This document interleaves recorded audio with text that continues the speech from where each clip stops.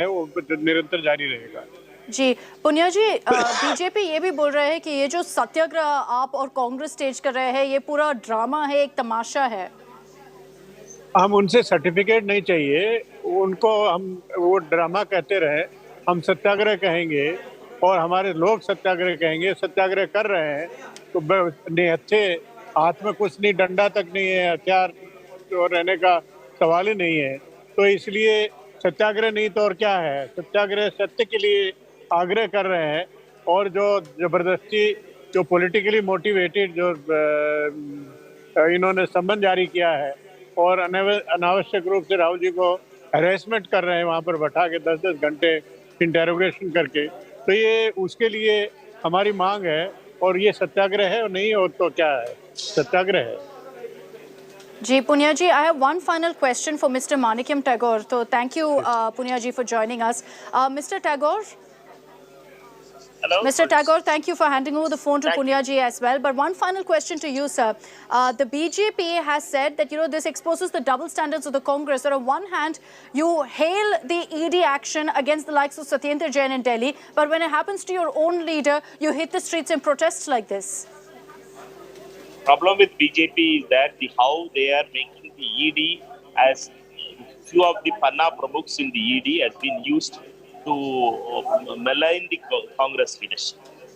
There is no FIR, there is no charge sheet, it's a bogus case. 2012, these kind of things has been coming up. Nothing is there. Then why they are breaking up now? That's the question. That other cases with Aam Aadmi or Jain's places where they are recovered money and others is a totally different case. Here it is a different case. They should understand that when there is nothing of evidence, even the thing that ED legal department has given a report in 2015 itself, that this case is a shut case. There is nothing before the court of law. It can't stand before the court of law. Everybody knows it. Okay. And because of few of the Panna Pramukhs who had become MLAs from who had worked in ED, are now MLAs with BJP in Uttar Pradesh, they are doing this thing. They are misusing the agency. This ED is an agency which had a great reputation, but few of the office bearers are working like Panna Pramukhs of BJP. That's the issue now. Okay, Mr. Manikyam Tagore there joining us live from the Mandir Marg police station. Several of Mr. Manikyam Tagore's colleagues also have been detained early this morning when a handful of them gathered at the Congress headquarters. So clearly today too, most of the leaders of the Congress who gather will be detained because the Delhi police maintains there's no permission for this particular march, for the Satyagraha as the Congress calls it. Thank you, Mr. Manikyam Tagore, for joining us here on India Today and giving us a sense of what's really happening every time the Congress leadership gathers there at the AICC headquarters. They have a plan of carrying forward the protest march today as well, but it looks like the Delhi police are maintaining that we cannot allow this kind of an agitation to happen. You just heard the conversation that I had with the Congress MP who says there that there were just a handful of us, about 3 to 4 of us, and yet we were detained almost as soon as we reached the Congress headquarters. Let me take this across to Supriya Bharadwaj. She's reporting live from outside Rahul Gandhi's residence. Supriya, we understand Priyanka Gandhi has now reached there. Well, yes, Akshita, just a couple of minutes back, Priyanka Gandhi has reached her brother Rahul Gandhi's residence, and you can see there is this movement over here also. A lot of cops have come into the action, but unlike yesterday when Delhi police officials were present here, today there is a uneasy calm which is prevailing. We can only see the paramilitary force which is present here. Yesterday, Delhi police officials were here. Congress party supporters were also present, but right now you can just see the officials from the paramilitary force from CRPF who are present here, and they are actually looking at this entire area. This lane has been in a way cordoned off. Usually there is a massive movement of the traffic on this very particular lane, also Tughlaq lane, where we are just outside that side near 500 meter is the Tughlaq road, which connects the central Delhi with that of the South Delhi towards AIM sides. But this entire lane has also been cordoned off, and behind me you can see that how the cops of Delhi police officials have arrived here and they're having a discussion with the paramilitary forces. Both Rahul Gandhi and Priyanka Gandhi are Z plus securities.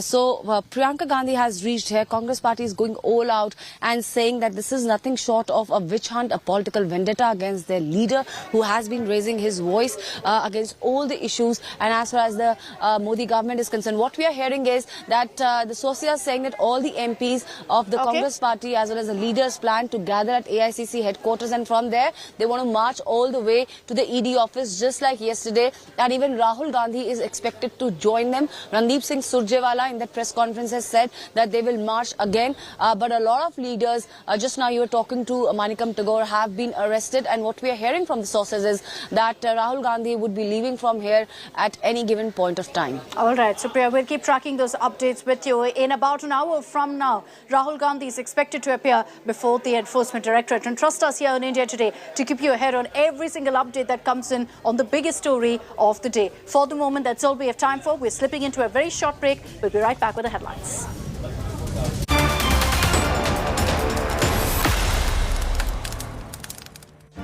Make your media plan smarter with India Today Live TV on your connected devices.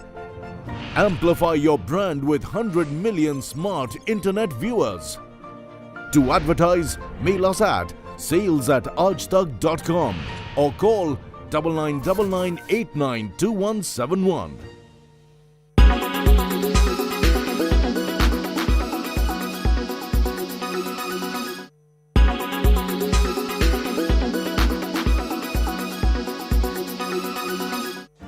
Make your media plan smarter with India Today Live TV on your connected devices. Amplify your brand with 100 million smart internet viewers. To advertise, mail us at sales@aajtak.com.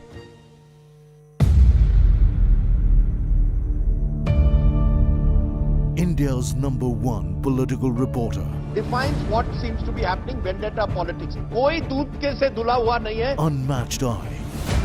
Unmatched experience. The world has changed.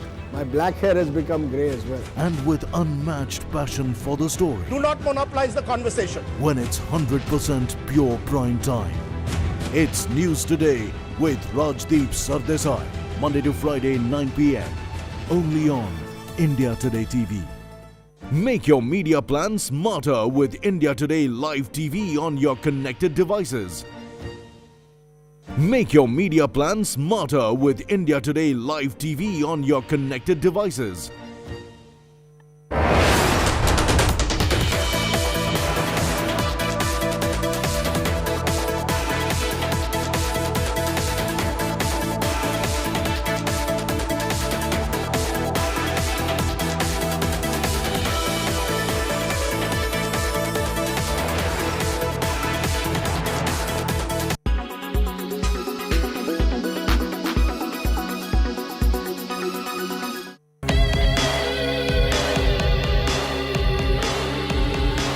Will Metaverse replace our reality? Can it? We don't know that yet, but in its present form, it kind of is a duplicate of the physical world. But the only way to access it is via the internet. The idea of Metaverse has its roots in many sci-fi narratives from the 90s. It exists either as immersive online games, workrooms, virtual concerts, or much more. So, what can you do in the Metaverse? Apparently a lot. From watching your favorite pop star to working as personalized avatars in a virtual workspace, Metaverse can make that happen. It will eventually be possible to do exactly what we do in reality thanks to a virtual reality freed from physical constraints. As interactions increase, it will be possible to meet people, make purchases, and pay in cryptocurrency or go sightseeing while staying at home. Well, virtual tourism seems like a nice idea in the comfort of your room. What tools would you need for Metaverse? You'd need virtual reality headsets and a good internet connection for starters. Virtual reality headsets will allow us to immerse ourselves in 3D worlds in the form of avatars animated by our movements. But it will require an enormous amount of computing power to allow millions of people to act simultaneously in that virtual space. Even devices that recreate taste, smell, and touch could be invented. What do you think? Are you ready for the Metaverse?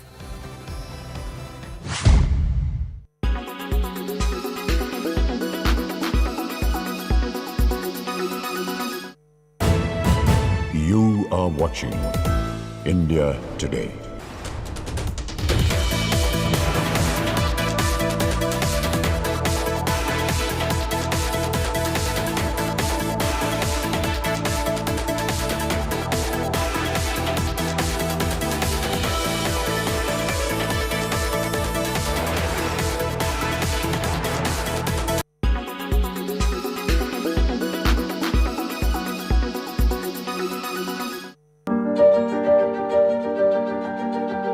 NASA beamed doctors into the middle of the International Space Station while they were physically on Earth.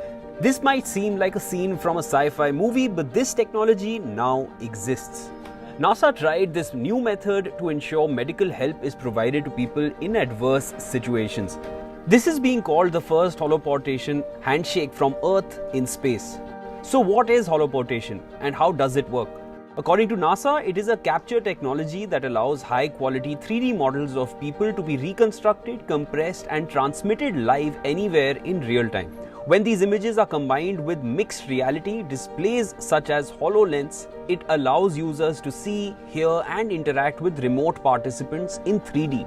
The technology gives a feeling as if the person is right in front of you. NASA says that the technology could be highly effective in deep space where communication lag is a major problem due to the immense distance between Earth and other objects.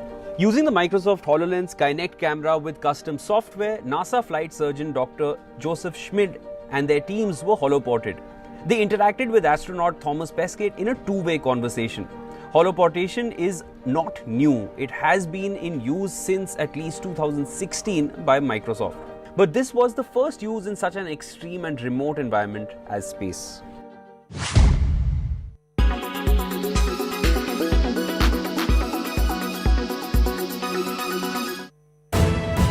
You are watching India Today.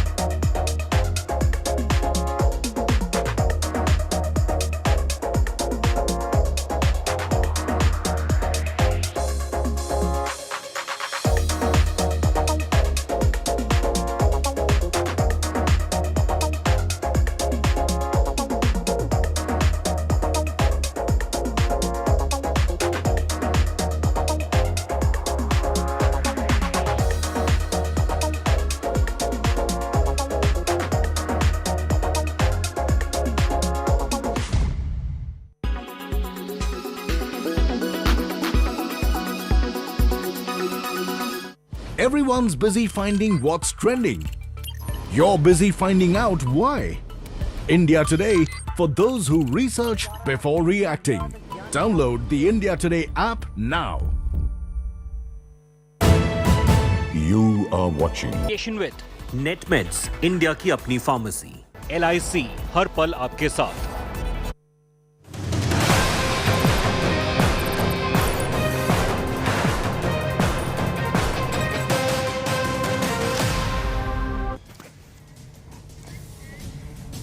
Well, there is in fact no relief for Rahul Gandhi when it comes to his grilling. He's just left his residence to move to the ED office for questioning. After being questioned for 10 hours on Monday, the Congress leader has been summoned again by the ED for second round of questioning. He has been called for questioning at 11:30 a.m.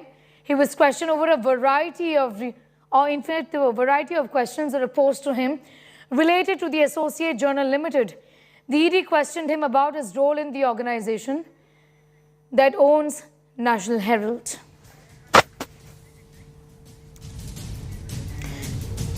A very good morning. We're getting you all the details of the questioning of Rahul Gandhi. What is the ED looking at in terms of his role in the charges of corruption that the Gandhis are facing? I'm Sneha Mordani. The headlines in this edition first. Day 2 of Rahul Gandhi's ED grilling. After being questioned for 10 hours yesterday, the Congress MP is going to be back at the agency's office at 11 o'clock. BJP is hurling a scam charge. Congress calls it vendetta. Shockwaves in Tamil Nadu over custodial deaths. 2 custodial deaths in 48 hours. 44-year-old allegedly dies in police custody. Family cries foul. Chief Minister Stalin under fire.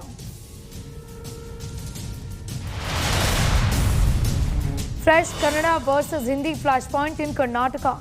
Demand to scrap the use of Hindi on signboards. Local authorities gave memorandum against Hindi.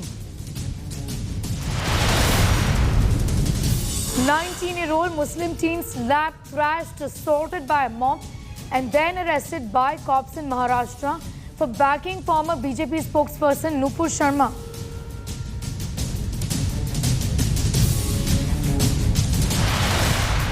All accused in the Bengaluru celebrity drug party, including Shraddha Kapoor's brother, get bail, need to present themselves before cops periodically.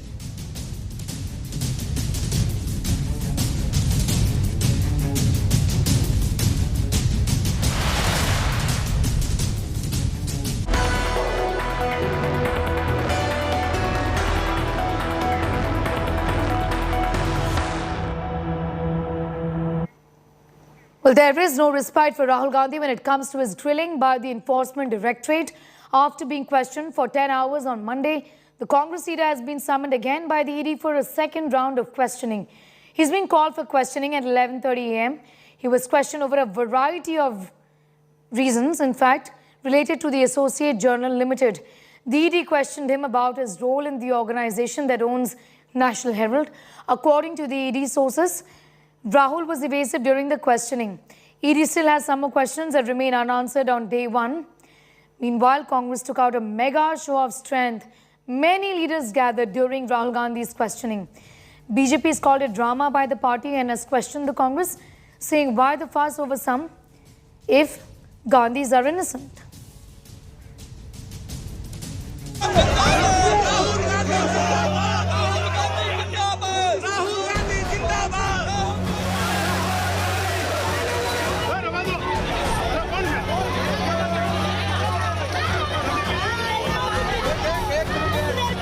Day of big Congress stir, from chief ministers to members of parliament and thousands of party workers. The entire Congress machinery paused on Monday to rally behind National Herald case accused Rahul Gandhi, facing ED grilling over alleged money laundering with a massive show of strength and a solidarity march to the Enforcement Watchdog's office. Congress leader and Wayanad MP marched to the Enforcement Directorate's office from the Congress headquarters in Delhi, with hundreds of sloganeering supporters.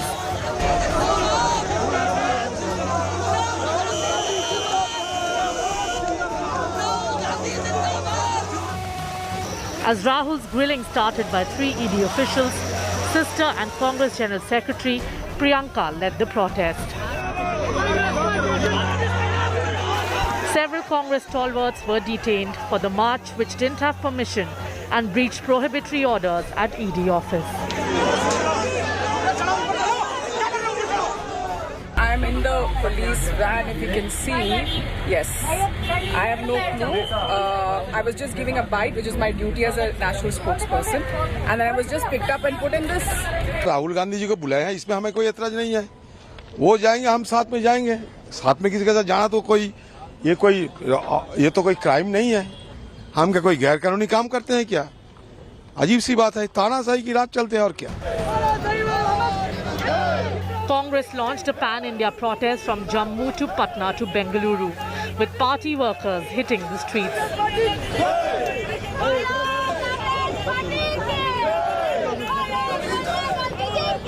Rahul is facing ED probe in the 2012 National Herald money laundering case. The Gandhis are accused of embezzling funds and financial irregularities. With Preeti Chaudhary, Supriya Bharadwaj and Manish Pandey in Delhi. Bureau Report, India Today. My colleagues tracking that story very closely. I'm being joined by Shreya Chatterjee, is getting us all those details from the ED office. Supriya Bharadwaj tracks the Congress party, and she's with us from Rahul Gandhi's residence. Aishwarya Paliwal from the Congress headquarters, Chaubis Akbar Road. I'm going to go straight first to Supriya Bharadwaj. Supriya, Rahul Gandhi has just left his residence and he's headed to the ED office for the second round of questioning today.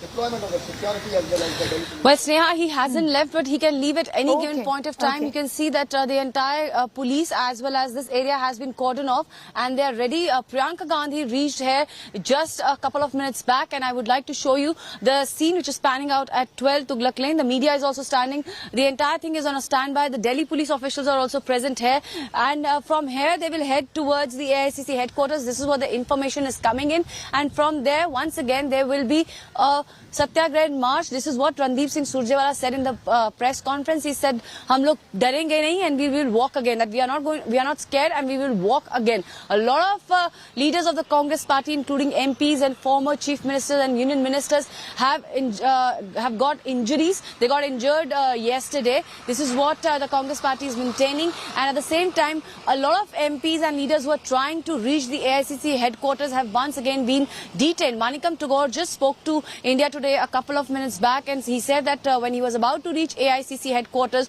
along with 3 other leaders, because section 144 states then gathering not more than 5 leaders, there were only 4 leaders including him. When they were trying to reach AICC headquarters, they were detained and have now been taken to Mandir Marg. Once again, I would like to show you the situation over here. At any given point of time, both the Gandhi siblings can leave from here. Priyanka Gandhi yesterday also accompanied her brother Rahul Gandhi all the way to AICC headquarters, and then she went to the ED office with Rahul Gandhi. From there on, she went and met all the Congress leaders who were put into Tughlaq Road Thana. She sat there for a while, so she was holding the fort from the street, whereas Rahul Gandhi was facing the questioning by the ED. Here you can see that as to how the situation is panning out, and one thing which is very interesting is that Congress party is not, they have sent a message loud and clear, Sneha, that they are not going to take it very easily.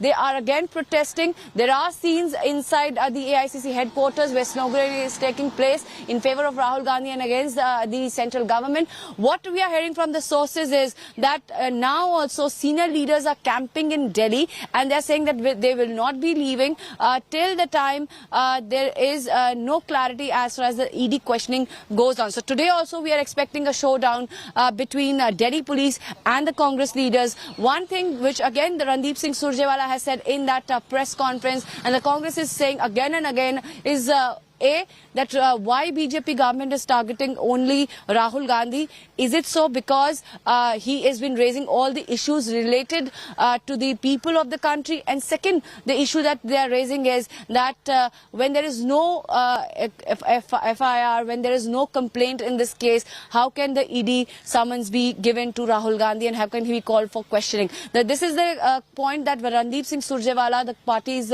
chief spokesperson, has just raised a couple of minutes back. I would like to show you once again the situation here, because just now the cars have gone in, and at any point of time Rahul Gandhi along with Priyanka Gandhi can leave from 12 Tughlaq Lane, which is the residence of Rahul Gandhi. Usually this lane, Sneha, is witnesses heavy traffic, but today you can see that entire area has been cordoned off. Not much vehicle movement is seen. Already Delhi police has given this instruction that in and around New Delhi district there is section 144 imposed. Today they have taken to through social media also, and they are asking people to avoid certain lanes in the central Delhi. At the same time also they are saying that Section 144 has been imposed and people will not be allowed to gather. So they are barricading after barricading which is taking place. And from here, from ground zero, 12 Tughlaq Lane, at the moment, this is a situation that any point of time Rahul Gandhi along with Priyanka Gandhi can leave. Yes, Rahul Gandhi along with Priyanka Gandhi will be leaving in some time, is what Supriya Bhardwaj is telling us. She is joining us from right outside. Supriya also confirmed that for us that Rahul Gandhi is still inside, and 11:30 is when he has to appear before the ED. Talking about the ED, I'm going to go straight to Shreya Chatterjee, who's right outside the ED office. For more on that, Shreya, the line of questioning. Give us an idea about what has been asked and what is going to be asked today by the ED. Also, what we're picking up is that Rahul Gandhi has been fairly evasive as far as the answers given to the Enforcement Directorate is concerned. Shreya? Okay, we'll just try and reconnect with Shreya Chatterjee once again, also Aishwarya Paliwal from the Congress headquarters. But Supriya did touch upon the fact that there is a showdown expected once again. And Supriya, you were telling us that Congress leaders continue to camp, including the senior ones in Delhi city.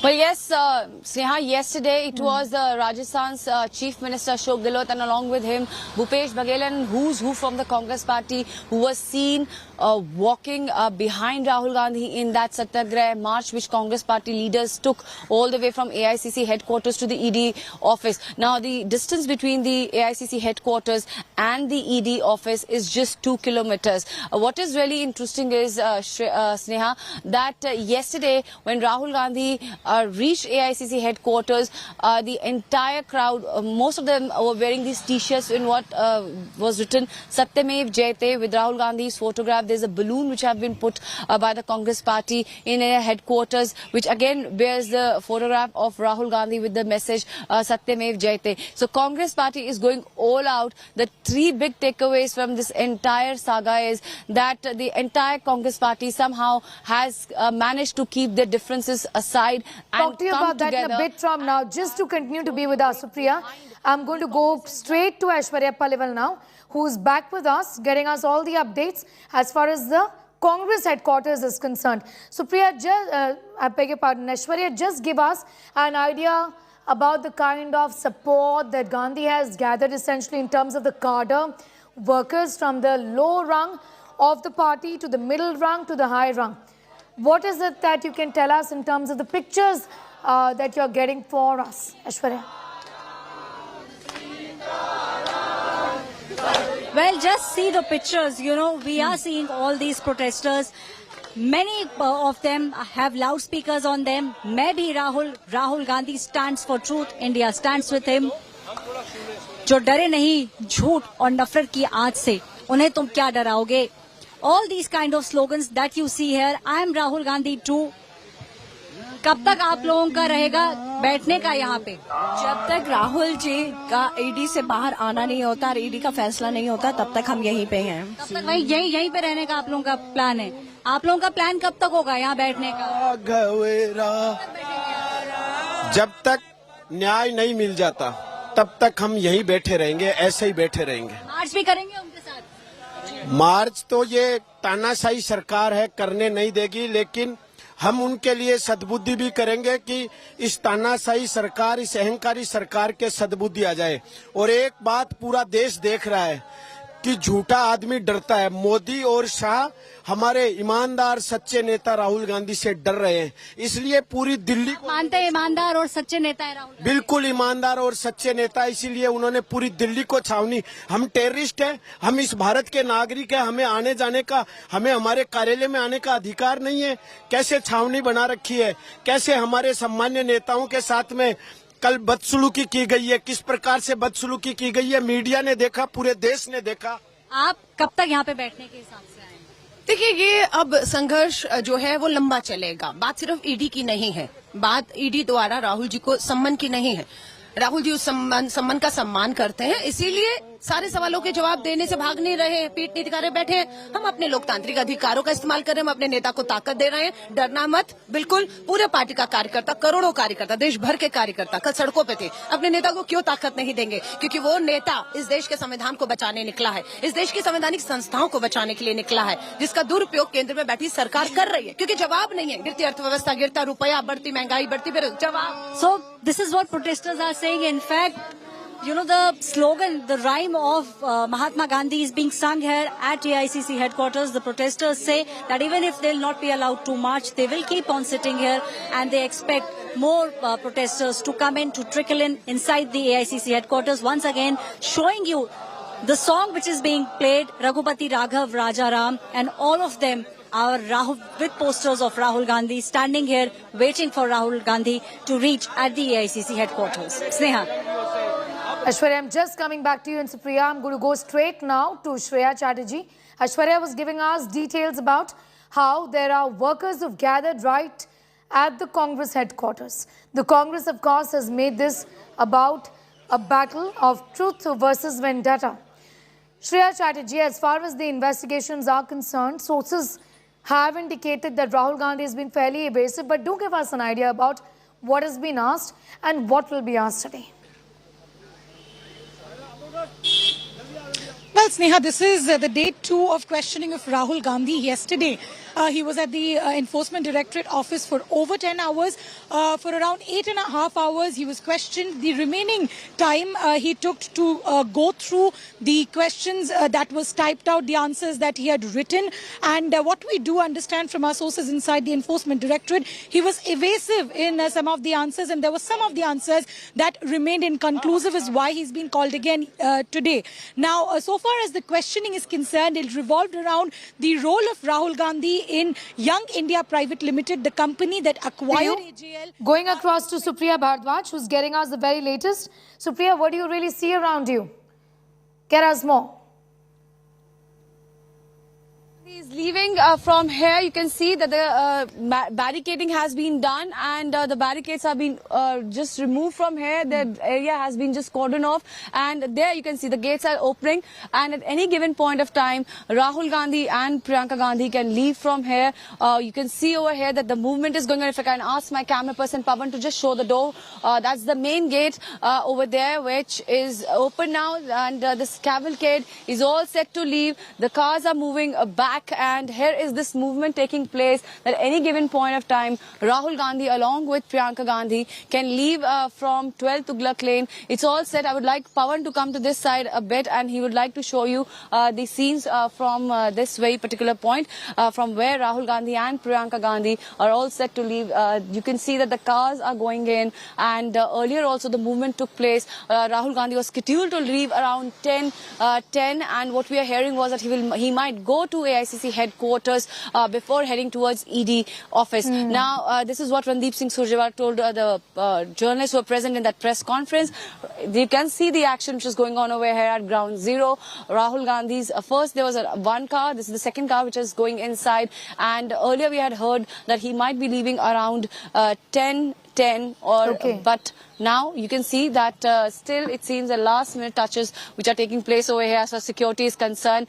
And today the police bandobast is not that much. Yesterday we saw extra deployment of Delhi police officials at this very point. There were Congress party's workers also who were present, but today the situation is this, that only the personal security, the Z plus security officials who have been with the Gandhis, they are present, and the personal security of the Gandhis is present. There are some people who are part of their staff. They're also present inside. We are hearing that they will be also leaving from here. But right now, we'd like to show you what is going on at 12 Tughlaq Lane, which is the official residence of Rahul Gandhi.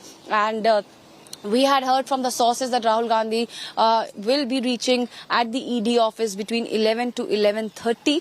Yesterday it was more than 10 hours that the questioning took place, and this is what exactly is going on over here, Sneha.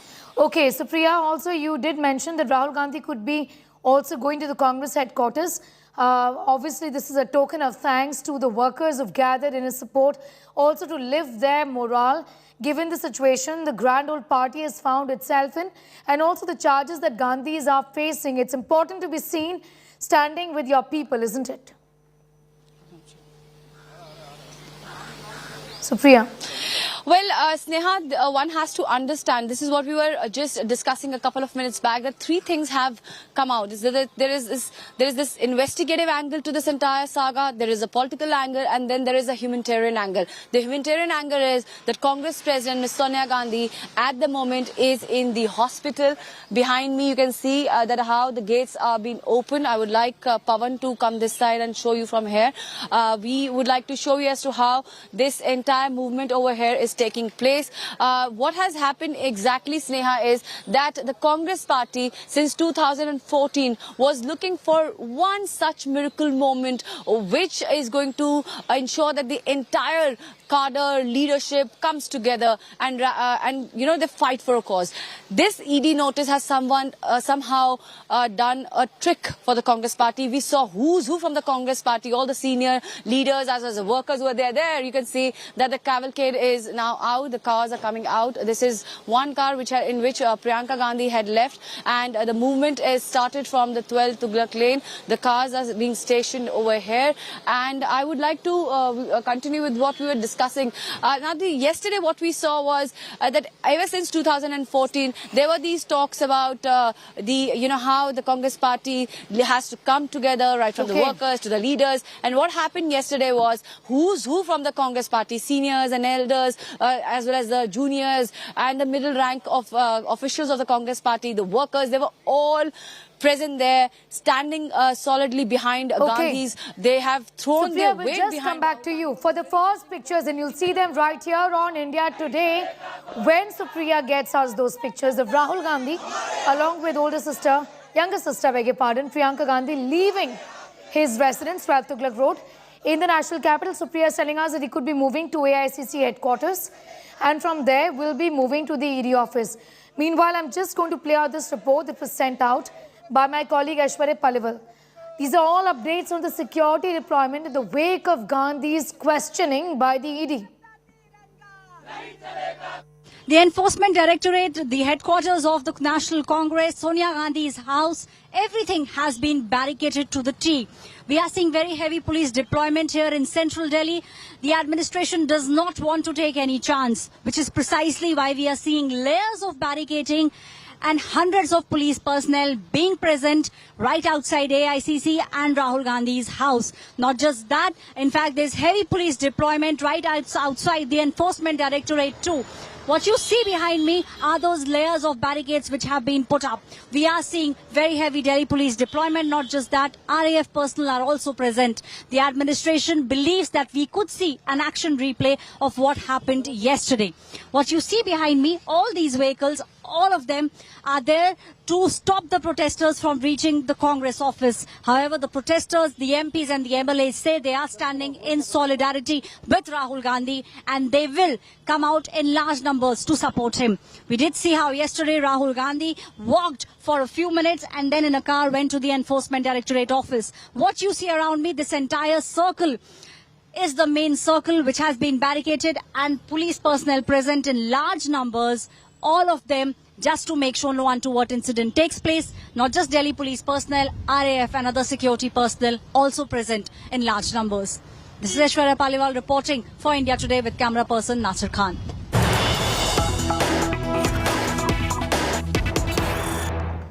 Some news just coming. We are going straight to that. This is exclusive ED version of Rahul Gandhi's Day 1 drilling. Sources telling us Rahul appeared tutored by lawyers, avoided certain aspects of the questioning. ED was not satisfied with Rahul Gandhi's answers, is what we are picking up. He would have consulted his lawyers, undoubtedly, but he was not answering certain questions that were posed by the ED.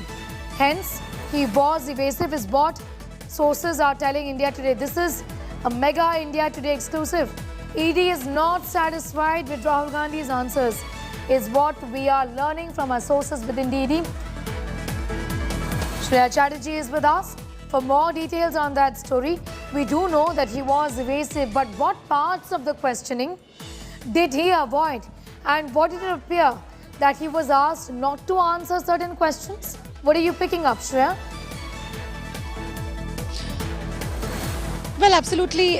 So, Sneha, there were certain questions about his role and the involvement of his, so far as one of the directors in Young India Private Limited, is where the Enforcement Directorate found him evasive. During the course of the questioning yesterday that lasted around, 8 and 8.5 hours, he was shown certain papers as well as transactions of Young India Private Limited when they took over AJL, and Rahul Gandhi was asked questions regarding those transactions, but we believe that he wasn't very conclusive with his answers. Is the reason that he's been called today. To just sum up a little bit, it was in 2010 that Young India Private Limited acquired AGL along with the debt that it had.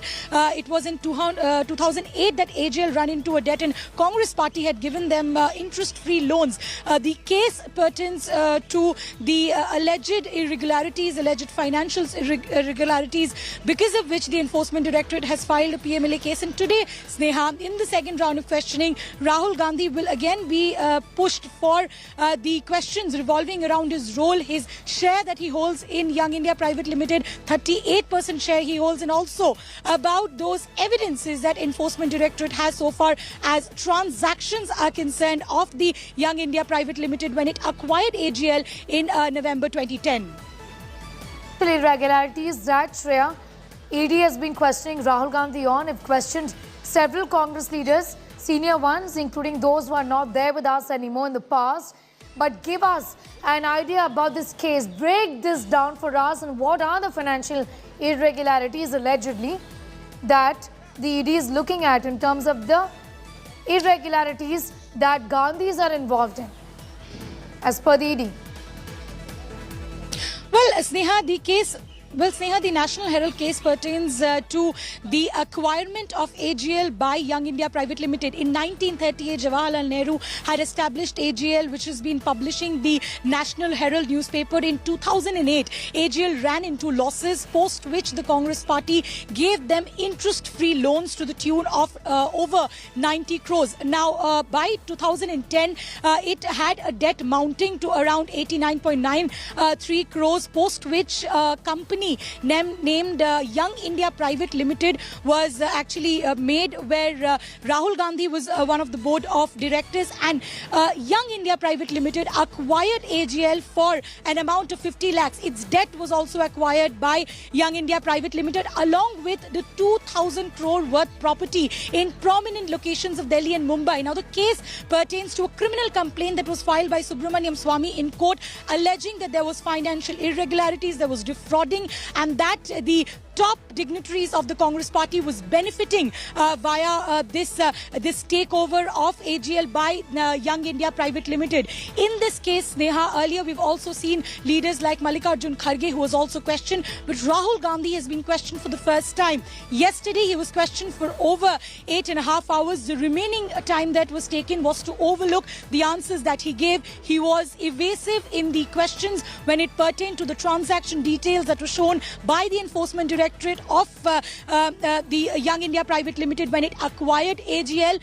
That's the reason he's been called in again today. He is a board of director, and he's also one of the 38% shareholders of Young India Private Limited. The question also pertained to the fact that why did he hide in his income tax filing that he was a board of director in his tax assessment year of 2011 to 2012. So these are the round of questions that he was facing. As per ED sources, he has been evasive, is the reason that he's been called again for a second round of drilling. Take us to the questions also that Gandhi was asked yesterday. Break that down for us, please.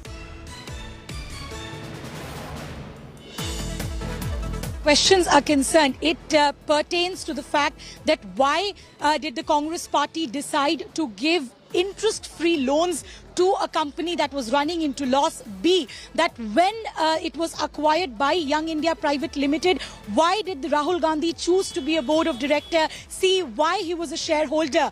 Also, to bring it to our viewers, there are certain documents that the ED has recovered which pertains to the transaction details of Young India Private Limited when it acquired AGL in the year 2010. Now, Rahul Gandhi was shown these documents. I'm just going to come back to you. for more on that. Just to continue to be with us, Munish Pandey has more details on this piece of breaking information that we have with us, and this is exclusive. The ED has said that they're not satisfied with the answers given by Rahul Gandhi. What has he been evasive about, Munish Pandey? Also, give us more details, Munish, on what were the aspects that Rahul Gandhi did not talk about, and why are sources saying that he appeared to be tutored?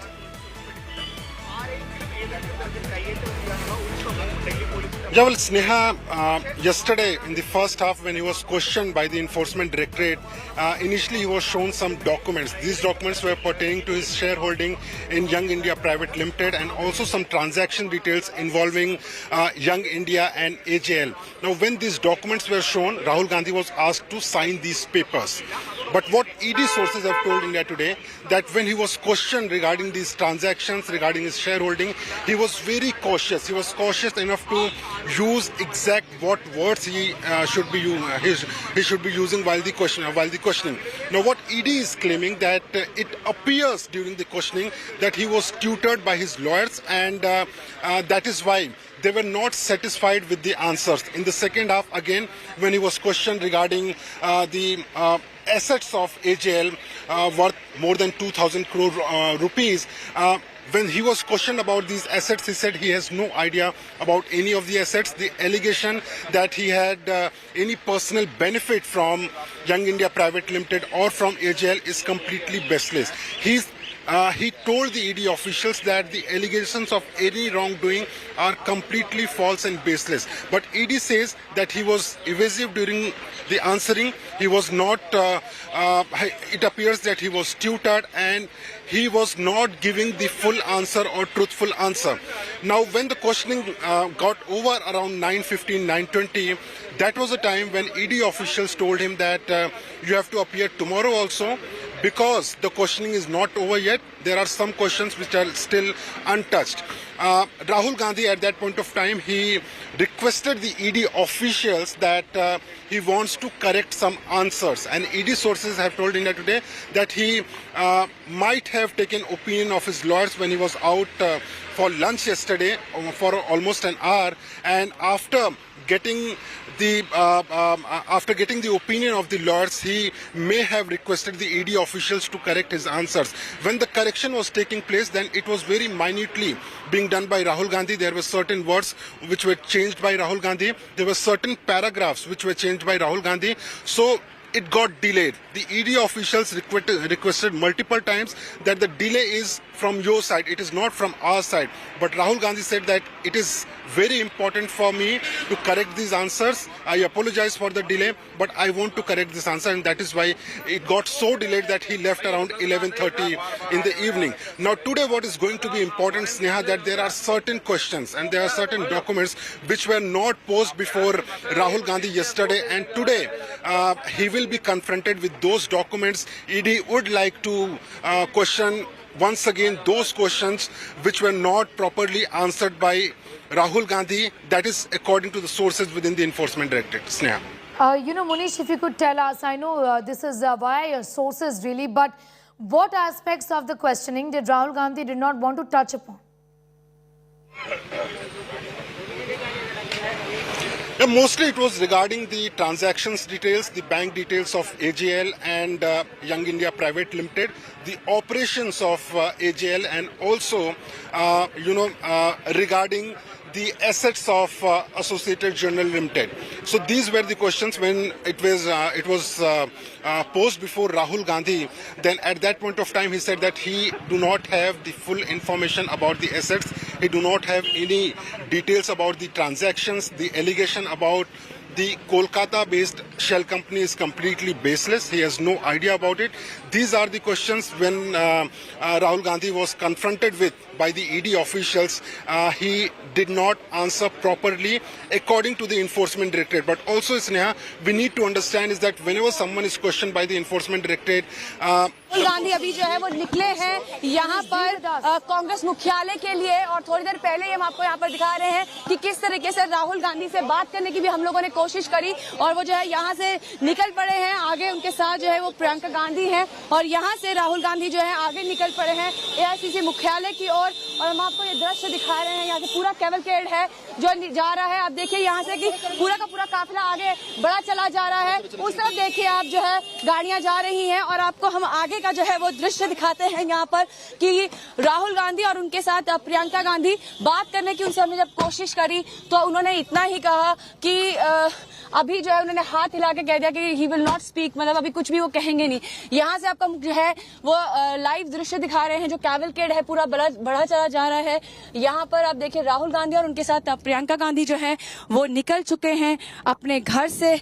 और सुबह जो है प्रियंका गांधी यहाँ पर आई थी राहुल गांधी के घर पे। एंड आपको हम साथ में ये भी बताना चाहेंगे कि राहुल गांधी का आज सेकेंड डे ऑफ क्वेश्चनिंग है और एआईसीसी मुख्यालय की ओर ये पूरा काफिला जो है वो बढ़ा चला जा रहा है। ये दृश्य हम आपको दिखा रहे हैं, ये औरंगजेब लेन के पास से होते हुए जो है रास्ता आपको दिखाएं तो एपीजे अब्दुल कलाम की रोड की तरफ जाता है जहाँ ईडी का दफ्तर है, लेकिन उसी के साथ में ही जो है वो कांग्रेस मुख्यालय भी है। यहाँ पर पूरा काफिला जो है वो आपको हम दिखाएं तो बढ़ा चला जा रहा है कांग्रेस ऑफिस की तरफ। और वो देखिए सामने जो है काफिला राहुल गांधी और प्रियंका गांधी का, और ये पूरा का पूरा काफिला एआईसीसी मुख्यालय की ओर जा रहा है। कांग्रेस पार्टी के तमाम वरिष्ठ नेता वहां पर जो है मौजूद हैं और यहाँ पे आपको दृश्य दिखा रहे हैं जो है रेड लाइट पे काफिला रुका हुआ है।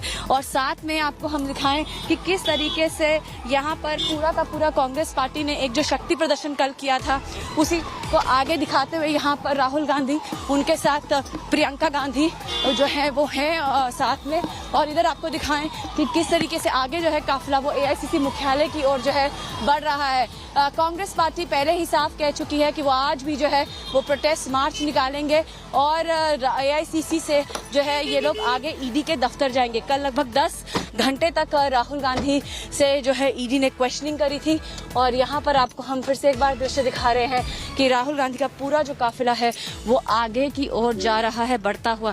साथ में प्रियंका गांधी हैं और यहाँ से जो है ईडी का दफ्तर, कांग्रेस मुख्यालय राहुल गांधी के घर से तीनों जो हैं वो 3 किलोमीटर की दूरी के अंदर ही हैं। कांग्रेस पार्टी के तमाम वरिष्ठ नेता जो हैं आज फिर सुबह से एआईसीसी मुख्यालय पहुंचने लग गए थे, लेकिन उनको जो है वहां पर रोक दिया गया, कुछ लोगों को डिटेन कर दिया गया। और यहाँ पे हम आपको दिखा रहे हैं कि किस तरीके से आधा जो काफिला है वो रेड लाइट में फंसा हुआ है और आधा जो काफिला है वो आगे शायद निकल चुका है। यहाँ पर दिल्ली की सड़कें इस समय जो है पूरी छावनी में तब्दील हो चुकी है। जो आपको हम यहाँ पर दृश्य दिखा रहे हैं कि आप देखें कि किस तरीके से खासी मुशक्कत करनी पड़ रही है। यहाँ पर साथ में जो आपको हम दिखा रहे हैं सिक्योरिटी को भी, इधर से कांग्रेस पार्टी का जो दफ्तर है वो लगभग 2 किलोमीटर की दूरी पे ही है। और यहाँ पर आपको हम दिखा रहे हैं राहुल गांधी और उनके साथ प्रियंका गांधी जो है वो जा रही हैं आगे कांग्रेस मुख्यालय की ओर। पूरी सिचुएशन चौको ब्लॉक है और यहाँ पर से जो है पूरा सड़क को छावनी में तब्दील कर दिया गया है। दिल्ली पुलिस जो है वो जगह जगह पर तैनात है। आप देखिए कि इस तरह के तरीके से वो ट्रैफिक मैनेजमेंट कर रही है। बहुत सारी जो सड़कें पूरे न्यू दिल्ली डिस्ट्रिक्ट के अंदर है उनको बंद कर दिया गया है और उसी के चलते हुए यहाँ पर जो है ट्रैफिक मूवमेंट ज्यादा देखने को मिल रही है।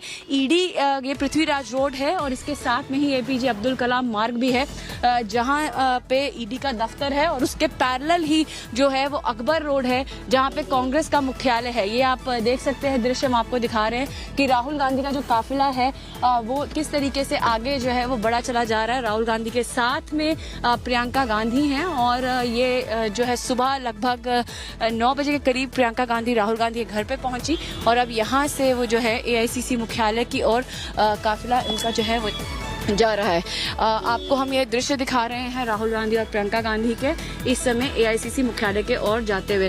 कांग्रेस पार्टी ने आज फिर एक स्पेशल प्रेस कॉन्फ्रेंस करी। उन्होंने ताबड़तोड़ हमला जो है वो भाजपा सरकार पे बोला। उसके साथ साथ उन्होंने ये भी कहा कि हम 4 क्वेश्चंस जो हैं उनको रेज करते हैं कि ये बताया जाए कि आखिरकार बीजेपी और उनके सारी जो स्पोक्स पर्सन हैं और साथ में जितने कार्यकर्ता नेता हैं वो सिर्फ और सिर्फ राहुल गांधी को ही क्यों टारगेट कर रहे हैं। इसके साथ साथ उन्होंने ये भी मुद्दा उठाया कि क्या राहुल गांधी जो लगातार बार बार लोगों के हित की आवाज उठाते हैं, लोगों के बारे में जो इश्यूज उठाते, मुद्दे उठाते हैं, उसको लेकर उन्हें टारगेट किया जा रहा है। चौथा सवाल जो रणदीप सिंह सुरजेवाला ने अपनी प्रेस कॉन्फ्रेंस में रखा वो ये था कि क्यों आखिर इतना पैसा खर्चा विज्ञापनों में खर्चा करके और अपने स्पोक्स पर्सन को जो है वो भेजकर भाजपा राहुल गांधी को टारगेट करवा रही है। तो ये सारे मुद्दे जो है वो कांग्रेस पार्टी ने रखे। इस पूरे जो प्रकरण है उसके 3 मेन एंगल्स हैं, 3 पहलू हैं। एक तो इस इन्वेस्टिगेशन का जो ईडी कर रही है इस पूरे मामले में, उसके साथ साथ दूसरा है राजनीतिक और तीसरा है मानवीय एंगल ये है कि कांग्रेस के अध्यक्ष सोनिया गांधी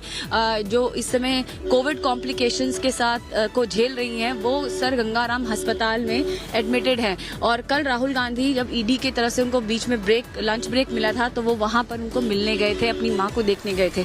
उसके बाद दूसरा जो एंगल है वो ये है कि जहां तक राजनीति का सवाल है कांग्रेस पार्टी और बीजेपी इस पूरे मसले पे आमने सामने आ गई है। वॉर ऑफ वर्ड्स जिसे कहा जाए वो पूरी तरीके से यहाँ पर चल रही है और यहाँ पर हम आपको दिखा रहे हैं कि ये काफिला जो है वो ताज मानसिंह रोड पे पहुंच गया है। सामने आपको जो है वो ताज मानसिंह होटल दिखेगा और जो सामने जिस रोड पे हम चल रहे हैं वो मानसिंह रोड है। इसके पास में आपको बहुत सारी ओबी वैन्स दिखेंगी। ये देखिए यही ईडी का दफ्तर है जहाँ पे राहुल गांधी को वापस आना है। लगभग 2 किलोमीटर की दूरी है और यहाँ से आपको हम काफिला पूरा दिखा रहे हैं कि किस तरीके से आगे बढ़ा चला जा रहा है राहुल गांधी का काफिला। उनके साथ में प्रियंका गांधी है और ये जो है काफिला वो AICC मुख्यालय की ओर जा रहा है। सारी सड़कें जो पास की हैं वो एक तरीके से अगर देखा जाए तो पैरेलली उनको पूरा चौको ब्लॉक कर दिया गया है। ये देखिए इधर जो है काफिला राहुल गांधी और प्रियंका गांधी का मानसिंह रोड पे पहुंच गया है।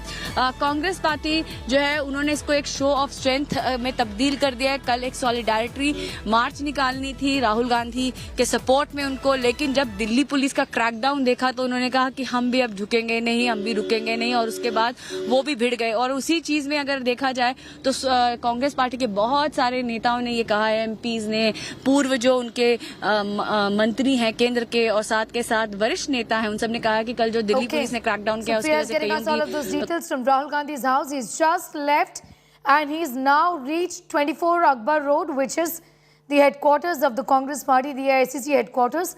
Aishwarya Paliwal is at the AICC, getting us the very latest. The Gandhis have just reached AICC. Aishwarya? Well, we are still waiting. You know, we are standing at the main gate. This is the very gate from which both Rahul Gandhi and Priyanka Gandhi will walk into the AICC headquarters.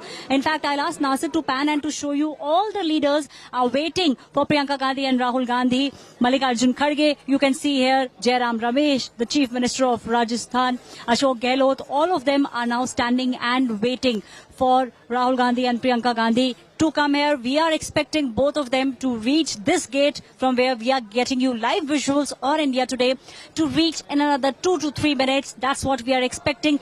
Huge security. You'll see on the side of the road, police personnel deployed in large numbers. All the leaders are standing here to show solidarity with Rahul Gandhi and Priyanka Gandhi, and we are expecting them, Sneha, to reach here inside AICC. From here, they will, we don't know whether they'll walk or they'll go in. Now, I'm just going to go first to Aishwarya, Priyanka Gandhi and Rahul Gandhi.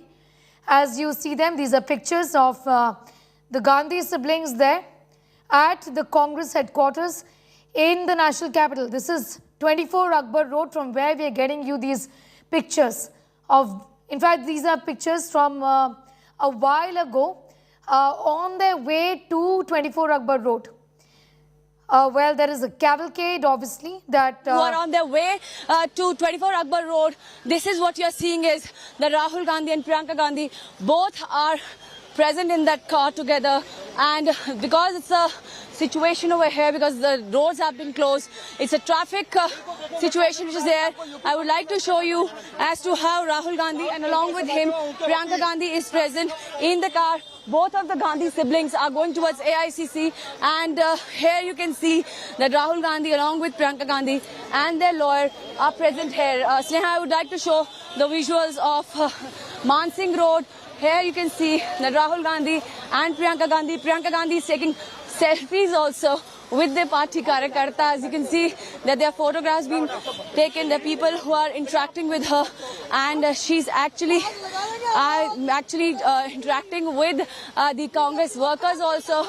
And this is what is happening at the moment, that Congress parties. You can see as to how the workers are reacting on the entire case. The workers are also interacting with the Gandhi siblings. We'd like to show what is happening over here.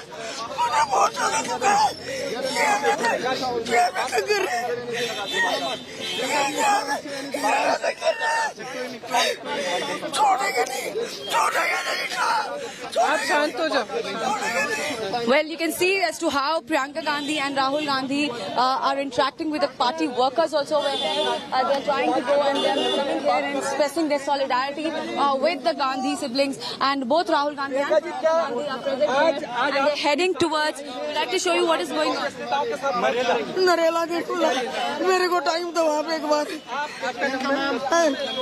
That Priyanka Gandhi is interacting with the party workers over here, and we would like to show you that Rahul Gandhi is also interacting with the party workers, and the workers are saying over here. I'd like to show that there are other supporters of Rahul Gandhi and Priyanka Gandhi present here. आपको हम जो ये दृश्य दिखा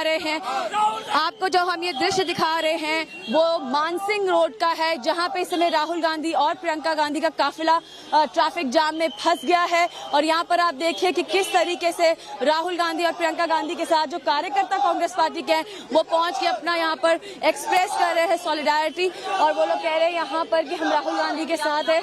आपको हम यहाँ पर दिखाएं कि राहुल गांधी बैठे हुए हैं, उनके साथ जो है प्रियंका गांधी भी है, और यहाँ पर उनके आगे लॉयर भी हैं। यहाँ के आपको हम दृश्य दिखा रहे हैं कि राहुल गांधी और प्रियंका गांधी दोनों कांग्रेस के मुख्यालय जा रहे हैं भारत तुगलक लेन से, और यहाँ पर इस समय जो है वो पहुंचे हैं, और यहाँ पर कांग्रेस पार्टी के कार्यकर्ता भी जो है वो पहुंच गए। राहुल गांधी जो है वो गाड़ी में इस समय मौजूद है, और क्योंकि यहाँ पे ट्रैफिक की सिचुएशन है, सारी सड़कें यहाँ अकबर रोड के आसपास जो है उनको रोक दिया गया है।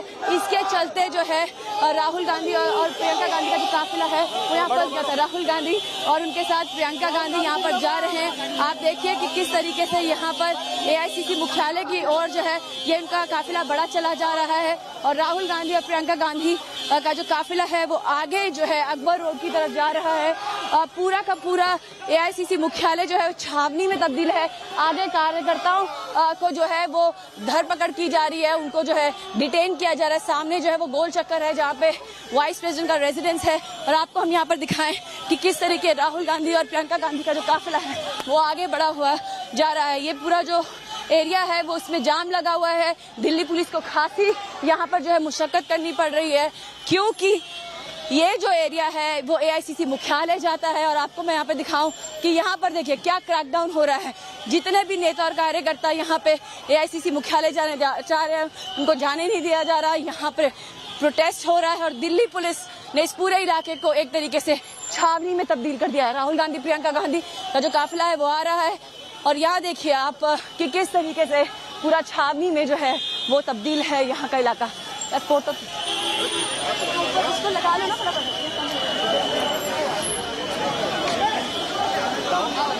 details, those pictures from, in fact, Rahul Gandhi and Priyanka Gandhi headed towards Congress headquarters, and she was getting us those details, the manner in which Priyanka Gandhi also interacted with some of the workers there, the cadre of the Congress party, some of them extremely emotional, gathered in support and solidarity with Rahul and Priyanka Gandhi. We'll just try. AICC headquarters. Well, what you can see over here is that there is a massive crackdown. Rahul Gandhi and Priyanka Gandhi's cavalcade is now heading towards AICC headquarters, and this is what is happening here. There's a massive area that has been turned into a fortress. There's a massive deployment of the police force, and Rahul Gandhi and Priyanka Gandhi's cavalcade has just reached here. Well, there were these workers who had come to interact with Priyanka Gandhi and Rahul Gandhi while they were coming this side. I would like to show you that how the entire cavalcade is moving towards the 24 Akbar Road, and at the same time also we will show as to how the movement is happening towards the AICC headquarters. If I can ask my camera person Pawan to enter into the arena, well, you can see that both Rahul Gandhi and Priyanka Gandhi's cavalcade has just entered. Well, the entire area has turned into a fortress, and behind me you can see it is actually very difficult for the cops to manage the situation, not because there is a lot of supporters, but because of the layer after layer barricadings which have taken place over here. There you can see Rahul Gandhi and Priyanka Gandhi both moving towards the Congress headquarters, and along with them are the other senior leaders of the Congress party. Well, this is what is happening at the AICC headquarters, where Rahul Gandhi and Priyanka Gandhi have reached. It's going to be again a show of strength, a Satyagraha march, which we are going to see today, because the Congress party said that yesterday also they carried out a protest march, and now also you can see Dipender Singh Hooda who's running, and this is what is happening at AICC headquarters. This is exactly what has happened because of this ED notice. Whether you're old, whether you're young, Congress leader or the worker, the cadre is one. Well, one of the MPs also walking here. Let's try to get into word. So you guys are walking again? Yes, we are going to Rahulji, that going to Enforcement Directorate. Yesterday, the crackdown which happened, you were also there at Tughlaq Lane police station. What we are hearing is till 12 o'clock without notice that nobody telling anything. We have heard that Mr. Venugopal got hurt, many other senior leaders got hurt. What exactly happened? Police brutally attacked. We are also hearing. Attacked police. We are also hearing that you guys are going to move some privilege notices. Yeah. Next day we are moving to privilege notice to Lok Sabha Speaker. Well, this is the breaking news coming in. Congress party is going to move the privilege notices in the Lok Sabha. It will be moved by whom and against whom? Adhir Ranjan Chaudhary moved to that privilege notice to higher level police officers. Mr. V.K. Singh also there, DIG, against him also. Well, this is the breaking news coming in that the Lok Sabha's leader of the Congress party in Lok Sabha, Mr. Adhir Ranjan Chaudhary, has moved privilege motion. This is what the MP of the Congress party is informing us. He comes from Kerala, and he has said that Adhir Ranjan Chaudhary has moved the privilege motion. Once again, I'd like to show you what is happening outside AICC headquarters. Again, massive police deployment, and Rahul Gandhi, Priyanka Gandhi both have reached at the AICC headquarters from Tughlaq Lane. In between, the car got stuck in the traffic, and that's where the workers gathered, and they were expressing their support to both Rahul Gandhi and Priyanka Gandhi. Both Rahul Gandhi and Priyanka Gandhi, the Gandhi siblings, interacted also with their workers, and right now you can see as to how the entire area has turned into a fortress. Well, the entire Satyagraha march is what we are hearing will take place, and they will be moving towards this side, where we are at the moment. They will walk down to the ED office. Well, this is the scene over here where we are at the moment, the AICC headquarters. If I can ask my camera person, Pawan, to just show that as to how the cavalcade is in this direction. Yesterday, when we were there, I can ask Pawan to just turn around and show what is happening. Yesterday, when we were present here, the cavalcade's movement was towards that side, 10 Janpath and the ED office. But now, today it is towards this side, which is towards the Mansingh, so the road. Behind me, you can see as to how the Delhi police is standing this time with their ropes, and they are not going to allow people to move. There's a massive police deployment, and senior officials are present outside the Congress office. Well, that poster says everything. This is the campaign of the Congress party. Rahul Gandhi with the slogan Satyamev Jayate, and Congress's symbol, that of the hand. And Congress party's people who analyze it, people who have been keeping a close watch from decades altogether, have said that this is in a way a very big statement the Congress party is sending loud and clear, that the next leader or the person who's going to lead the party is none other than Rahul Gandhi, and that's why he's been targeted, is what the Congress party senior leader, including Randeep Singh Surjewala, has said. Behind me, you can see the deployment, senior officials present here. There is the police, apart from police deployment, there is massive presence of the media also, and inside are the Congress workers and the leaders. Yesterday we saw the crackdown by the police, and today what we are witnessing is here at AICC headquarters, it's much more sorted. There are these ropes brought in so that if the walk is going to happen from where we are, yesterday it went towards 10 Janpath and then further on 1 kilometer down to ED office, and today the march is going to happen towards this side, which is towards the India Gate. So we are trying to give our viewers as to what exactly is the scene over here. Inside, the sloganeering is taking place, and at any point of time, this door can be opened, and the Gandhi siblings, especially Rahul Gandhi, will walk out with all the top leaders of the party and the Karyakartas walking along with him. This is ground zero where we are at the moment.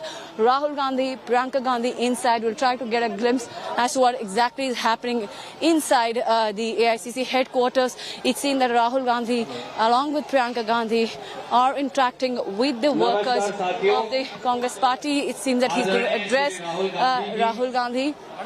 We'll try to get in a word from the other side also, where Rahul Gandhi and Priyanka Gandhi are present. Well, they are going to, it seems, interact with their workers. There are also a lot of workers as well as the leaders who are present inside. Sneha, back to you in studio. Us all of those details, massive show of strength by the Gandhis that at Congress headquarters, sitting chief ministers, former chief ministers, top leaders of the AICC, state representatives, those in charge of various states, workers, cadres, the middle rung, the lower rung, and AICC in charges of various states, all gathered in support. Congress working committee members as well. All of them have come together in show of support to Rahul Gandhi. We don't know up until when these leaders are going to be campaigning. You can see Bhupesh Baghel, also Ashok Gehlot, two sitting chief ministers on the screens right now. All of them in support of Rahul Gandhi. The Congress's argument is this, that this is political vendetta and that the ED is being used as a tool to settle scores with the opposition. I'm going to go across once again to Supriya, who continues to be with us. Supriya, in fact, we don't know just yet when these leaders are going to be leaving Delhi city. They continue to camp in the national capital, but the criticism is that this sort of aggression is not shown when it comes to the opposition raising other issues, isn't it? I'll just, in fact, go across to Aishwarya for the very latest. This is a photo opportunity, and these are pictures from the AICC headquarters right before our viewers, Aishwarya. Many leaders have gathered there, but we don't know up until when they're going to continue to camp in the national capital. Tell us more.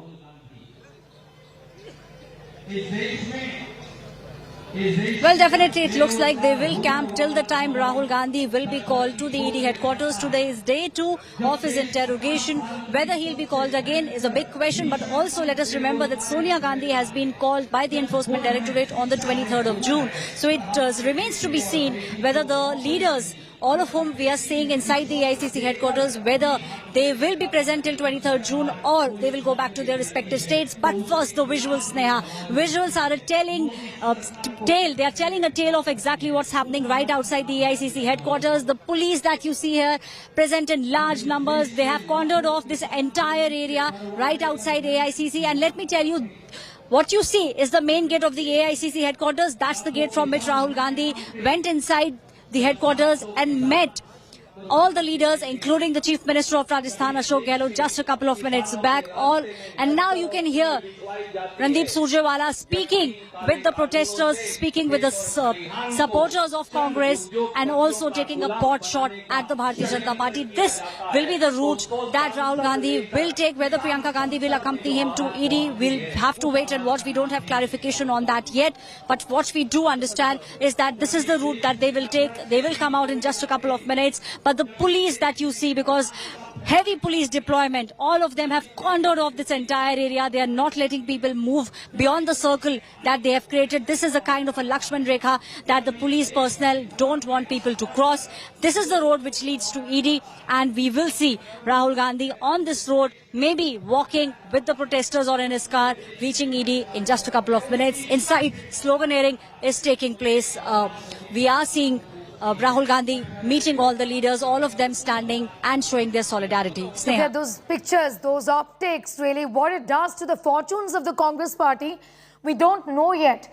But there's a great deal of support that is coming in from the cadre there, from the workers. Many of them have gathered including several leaders of the Congress party, sitting chief ministers. On the left side of Rahul Gandhi, Ashok Gehlot, also Chhattisgarh Chief Minister Bhupesh Baghel, AICC in charges, office bearers, lower rung of the Congress party, the middle rung, the workers, the cadre who've gathered from various parts of the country to show their support to Rahul Gandhi. Is this going to be that one rallying point or that one moment that the Congress really required to then show that it indeed is the grand old party of Indian politics and that it can take the BJP on?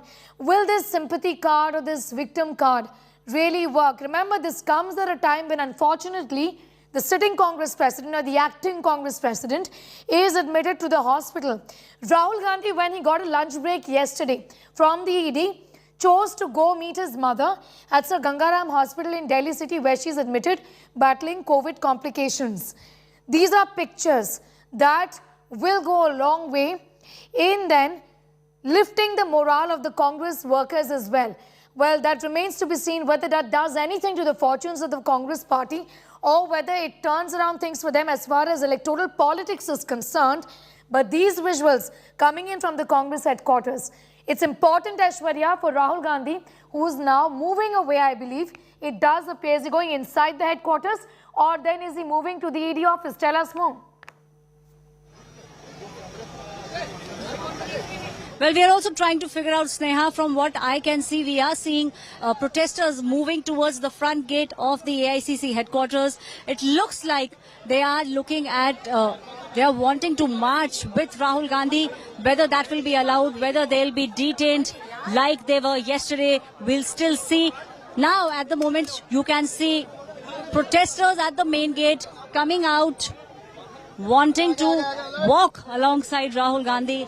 That's what the visuals are telling you at the moment. At the main gate of AICC, protesters present in large numbers, Sneha. The police is now barricading the AICC headquarters. These are the visuals that we are showing you. Protesters coming out from the main gate. Leaders also accompanying them. Surjewala there coming out. We'll try and get a reaction. What you see, visuals of protesters coming out. Take it. साथ रहना.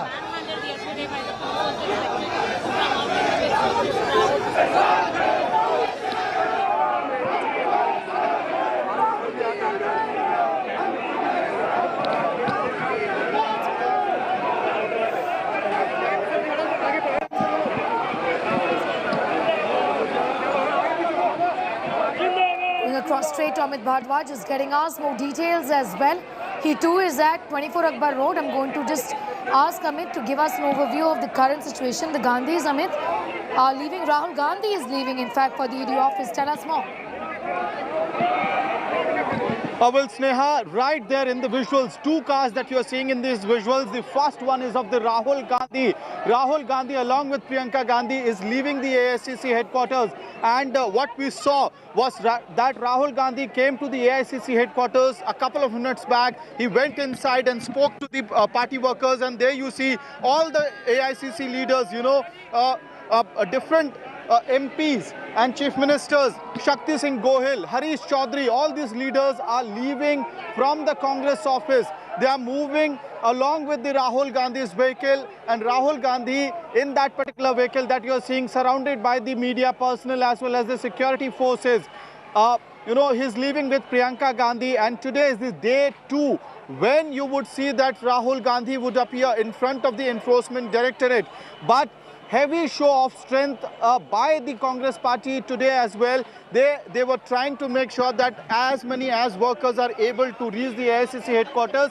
However, because of the heavy security deployed around the AICC headquarters, many of the Congress leaders were not even allowed to reach the Congress office. Despite that, you have, right in the frame, Ashok Gehlot, Rajasthan Chief Minister Ashok Gehlot, leaving the ICC headquarters. And, all these leaders are leaving in a show of strength, in solidarity of Rahul Gandhi, and they have been saying that the government is carrying out a political vendetta. We spoke to, a couple of minutes back, we had spoken to Shakti Singh Gohil, where he had, lambasted at the Modi government, Narendra Modi government. He had accused that we are not trying to pressurize the investigative agencies. We just wanted to gather at the AICC headquarters. We just wanted to show our support for the Congress's former president. However, we were not allowed to do that, and there are barricades in the area to stop the Congress leaders. You see Shakti Singh Gohil coming back to the AICC headquarters. Sir, Rahul Gandhi has left for the ED headquarters today. परे कि यहाँ की police प्रशासन को कितना बड़ा दबाव झेलना पड़ रहा होगा दिल्ली से या गवर्नमेंट से, कोई कल्पना नहीं कर सकता। 15 लोगों को, ये तो कोई आज तक मैंने कभी देखा नहीं। सर, आपके सांसद कानून अपना काम करे, 144 लगे तो आप अरेस्ट कर लीजिए, परंतु आप अगर AICC में आने नहीं रोक सकते हैं, तो ये हालात हैं, देख रहे हैं आप लोग। सर, ने देखा कि आपकी सिक्योरिटी को भी जो है बीच में रोक दिया गया, आप लोग को चीफ मिनिस्टर है, इससे भी आप लोगों को नहीं लगता कुछ अजीब सी स्थिति इस वक्त बनी? डेमोक्रेसी की हत्या ही हो रही है, आप समझ लो, देश के अंदर। ये देशवासियों को समझना पड़ेगा। खाली धर्म के नाम पर राजनीति कब तक करते जाओगे? हालात बड़े गंभीर है देश के। पूरे देश में गांव तक में तनाव हो गया है, समझ नहीं पा रहे सरकार। कस्बों में तनाव हो गया है, चाहे रामनवमी हो और चाहे वो शुक्रवार की नमाज हो। लोग सड़कों पे क्यों आ रहे हैं? साथ साथ रहना जिंदगी के अंदर, हिंदू को, मुसलमान को, ईसाई को, फारसी को, जैन को, सबको जिंदगी बितानी है, सदियों से बिताते आए हैं, आगे भी साथ साथ रहना है। तो भी तनाव किस दिशा में ले जाएगा देश को, ये चिंता का विषय है। और ये ED के नाम पे अलग से नाटक कर रहे हैं। अशोक जी, कल से 8 तस्वीरें कितने बची हैं? मनोबल कितना बढ़ा? Supriya continues to be with us. Also, Shreya is standing by from the ED headquarters, where Rahul Gandhi will be reaching any time now for the second day of questioning. I'm going to go across to Shreya for the very latest. The second day of questioning today. Do give us an idea about... मांग करते जाएंगे, वो संविधान को bulldozer के नीचे रौंदेंगे। हम पहले अपने शरीर को संविधान से पहले उस बुलडोजर के नीचे लगाएंगे। यही हमारा देश है। हम गांधी के उत्तराधिकारी हैं। हम हारेंगे नहीं, हम झुकेंगे नहीं, हम दबेंगे नहीं। कांग्रेस के कई नेताओं को आप देख रहे हैं किस तरह से लेके जाया गया। जाहिर सी बात है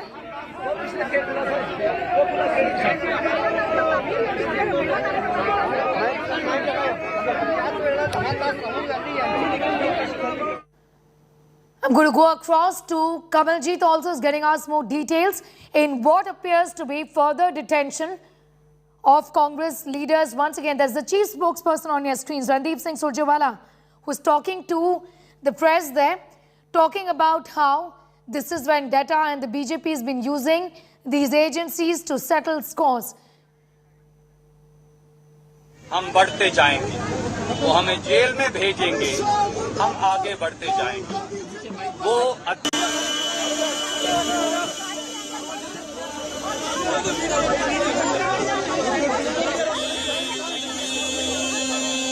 Once again, leaders of the Congress party are getting detained. I'll just go across to my colleagues for more details on who has been detained. Randeep Singh Surjewala continues, in fact, to be with us. I'll go to Aishwarya in a few moments from now.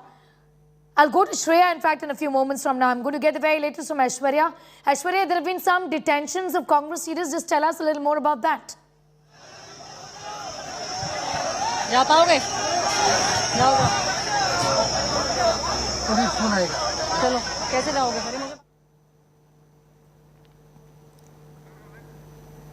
Amit Bhardwaj is with us. Amit, if you could share with us some more details about further detentions of Congress leaders today. Well, Sneha, I'll just give you visuals as to what happened. You see, these are the barricades which were opened when Rahul Gandhi had reached the AICC headquarters. And after a couple of minutes, Rahul Gandhi, along with Priyanka Gandhi, left this particular area. And soon after that, what you see is these barricades were closed. And that is the reason you are seeing that many senior leaders, including Mallikarjun Kharge, Shakti Singh Gohil, Ashok Gehlot, all these leaders had to return back to the AICC headquarters. However, a bunch of another Congress workers, along with Randeep Surjewala, had managed to cross these barricades, had managed to breach these barricades, and they were moving towards Rahul Gandhi's cavalcade like yesterday, and they were carrying out a padyatra of sorts. And that is when, once Rahul Gandhi's cavalcade left this Akbar Road area in order to reach to the ED office, that is when the police started to, detain the Congress workers like yesterday. So we are seeing a similar kind of altercation between the Congress workers as well as the Delhi police members. And this was happening at the moment when the moment Rahul Gandhi left the Akbar Road, police tried to detain the Congress workers like yesterday. And what we are learning from, from the visuals of the other side is that many Congress workers have been already detained by the police. And however, we are not clear as to whether Randeep Surjewala has been detained as well, because he was the one who was leading the group of Congress workers who had left along with Rahul Gandhi's cavalcade, who were carrying out a sort of padyatra from here. Over to you, Sneha. As all of those details as far as all the action is concerned. To tell our viewers, this is day 2 of questioning of Rahul Gandhi. And these pictures, in fact, on the left side of your screens are of detentions again that have happened today. Remember, several senior leaders of the Congress were detained yesterday by the Delhi police. And once again, there is a showdown. Shreya continues to be with us from the ED office where Rahul Gandhi is reaching any time now. Shreya, do tell us. This is the day 2 of questioning. What details can you share with us about what is expected, Shreya?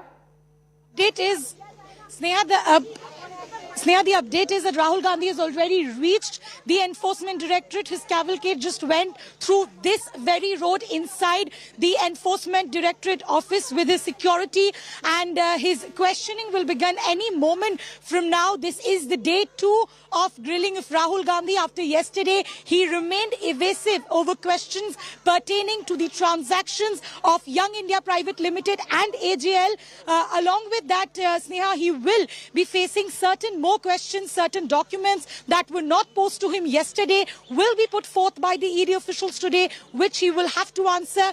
Remember, this is about the alleged financial irregularities of Young India Private Limited and AGL that the Enforcement Directorate is currently probing. And Rahul Gandhi appears in the picture because he's a director of Young India Private Limited and holds 38% share. This is day 2 of Rahul Gandhi's grilling. Yesterday, for over 10 hours, he was inside the ED office, but his questioning was for around 8.5 hours. The remaining time he took to correct some of the answers is why the delay happened. Today, it's just been 5 minutes that he has reached the Enforcement Directorate office, and any time from now, the questioning will begin. Important to see that whether today will also be another long day for Rahul Gandhi. It is going to be another long day also, Shreya. You were telling us earlier that on certain aspects of the questioning, he has been fairly evasive. In fact, he wanted also to change some of the answers. Well, absolutely so, Sneha. The questions revolved around the transaction details, certain evidences that were there with the Enforcement Directorate. Those were posed before Rahul Gandhi. He wasn't really conclusive with his answers. He sounded rather tutored, is what the ED sources believe. Now, yesterday, when the questioning ended, Rahul Gandhi was insistent that he wanted to go through the answers that he had given, and he had changed certain words. Now, the sources inside Enforcement Directorate believes that there's a possibility that when he was out on a lunch break, he could have got tutoring from his advocates, due to which he was very cautious. That's one of the reasons why he's been called in today. Apart from that, the evasive answers that were there yesterday, there are certain new documents that will also be posed before Rahul Gandhi today that he will have to answer about. And it will be important to see how long this questioning goes, because yesterday it took long because ED found him to be cautious and and irresive. If it continues today, it will be a second long day of grilling for Rahul Gandhi.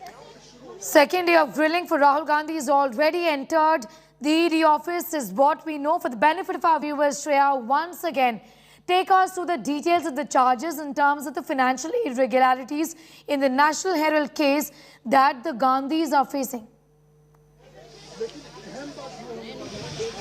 Well, Sneha, if I could just break down for our viewers what the National Herald case pertains to. AJL was a company that was founded by Jawaharlal Nehru in 1938. That is the company that used to publish National Herald. In 2008, it ran into losses, post which the Congress party gave it interest-free loans to the tune of over 90 crores. Now, by March 2010, their debt had mounted to nearly 89.93 crores, is post which Young India Private Limited was a company that was floated, which had Rahul Gandhi as its director, and that company acquired AGL for 50 lakh rupees along with its debt and the assets of 2,000 crore in prominent locations of Delhi, Mumbai, etc. Now, the financial irregularities are of defrauding via the transactions that were actually done in part of Young India Private Limited. While acquiring AGL, there is the possibility that the assets were misused, and that is the aspect that the Enforcement Directorate is right now looking into. It's under PMLA that a case has been registered by the Enforcement Directorate. Earlier, Congress leaders like Mallikarjun Kharge has also been questioned in this particular matter. But this time it's Rahul Gandhi. It's the first time, in fact, that he's been facing any investigative agency. Yesterday was day one. Today is day two. He was evasive yesterday, is what ED sources have very categorically told us. He was cautious. He used certain words very carefully when it came to define the transactions that were actually made. Kharge, the face of the Congress party in Karnataka, is in fact speaking. Let's go straight to that. We'll just in fact put out that reaction of senior leader of the Congress party, Mallikarjun Kharge. I'm going to go across to Supriya Bhardwaj, tracking the Congress party for us. More reactions coming in. Gaurav Dubey is speaking. Let's go to that. उसमें भी उनको permission ये सब चाहिए, तो ये निश्चय जब मैं एक राजनीतिक रूप से ये हो रहा है सर, जिस तरह से चारों तरफ बैरिकेडिंग। चलिए ठीक, थैंक यू ठीक है भाई साहब, दो हैं हम आपको। I have already informed the Speaker Lok Sabha that what they are doing it is totally trampling the privileges enjoyed by the MPs. Not only that, we are not concerned of our privilege. No, we are simply drawing the attention of the country that this is the real uncouth face of Modi government. It is nothing but a sheer uncouth face of a tyrannical government. They only are trying to suppress our voices by resorting to such kind of heinous activities. But Dada, we have heard that not just the privilege police complaint, the privilege motion that you have given to the Lok Sabha Speaker. So today or tomorrow I shall be giving, yes. What to make of it? Your colleagues have been detained. There was a crackdown also which took place. See, there is no need of it. Actually, I think this is a panic reaction of this government. Government cannot stand before the resoluteness of Rahul Gandhi ji. So this is nothing but a panic reaction displayed by this government. Because yesterday they have examined 11 hours, no problem. They are at liberty to examine Rahul Gandhi ji as many hours as they require. This is not our issue. Our issue is, as a gesture of solidarity, we were trying to accompany Rahul Gandhi ji. It is our political duty, moral duty. And that was also in a peaceful manner. As a law-abiding citizens of our country, we are trying to demonstrate ourselves in a peaceful manner. Even so, we are being treated as a terrorist of this country. Dada, very bad. We are also hearing that BJP is attacking you guys. They are saying that you guys have got together and standing behind your leadership. But when it comes to the issues, Congress doesn't raise. When ED is being questioned, we are not there to protect Rahul ji. They are at liberty. And yesterday they had asked they had examined Rahul ji for more than 11 hours. No problem of Rahul ji. Today I asked Rahul ji, what was your experience today? Rahul ji told I was enjoying. Yes, Rahul ji was enjoying the examination because Rahul ji, not only Rahul ji, everybody knows that everything is being done on unfounded arguments only to tarnish the image of the Congress party and the Rahul Gandhi and Sonia Gandhi, those who are our leaders. Nothing else, only to besmirch the stature of Congress party. What do you have to say about the BJP attacks? BJP is doing it as a panic reaction because they know that they don't have the lucid argument to prove that any wrongdoings has been committed by Rahul Gandhi. Well, this is what Radhi Ranjan Chaudhary was saying. Behind me, that bus full of all the Congress leaders is now being taken to the nearby police station. All the senior leaders are being detained.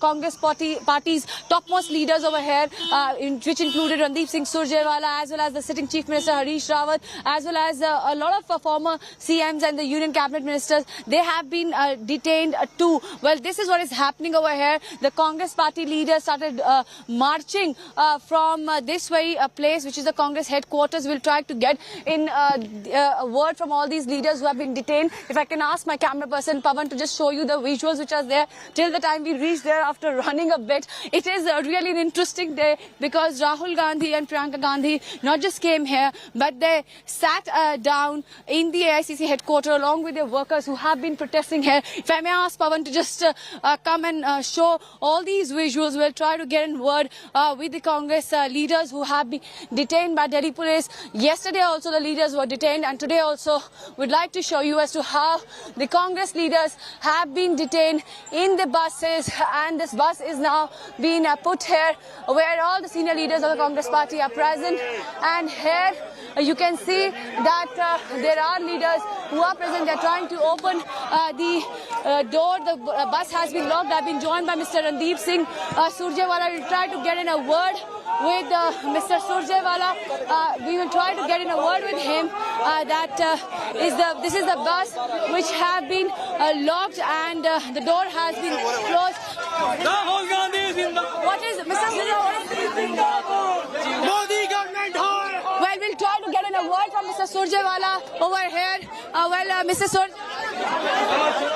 Mr. Surjewala is present here.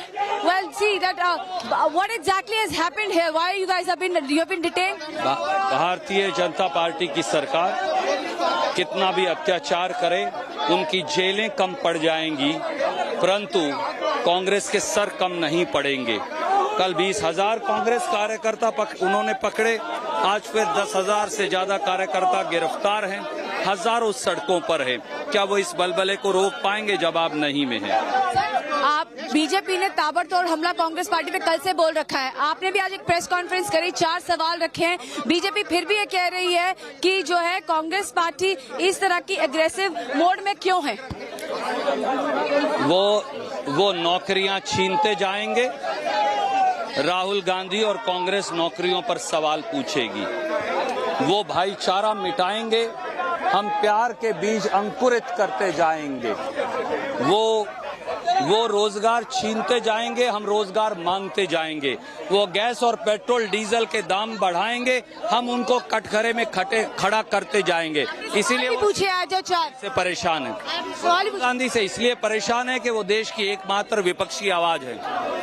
Harish Rawat ji को detain कर लिया गया, क्या कहना है? ये सत्याग्रह है, ये डिटेन करें, थाने में ले जाएं, कहीं ले जाएं, सत्याग्रह जारी रहेगा।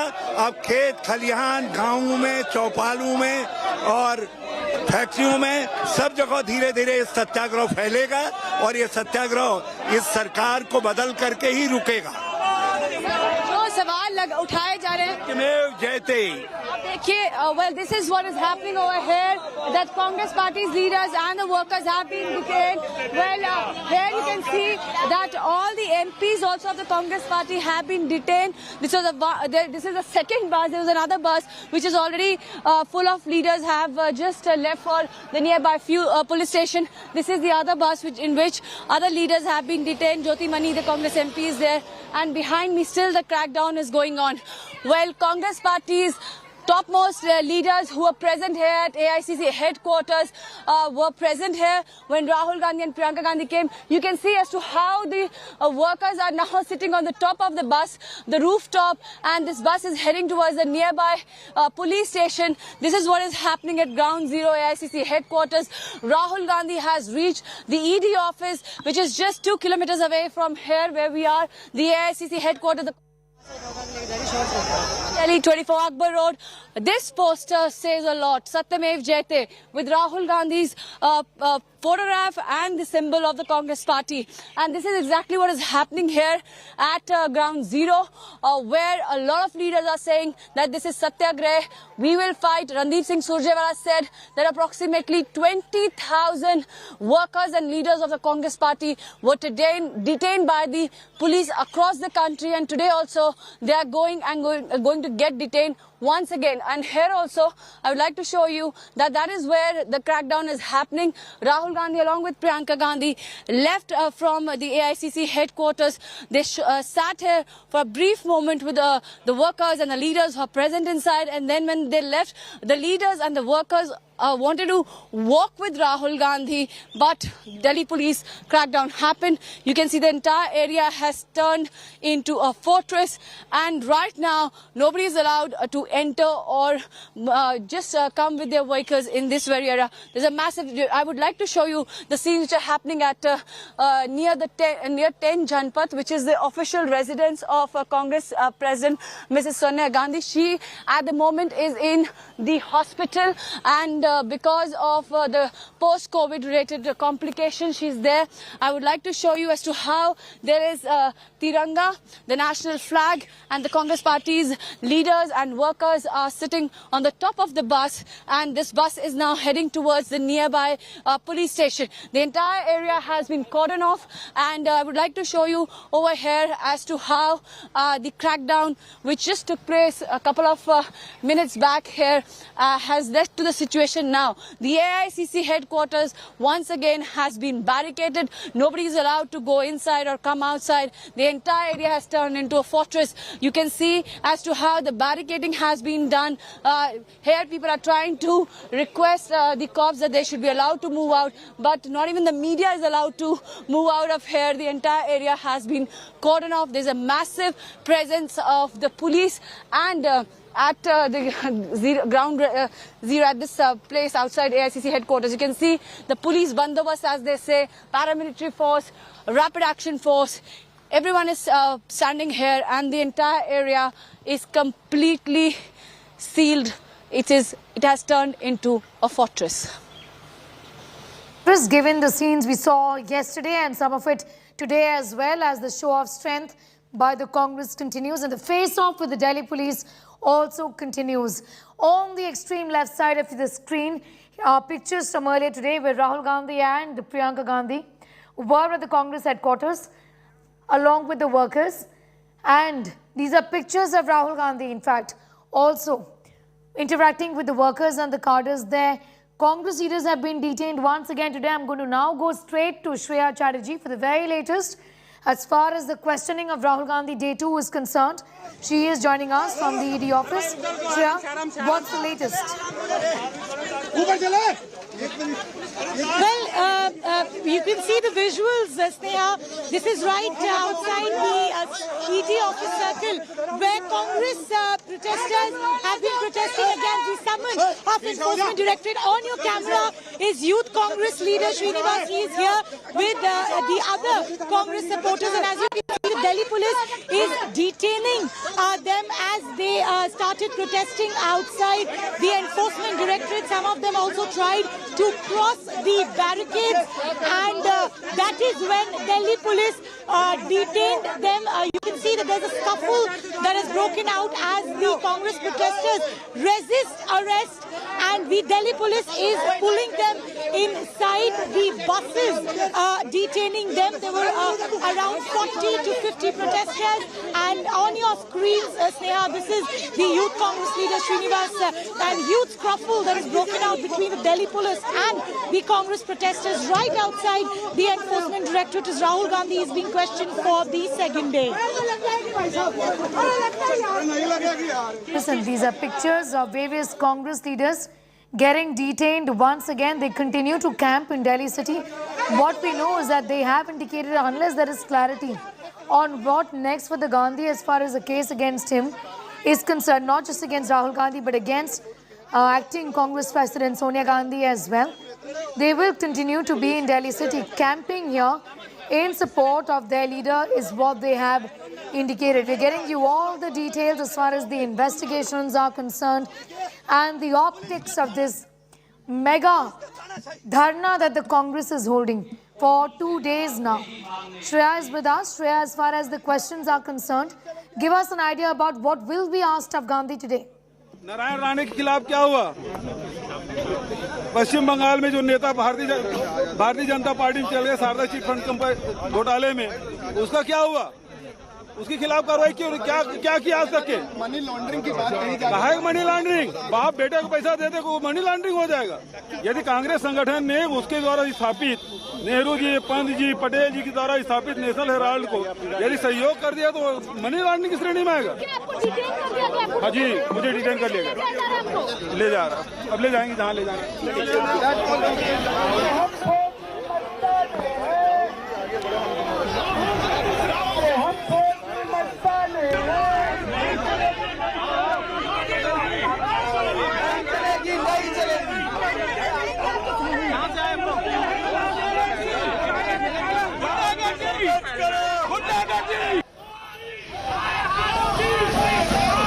Just heard from the Chief Minister talking about this case, saying that there has been absolutely no wrongdoing.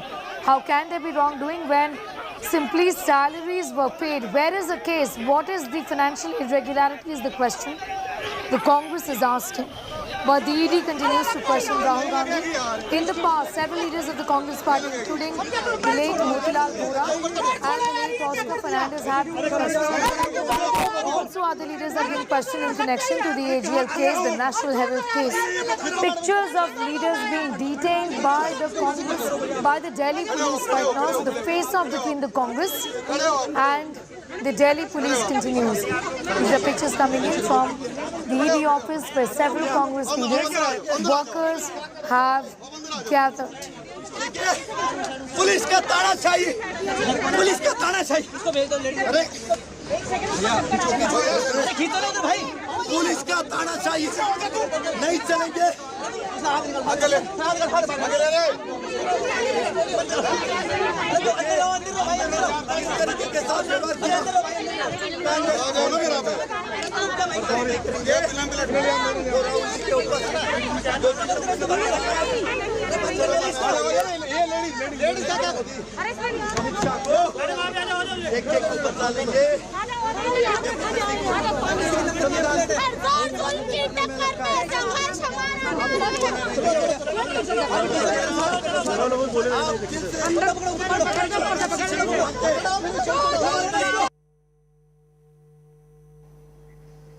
Okay, we have once again Congress leaders getting detained today.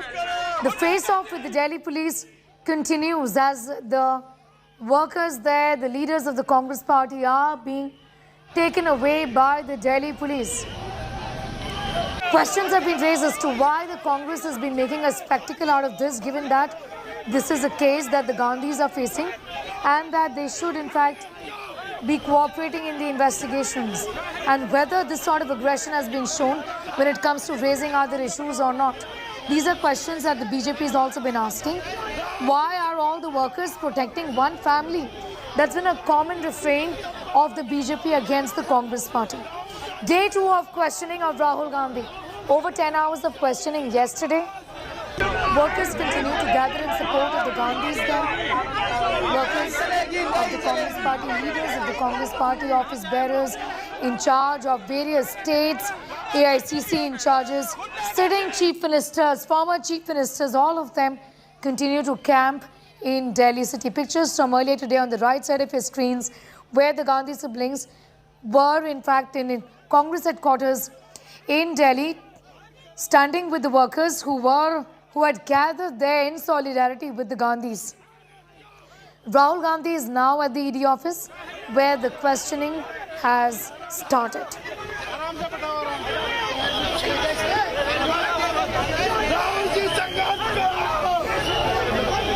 It is day 2 of Rahul Gandhi's ED grilling, which is underway in the Herald money laundering case. Sources say the Congress MP was evasive and looked tutored yesterday. Shreya Chatterjee is getting us more details. The questioning has started, Shreya. Well, absolutely so, Sneha. From what we are learning, the questioning of Rahul Gandhi has begun. This is the day 2 of the grilling by the Enforcement Directorate. Yesterday, it was for over 10 hours that he was inside the Enforcement Directorate office, among which for around 8.5 hours, he was questioned. The remaining time he took was to correct some of the answers that he had given. Now, yesterday, there were certain questions in which Rahul Gandhi was evasive and cautious. This was regarding the transactions that were done on the part of Young India Private Limited and AJL. Today, what we are believing that along with the questions on which he was evasive, there are certain new documents that the Enforcement Directorate will be posing before Rahul Gandhi, and he will be asked about that.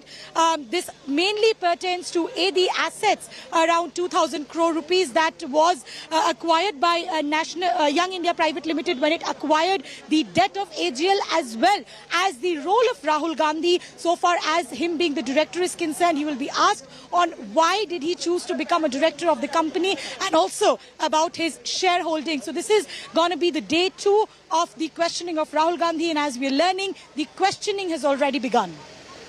Questioning has already begun. Rahul Gandhi was there with ED for 10 hours yesterday, and the questioning has started. It is expected to be a long day again, given that many of the answers or questions that the ED Shreya has not found answers to.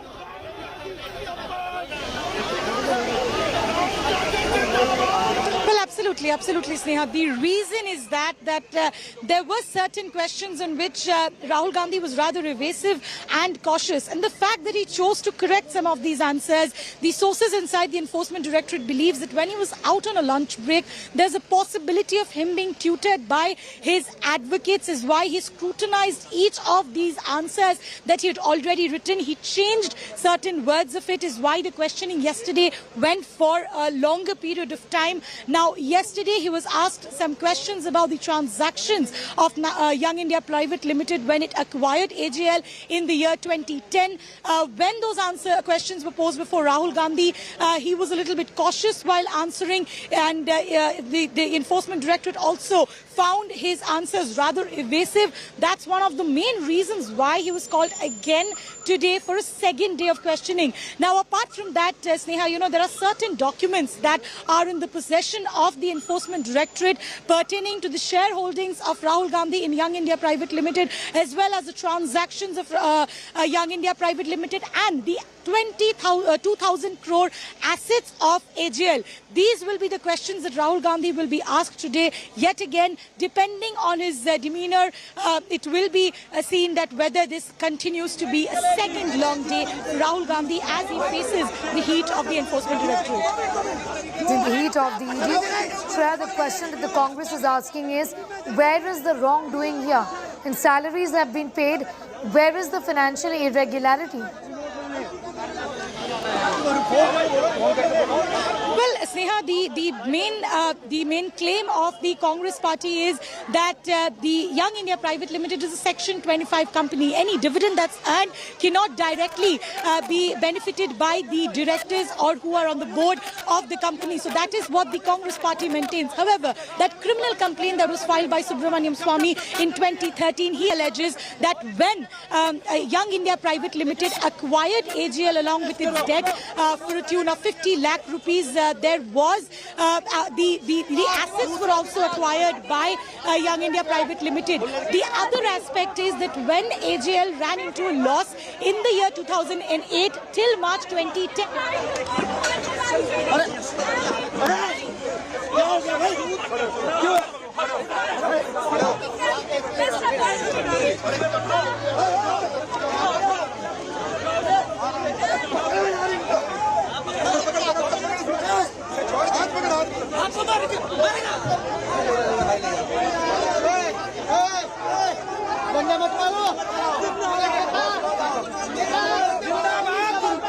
ये मोदी जी का जुल्म है, ये बिल्कुल इनका भ्रष्टाचार है, ये झूठ बोल रहे हैं, ये क्रिमिनल लोग हैं, ये झूठे केस बनाए।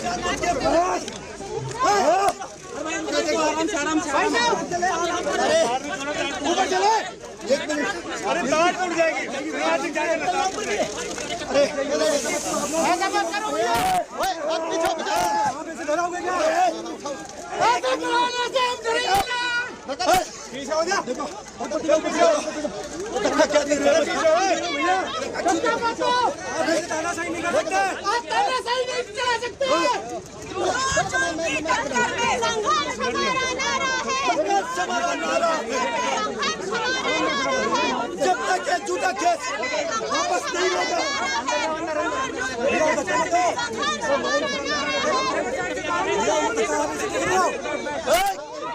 अरे बता दो, लग जाएगी, पेट बता दिया,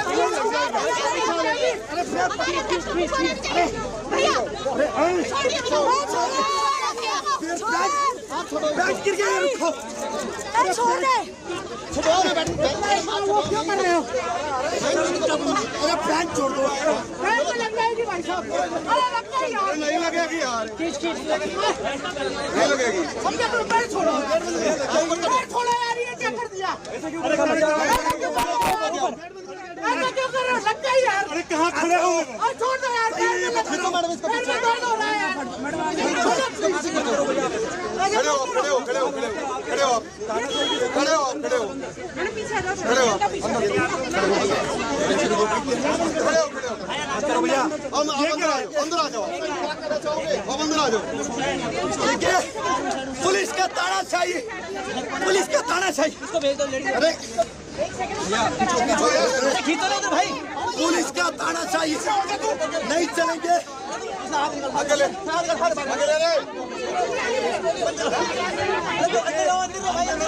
तरीके के साथ व्यवहार किया,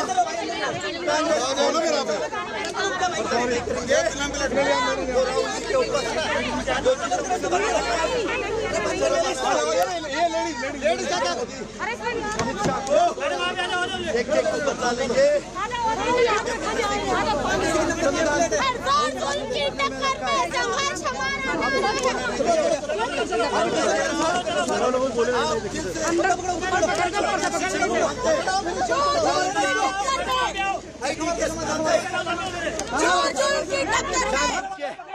ईडी लगा दिया, हम लोग का कपड़ा फाड़ दिया, अरे बेटी बचाओ बेटी पढ़ाओ, बेटी बचाओ याद रखा जाएगा, नरेंद्र मोदी मुर्दाबाद, देश का जनता राहुल जी के दिल में है, देश का जनता के दिल में गांधी परिवार है, गांधी परिवार को लेकर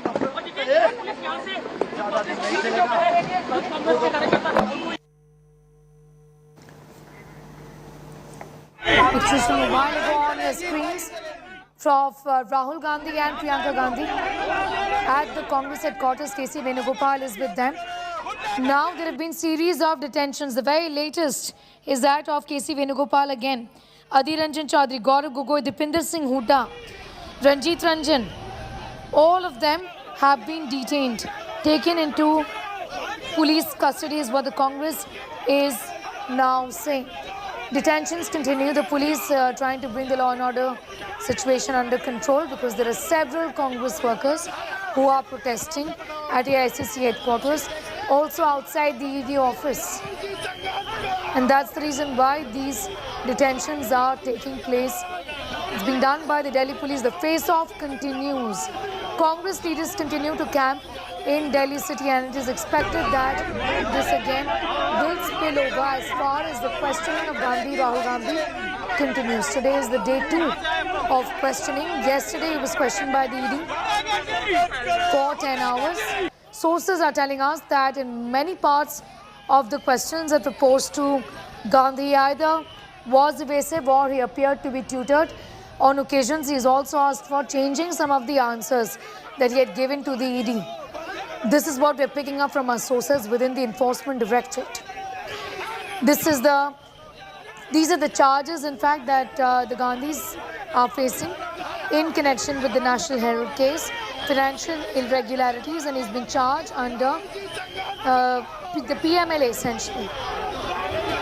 The line of questioning from the ED as far as Young India Limited is concerned, the ED has asked him questions about his association with Young India Limited, about his position at Associated Journals Ltd, on why were there shares in his name, also what was his relationship with the shareholders and whether he met with them, why was this loan then given to Young India Limited, why was the Congress interested in reviving the National Herald, also what were the loans given by the Congress, interest-free loans, the details of the assets of the Associated Journals Ltd and the National Herald.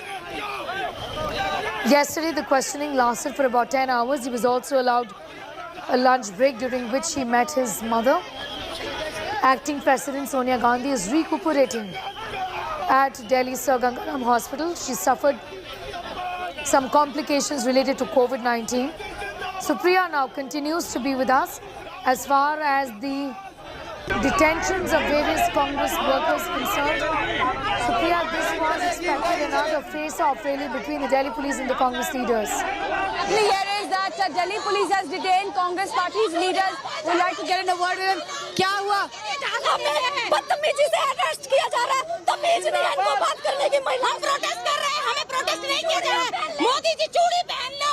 अगर आप नारी शक्ति के साथ इस तरीके से कर रहे हैं, आप देश के लिए अच्छे प्रधानमंत्री। Well, these are the Congress party's workers. We have seen buses after buses, Sneha. This is the road to the Congress headquarters, 24 Akbar Road. There's a massive police deployment, whether it's the leaders, whether it's the workers.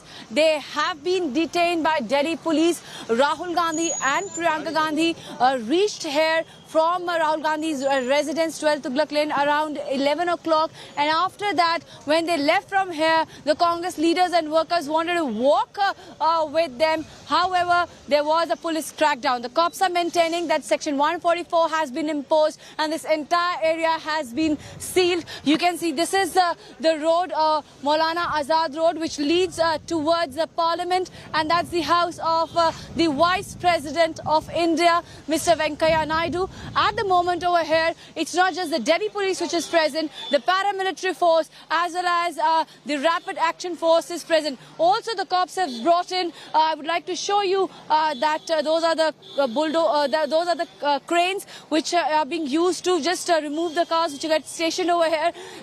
Not just the massive crackdown has happened here, but at the same time also Congress party's senior leaders are still trying to walk from here all the way to the ED office, which is just nearby. Now, I would like to show you that this is the scene. This is a very much busy roundabout because just 500 meters away is India Gate C-section. So this is happening at ground zero at the moment. The barricades are back. Nobody is allowed to enter towards the Akbar Road side, the Congress headquarters. There have been buses full of Congress party's leaders and workers who got detained. There was a crackdown just a couple of minutes back. And then now you can see the Vajras are being moved. So this is happening at ground zero. This is the day 2 of Rahul Gandhi's questioning. I have been joined by Congress party's Youth Congress leader also. Amrish, what is going on? It's just a vendetta politics.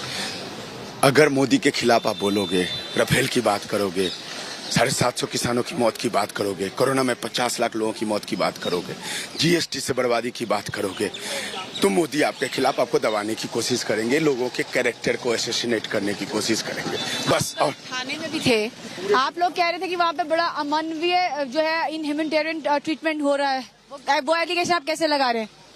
मैं जिस थाने में था वहाँ पे तकरीबन 500 लोग थे, न पीने का पानी था, बाथरूम की स्थिति ऐसी, वहाँ पे महिलाएं थी और बुजुर्ग थे, कई महिलाएं और बुजुर्ग जिनको high blood pressure, high sugar था।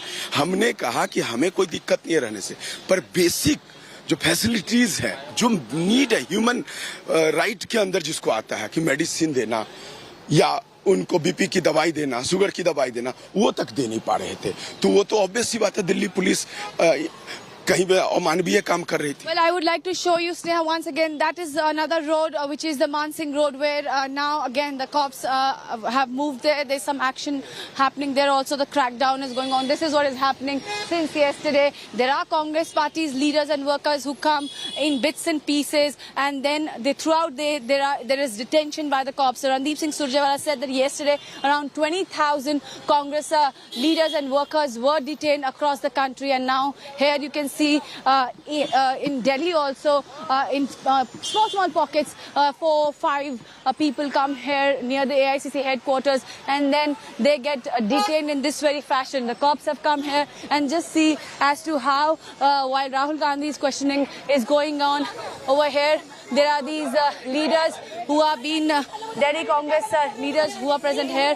They have been put into the buses. Over here, we'll try to show you. These are the scenes as to how what is happening over here. This is what exactly going on in around the New Delhi district, where the Congress workers are protesting, but cops swing into the action. And I would like to show you as to how they are being dragged and brought here in the buses, and from here they are taken to the nearby police stations, where they get detained for the whole day. I would like to ask my camera person Pawan to show you this entire scene which is spanning out near the Congress headquarters. This is Mansingh Road, and the Delhi police crackdown is taking place. The workers have been brought in from here, and just see, this is what is going on over here, that there are leaders who were first detained, and now there are these Congress party workers that are getting detained. There are buses after buses, where I would like to show you as to how the altercation is going on. Well, I will get into what. ऐसी बिठा लिया madam, नौकरी के लिए है कि मेरी मैं नौकरी करता हूँ, मार्केटिंग के लिए मैं चाय पी रहा था, वहाँ से उठा लिया। ये कोई बात है? आप पार्टी से मेरा लेन देन ना कुछ, जबरदस्ती से बिठा लिया। Tears in the eyes of this gentleman. And कहाँ पे काम करते हैं आप? मैडम मैं मार्केटिंग की जॉब करता हूँ, मेरा किसी पार्टी से लेन देन नहीं, सर ने जबरदस्ती बिठा दिया है। आज तक मेरे साथ ऐसा नहीं हुआ। हमारा he's saying that I've been doing. मेरा तो किसी से लेन देन नहीं है, चाय पी रहा था अच्छी खासी। Tears in the eyes of this gentleman. मुझे मेरा किसी पार्टी से वास्ता नहीं है मैडम। आप रो क्यों रहे हो? तो रोऊंगा नहीं है, बिना फालतू बिठा रहे हैं, नौकरी भी जाएगी, सब चीज जाएगी, मजदूर आदमी है। जो पुलिस किसके तानाशाही के दबाव में किस तरह बेकसूरों को भी भर रही है, हम लोग तो कांग्रेस करेंगे, ये व्यक्ति को किसी राजनीतिक दल से नहीं है। यहाँ पे खड़ा था मैं, पूछिए जाके, आप चाय के खोखे पे पूछ सकते हो, मैं चाय पी रहा था। ये भी चाय पी थी। TV is now joining us. You have been detained. Where are you right now, Mr. Srinivas? देखिए, दिल्ली पुलिस किस तरीके के महिला हमारा ऑफिसर के साथ मैन हैंडलिंग किया, हम लोगों के साथ क्या है, लाठी चलाना, ये कपड़ा फाड़ने से अलावा सब कुछ ये दिल्ली पुलिस ने किया है। अभी पुलिस हम लोग को ले जा रही है, हिरासत पे लिया है। बस मेरा कहना इतना ही है, जो राहुल जी केस में इन लोग ने जानबूझ के पॉलिटिकली किस तरीके के इन लोग ने जो नैरेटिव बना रहा है। पहला ये FIR ही नहीं हुआ है, पहला FIR नहीं हुआ, ये ED के अंडर ही नहीं आता है, ये IT इनकम टैक्स के अंदर आता है। इसी से पता चलता है किस तरीके का जो सरकार है, नरेंद्र मोदी और अमित शाह किस तरीके का व्यवहार कर रहा है। मैं इतना ही सिंपल कहना चाहता हूँ अमित शाह को, अमित शाह का बेटा 50,000 लगा के 80 करोड़ कमाया, उसके लिए कभी ED पूछा, IT पूछा? हाँ, हाल हो रहा है। B. Srinivas, you are telling us that the ED is being used by the BJP to settle political scores. ये इंस्टीट्यूशन को इन लोग ने उनके मिट्टी के अंदर बांध के रखा है ना, मुट्ठी के अंदर। B. Srinivas जी, कब तक चलेगा? और राहुल गांधी की जो क्वेश्चनिंग है, ये कब तक जी जब तक चलेगी कि आप सारे लोग जो सारे नेता हैं कांग्रेस के, आप क्या दिल्ली की सड़कों पे ही बैठे रहेंगे? क्योंकि ये तो रोज होना है। फिर जब रोज होना है तो इसमें कुछ है ही नहीं है। रोज क्यों है? ये पॉलिटिकली इन लोग का जो गलती है, जो इन लोग ने आज तक जो अनएम्प्लॉयमेंट के बारे में बात करने के इनके पास समय नहीं है, महंगाई के बारे में बात करने का समय नहीं है। जो दिल्ली में इतना तादाद पुलिस लगाया, इतना पुलिस वहाँ लगा देते हैं। अरुणाचल में एक भी चीनी अंदर नहीं घुसता था। बीवी श्रीनिवास जी, मैं आपसे पूछना चाहूंगी, आपने कहा कि ये ईडी के डोमेन में भी नहीं है, this is within the purview of the income tax department. Why doesn't the Congress then take a legal route challenging this case? आपके चाहता हूँ जो सारे जो करप्शन है किया है इस देश में, सारे बीजेपी में है। किसी के ऊपर कोई ईडी नहीं होता है, आईटी नहीं होता है। नहीं, मैं आपसे पूछना चाहती हूँ, मैं आपसे एक सवाल पूछना चाहती हूँ कि आपको लगता है कि ये ईडी के पर्व्यू में नहीं है, एफआईआर भी नहीं है इस केस में, तो इस मामले को आप कांग्रेस पार्टी और जो कंसर्न्ड है इसमें, वो कोर्ट पे क्यों नहीं रेस करते? नहीं है, आईटी को पहले इन लोग को देना है। ये ईडी के पहले अंदर नहीं आते, एफआईआर फाइल नहीं हुआ है। ये तो आप कोर्ट में क्यों नहीं जाते बीवी श्रीनिवास जी? आप कोर्ट में क्यों नहीं जाते? कांग्रेस इस मामले को कोर्ट में क्यों नहीं ले जाती जुरिस्डिक्शन को क्वेश्चन करते हुए? वो कोर्ट में भी लड़ेंगे। ये सत्य में जैसे ये लड़ाई झूठ और सच की लड़ाई है, हम लोग डरेंगे नहीं है। बट इन लोग ने किस तरीके से जो देश में जो गुमराने का काम कर रहा है, जो तानाशाही सरकार चला रहा है, हमारा 2 लोग के लिए जो सरकार चला रहा है, ये किस तरीके के जो राहुल गांधी जी हर चीज में आवाज उठाता है, जो संसद से लेके सड़क तक लड़ाई लड़ता है, और गांधी परिवार के बिना नाम इन लोगों को जो खाता है वो पत्ता नहीं है। मैं समझ गई बीवी श्रीनिवास, आप अपने नेता के लिए लड़ रहे हैं, बट परिवार देश का जनता के दिल में है। ये लोग कुछ भी करे उनके दिल से नहीं आता। बीवी श्रीनिवास, आप भावुक हैं, मैं समझ सकती हूँ, आप भावुक हैं, आपको डिटेन भी किया गया है जी, लेकिन सवाल तो पूछने दीजिए, मुझे तो मौका दीजिए सवाल पूछने का। जो साबित हुआ है इस देश के लिए। बीवी श्रीनिवास, आपसे पूछना चाहूंगी, ये एक आर्ग्यूमेंट चल रहा है कि कांग्रेस ने इतना शो ऑफ स्ट्रेंथ दिखाया है, सड़कों पे उतर आए हैं, इतना अग्रेशन है एज एन ऑपोजिशन पार्टी, क्या आपको इन मुद्दों को लेके, अनएम्प्लॉयमेंट, बेरोजगारी, इन्फ्लेशन, महंगाई, ये सब मामलों को लेके क्या आपको सड़क पे नहीं उतरना चाहिए? ज्यादा अग्रेशन नहीं दिखाना चाहिए? ये कैसे संगठन है Congress party?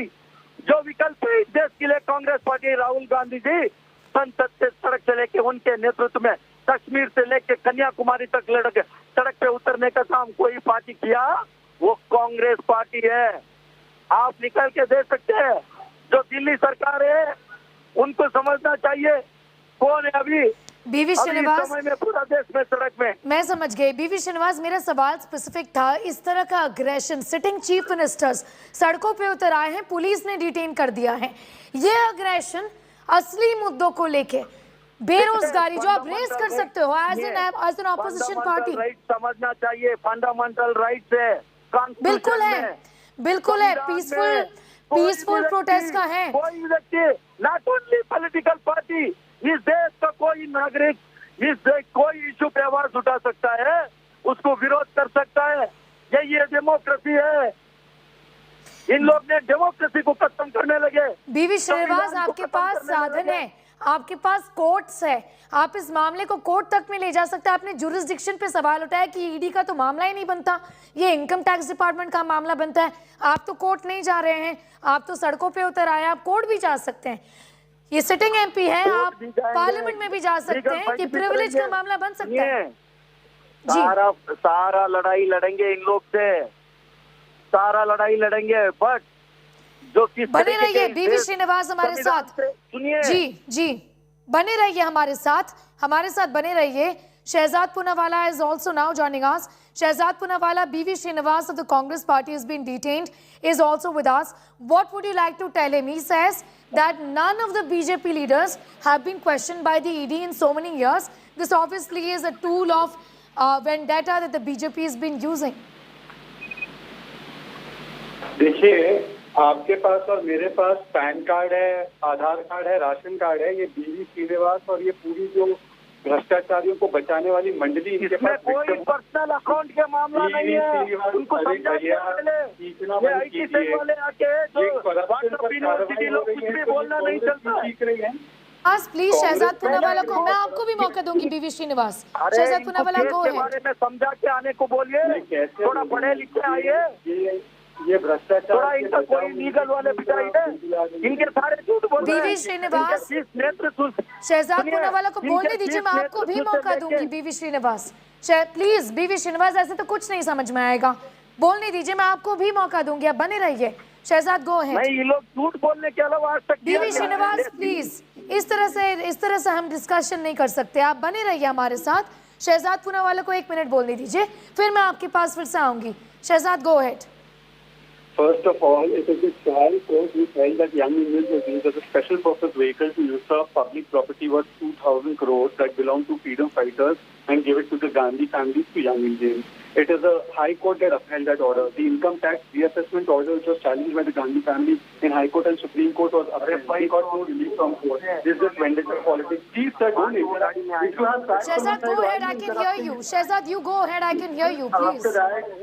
After that, just few days ago, the Congress party welcomes the ED action on Satyendra Jain. But when action is taken on their own Bhrashtacharis, they have a problem with it. Why this double standard? Thirdly, did they or did they not take money into young Indians from Dotex, which is a shell company? Fourthly, did they or did they not illegally transfer ATL shares to young Indians, which has been objected to by Shanti Bhushan and Markandeya Kaju no less? They are not friends of the BJP. Fifthly, please tell me, does the income tax reassessment order that was challenged by you not say that you have to pay a liability of 100 crores in tax? Sixthly, is it not true that ED has attached properties? You all have not challenged that because you all know that there's no relief that you get from the courts of law. Till date, no court of law has given you relief. Srinivasan ji, please answer these questions. Instead of that, आप जब भी सवाल आता है आप भाग जाते हैं, आप झुकेंगे नहीं। बीवी Srinivas, please come in. Some pointed questions that Mr. Poonawala has asked. बीवी श्रीनिवास, do answer. मेरा सिंपल कहना चीज है, 2015 में केस खत्म हो चुका था ये, हाँ, अभी दोबारा खुला क्यों? मेरे भाई बता तो सही, ये पॉलिटिकल वेंडेटा नहीं है तो और क्या? मैं बताता हूँ। वो क्या पॉलिटिकल वेंडेटा है, नहीं है तो और क्या? ठीक है, आपने सवाल पूछा, शहजाद पूनावाला को आंसर करने दीजिए। शहजाद आंसर। यस, बीवी श्रीनिवास, आपने सवाल पूछा, शहजाद पूनावाला को आंसर करने दीजिए। मैंने इनको 2015 में केस खत्म हो चुका है। मैं समझ गई बीवी श्रीनिवास, आपका सवाल आपने पूछा ना सवाल, तो शहजाद पूनावाला को आंसर करने दीजिए, वो आपके सवाल का जवाब देंगे। कोई भी केस बंद नहीं किया गया था ईडी के द्वारा। In fact ED has been continuing the investigations, attachments were made last year also, and if the case was closed, please tell us why did mister Srinivas and his great lawyer from the Congress party not go to court and say this is a closed case? Why you summoning Rahul Gandhi? Why did you summon Oscar Fernandez? Why did you summon Motilal Vora, who also, when they were alive, went to the ED? So this kind of fake narrative, instead of peddling that, you should answer specific questions. Do you have engagements with Dotex, which is a shell company? Did you transfer shares of AJL legally? Or did you get the loan from Congress party, give it to AJL, which was transferred to Young Indians, which was doing business in real estate? Could the donors of Congress party make that donation to this kind of company? Then you waived off that loan.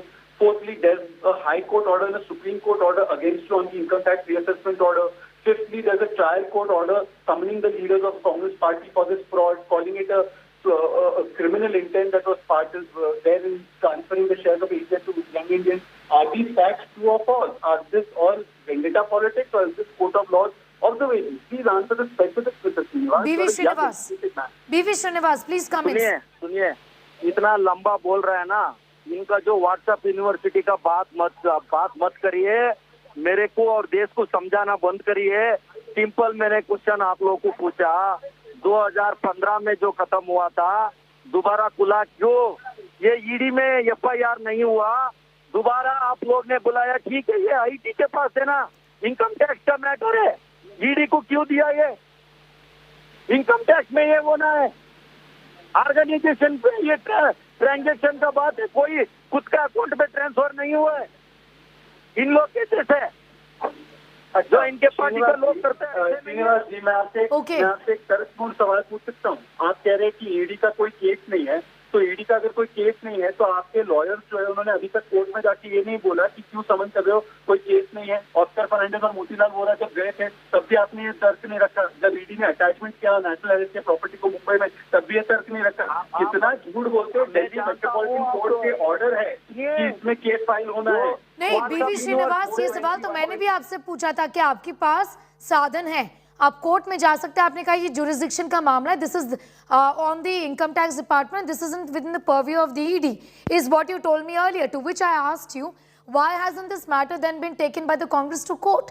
That option is open for you. बात ही नहीं सुनते आप लोग। ये IT ने कभी 50,000 लगा के 80 करोड़ कैसे कमाया, कभी आईटी ने पूछा, कभी ईडी ने पूछा? पूछा क्या? पूछा क्या? हाँ, क्यों नहीं पूछा? इस पे वो खुद वो व्यक्ति गए कोर्ट में नहीं पूछा, मैं पूछ रहा हूँ दावा किया और आप लोग कोई प्रूफ नहीं करता। अब आप चले जाइए मनाने का दावा कीजिए, आप जाइए कोर्ट रिलीफ लाइए, आप जाइए ना कोर्ट। अगर ये वेंडेटा पॉलिटिक्स है कोर्ट नहीं जाते आप। पूरा देश में कितने कितना केस आप लोग ने, कितने लोगों के आप लोग ने, आपकी हो जाएगी शायद, आप लोग ने कितने लोगों के ऊपर केसेस लगाए ना 8 साल में। सुनिए बीवी श्रीनिवास, मैं आपसे पूछना चाहूंगी, बीवी श्रीनिवास मेरा आपसे एक सवाल है, आपके पास लीगल रूट का ऑप्शन है, वो आप अडॉप्ट नहीं कर रहे हैं, आप सड़कों पे उतर रहे हैं, आपका राइट है पीसफुल प्रोटेस्ट का, आप अपने लीडर के साथ सॉलिडारिटी दिखाना चाहते हैं, वो कोई नहीं पूछ रहा आपसे, वो लीगल रूट आप क्यों नहीं अडॉप्ट कर रहे? आपको अगर लगता है कि ये नाइंसाफी है, कोई केस ही नहीं है इस पे, इनकम टैक्स को ये देखना चाहिए। इन लोग ने, मेरा बात सुनिए जी, बोलिए। देश का जनता को एक बार बताइए, ये लोग कितने केस किस के ऊपर लगाए उसका सारा डेटा दे दे। उसमें बीजेपी का कितने करप्शन किया है, एक आदमी किया, 80 लोगों को छोड़ देता है इन लोगों। तो देश में दिखाना इनका घुमराने के लिए, जो गांधी परिवार है उनके ऊपर इन लोग ने इस तरीके का जो बात करता है, उनके बात लेने के लिए इन लोग लायक नहीं है। ये लोग उन परिवार का बात करता है, सोनिया जी के बारे में बात करता है।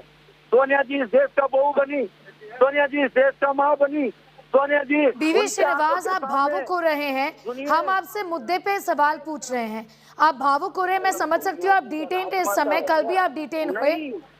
नहीं सुनिए, वो लोग झूठ बोल सकते हैं, हम सच नहीं बोल सकते। सोनिया गांधी राजमाता है, हम सच नहीं बोल सकते। शहजाद गो हेड, वो लोग झूठ बोल सकते हैं, हम सच नहीं बोल सकते। सोनिया गांधी और गो हेड शहजाद, ये लोग ने सोनिया गांधी राहुल गांधी आपके जहाँ बना होंगे वो आपकी राजमाता होंगी, वो देश की राजमाता नहीं है। उन पर भी कानून लागू होता है, भ्रष्टाचार किया है तो उसकी कीमत चुकानी होगी और कार्रवाई होती है तो कोऑपरेट करना चाहिए। Please stay on the line. Okay, we seem to have lost that BV Srinivas. We'll just, in fact, he's just put us on hold. We'll just, in fact, try and go back to BV Srinivas. But Shehzad Poonawalla, before you joined in, the argument that several leaders of the Congress have been making is that name us one BJP leader who's been questioned by the ED in any of the cases. The perception is that several prominent face of the opposition, be it Satyendra Jain in Delhi or be it like Nawab Malik in Maharashtra, it does appear that these agencies are going after prominent opposition leaders. That's my question to you. The allegation that they are making has some truth in it. Let's presume that. I am saying that if the agencies are being misused, they can always go to court and A, prove that there is vendetta, and B, that somebody who should be acted upon is not being acted upon by providing proof and heaps of evidence that they have. They went in the Rafale matter. What happened in the Rafale matter? Supreme Court told Rahul Gandhi, go back home, you are making false accusations against the Prime Minister and your Shabdavali is not at all acceptable. So they only create a narrative. But I still tell them that does one murder, if takes place and some other murder is taking place, should we not catch the murderer? Is that their argument? Today we are talking about the National Herald. If they have any other proof of any other case, they should go to court But no agency has been castigated for being a cage parrot in this government, as was done in the UPA government. Even you know that. But still, if they feel the agencies are selective, the venue for that is court of law, not the streets of the road. You know, Mr. Poonawalla, I also want to ask you this question, since you have, in fact, had an association with the Congress in the past. And we've seen several such instances where, when it comes to the issue of Gandhis, we see the workers in the cadre rally around these points. It's always happened. It's happened in the past as well. But just do tell me, somebody as an independent observer, how do you see this entire matter working in the favor of Gandhis, with them saying that they are victims in this case, this is political vendetta? How far will the optics of this, Mr. Poonawalla, will this change the fortunes really of the Congress party? You see, right from 2004, Congress party has been finding a launch pad for Rahul Gandhi, the misfiring missile. Now, this misfiring missile, they keep launching him and he misfires. Now, this is yet another opportunity to use an emotional victimhood card to relaunch this missile called Rahul Gandhi, which is directionless and which is misguided. Now, I would only tell them that while they should do politics, they should do politics on issues of public interest. They should have removed this protest on some issues of public interest. They keep saying there are so many issues. They should go on those issues. They should have gone on the streets during COVID times, during vaccination drive. But instead, they go on the streets for Jasn-e-Bhrashtachar. To save and protect Bhrashtacharis, they are on the street. Okay. So therefore, the people That's the question that we've asked also of the Congress, on whether this sort of aggression should not be on display when it comes to them acting as a responsible opposition, asking these questions of the government, because there have been failures by the government when it comes to many of these issues. So why not show this aggression on the streets of Delhi city and elsewhere, raising these issues? Thank you so much, Mr. Poonawalla, for joining us. We had B.V. Srinivas, also of the Congress party, a while ago with us. And now I'm going to go across to Shreya once again from the ED office, where the questioning is underway. Shreya, what's the latest? Well, Sneha, you know, it's almost going to be an hour that Rahul Gandhi has gone inside the Enforcement Directorate. His questioning for the second day is currently under its way. As we were mentioning earlier about the questions that he's directly being asked, it's regarding the transaction details of Young India Private Limited when it acquired AGL in the year 2010. Now, remember, it was in 2008 that AGL went into a loss, post which the Congress party provided AGL with interest-free loans to the tune of 90 crores. By March 2010, its debt had mounted to around 89.93 crores, and that's when the Young India Private Limited company was floated. Rahul Gandhi was one of its directors. He was also 38% shareholder, along with Sonia Gandhi, who was also another 38% shareholder of the company. Now, the criminal complaint dates back to 2013, when Subramaniam Swamy, before a trial court, alleged irregularities regarding the funds and mismanagement of the assets to the tune of 2,000 crores along prominent locations. Now, Rahul Gandhi, because of his role as the director in the company, is facing questions about the transactions of Young India Private Limited when it acquired AGL. Additionally, there are certain new documents that the Enforcement Directorate has in its possessions that Rahul Gandhi is being questioned about. Yesterday, it was over 10 hours that he was inside the ED office. 8.5 hours is till when he was asked the questions. He took some more time to rectify and change certain words of the answers that he had provided. The Enforcement Directorate sources believes that he could have been tutored by his advocates during the lunch break that he was given, and that's another reason why he was called in today. This is the second day of the questioning as Rahul Gandhi continues to face the heat of the Enforcement Directorate. Rahul Gandhi is facing the heat of the ED. Also, Shreya, politically, the argument of the Congress is that there is no case. Where is the FIR? This falls within the jurisdiction of the Income Tax Department. Well, you know, the allegations of the Congress party is also that this was a Section 25 company, which means that the profit that is earned at all, the dividend cannot be shared by those who are direct owners or on the board of directors of the company. So that's one of the count that the Congress party is holding when it says that this is a political witch hunt. We've seen since yesterday the full weight that the Congress party has put behind Rahul Gandhi. We've seen MPs, MLAs that's come across all over the country, and they were also detained. You know, yesterday total 459 Congress workers were detained detained. They were only released after Rahul Gandhi's questioning ended. Today also we saw the likes of Congress Youth President Srinivas along with at least 40. Back to you. Meanwhile, we have spokesperson of the BJP, Shambit Patra, is holding a press conference. Let's go straight to that.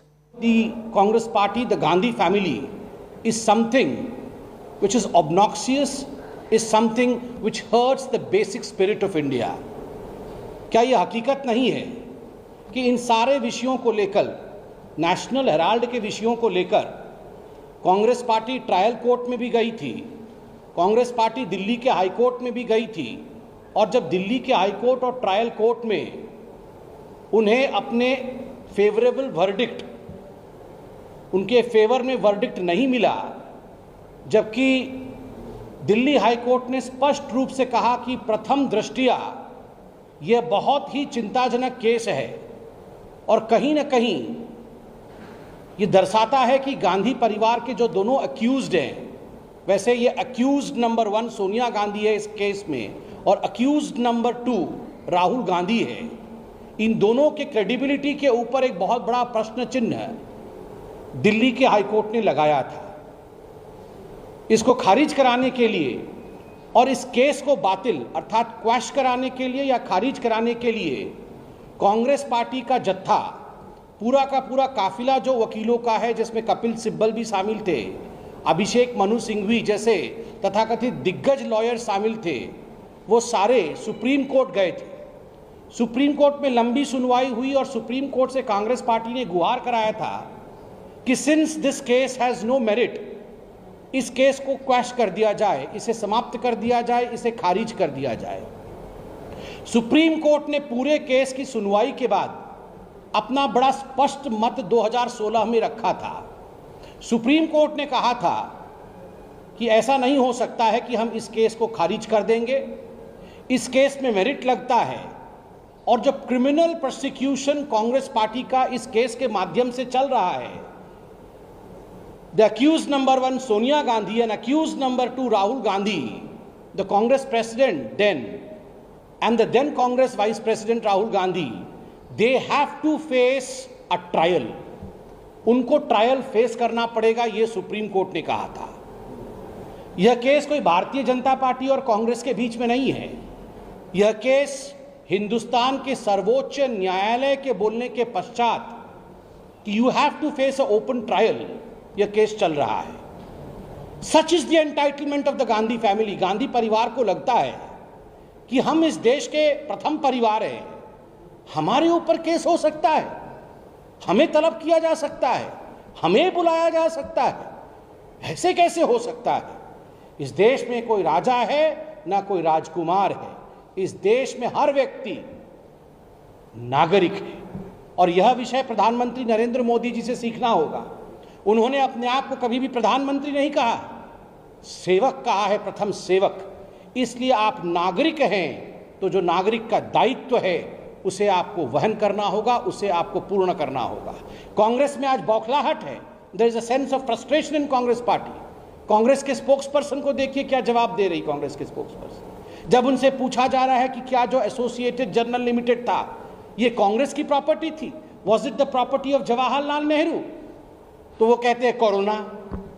The answer is AJL Congress की property नहीं थी, ये कोई बपौती नहीं थी Congress party की, not an asset of the Congress party. 5000 स्वतंत्रता सेनानी इसमें स्टेक होल्डर थे, ये उनकी प्रॉपर्टी थी, उनका डोनेशन था। जब उनसे पूछा जाता है कि तत्कालीन सरकार ने एजेएल को प्राइम प्रॉपर्टी की लैंड दी थी, दिल्ली में, लखनऊ में, इंदौर में, भोपाल में करोड़ों करोड़ों की लैंड दी थी, जमीन दी थी, आज उन पे बिल्डिंग खड़े हैं, क्या ये कांग्रेस की एसेट है? तो इसका जवाब देते हैं एमएसएमई सेक्टर काम नहीं कर रहा है। इसका जवाब है कि ये इनकी बपौती नहीं है, ये आप और हम जो टैक्स पेयर हैं उनके खून और पसीने की कमाई, गाढ़ी कमाई का ये एसेट है, जो कि कांग्रेस पार्टी के दो लोगों ने, सोनिया गांधी अक्यूज नंबर 1 और राहुल गांधी अक्यूज नंबर 2 ने गलत तरीके से यंग इंडिया में 76% के स्टेक होल्डर के रूप में हथिया लिया है।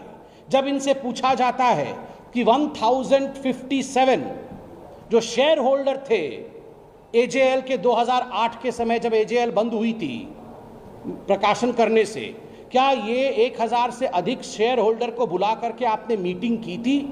क्या आपने उनकी सहमति ली थी? ये 99% शेयर ट्रांसफर किया जब आपने यंग इंडिया को, इनसे आपने अनुमति ली थी? उसका उत्तर ये नहीं देते कि हमने अनुमति नहीं ली थी। हाईकोर्ट ने कहा है कि कोई अनुमति नहीं ली। मार्कंडेय काटजू, जस्टिस काटजू और शांति भूषण जी जो पूर्व मंत्री रहे हैं, लॉ मिनिस्टर, इन्होंने लिखित में कंप्लेंट किया है कि हम भी शेयर होल्डर थे, हमसे अनुमति नहीं ली गई। तब ये कहते हैं चीन घुस के बैठ गया, चीन आ गया, क्योंकि इनके पास जवाब नहीं है। जब इनसे पूछा जाता है कि बताइए राहुल गांधी जी, क्या ये हकीकत नहीं है कि आपकी जो यंग इंडिया कंपनी, जो आपका जो मूलधन था, जिसके आधार पर 50 लाख रुपए देकर आपने 2000 करोड़ से अधिक रुपए की संपत्ति ऐंठ ली, इसका धन, इसका लोन, इसका ऋण आपने डोटेक्स इंडिया से लिया था?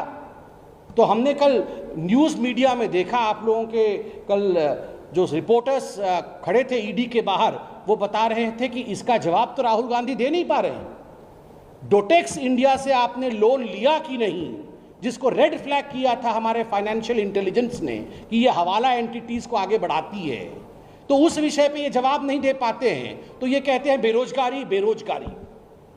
जो हम रेलेवेंट सवाल पूछते हैं उसके इररेलेवेंट जवाब दीजिए और आप अपने आप को बुद्धिमान सोचिए। ये कांग्रेस पार्टी अगर ऐसा सोच रही है तो ऐसा ना सोचे।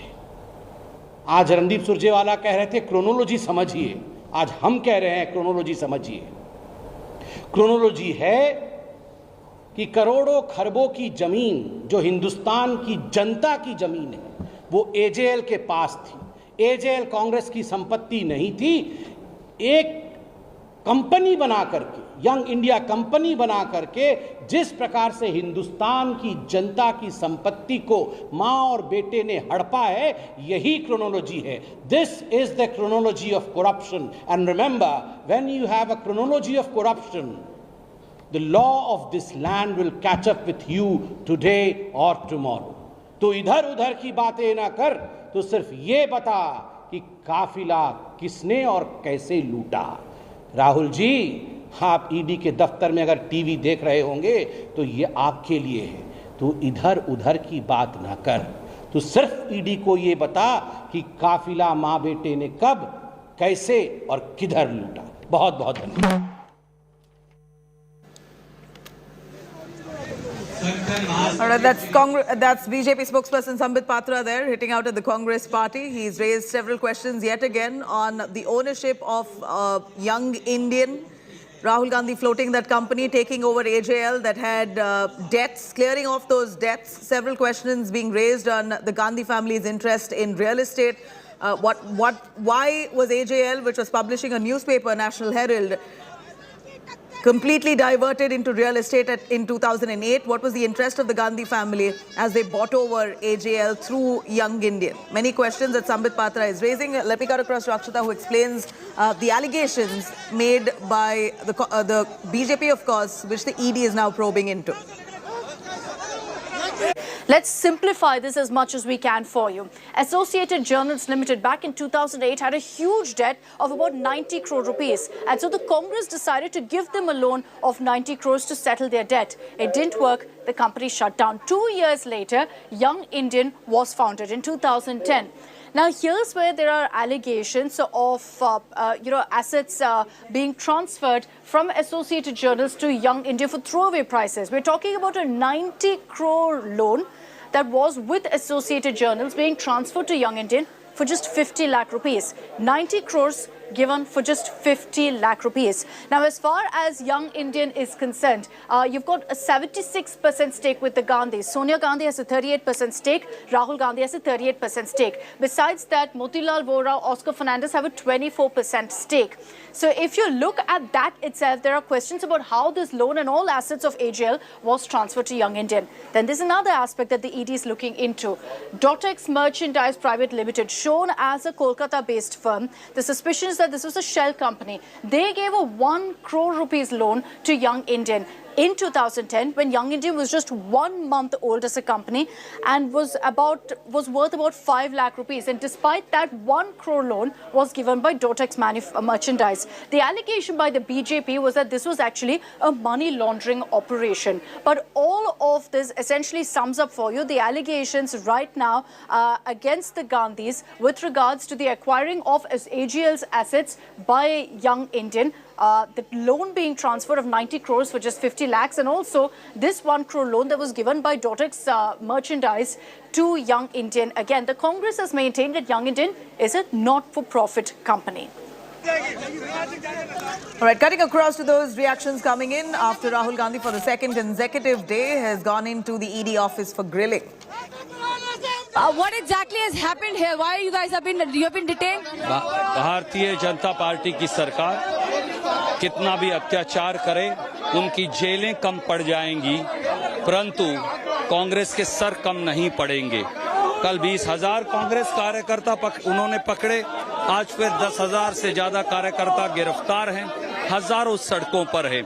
क्या वो इस बलबले को रोक पाएंगे? जवाब नहीं में है।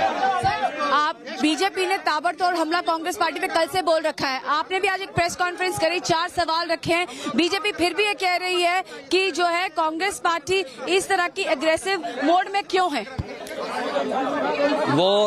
वो नौकरियां छीनते जाएंगे। राहुल गांधी और कांग्रेस नौकरियों पर सवाल पूछेगी। वो भाईचारा मिटाएंगे, हम प्यार के बीज अंकुरित करते जाएंगे। वो रोजगार छीनते जाएंगे, हम रोजगार मांगते जाएंगे।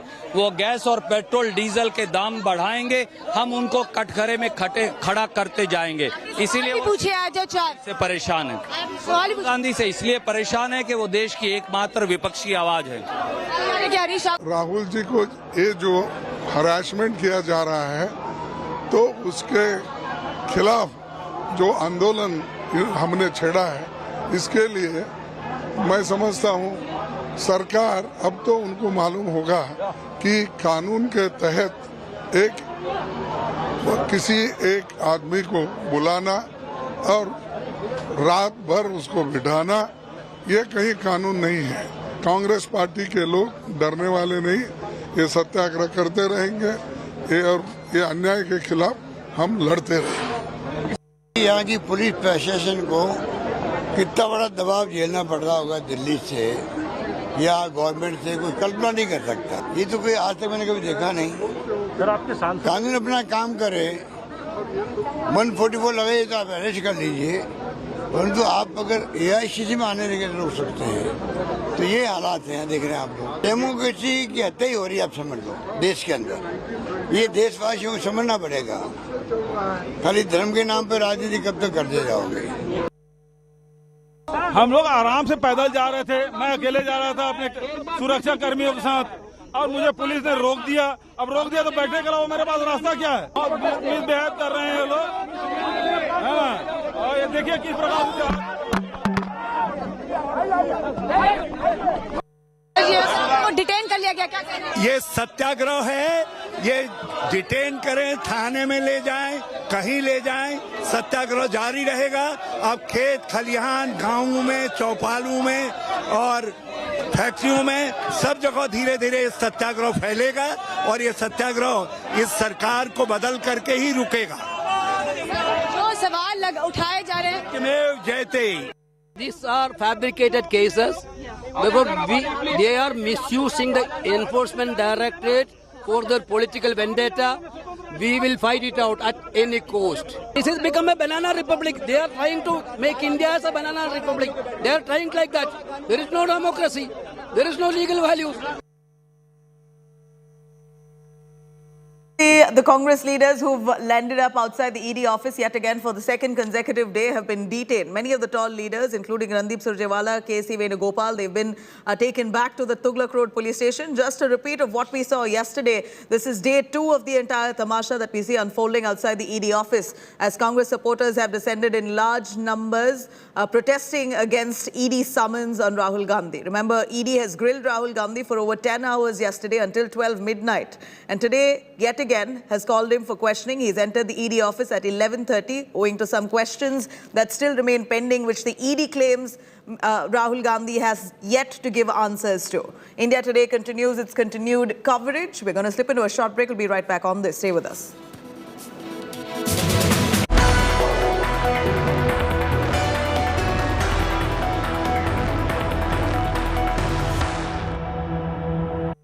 Garden City bruised, battered and broken. I'm out at the Bengaluru-Mysore road, and here you can see this road that is ridden with potholes. Hellscape roads exposed by our reporters. Road is always been filled with water. I can show you some of the worst potholes in Bangalore. Chutney politics rages on in Karnataka. Bengaluru-Mysore road faced the biggest hassle. We went to this road and forced the government to take notice and effect change. India Today hits the road, forces change. Congress is raising all these issues. Where has the Congress raised it? See that the roads are fixed properly, deadlines have been given. Just after India Today reported, JCP and also road roller had just used to level this road. India Today came, saw, reported and fixed. Impact journalism for beautiful Bengaluru.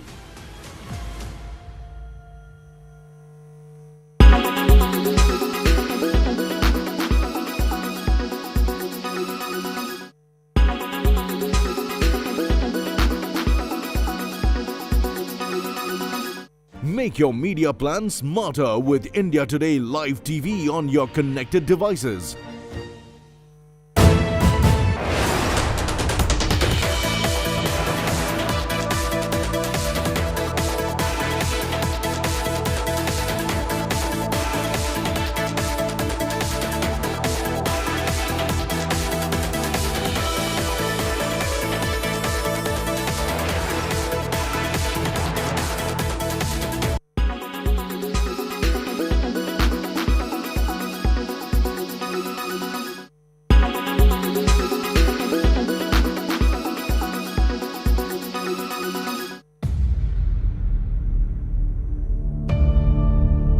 India's #1 political reporter. Defines what seems to be happening, vendetta politics. कोई दूध के से धुला हुआ नहीं है. Unmatched eye, unmatched experience. The world has changed. My black hair has become grey as well. And with unmatched passion for the story. Do not monopolize the conversation. When it's 100% pure prime time. It's News Today with Rajdeep Sardesai. Monday to Friday, 9 p.m. Only on India Today TV. Make your media plan smarter with India Today Live TV on your connected devices. You are watching India Today.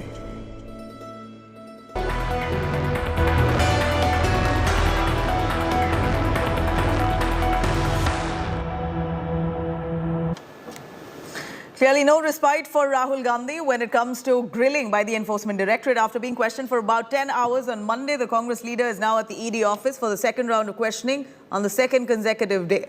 Rahul was questioned over a variety of questions related to Associate General Ltd. The ED has questioned Rahul Gandhi about his role in the organization that owns National Herald newspaper, AJL. According to the Enforcement Directorate sources, Rahul Gandhi has been evasive during questioning. In fact, the ED still has some questions that remained unanswered on day one. After 10 hours of grilling, the ED has decided to call him back. 11:30 a.m. is when the questioning began today. Congress has meanwhile taken out a mega show of strength once again outside the ED office. Many of them detained yet again, a whole full-fledged drama that unfolded with tall leaders once again being taken back to the Tughlaq Road police station. The entire scene of yesterday unfolding today as well. It repeats. Here is a BJP meanwhile that calls this entire Congress's drama only a bid to try and save a corrupt leader. That's what they say, calling this an absolute fuss over, in fact, the Congress on the other hand saying that what's really the fuss if some answers aren't given, considering that the Gandhis have been entirely innocent. Here are the war of words and the visuals that unfolded on day two.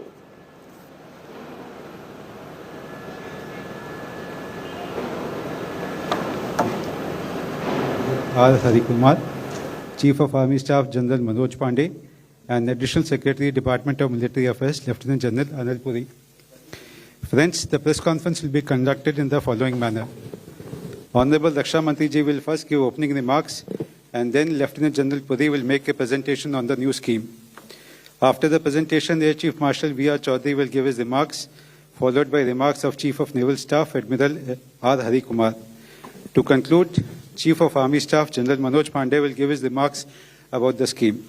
After this, we will take a few questions related to the subject only. Over to Honorable Raksha Mantri ji.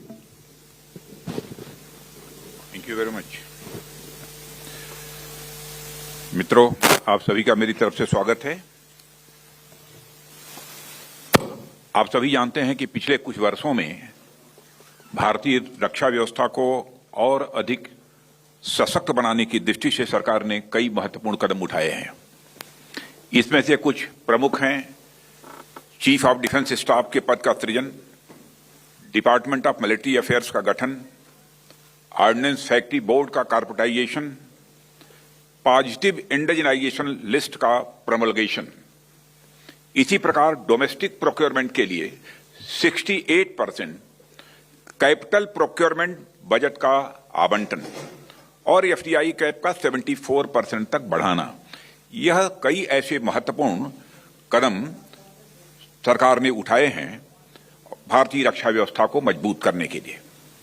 इसी दिशा में भारतीय सेनाओं को विश्व की बेहतरीन सेना बनाने के लिए उस दृष्टि से आज कैबिनेट कमेटी ऑन सिक्योरिटी ने भी एक ऐतिहासिक फैसला किया है। आज का अग्निपथ नामक एक ट्रांसफॉर्मेटिव योजना हम ला रहे हैं, जो हमारी आर्म्ड फोर्सेस में ट्रांसफॉर्मेटिव चेंजेज लाकर उन्हें फुली मॉडर्न और वेल इक्विप्ड। अग्निपथ योजना में भारतीय नौजवानों को बतौर अग्निवीर आर्म्ड फोर्सेस में सेवा का अवसर प्रदान किया जाएगा और यह योजना देश की सुरक्षा को मजबूत करने व हमारे युवाओं को मिलिट्री सर्विस का अवसर देने के लिए लाई गई है। आप सब मेरी इस बात से जरूर सहमत होंगे कि संपूर्ण राष्ट्र, खासतौर पर हमारे नौजवान, आर्म्ड फोर्सेस को सम्मान के नजरिए से देखते हैं।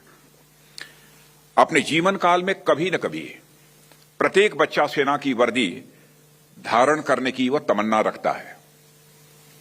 अग्निपथ योजना के अंतर्गत यह प्रयास किया जा रहा है कि इंडियन आर्म्ड फोर्सेस का प्रोफाइल पूरी तरह से यूथफुल हो। यूथफुल प्रोफाइल से यह फायदा भी होगा कि उन्हें नई नई टेक्नोलॉजी के लिए आसानी से ट्रेन किया जा सकेगा और उनकी हेल्थ और फिटनेस का लेवल भी काफी बेहतर होगा। साथियों, इस अग्निपथ योजना से एम्प्लॉयमेंट अपॉर्चुनिटीज बढ़ेंगी और अग्निवीर सेवा के दौरान अर्जित स्किल्स एवं एक्सपीरियंस उन्हें विभिन्न क्षेत्रों में एम्प्लॉयमेंट भी प्राप्त कराएगा और इससे भारतीय अर्थव्यवस्था को भी हायर स्किल्ड वर्कफोर्स की उपलब्धता होगी, जो प्रोडक्टिविटी गेन और ओवरऑल जीडीपी ग्रोथ में सहायक होगी। अग्निवीरों के लिए एक अच्छी पे पैकेज, 4 साल की सेवा के बाद एग्जिट पर सेवा निधि पैकेज एवं एक liberal death and disability package की भी व्यवस्था की गई है।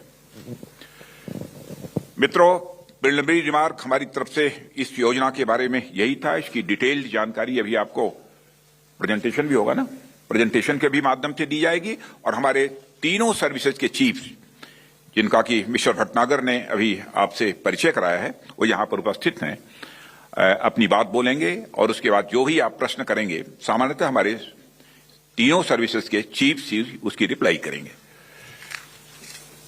धन्यवाद। जय हिंद। मैं लेफ्टिनेंट जनरल अनिल पुरी हूं। मैंने डिपार्टमेंट ऑफ मिलिट्री अफेयर्स का काम संभाल रखा है। आज मैं आपको अग्निपथ स्कीम से अवगत करवाऊंगा।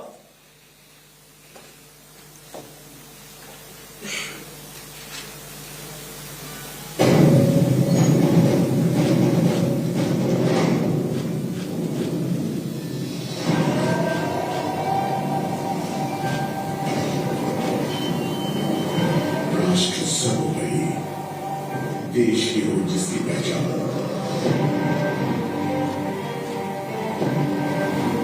खतरों से आंखें मिलाने का हो जुनून, ऐसे हैं भारत के वीर जवान।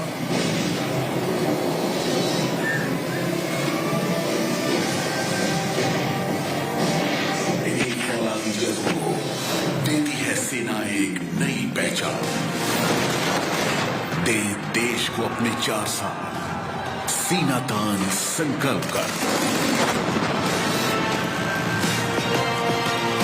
बहुत खास है युवाओं के लिए ये देश सेवा का अवसर। चलो भरें भारतीय सेना में युवा जोश हम मिलकर। वर्दी का गौरव मिले जो एक स्वर्णिम कल से सजे, तमगे बढ़ाएं सीने की शान।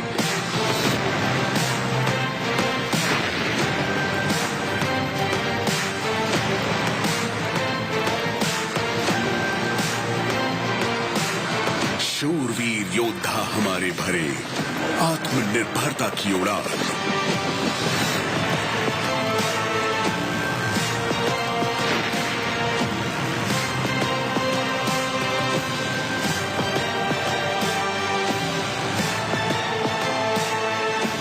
अब पर्वत भी नहीं डिगा सके इनके हौसलों को, जिन्होंने किया कतरा कतरा देश के नाम।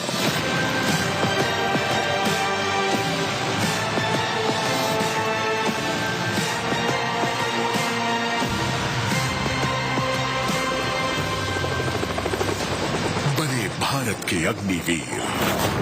अग्निवीर बने।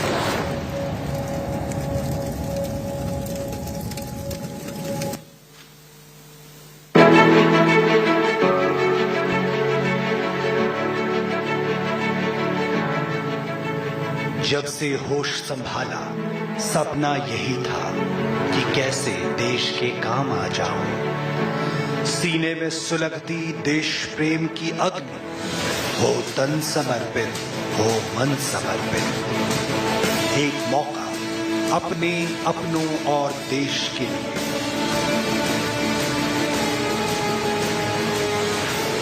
चौखट के बाहर कर रहा इंतजार, गर्व से भरा एक उज्जवल भविष्य, एक अग्निपथ।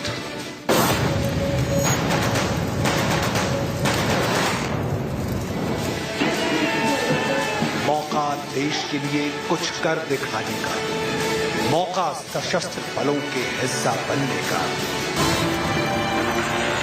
प्रशिक्षण जो तराशेगा आपको, रोमांच दौड़ता रग रग में तुम्हारी।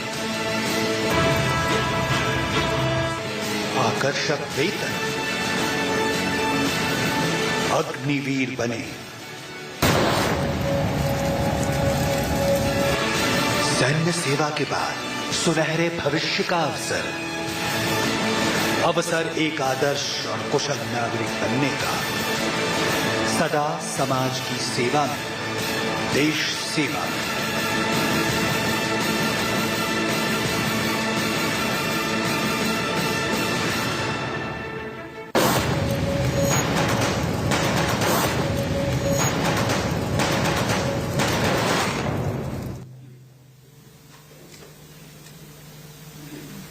नीड और नेसेसिटी के आधार पर हमने भारतीय सेनाओं के लिए एक लक्ष्य रखा है, जिसमें इनटेक एंड रिटेंशन की प्रक्रिया को नया रूप दिया है। Why? With a view to evolve एक युवा, गतिशील, भविष्यवादी, विविधता से भरी सैन्य शक्ति। क्या होगा? We will provide opportunity to the youth to serve the nation for short and long duration as Agniveers. भारतवासियों में देश की सेवा करने का एक भावना है, जिसको चैनलाइज करने का मौका देना हम सबका कर्तव्य है। भारतीय सेना की प्राउड लेगेसी, बलिदान, कर्तव्य, plus today's young India, unstoppable combat power. We are giving youth a chance for both long and short duration military service. Arm forces में युवा प्रोफाइल की नेसेसिटी है, जैसा कि अभी हमारे रक्षा मंत्री ने बताया। हमारी आज की एवरेज एज तकरीबन 32 साल है, जो आगे आने वाले टाइम पे ये 26 चली जाएगी, 6 से 7 साल में. In order to transform the armed forces into youthful, tech-savvy, modern, there is a need to harness the youth potential and make him a future-ready soldier.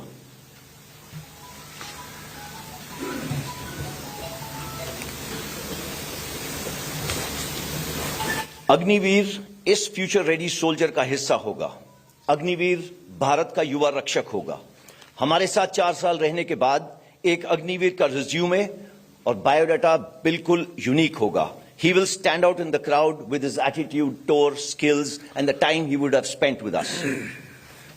इस स्कीम के कुछ एडवांटेजेस तो बहुत है, बट मैं सिर्फ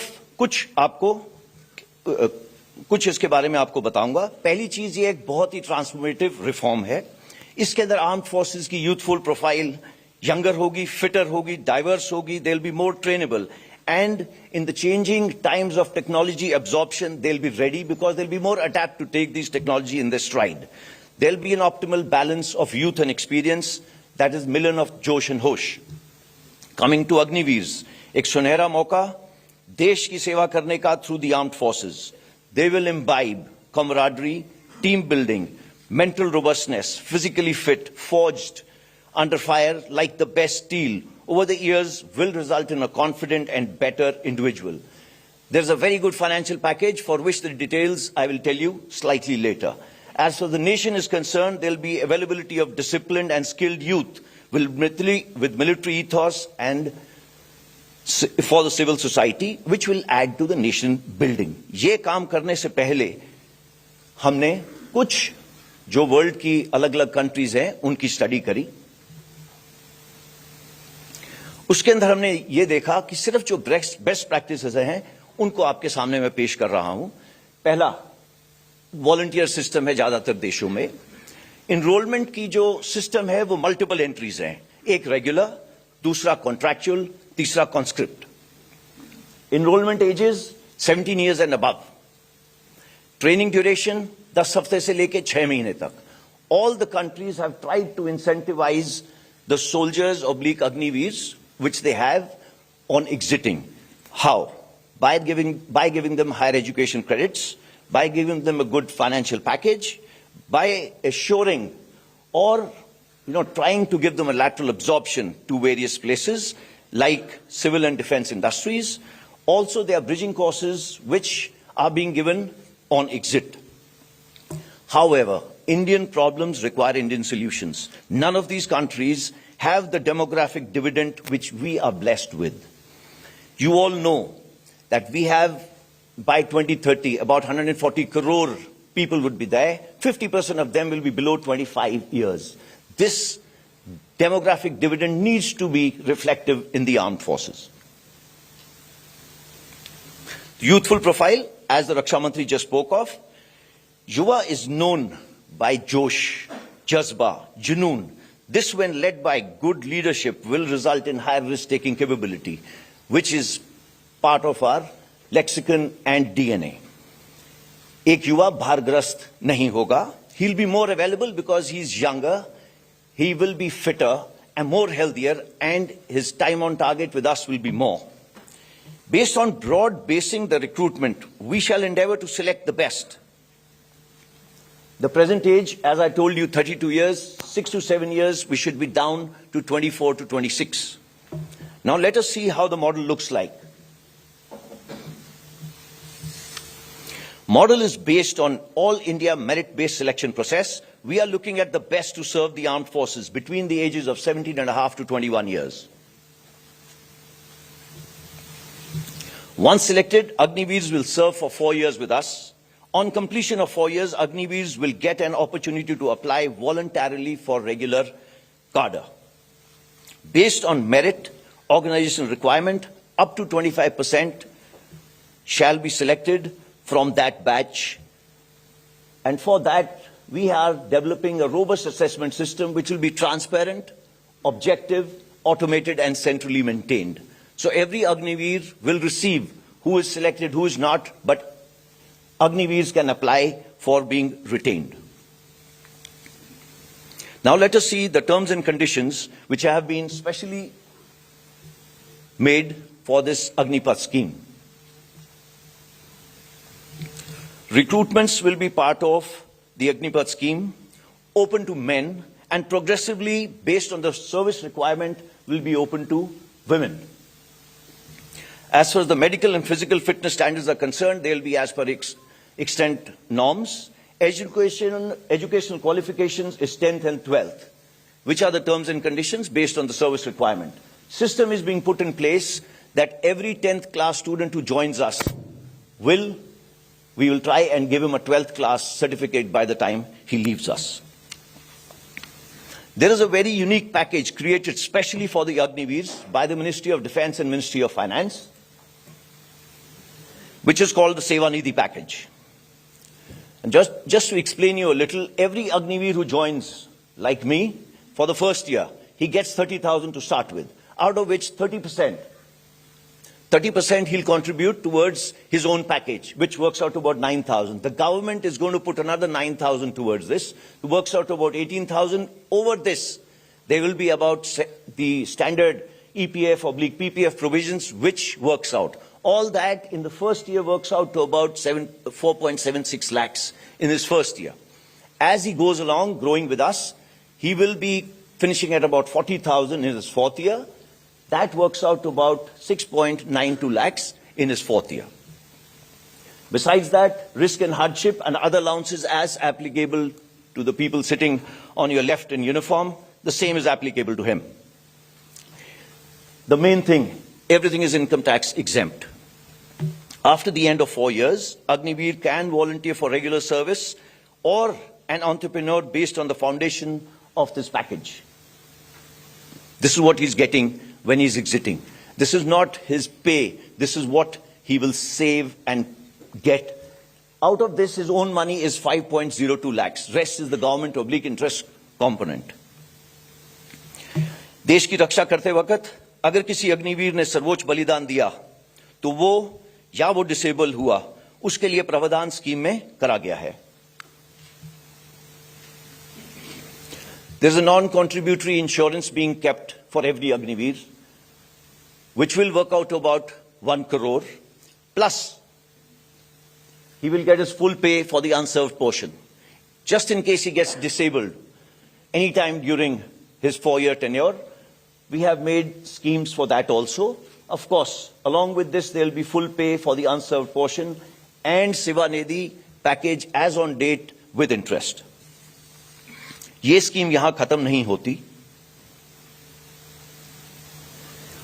We will be endeavoring to raise the technical threshold by getting recruitment done through the ITIs. Impetus will be given to self-employment and entrepreneurship. Focus for in-service skilling, skill certificate, tailor-made bridging courses are being designed for them. The first rally of the Agniveers will start 90 days from today. This is indeed a transformational scheme aimed to empower the armed forces. It is an opportunity for all of us to embrace new concepts, collaborate to enhance our war-fighting capability using whole of the government approach, जिसमें सभी की भागीदारी हो. अब मैं request करूंगा air chief marshal V R. Chaudhari को कि वो अपने विचार आपके साथ शेयर करें. जय Hind. Good afternoon, ladies and gentlemen. The armed forces of this nation are the first responders to any external threat, standing firm on the ground, in the air, or on the sea. The primary source of strength are the personnel who man the machines of war, and the Agnipath scheme would give all eligible citizens an opportunity to join the armed forces as Agniveers. The Agniveers who will form a part of the Indian Air Force are going to be an inherent component of an organization that prides itself on its core values of mission, integrity, and excellence. These core values equip our men and women with the knowledge, ethos, and pride to render service to the nation and forms the bedrock on which professional attitudes and beliefs that characterize an air warrior are formed. Agniveers, by virtue of the tailored training that will be accorded to them, combined with a robust and resilient unit ethos and work culture, will imbibe these very values.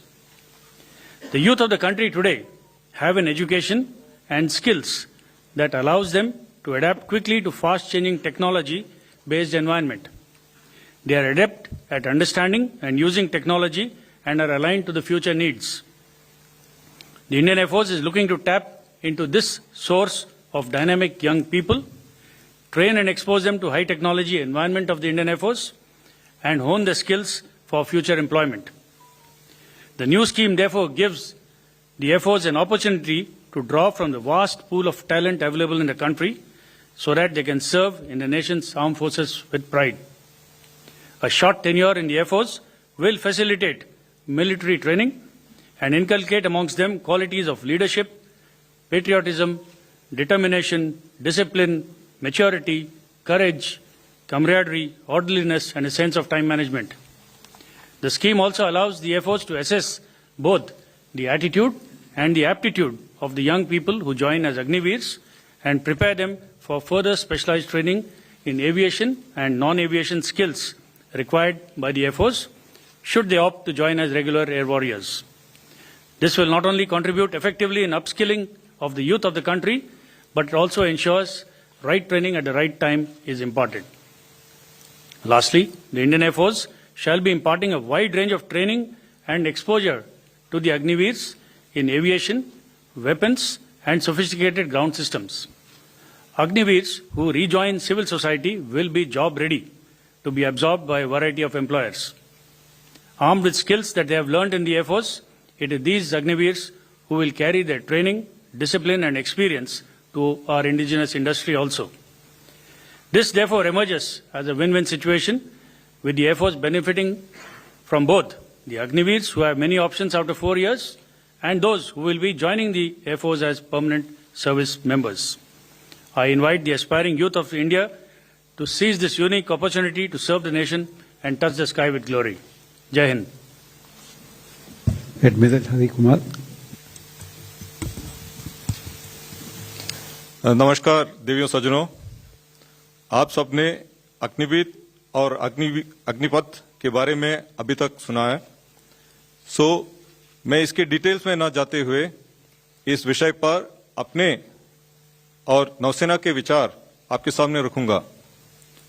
सबसे पहले मैं ये बोलना चाहता हूं कि Agnipath scheme एक नए दौर की नई सोच है, एक आइडिया जो made in India and make for India है, एक आइडिया जो आर्म फोर्सेस के ह्यूमन रिसोर्सेज मैनेजमेंट को पॉजिटिवली इंपैक्ट करेगा, एक आइडिया जो युवाओं के एस्पिरेशंस और आर्म फोर्सेस की फ्यूचर रिक्वायरमेंट्स में बैलेंस लाएगा, एक आइडिया जो कारगिल कमेटी रिपोर्ट के अनुसार आर्म फोर्सेस के प्रोफाइल को और यूथफुल बनाएगा। और अगर हम फ्यूचर की सोचें तो एक ऐसा आइडिया जो देश की युवा पीढ़ी को सक्षम, समृद्ध और सशक्त बनाकर पूरे देश में बदलाव लाने की क्षमता रखता है। हम सब जानते हैं कि वर्तमान और भविष्य के चैलेंजेस कंटिन्यूअसली इवॉल्व हो रहे हैं और इन चैलेंजेस को एडिक्वेटली एड्रेस करने के लिए ये जरूरी है कि हम लेसन्स लर्न्ड और बेस्ट प्रैक्टिसेस के साथ साथ हमारे आउटलुक और क्षमता में परिवर्तन लाएं। In navigating the turbulent tides of competition and conflict across the world, we cannot afford to merely continue along the beaten path. Doing more of the same is no more an option.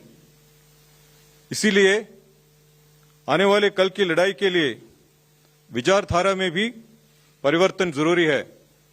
As far as the Navy is concerned, the Agniveers will provide a steady and continuous infusion of unbridled vitality, enthusiasm and new age abilities of youth. एक तरफ ये हमारे arm forces के talent pool को विस्तार करेगा, साथ ही साथ ये हमारे युवाओं को गर्व से मिलिट्री यूनिफॉर्म पहनने का आकर्षक ऑप्शन भी देगा। इंडियन नेवी अग्निवीरों को अपने state of the art warships, submarines, aircraft carrier, military aircraft, other combat platforms and units, our latest weapons, sensors, communication systems, IT systems, networks, वगैरह में काम करने का यूनिक अनुभव प्रदान करेगी. This experience will hold them in good stead for the rest of their lives while also contributing to society and community development. On completion of 4 years of uniform service, they will be a vital element in India's growth story, contributing to nation building through grooming, skilling, and inspiring of future generations, while instilling and reinforcing a greater sense of nationalism and patriotism. Therefore, the Agnipath initiative and the Agniveers that it will produce will play a pivotal role in enhancing the effectiveness and efficiency of the Navy and the country as both grow and rise to the challenges.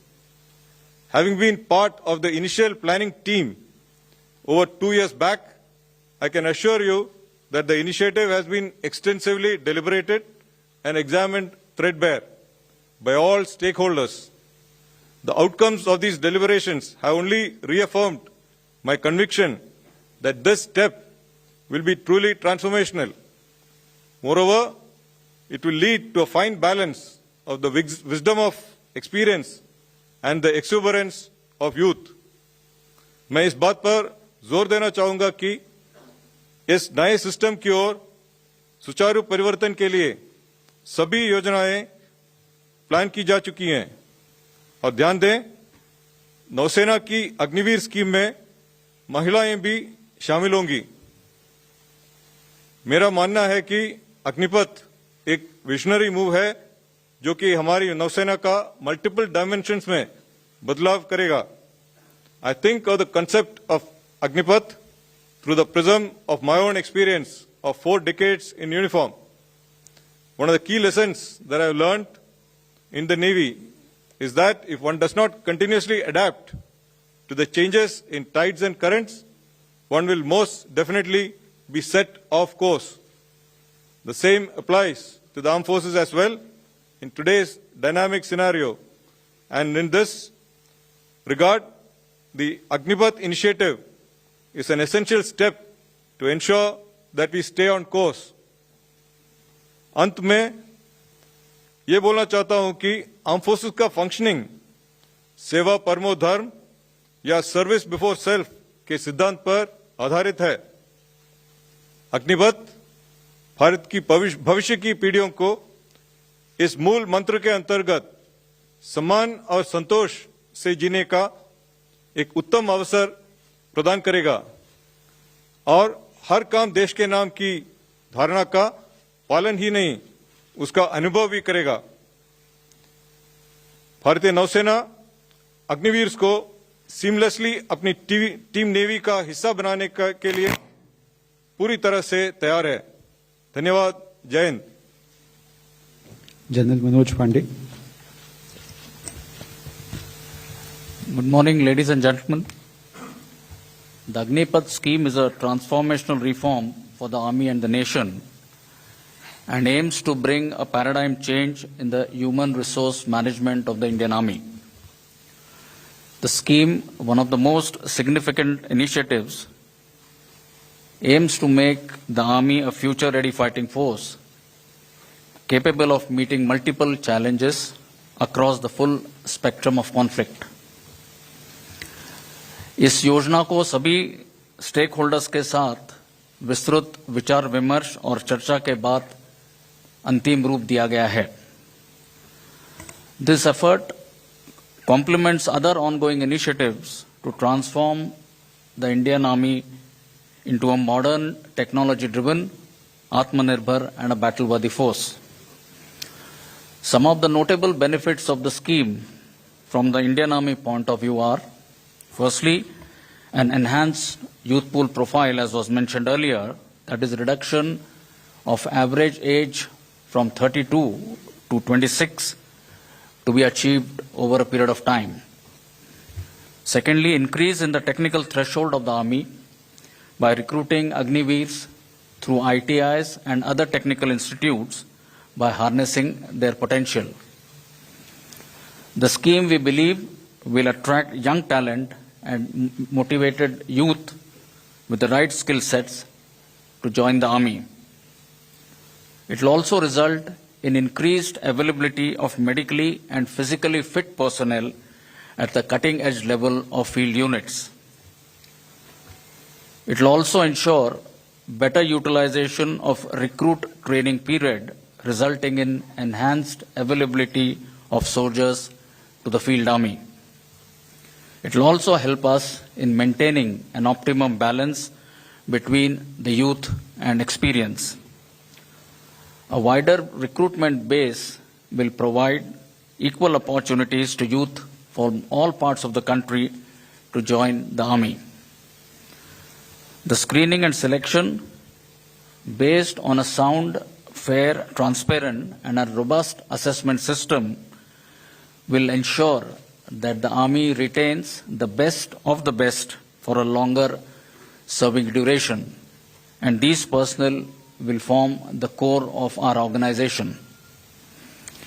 The Agniveer, leaving after 4 years, will be empowered with suitable skills and financial means and carry a unique resume, as was alluded to earlier, that will significantly enhance his value and employability in the civil society. The new process heralds a paradigm shift in our recruitment process and will necessitate changes in the way we impart training to our recruits and soldiers in enhancing their combat potential.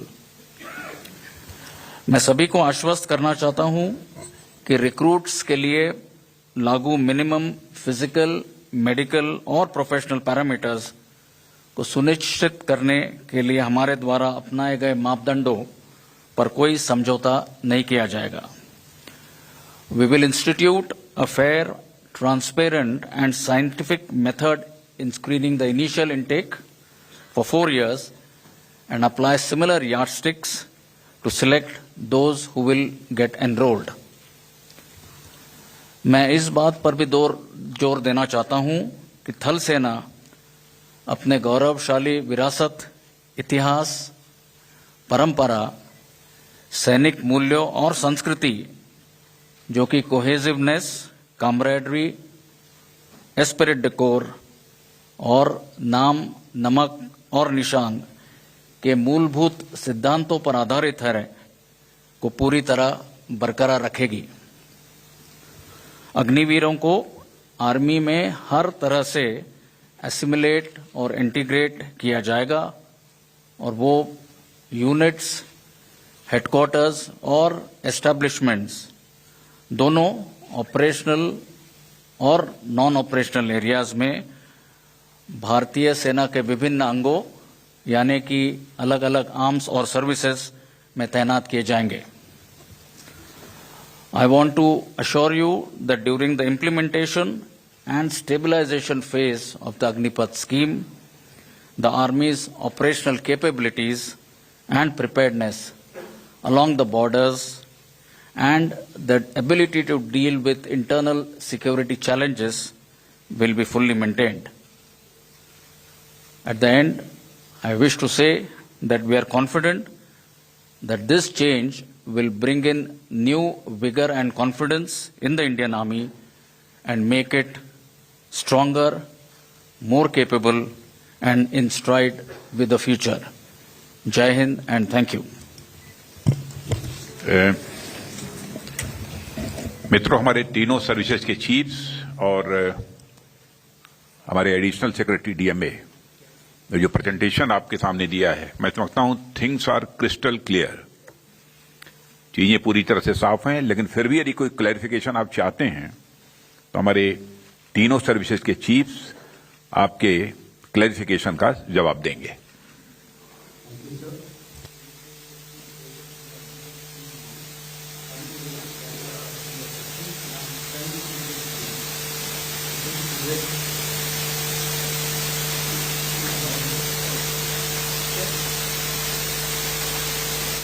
So I'm Rahul Singh from Hindustan Times. My question is to the Army Chief. So this scheme has been at the center of an intense debate in the recent months, with a lot of people pointing out the advantages and the disadvantages. Now, one thing which a lot of veterans have pointed out is that this Agnipath scheme, or the All India All Class recruitment model, will strike at the very foundation of the regimentation system, which is time-tested and has worked very well for us. So do you see any kind of issues related to morale, cohesion, or discipline with the introduction of these schemes? Right. Let me start by mentioning that Indian Army is largely all India, all class. Even today, 75% of our units already have an all India, all class composition. A limited number of units are based on class composition. Also, I must mention that the regimental system and class composition, though interlinked, are two different concepts. We need to understand that the basic aim of recruiting Agniveers on an all India, all class basis is to widen the recruitment base and provide equal opportunity to youth of the country, across the country, to serve the nation. Regimentation, I feel, is dealing from this endeavor. We will continue to draw strength from the bonds of esprit de corps and team spirit, which are generated through living, training, and fighting together, irrespective of the class or caste of the comrades in arms. I believe our regimental system will evolve with a greater national pan-India character. Gradually, the class-based character of certain units and regiment that have a fixed composition today is expected to evolve into an all-India, all-class structure in the future. The Indian Army has a rich history, tradition, military values and culture based on the principles of cohesive and camaraderie, and I believe this will not change. As I mentioned in my opening statement, the Agniveers will be fully assimilated and integrated into the organization, ready for deployment based on the operational requirements. Our organizational ethos and culture, we are convinced, will motivate the Agniveers to imbibe the military values and regimental spirit. Thank you. 124.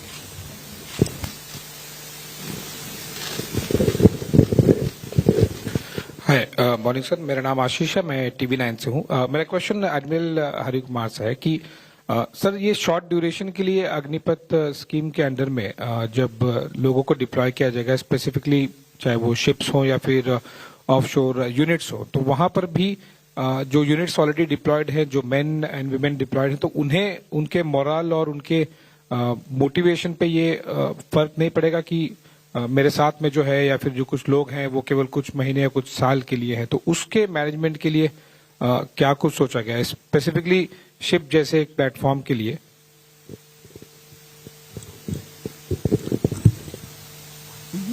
देखिए, हमारी opinion में ये it will only impact positively. As such navy में जो है ये personal जो ships में जाते हैं, यूनिट्स में जाते हैं, उनको हर 2 साल या 3 साल में उनको रोटेट करते हैं। मतलब वो 2 साल एक शिप में है, फिर या दूसरे शिप में जाते हैं या एशोर आ जाते हैं। तो दिस अ मैंडेटरी रिक्वायरमेंट, ताकि उनको ब्रेक मिल जाता है फ्रॉम दी शिप टेन्योर। तो ये रोटेशन हर व्यक्ति का होता है। तो इसलिए दी यूनिट कोहेशन जो आप बात करते हैं, it is not depending upon the longevity in a unit or the amount of time that is spent in a unit. It is more related to the type of training, the type of leadership, the type of challenges that you face together that leads to the bonding within the ship, and that is what translates into morale. So as in the Navy we have something called a divisional system. तो ये divisional system जो है, इसमें there is a team of about 11 personnel form a division, and in that there is it is headed by a divisional senior sailor and a divisional officer. So they look after them both professionally as well as personally. They know them well, and the interaction happens almost 24/7 whenever they are in their action post or when they are doing partnership work and so on. So this is a time-tested system, and which helps to bring in the new Agniveer into the ship and help him to integrate and assimilate well. So therefore we don't see any problem or any difficulty in inducting them into the combat platforms. Thank you. 63. Sir, I am Shivani Sharma from Times Now Nav Bharat, and my question is for the Army Chief. There have been a lot of concerns, especially from the veterans, on the short span and the issues that might concern the attachment level. What are the other challenges that the scheme poses to the Army, and what is the roadmap or the strategy that you have planned to implement it? Thank you for the question. To start with, I'll list out a few of the challenges that we visualize coming up as we move forward. Firstly, is the requirement to modify and refine our current recruitment process, essentially to expand the recruiting base. We also need to identify and select the right ITI qualified youth for induction into our technical trades. Optimizing the recruitment training period is another issue that we are currently examining. As I mentioned earlier, assimilation and integration of the Agniveers into the system is an important aspect, and that is something which we are working at. Besides, there are some HR management issues like identifying the correct billets for the Agniveer, both within our organization and outside it, maybe on deputation. The skilling the Agniveers and empowering them for enhancing their value and employability is another issue which we'll have to look at.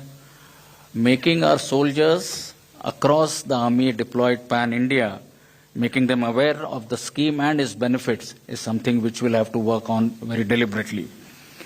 Now, what measures currently we are taking to mitigate these challenges is, of course, first and foremost, I must state that the senior leadership, we are convinced of the benefits of the scheme and are fully geared up to embrace this change.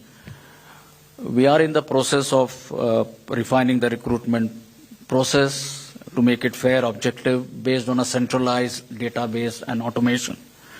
We are also in touch with the concerned ministry and the ITIs, and they have been requested to align their course curriculum, course content with what the Army's requirement for induction into technical trades is. We also have plans to upgrade our training infrastructure, especially in the regimental centers.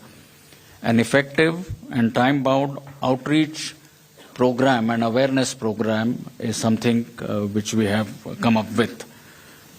And lastly, we are looking at all the above-mentioned aspects and consultations both within the Army as well as with outside agencies. And this is something which is currently underway. Thank you. 176. Sir, मैं कृष्ण मोहन मिश्रा हूँ, जी news से। मेरा सवाल सेनाध्यक्ष के लिए है। भारत के दो पड़ोसी चीन और पाकिस्तान दोनों के साथ लंबा सीमा विवाद चल रहा है। घुसपैठ की कोशिशें होती हैं, झड़प होती हैं, युद्ध भी हो चुके हैं। यानी भारतीय सेना लगातार कार्रवाइयों में लगी हुई है। कार्रवाइयों में हमेशा अनुभवी सैनिक, सीजन सोल्जर, पुराना सिपाही की बात होती है। 4 साल बाद जब ये जो भी आएंगे रिक्रूट 4 साल बाद चले जाएंगे, तो ऐसी कार्रवाइयों में पुराने सैनिक की कमी अखरेगी नहीं क्या?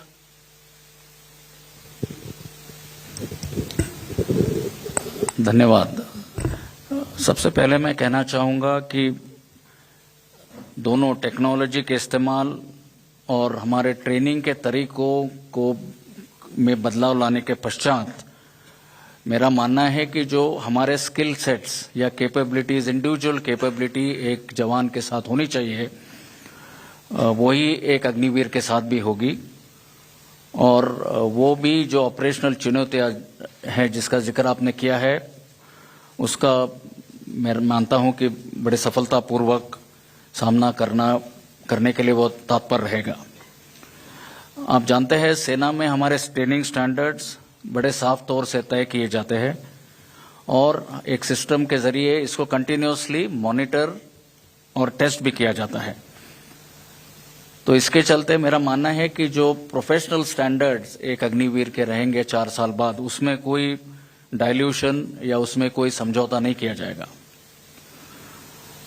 और जैसे मैंने बताया, अग्निवीर अपने 4 साल के ट्रेनिंग के दौरान बड़े आसानी से और सरलता से हमारे ऑर्गेनाइजेशन या आर्मी की यूनिट्स में जुड़ जाएंगे और आवश्यकता अनुसार जहां पर भी जरूरत पड़े पाकिस्तान बॉर्डर और चाइना बॉर्डर पर इनको हम तैनात करेंगे। हमारा यह प्रयास रहेगा कि इस स्कीम को बड़े स्मूथ और सीमलेस तरीके से हम इम्प्लीमेंट करेंगे और इसके होते हमारी ऑपरेशनल क्षमता में कोई कमी ना आए। हम अपने यूनिट्स में सही संख्या में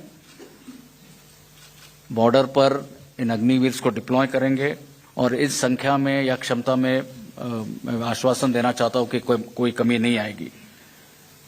और ये हमारा एक मेन फोकस रहेगा कि अग्निवीर स्कीम के इंडक्शन और स्टेबलाइजेशन के दौरान किसी भी प्रकार से हमारी ऑपरेशनल कैपेबिलिटीज खास करके बॉर्डर एरियाज में इसमें कोई कमी ना आए। धन्यवाद। 86 सर, मैं मधुरेंद्र न्यूज नेशन से। मेरा सवाल नेवी चीफ से है, क्योंकि नेवी में हम देखते हैं कि टेक्निकली प्रोफिशिएंट और खासतौर पे वेल ट्रेंड जो लोग हैं वो होते हैं। चूंकि ये भर्तियां 4 साल के लिए होगी, तो किस तरह से इनको नेवी के लिए टेक्निकली फिट और ट्रेंड किया जाएगा ताकि वो जो करेंट नेवी का एक तरह से पूरा हम देखें कि मास है और जो हम कहें कि एक तरह से एफिशिएंसी है, उसको मैच कर पाएंगे। धन्यवाद। ये जो स्कीम है ये नेवी का जो यूथफुल प्रोफाइल और टेक्निकल कॉम्पिटेंस में बढ़ावा लाने के लिए है। तो अभी क्या होगा, ये जो अग्निवीर का जो ट्रेनिंग प्रोग्राम जो है उसमें हमने करिकुलम वगैरह टेलर करके जो ट्रेनिंग अभी जो पहले से जो नौजवान भर्ती हो रहे हैं उनका सेम टाइप ऑफ ट्रेनिंग ही होगा इनके लिए, लेकिन ये ट्रेनिंग थोड़ा इम्प्रूव्ड होगा। हमने क्या किया, ये पहले 22 वीक्स का ट्रेनिंग होता था इनिशियल ट्रेनिंग में, उसको हमने अभी कम कर दिया कि 16 वीक्स ट्रेनिंग बेस में होगा और 2 वीक ट्रेनिंग शिप में होगा। तो इसमें हम new techniques, new processes, simulators, emulators ये सब लाके इनका ट्रेनिंग का मेथोडोलॉजी इंप्रूव करके ट्रेनिंग आउटपुट सेम या बेहतर रहेगा, लेकिन ट्रेनिंग ड्यूरेशन कम किया गया। So what will happen is, ये जो इनिशियल जो हमारा मेंटेनेंस रिक्वायरमेंट है जो फर्स्ट 4 इयर्स में पहले भी लोग करते थे, उसमें same level of competence will be there, लेकिन the problem will come for the deeper maintenance requirements. तो इसके लिए currently we have train personnel called artificers, तो जिनका ट्रेनिंग होता है करीब 2-2.5 साल ट्रेनिंग एस्टैब्लिशमेंट में होता है और उसके बाद वो जहाज में जाके काम करके फिर प्रोफिशिएंट हो जाएगा और इक्विपमेंट रिपेयर करना वगैरह शुरू कर देता है। तो इसमें again we are looking at a complete change. इसमें 2 तरीके से हम we are bringing in improvements. एक तो आईटीआई क्वालिफाइड अग्निवीर्स को एनरोल करेंगे, जिसमें से ये फायदा होगा कि आईटीआई ट्रेंड जो है उसका ऑलरेडी बेसिक टेक्निकल नॉलेज काफी अच्छा है, तो उसको जहां 2 या 2.5 साल का ट्रेनिंग पहले होता था, उसको अभी बस 6 मंथ्स का एडिशनल ट्रेनिंग दिया जाएगा on specific equipment which is there on board ship और सबमरीन और एयरक्राफ्ट एक्सेट्रा। दूसरा मेथड जो हम अभी इंप्लीमेंट कर रहे हैं, that is known as the navy entry artificer scheme. That means जो ऑलरेडी नेवी में है और या अग्निवीर भी हो सकता है, लेकिन वो 4 साल के बाद 5th ईयर में उनको ये आर्टिफिशियल ट्रेनिंग दिया जाएगा, तो they will become qualified to undertake deep repairs of the equipment. So इस तरीके से हमारे ख्याल से there will be no reduction in the technical competency, बल्कि we feel that will be much more effective. And in fact, we are all Navy is also looking at a concept called operator maintainer. मतलब जो operator है, maintainer है, वो equipment को operate भी कर सकते हैं. तो this is a new manning plan that we are looking at in the Navy. धन्यवाद. Number 60, but before that I want to say that many media friends are calling this scheme as a tour of duty. That is incorrect. This is the Agnipath scheme. So I request everybody to refer it as Agnipath scheme and not tour of duty. It's being confused. Number sir, मेरा नाम संदीप है, news 18 India से. मेरा सवाल है वायुसेना प्रमुख से. सर, चूंकि सेना में जो यूथ आता है वो कहीं ना कहीं एक स्टेबल जॉब, एक पेंशनेबल जॉब की सोच से आता है, ये जो नई स्कीम है वो किस तरीके से फायदेमंद होगा उन लोगों के लिए, क्योंकि ना तो अब इसमें स्टेबिलिटी सिर्फ 4 साल की है और पेंशन इसमें है नहीं. देखिए, आज भी क्या होता है कि 12वीं कक्षा के बाद एक युवा को 3 ऑप्शन होते हैं. या तो हायर स्टडीज परस्यू करेगा, या तो कोई स्किल डेवलप करेगा, या एम्प्लॉयमेंट की अपॉर्चुनिटी ढूंढेगा. हमारे एंट्री लेवल क्वालिफिकेशन अभी 12th पास है.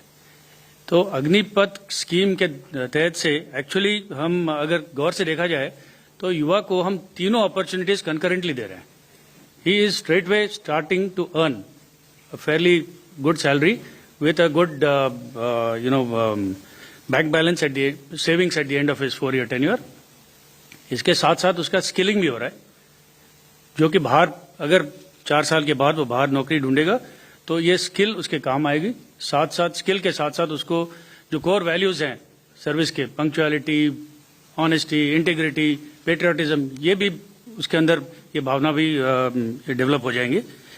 इसके अलावा नेशनल एजुकेशन पॉलिसी के तहत से जितना भी फॉर्मलाइज ट्रेनिंग दिया जाएगा उसको, उसके क्रेडिट पॉइंट्स मिलेंगे. उस क्रेडिट पॉइंट्स को लेके 4 साल के बाद वो हायर एजुकेशन परस्यू कर सकता है. तो concurrently actually he is achieving all the 3 AIIMS. और जो 4 साल के बाद जो ऑप्ट करके सिलेक्ट हो जाता है उसको तो पेंशनेबल जॉब है. जो बाहर जाता है he is the much more confident and skilled youth who can face the challenges of the world.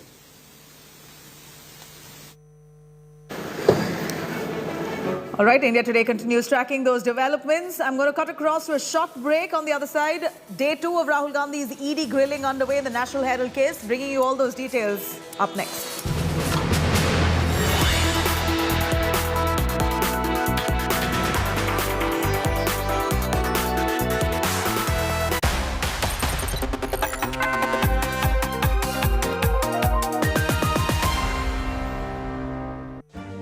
Make your media plan smarter with India Today Live TV on your connected devices.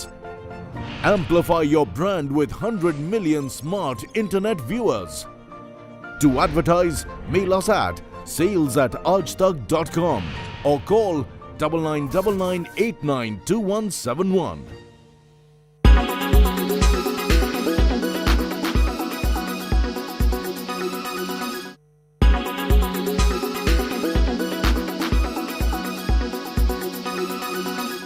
Everyone's busy finding what's trending.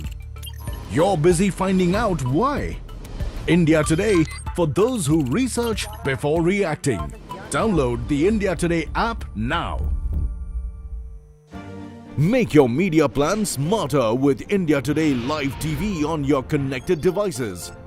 Amplify your brand with 100 million smart internet viewers. To advertise, mail us at sales@aajtak.com. Make your media plan smarter with India Today Live TV on your connected devices. You are watching India Today. You are watching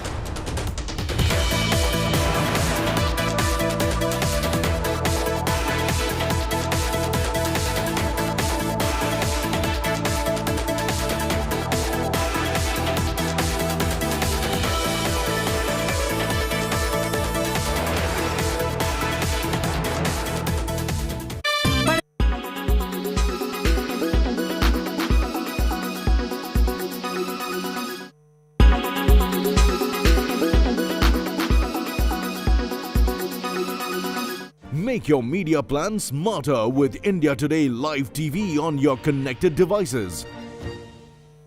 Everyone's busy finding what's trending. You're busy finding out why. India Today, for those who research before reacting. Download the India Today app now. Make your media plan smarter with India Today Live TV on your connected devices. Amplify your brand with 100 million smart internet viewers. To advertise, mail us at sales@aajtak.com. Make your media plan smarter with India Today Live TV on your connected devices. Everyone's busy finding what's trending. You're busy finding out why. India Today, for those who research before reacting. Download the India Today app now. Make your media plan smarter with India Today Live TV on your connected devices.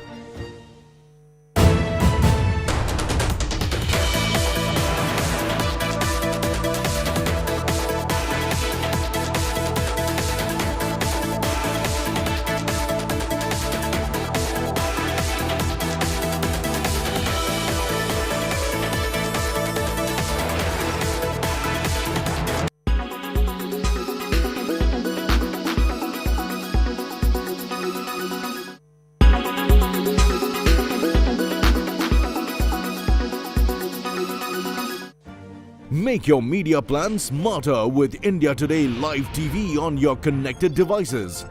Amplify your brand with 100 million smart internet viewers. To advertise, mail us at sales@aajtak.com.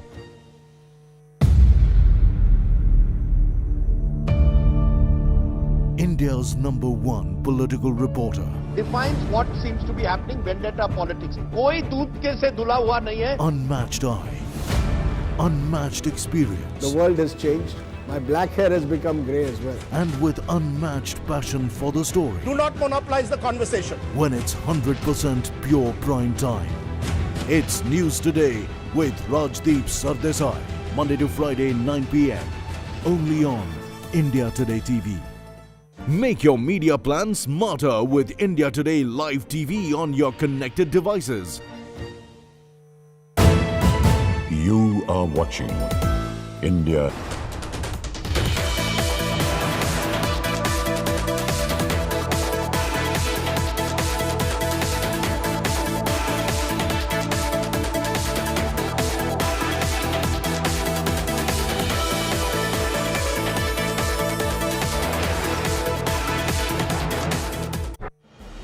India Today TV wins big at NT Awards 2022. Bags 14 most coveted awards. TV news presenter male Rahul Gandhi. Business news anchor female Abha Bakaya. Best news debate show News Track. Best talk show To the Point. Daily news bulletin News Today. TV news reporter Ashutosh Mishra. Sports special Go for Gold. Best use of graphics by a news channel State of War 2021 elections. And many more. With 37 awards for the India Today group, the most credible network is also the most awarded.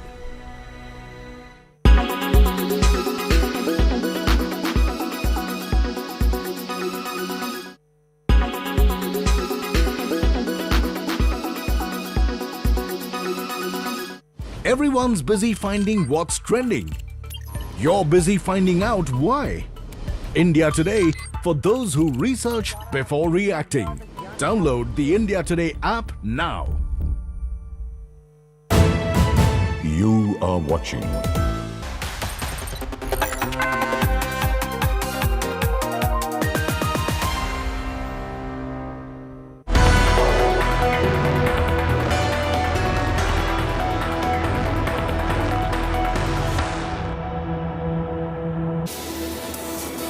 Now, there's no respite for Rahul Gandhi when it comes to his grilling by the Enforcement Directorate. Day 2, and it seems like the questioning continues. After being questioned for nearly 10 hours on Monday, the Congress MP is now at the ED office for the second round of questioning. Ahead of the visit, he was seen entering the AICC headquarters with Priyanka Gandhi, while several top Congress leaders and workers stood in solidarity with the Gandhis. ED sources close to India today have revealed that Rahul looked cautious and his lawyers had already tutored him as to what to say. ED sources also said that Rahul was evasive on some of the questions and they were not satisfied with Rahul's answers. Therefore, they've called him for questioning another round.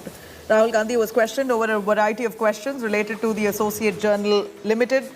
In fact, ED has questioned Rahul Gandhi about his role in the organization that owns National Herald paper.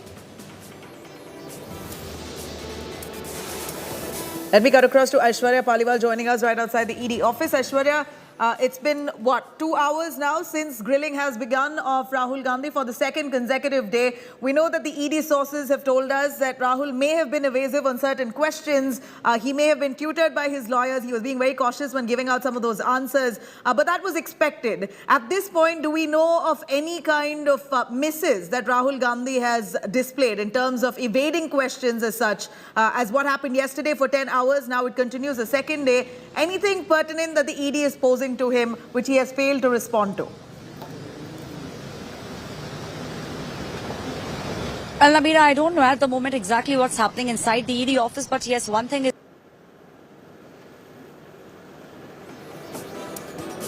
I'm going to try and patch Aishwarya Paliwal again. Shreya, who's currently joining us from the Congress office. Shreya, over to you. We saw the kind of commotion on the second consecutive day, right after Rahul Gandhi was asked to come to the ED office for the second round of summons. Yet again, massive commotion, drama, hangama by the Congress leadership there. They've channelized all their energies only to stand in solidarity with Rahul Gandhi, and certainly not a peaceful one. Violent protests, I would say. We saw the police stepping in, many of them trying to jump off barricades, slogan air right in the heart of Delhi city. We saw the traffic police of Delhi now also issuing advisories to people, commuters, to take different diversions. I mean, is this all needed at all? Well, Nabila, you know, there are questions that are being raised against the Congress's attitude towards the summoning of Rahul Gandhi. Since yesterday they have been out on the roads protesting. I'm outside the Enforcement Directorate office, where we also saw the Congress protesters, who was led by the Youth Congress President Srinivas.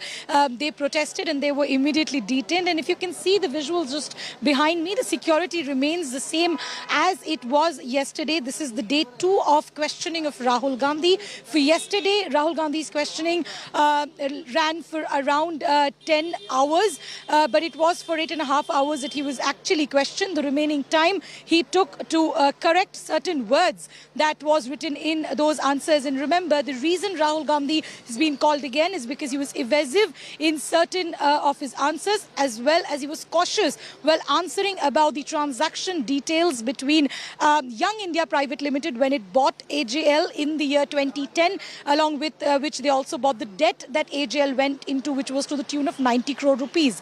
Now, apart from that, we're also learning there are some more documents that the Enforcement Directorate is posing before Rahul Gandhi today, asking the questions, because there was a question of the assets of AJL that the Young India Private Limited had also acquired, which was to the tune of 2,000 crores at prominent locations. This was against a criminal complaint that was filed in a trial court by Subramaniam Swamy, followed by which now we see that the Enforcement Directorate has actually filed a PMLA and questioning Rahul Gandhi. This is the first time that the agency has questioned him. Second day of questioning will be interesting to see whether it runs on as long as it did yesterday. But if Rahul Gandhi continues to be evasive, he will continue to face the heat of Enforcement Directorate. Shreya, when you say evasive, a quick word and some clarity on what are those questions that he may have been evasive on. We know that ED sources have said that he has been quite cautious in answering some of those questions. He seemed like he was trained by a lawyer, his counsel, but that's no surprise.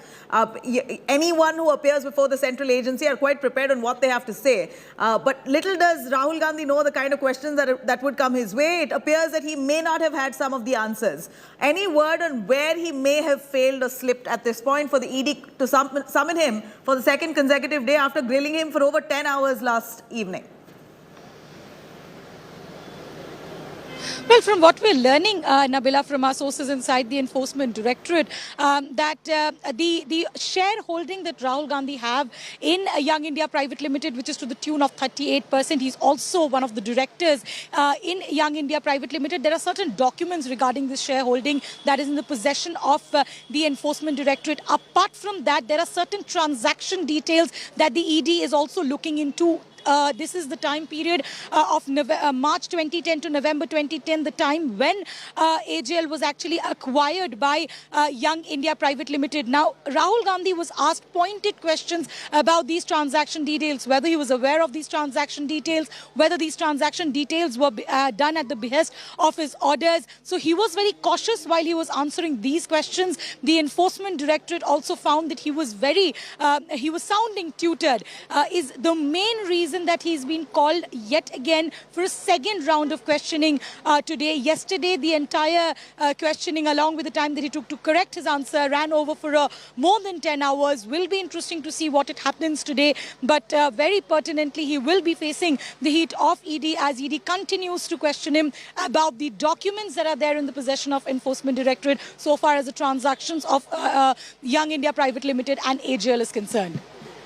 Right. At this point, we see that there are several Congress leaders, many of them, including Randeep Surjewala and the likes, B.V. Srinivas, who've been dragged in yet again to the Tughlaq Road police station. Do they not realize they're only adding to the commotion and the woes of people at large? This kind of backing for the Congress leader when he's been summoned on a corruption allegation is futile. Do they realize the intensity of the protests that they're currently carrying out at this point? What's been the response largely? We've heard the reactions, but when you spoke to them one-on-one...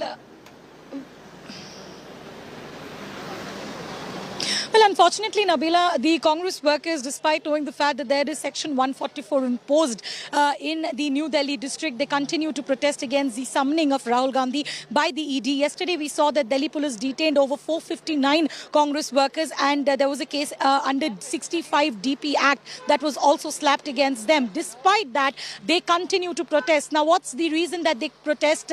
They say that this is a political witch hunt. If you further question the Congress party, they say that the company that is in concern, Young India Private Limited or AJL, these are Section 25 companies, which mean that the profit earned, if at all, cannot be shared by either the owners or those who are the board of directors. So that is one of the alibi that actually the Congress party is taking. And that's the reason they say that this is nothing but a political witch hunt as they face the Delhi police as well when they're protesting out on the streets. And at a time when the Delhi police has actually converted the New Delhi district into a fortress in and around the Enforcement Directorate as well as the AICC headquarters. Shreya, thank you very much. I'm going to come back to you, but really, is this a witch hunt? What are the real allegations against the Gandhi family? Rahul Gandhi and Sonia Gandhi have been summoned. Rahul has, the first round, attended the summons. He's currently being grilled. Sonia Gandhi will be appearing before the ED on the 23rd of June.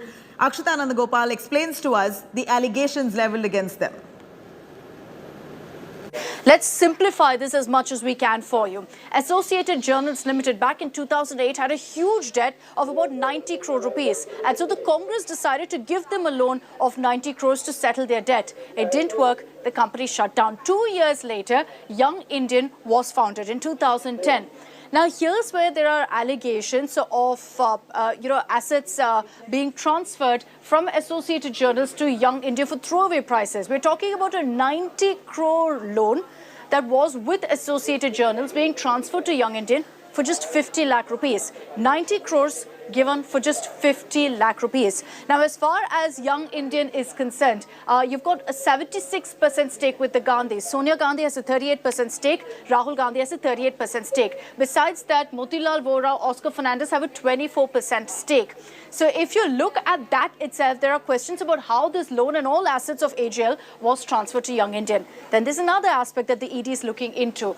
Dotex Merchandise Private Limited, shown as a Kolkata-based firm. The suspicion is that this was a shell company. They gave a 1 crore rupees loan to Young Indian. in 2010 when Young Indian was just 1 month old as a company and was worth about 5 lakh rupees. And despite that, 1 crore loan was given by Dotex Merchandise. The allegation by the BJP was that this was actually a money laundering operation. But all of this essentially sums up for you the allegations right now against the Gandhis with regards to the acquiring of AGL's assets by Young Indian. The loan being transferred of 90 crores for just 50 lakhs, and also this 1 crore loan that was given by Dotex Merchandise to Young Indian. Again, the Congress has maintained that Young Indian is a not-for-profit company.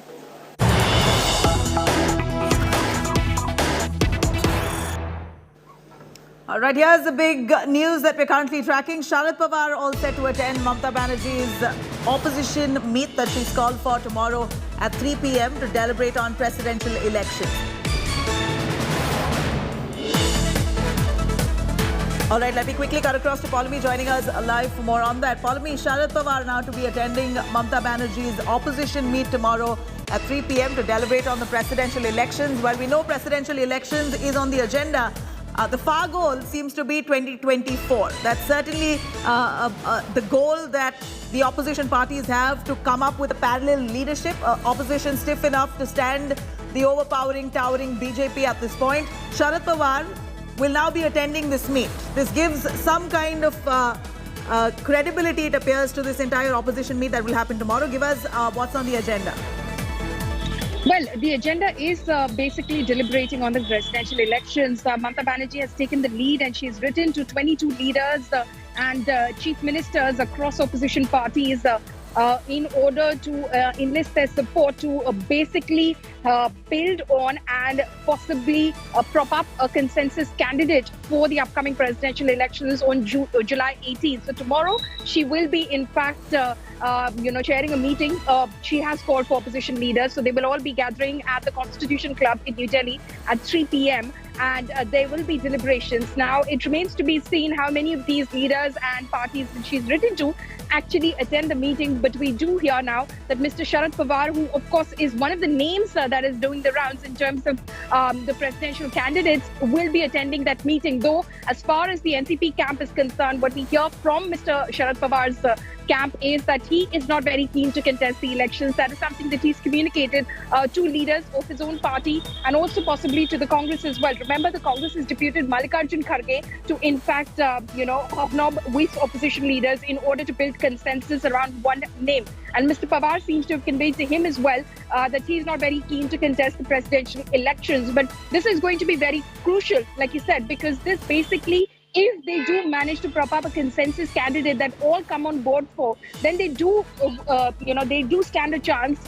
before the NDA and the NDA's candidate. While numbers are in the NDA's favor, if the opposition, in fact, speaks in one voice over here, this basically, even if they don't win the presidential elections and their candidate doesn't win the presidential elections, this basically sets the stage for 2024 and the possibility of a united front against the Bharatiya Janata Party. Well, it seems like Sharad Pawar itself is one of the candidates that the opposition seem to be mulling over. But what's Pawar's response to that? Initially, he wasn't even willing to be part of this meet, but now we hear he's going to be attending this. Well, Mr. Pawar has not been very keen to contest the elections. He has not shied away from attending any meeting. He does believe that there should be a consensus and they should, in fact, pitch a very strong candidate, a consensus candidate at that of the joint opposition in front of the NDA's candidate, whoever it will be. But Mr. Pawar himself is not very keen to contest the elections. We do hear that that was something which was, in fact, possibly deliberated upon when Mr. Mallikarjun Kharge, deputed by Mrs. Sonia Gandhi, met with Mr. Pawar as well. But what we hear from within the rank and file of NCP is that Mr. Pawar has conveyed to those close to him that he's not very keen and he's not going to contest the presidential election. So who exactly could possibly, in fact, emerge as a consensus candidate? Now, some within the NCP camp are forwarding the name of Mr. Ghulam Nabi Azad. Now, will the Congress, in fact, agree to that? Because Congress votes are going to be extremely crucial as well. So it's going to be very interesting to see whether the Congress, in fact, attends this meeting, which Ms. Mamata Banerjee has taken the lead and called for. Right, a little more clarity, Paulami, on what's the NDA stance on this. While they seem to have the numbers, they're still falling short, but who are they batting for? Well, at the moment, the NDA, of course, hasn't, come up with a name as of yet. They're obviously deliberating on those names. Final call will be the Prime Minister's, and the Prime Minister will have the final say and word as to who exactly will be the NDA's candidate. But, of course, the NDA has, for the moment, the Bharatiya Janata Party has deputed Mr. Rajnath Singh and Party President Mr. JP Nadda to speak to NDA constituents as well as opposition parties, UPA constituents and third front members as well. Parties like the BJD, like the YSRCP as well, who usually are on the fence, have supported the NDA in the past to enlist their support for their candidates. So they are going to be speaking to everyone in order to gain their consensus and possibly have a consensus candidate who doesn't exactly have to contest an election to be elected to the post of president. So the NDA, the BJP to be specific, has deputed Mr. Rajnath Singh and Mr. JP Nadda for it. So it remains to be seen eventually if they are able to enlist the support of others as well when they speak to them. But yes, the Prime Minister is already in conversations. We do hear that when Mr. Naveen Patnaik was here in Delhi and Jagan Reddy was here in Delhi just a few weeks ago, there was conversation in their meetings with the Prime Minister about the presidential elections, though not officially, confirmed.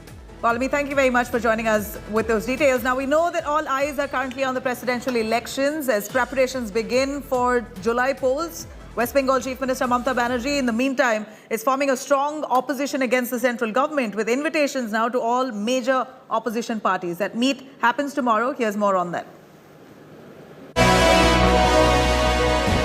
The race for Raisina Hill is heating up. All eyes are now on who will be India's next president. Poll for the election will be taken in Parliament House and in the premises of the state legislative assemblies. With the presidential election just around the corner, the opposition is trying to field a joint candidate. TMC Supremo Mamata Banerjee is in the national capital to front a strong opposition against the centre. The Bengal Chief Minister has extended an invite to all major parties. The NCP, Aam Aadmi Party and other opposition parties are expected to participate in this brainstorming session. While the opposition brainstorms, the BJP will hold its own consultations with political parties to arrive at a consensus candidate. The BJP-led NDA has 48.9% votes in the Electoral College. This means the BJP will have to ensure the support of key regional players like the YSRCP, BJD and TRS to ensure its candidates win. The presidential polls will be a litmus test for opposition unity, with Mamata taking the lead to finalize an opposition candidate instead of waiting for the Congress. A consensus could be tough. Bureau Report, India Today. We're slipping into a short break. As we leave you here, here are some of those images coming in from Karnataka where Chief Minister Basuraj Bommai got quite emotional after watching a film. He remembered his dog, which he lost last year. Bommai broke down after watching a Kannada film called Charlie 777, which is all about a relationship between man and his dog. The Karnataka Chief Minister appreciated the film, spoke about his best friend, his dog, his Labrador that he lost last year as he broke down emotionally.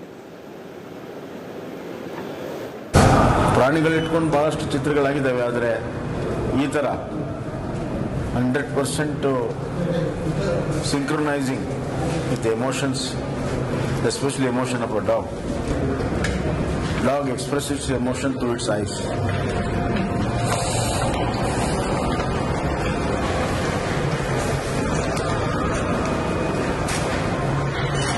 ಬಹಳ ಅದ್ಭುತವಾಗಿದೆ.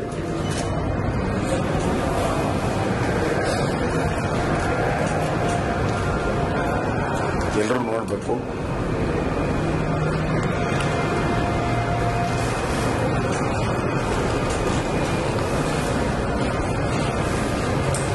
ನಾನು ಎಲ್ಲ ಕಡೆ ಹೇಳ್ತಾ ಇರ್ತೇನೆ, unconditional love ಅಂತ.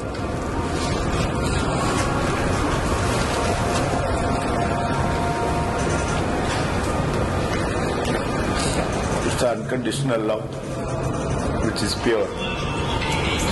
And this cinema has brought purity in love to Rakshit Sethi and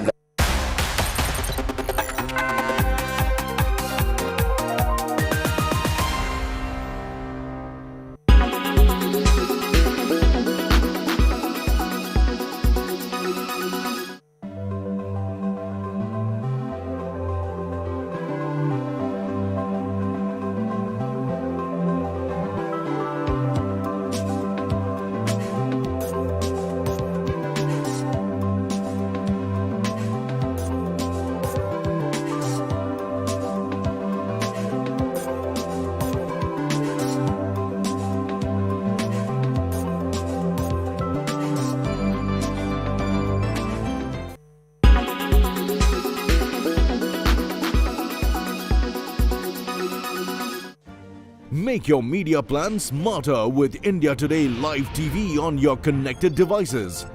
Amplify your brand with 100 million smart internet viewers. To advertise, mail us at sales@aajtak.com.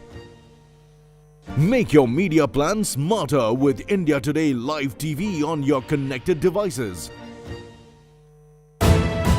You are watching India Today.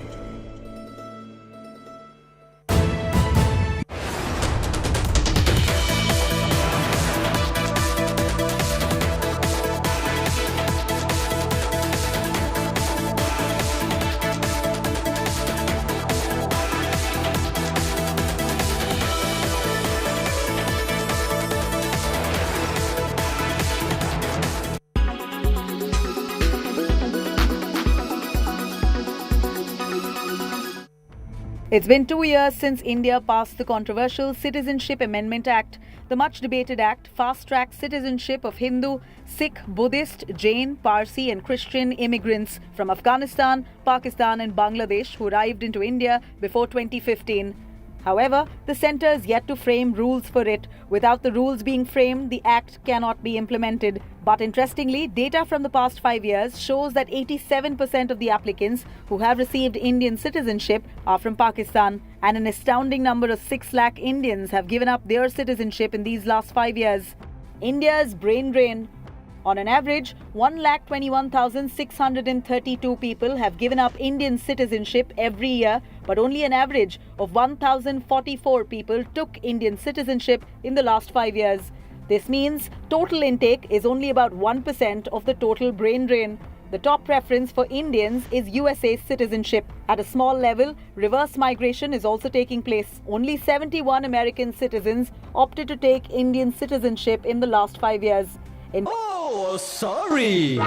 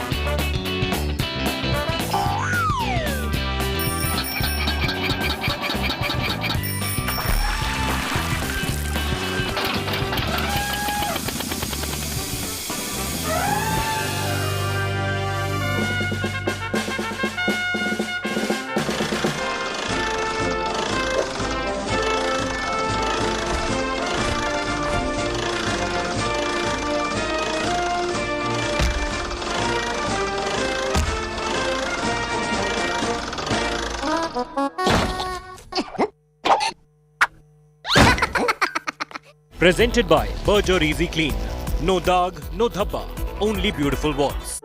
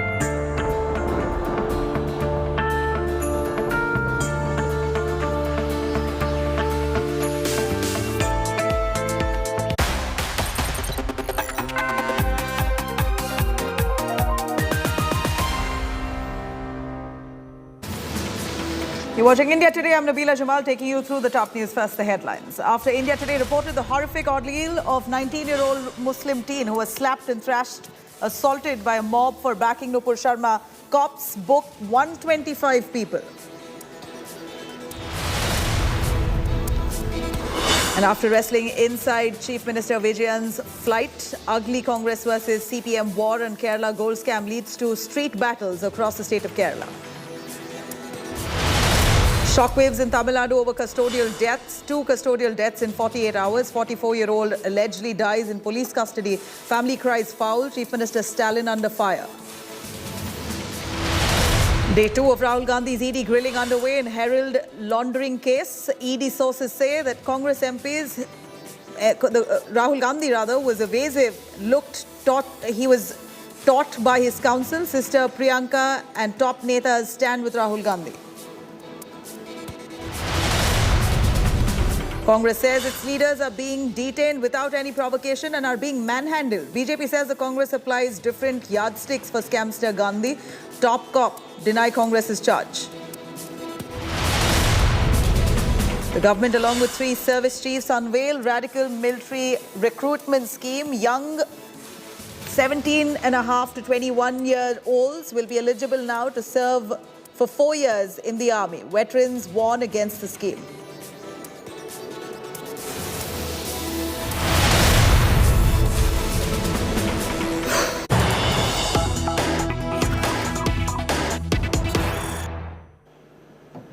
A massive India Today news break impact after we report hounding and slapping of Saad. 125 attackers who assaulted Saad have been booked. They're slapped and abused for slamming, beheading.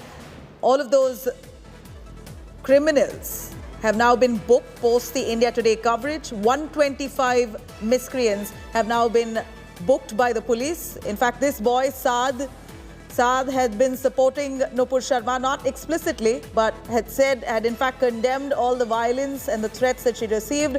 He had also very clearly denounced any kind of protests or violent riot-like situations that erupted post the comments that Nupur Sharma made, while Saad had condemned the violent protests and also in a way stood up for Nupur Sharma against the threats that she received. This boy, 17-year-old boy, was thrashed by a bunch of attackers.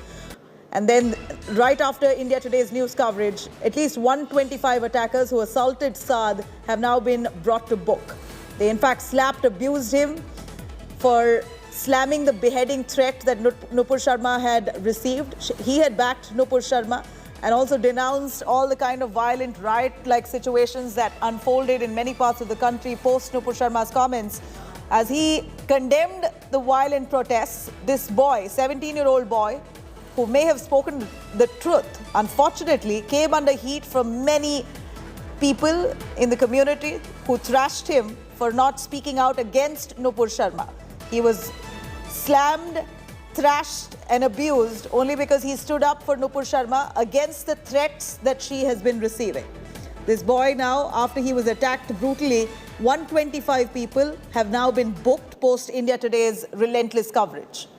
In fact, India Today had highlighted how this boy, 17-year-old boy, Saad, he was thrashed by a bunch of people only because he put out a message on social media which showed solidarity to Nupur Sharma for the kind of threats that she was receiving from different quarters for the comment that she made. He also denounced any violent riots or protests.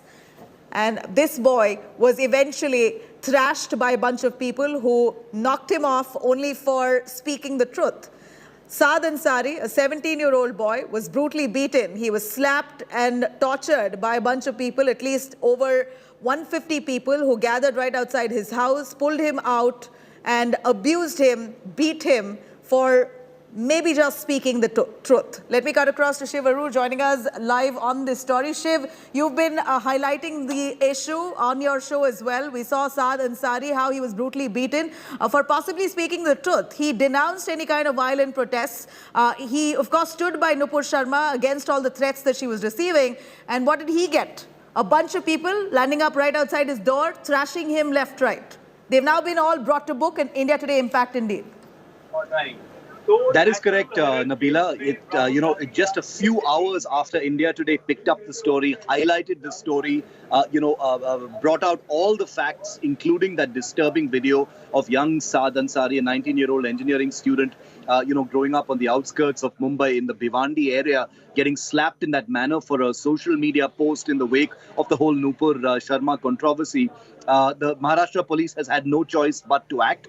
They have cracked down. We understand that they've booked, they've registered an FIR, identifying at least 18 of the people who are part of that crowd that dragged Saad out of his house, abused him. One individual also was caught on camera, physically assaulting Saad Ansari. So a number of different sections under the Indian Penal Code, including intimidation and threatening a person with bodily harm, have been brought against those persons. Their identities, of course, have not been revealed, but they were all people in that particular neighborhood in which Saad Ansari lived with his parents. And therefore, we're going to have to wait and see what kind of action is taken. Let's also remember, Nabila, that Saad Ansari, who was arrested by the Bhiwandi police on the back of that, that horrible incident where he was slapped, is still in jail. He's been in jail for the last few days, ever since that social media post happened and since that attack happened. So we're with Saad Ansari as well. Well, at this point, what we begin to think is that until India Today broke the news, it seems like the police were also hesitant on arresting those miscreants. We understand that they may have been aggrieved with Nupur Sharma's remarks, but to a point of coming down, assaulting a 19-year-old innocent boy who simply spoke the truth, denounced any kind of violence or threats. He was beaten up, pulled out and thrashed, but the police took so long for them to act. After the India Today coverage is when they actually woke up and pulled them up.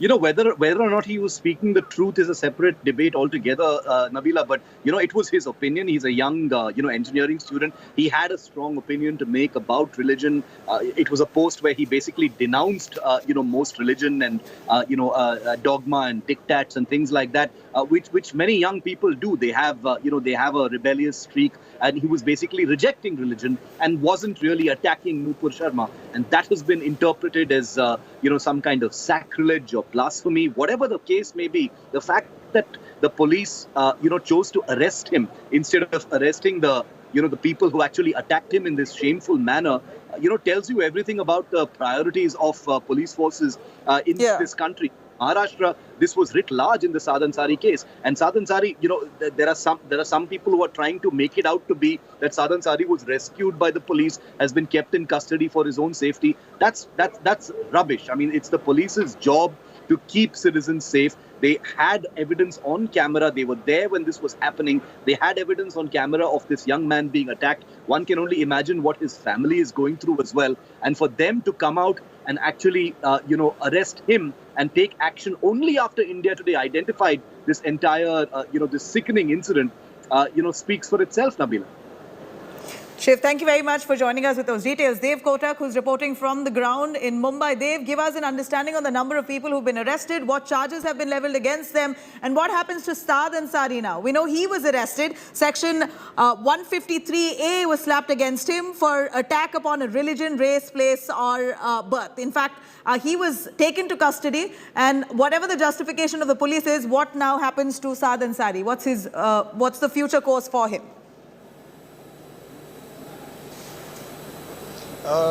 To answer your first question, you asked about how many people, close to 100 people, in fact over 100 people.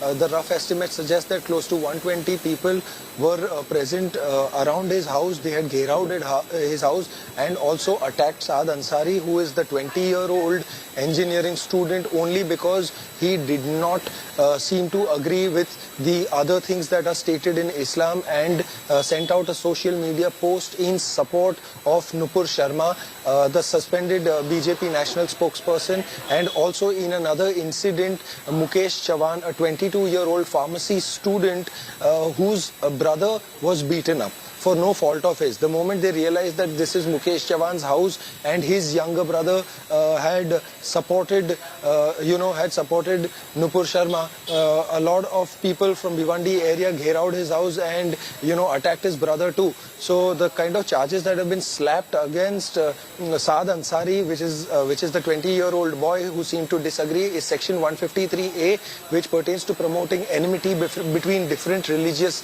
groups and causing communal tension. But also at the same time, the 18 people who have been identified from a mob of around 120 people, the charges against them read under section 141, 143, 147, 504 and 34 of the Indian Penal Code. Most of the charges also talk about discuss the common point where these people have resorted to unlawful assembly, rioting. And it was very well visible all through those visuals that we have here on your screens. In fact, let's take a quick listen. My colleague Shiv Aru's reportage from last night, which has certainly made big impact. That's now led to identification of Saad Ansari's assaulters, and now they've been booked as well. India Today was the only channel to report the assault on the engineering student by that mob led by a Congress leader, which barged inside his house, thrashed him black and blue. Let's have a look. There is an attempt being made by several vested interests across the country to, try and silence the noise around Saad Ansari, and there is no noise. The only noise is coming from India Today because we dare to cover stories from all sides. Saad Ansari, 19-year-old student who put out an internet post, 19 years old. He had a view about religion. He was angry. He put a post out. He did not attack Nupur Sharma for her prophet remarks. And this is what they did to him. They dragged him out of his residence. Look at the fear in that boy's eyes, viewer. Just look at the fear in that boy's eyes. He doesn't know what to do. He's just trembling with fear like a leaf. They make him recite the kalma and then they slap him. And because the mob is so rabid and angry, cowards, of course, strengthen numbers, that the police has no choice but to placate the crowd and arrest this young man. 19-year-old engineering student Saad Ashfaq Ansari is in jail at this time with the police in Bhiwandi in Maharashtra. Pankaj Upadhyay joins me live from Mumbai on this story. Pankaj, where is the case against young Saad Ansari at this point of time? He was arrested.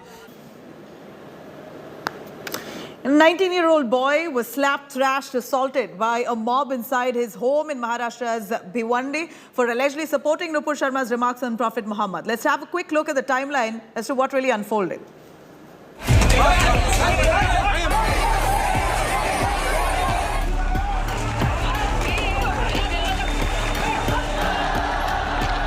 A massive backlash over Nupur Sharma's prophet remark. Thousands of Muslims taking to streets. Some staging protests. Others indulging in street clashes and even arson.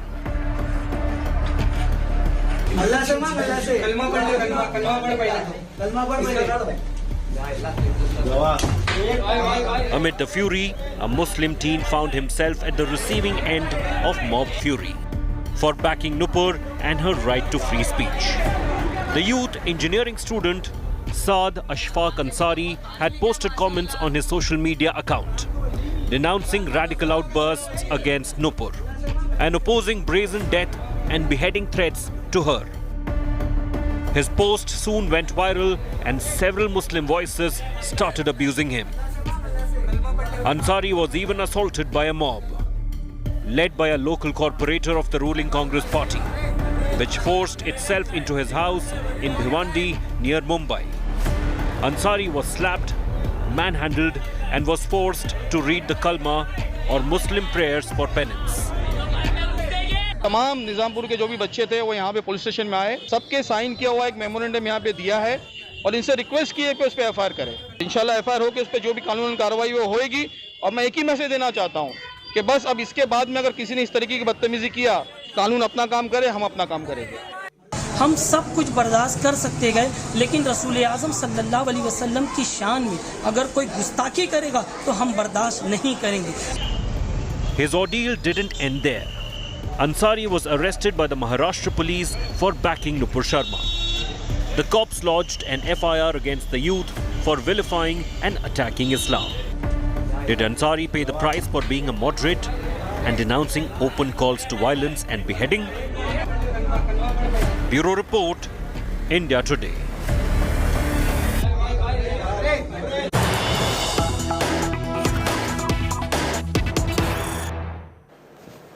Here's some big news coming in from Kerala. Furious fight erupts over Kerala gold scam. The ruling left front versus the opposition in the skies as well as in the ground. Quite literally, First Youth Congress workers wrestle with a left leader in the presence of Chief Minister Pinarayi Vijayan inside an Indigo flight, putting lives of flyers in absolute danger. That's the visual that you see here on your left-hand side of your screens, where we're looking at left ruling party versus the opposition UDF. We see leaders there indulging in a fight, almost a physical fight inside the Indigo flight in front of Chief Minister Pinarayi Vijayan. Absolutely shameful. And that's the visual that we get here from the flight. And then you have, furthermore, the fight descending to the ground with many of the opposition and the ruling party members clashing on the streets across Kerala. The ruling LDF versus the opposition UDF, many of them heckling the Chief Minister inside the flight, and then many of their leaders were heckled right in different parts of Kerala on ground. LDF leader pinned down the hecklers, led to violent protests. In fact, CPM and Democratic Youth Federation of India workers are currently locked in a pitched battle against the Congress. In fact, the fight has erupted after key gold scam accused Swapna Suresh claimed that Chief Minister Pinarayi Vijayan himself took bribes. Kerala cops have now booked the two Youth Congress workers for attempt to murder, conspiracy and aggravated assault that threatens the safety of an aircraft. Akshay Nath joining us live for more on that. Akshay, give us a sequence of events. We saw a fight, a physical fight inside an Indigo flight. What a shame. In front of Kerala Chief Minister Pinarayi Vijayan, we saw that security was an absolute mess. People there indulging in a fight while passengers, commuters were seated inside a flight, risking their lives. What action has been taken? I'm going to try and patch Akshay on the phone line yet again, but here's a visual that you see here. As passengers seated on a flight, Indigo flight, we see that the LDF versus UDF, members of the two parties indulging in a proper fight in the presence of Chief Minister Pinarayi Vijayan. In fact, the visual here shows how one man is pinning, literally assaulting the other. They heckled the LDF leader, pinning him down right in front of the Chief Minister Pinarayi Vijayan. And this eventually led to further clashes on ground on the streets of Kerala, different parts of Kerala. We saw hectic protests, and many of them also blaming two Congress members for creating this kind of violence, commotion and tensions across the state. Remember, all of this erupted after key gold scam accused Swapna Suresh claimed that Chief Minister Pinarayi Vijayan himself took bribes. Let me cut across to Akshay and ask more on that. Akshay, give us some clarity. The visuals that we see here on an Indigo flight, where people of two parties fighting with each other in the presence of passengers on that flight, putting all of them at risk. Who began that fight? Who is to blame to what happened inside the Indigo aircraft? Akshay, if you can hear me. Hello. Akshay, can you hear me?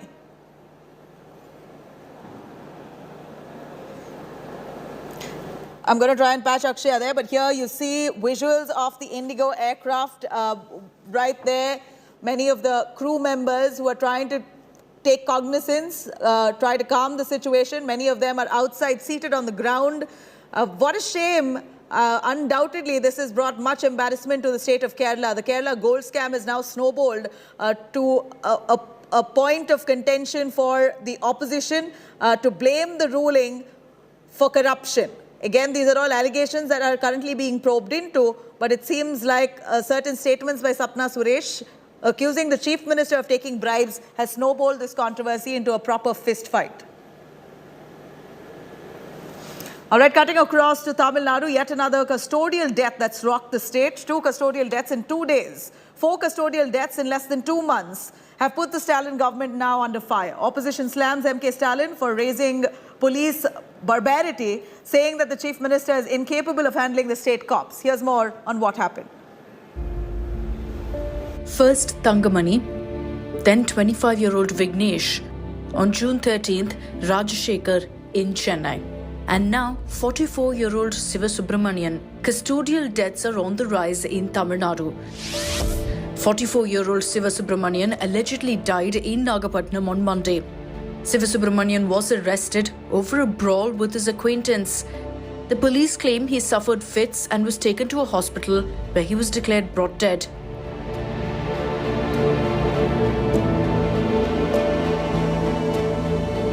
Tamil Nadu BJP President Annamalai claimed that the police department, which is handled by Chief Minister Stalin, has sown seeds of fear among the public. Sivasubramanian is the fourth custodial death in less than 2 months in Tamil Nadu. With rising custodial deaths, the Stalin government is under fire over police barbarity.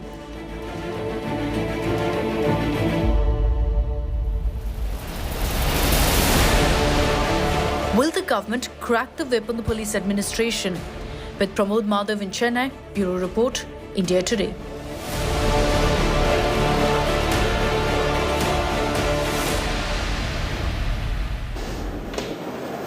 Meanwhile, the Kannada versus Hindi language war has resurfaced in Karnataka. In Karwar, residents are now fuming after signboards were put up with both Hindi and Kannada signages. The memorandum has been submitted against the usage of Hindi in the boards of localities there.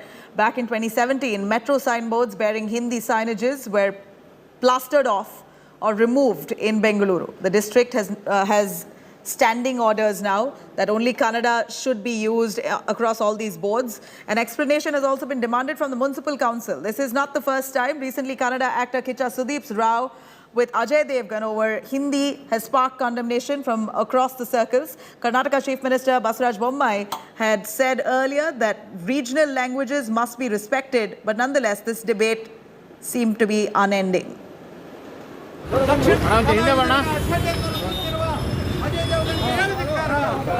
ಇದರಲ್ಲಿ ಕನ್ನಡ ಖಂಡಿತವಾಗಿ ಬಳಸಬೇಕು ಅನ್ನುವಂಥದ್ದು ಸರ್ಕಾರದ standing orders ಇರುವಂಥದ್ದು ಹೌದು.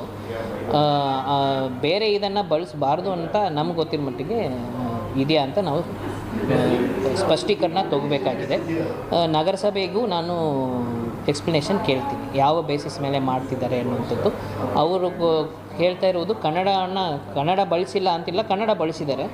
ಕನ್ನಡ ಇತ್ತು, Kannada plus English ಇತ್ತು. ಇಲ್ಲಿ ಈಗ ಹಿಂದಿಯಲ್ಲಿ ಬರೀತಿದ್ದಾರೆ. ಕೊಂಕಣಿಗೆ ಸ್ಕ್ರಿಪ್ಟ್ ಇಲ್ಲದ ಕಾರಣ ಕೊಂಕಣಿಯನ್ನು ಹಿಂದಿ ಸ್ಕ್ರಿಪ್ಟಲ್ಲಿ ಬರೀತಾ ಇರೋದಾಗಿ CMCಯಿಂದ ನಮಗೆ ಓರಲಿ ಇನ್ಫಾರ್ಮೇಷನ್ ಕೊಟ್ಟಿದ್ದಾರೆ. ನಾವು ಲಿಖಿತವಾಗಿ ಯಾವ ಗೈಡ್ಲೈನ್ಸು ಯಾವ ಬೇಸಿಸ್ ಮೇಲೆ ಅಂತ ತಗೊಳ್ತೀವಿ. All right, meanwhile, sensational developments in the high-profile Bengaluru drug bust case. Bollywood actor Shraddha Kapoor's brother, Siddharth Kapoor, was granted bail after he was arrested for allegedly consuming drugs in a Bengaluru hotel. According to the Deputy Commissioner of Police, the other 4 people arrested have also been released on bail. Cops have sent the samples of 35 people suspected of having consumed drugs. Siddharth Kapoor's samples were amongst the 5 that turned out to be positive. The cops revealed that Siddharth was DJing at that party and that 2 packets of drugs were seen lying around a dustbin. Police further said that it was unclear if they consumed the drugs and entered the hotel or they consumed it post entering the hotel.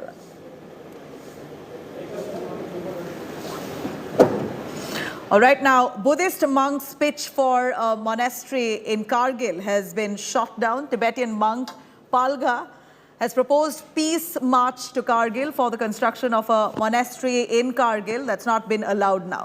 The Ladakh administration has denied permission, saying that they want to avoid any communal tensions across Ladakh region, considering the monks' march was opposed by Muslim-dominated organizations of Kargil. The march in fact started from Leh on 31st of May and was to conclude in Kargil, but permission for the same was denied. The monk is now leading this march with the aim of laying the foundation stone of the monastery on the allotted site. Though the land was allotted for the monastery, the then government of Jammu and Kashmir changed the use of land and halted the construction of that monastery at that point. After the directions from Home Ministry, Ladakh administration has set up Tibetan-based monk to proceed for peace march in Kargil. A Tibetan monk few days back decided to proceed with peace march to Kargil for construction of monastery in Kargil, which was opposed by the political and religious parties and sections of the Kargil. So far, to maintain the religious harmony in the Kargil region, the Home Ministry has asked the monk to proceed back today and avoid any kind of clash or confusion in the Ladakh. Ashrafani with Hussain Khalu in Kargil for India Today. All right, Bollywood actor Sushant Singh Rajput's demise has certainly left millions of his fans in tears. On Sushant Singh Rajput's second death anniversary, Riya Chakrabarti remembered Sushant in an Instagram post, sharing some memories with the late actor in the form of throwback pictures. Sushant Singh Rajput made his first debut with the 2013 film Kai Poche, and that was an instant hit among fans. In his career of 7 years, the actor had emerged as an epitome of talent and versatility. In fact, the actor's journey in the Indian cinema was short-lived, though, as he passed away on 14th of June 2020. I'm going to leave you with that.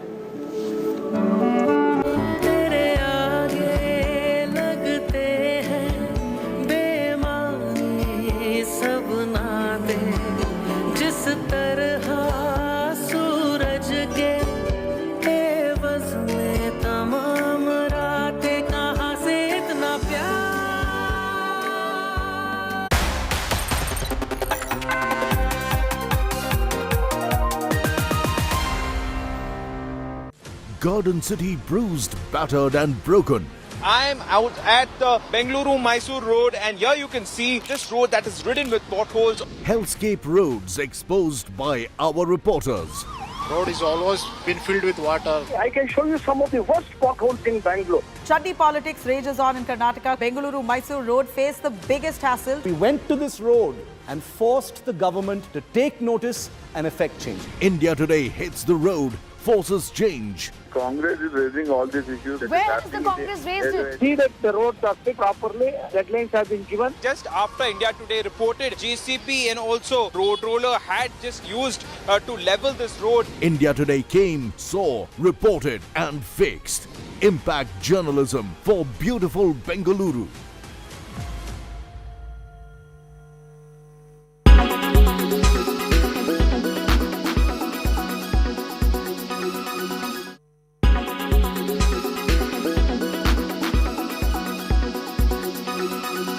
Make your media plan smarter with India Today Live TV on your connected devices.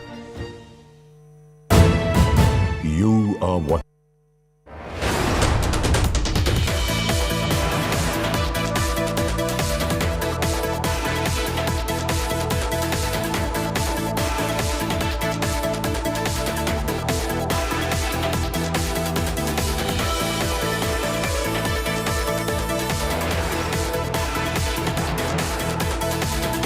OLX Auto.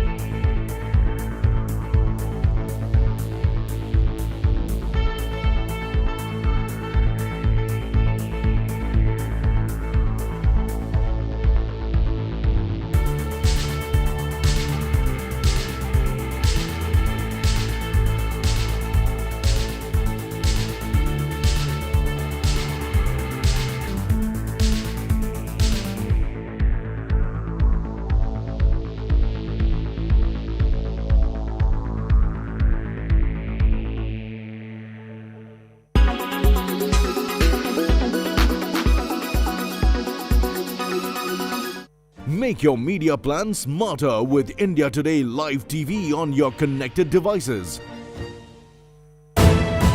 You are watching India Today.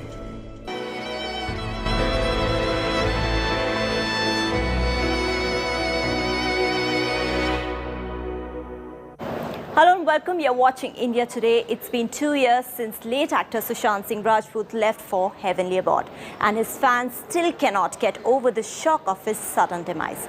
He left behind a huge void. In the next half hour, we will get you a recap of his life, beginning with his journey from Bihar to Bollywood and how he carved a niche for himself in the film industry.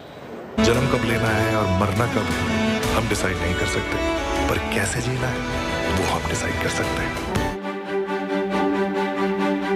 He was young. He was handsome. He was well-read. He was intelligent. His smile was charismatic.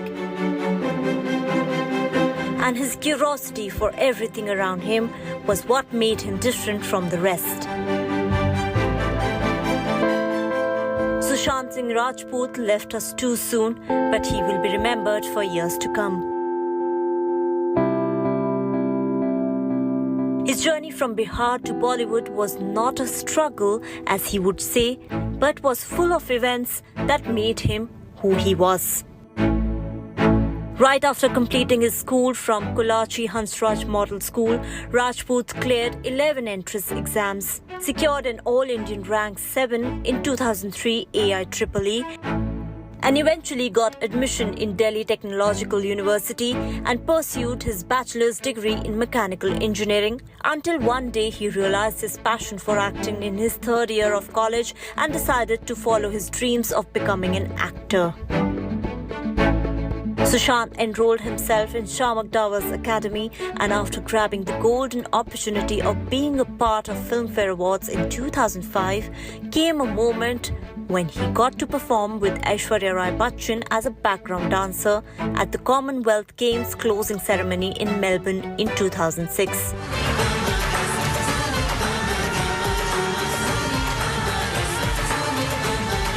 And from here on, there was no looking back for the star who was then in the making. He decided to drop out from college and move to the city of dreams, Mumbai. Rajput started his acting career with television in 2008 by playing the role of a supporting actor in the serial titled Kis Desh Mein Hai Mera Dil. But it was only in 2009 that he became a household name thanks to Ekta Kapoor's daily soap Pavitra Rishta. He shared screen space with his then-girlfriend Ankita Lokhande and was showered with heaps of praises and accolades for his performance as a middle-class boy named Manav Deshmukh in the series.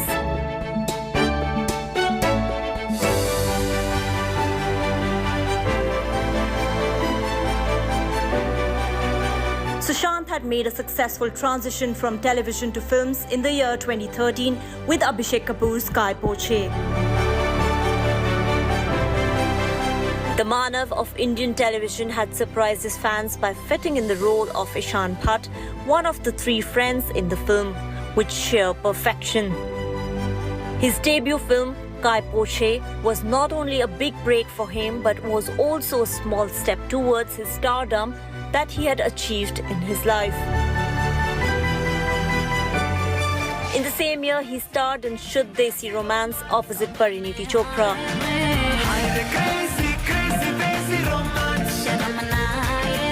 His performance as Raghuram was loved by one and all, and the film was a hit at the box office too. Rajkumar Hirani's PK in 2014 was another big film he had in his kitty. Sushant played Anushka Sharma's love interest Sarfaraz. दिन पूछे मेरा नाम और पता रस्मों को रख के परे. In this film, and despite limited screen time, he made his presence felt and brought a huge smile on our faces.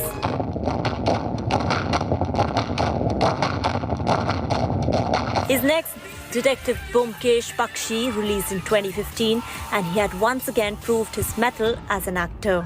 अब क्या करोगे, बख्शी बाबू? The year 2016 was a turning point in Sushant's career. He played a titular role in MS Dhoni's biopic, MS Dhoni: The Untold Story.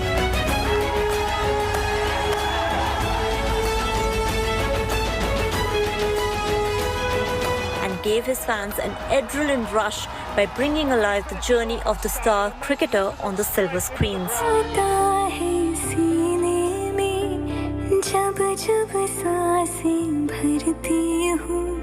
The film, which also marked Disha Patni's Bollywood debut, was a roaring success at the box office.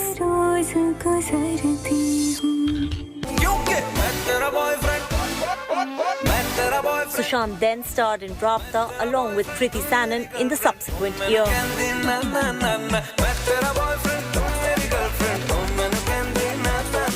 And in 2018, it was followed by his endearing performance as Mansoor Khan in Kedarnath, opposite debutant Sara Ali Khan. क्या नाम है? Mansoor. इनका. This film, like his previous others, turned out to be a success at the box office.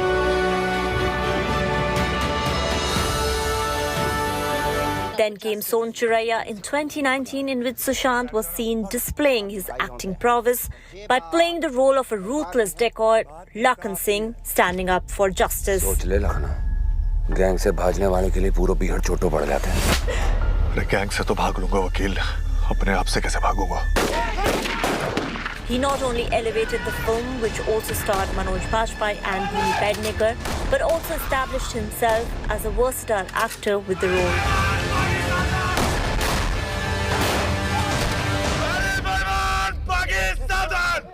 Actually, मैं Formula 1 का test driver. Drive in 2019 was his next and first OTT film along with Jacqueline Fernandez.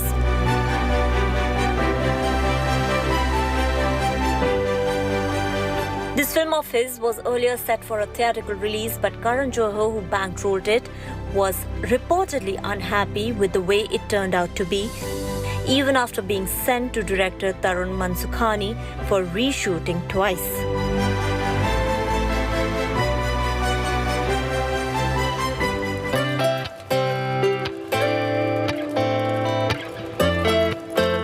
Sushant's next film, Chichore, which was rolled out in theatres in the same year, left the audiences with hearty laughs and bittersweet tears. उनको पता ही नहीं कि क्या करना है। उसकी तैयारी तो कभी की नहीं। This Nitish Tiwari directorial, in which he played the lead role along with Shraddha Kapoor, even won a national award.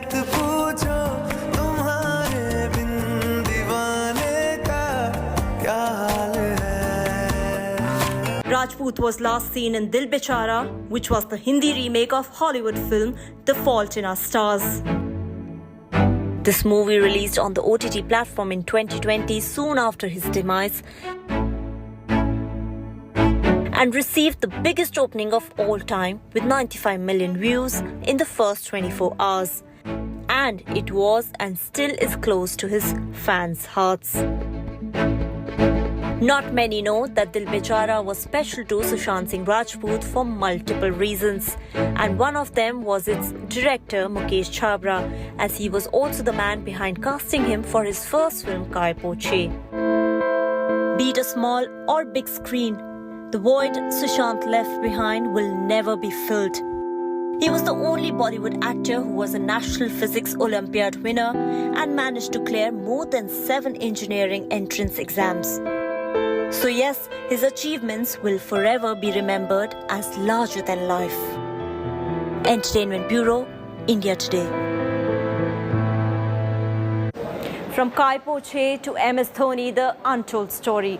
Chichore to Dil Bechara. Sushant Singh Rajput has not only given innumerable performances, but has also delivered memorable dialogues, the ones which will live on forever. एक जन्म निकल गया इन बिहाड़ में था। मरने से काहे डर? Sushant Singh Rajput was an actor who was soaring high on the back of critically acclaimed films like Son Churaiya and commercial blockbusters like Chichore. और ऐसे वैसे दोस्त नहीं। The actor's untimely demise left a certain void, but some of his dialogues and scenes will be forever etched in the hearts and minds of his cine fans. इसे कहते हैं life को नहीं, तेरे लौटों की खुशबू से लाख गुना बेहतर। Sushant Singh Rajput made his Bollywood debut with Kai Po Che. तेरे सिक्कों की छन-छन से मेरे हवा की कीमत कम हो रही है बका। And in this scene, the crackling chemistry between the three friends is perhaps one of the highlights of the film.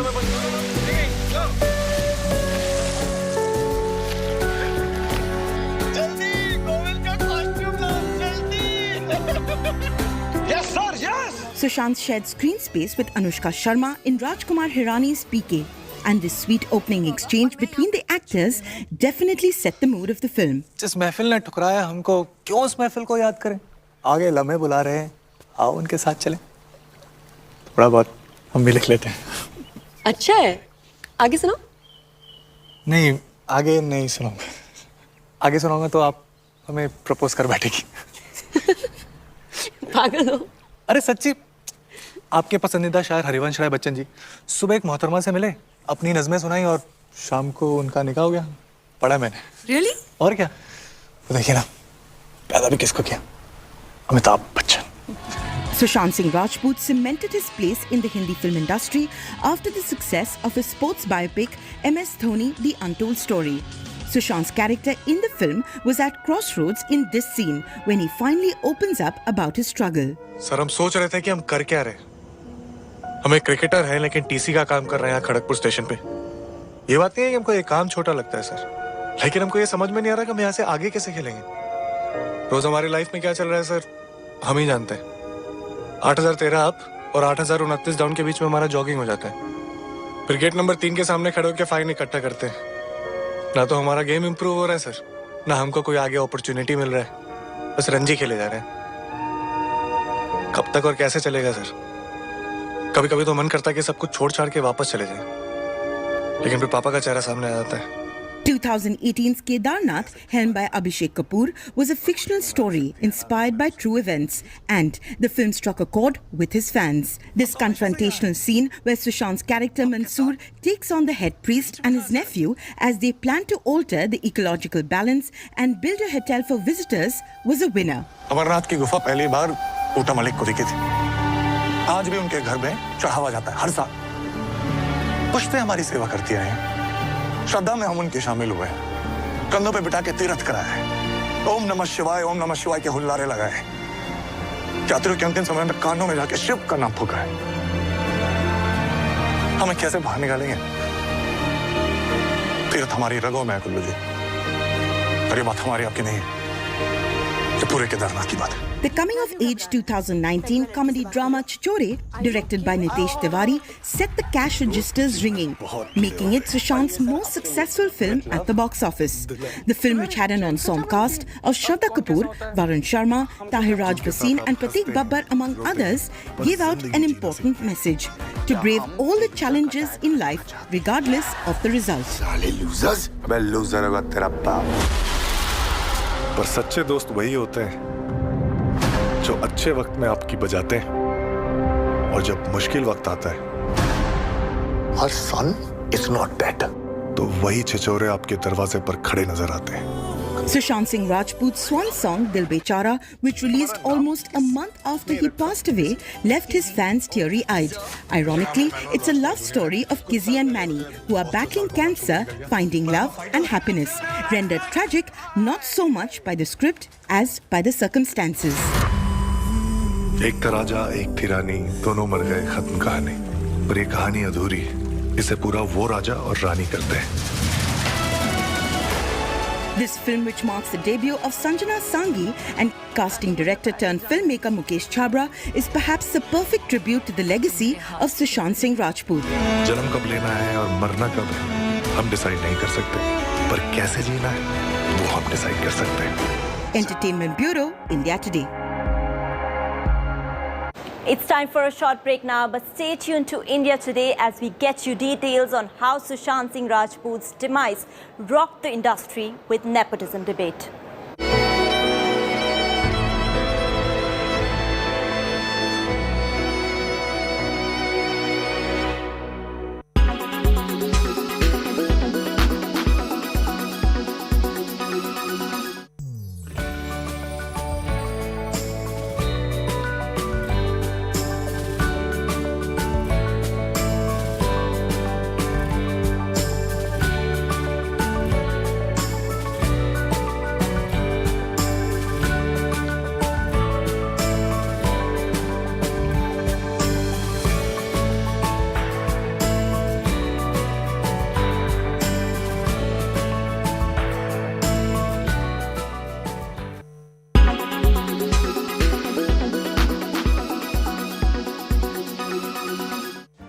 Make your media plan smarter with India Today Live TV on your connected devices.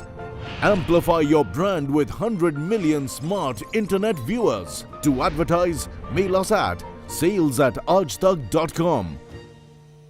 Make your media plan smarter with India Today Live TV on your connected devices. You are watching India Today. You are watching India Today.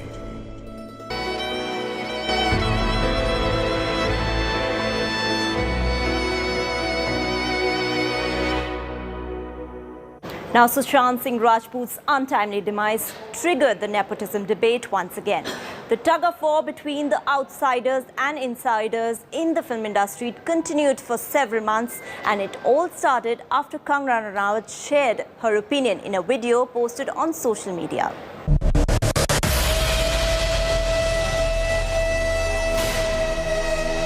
Nepotism rocks!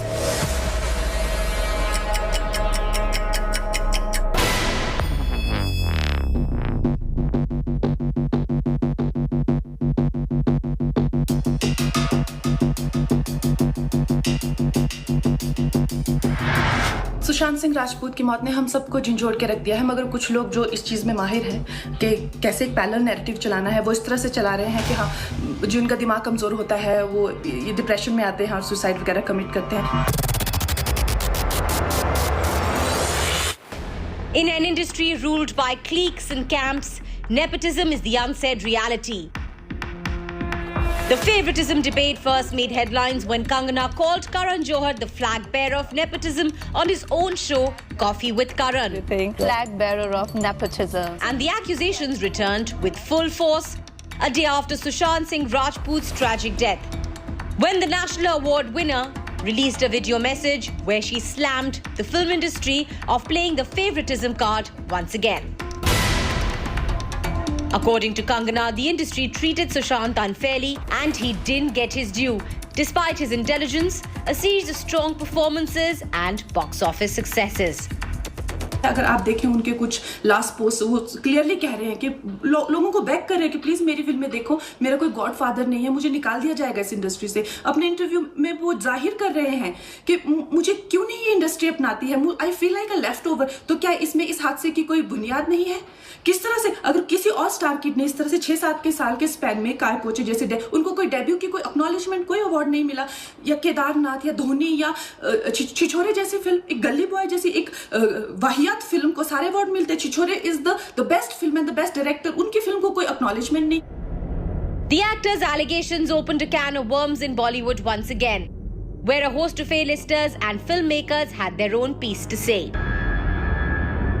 From Shekhar Kapoor to Anubhav Sinha and even Kangana herself, it was probably one of the first time that celebrities openly shared their views on the so-called elite club of Bollywood or the Bollywood mafia, as Kangana had famously stated on Coffee with Karan way back in 2017, accusing the filmmaker of giving opportunities to star kids only. But in my biopic, if ever it's made, you'll play that stereotypical Bollywood biggie who is very snooty and completely intolerant to outsiders and, Intolerant is a yeah, word. Flag bearer of nepotism, the movie mafia.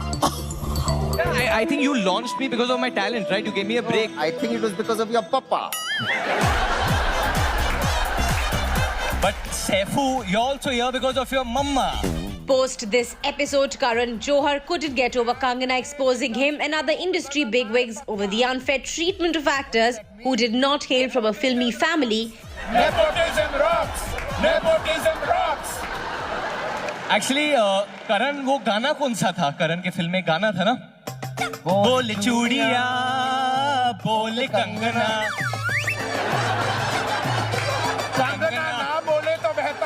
The filmmaker, along with Saif Ali Khan and Varun Dhawan, poked fun at Kangana at the IFA Awards in New York City in 2017. But the joke was on Bollywood's elite trio as they shot themselves in the foot by stating the obvious. Remember Saif Ali Khan from the 90s. चलो गोपाल चले.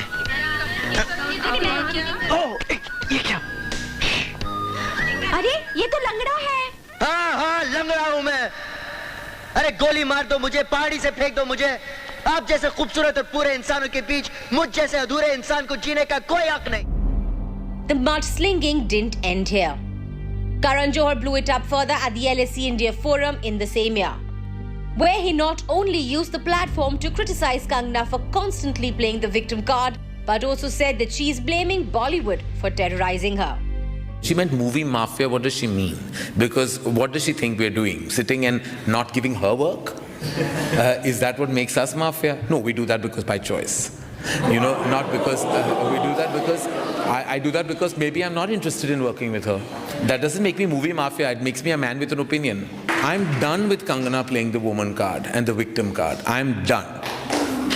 I mean, you cannot be this victim at every given point of time who has a sad story to tell about how you've been terrorized by the bad world of the industry. Leave it. Who's forcing you on a gunpoint to be here in the movies? Leave. Do something else. This tug of war between the outsiders and the insiders continued for a long time thereafter, with several actors speaking about their struggles in Bollywood. An outsider will always remain an outsider. The journey is always going to be difficult. I remember when I came to Mumbai after finishing my BE in electronics, I was a qualified engineer. I just thought that approach is going to be different, but it was not so different. I never got an entry to any office. No one was ready to pick up your calls. No one was ready to see your pictures. So I knew that I realized in those 6-8 months that this journey is going to be tough. If you have the nerves of steel, then only come to this industry. Don't expect wonders to happen. As an outsider, there are so many things that you keep in mind. Like in our first film also, there was this feeling of like they might feel that we can't do it, and they might say कि ये film नहीं, आप कोई और कर लेना, ऐसा कुछ, मतलब फिल्म छीन जाएगी. तो ये सारे stress तो होता ही है. But I think with a film like Dangal, a lot of things change. A lot of my friends have done so many movies and they're still struggling to get that kind of a limelight or recognition in the industry. Talent दिखता है और talent बोलता है. If you're not talented, if you can't, you won't be able to sustain in the industry, is what I feel. It is the most beautiful fraud in the world. This industry requires you to also be a people's person. But I was still getting the work, that, I needed, not the work exactly that I wanted maybe, but like the work that I needed to get by. For me, it's not so much nepotism. For me, it's more about like maybe favoritism. While some star kids have been candid about their privileges, is there a privilege for people who are born in the film industry? Absolutely. There absolutely is privilege. Would it be easier for somebody in my place or another child who has been born, knows everybody from the time that they are born, everybody knows them from the time that they are born, they socialize at times, they go to each other's events. Would it be easier for them to have access to someone, to pick up the phone and call someone, to meet someone, to pitch a script to someone, to offer their services as an actor or an actress to someone? 100%. There's no denying that. Of how a film should be made, what the budget should be, what kind of star cast it should have. At the end of the day, we work for the audience and they decide who gets to work, who doesn't, and whether they want to patronize that film or not. And depending on how that film does, that decides whether that actor, director, producer are worthy of being given another chance. So the audience is the be-all and end-all as far as I'm concerned. There have also been those star kids who have seen the flip side and not made it big despite their illustrious Bollywood connections.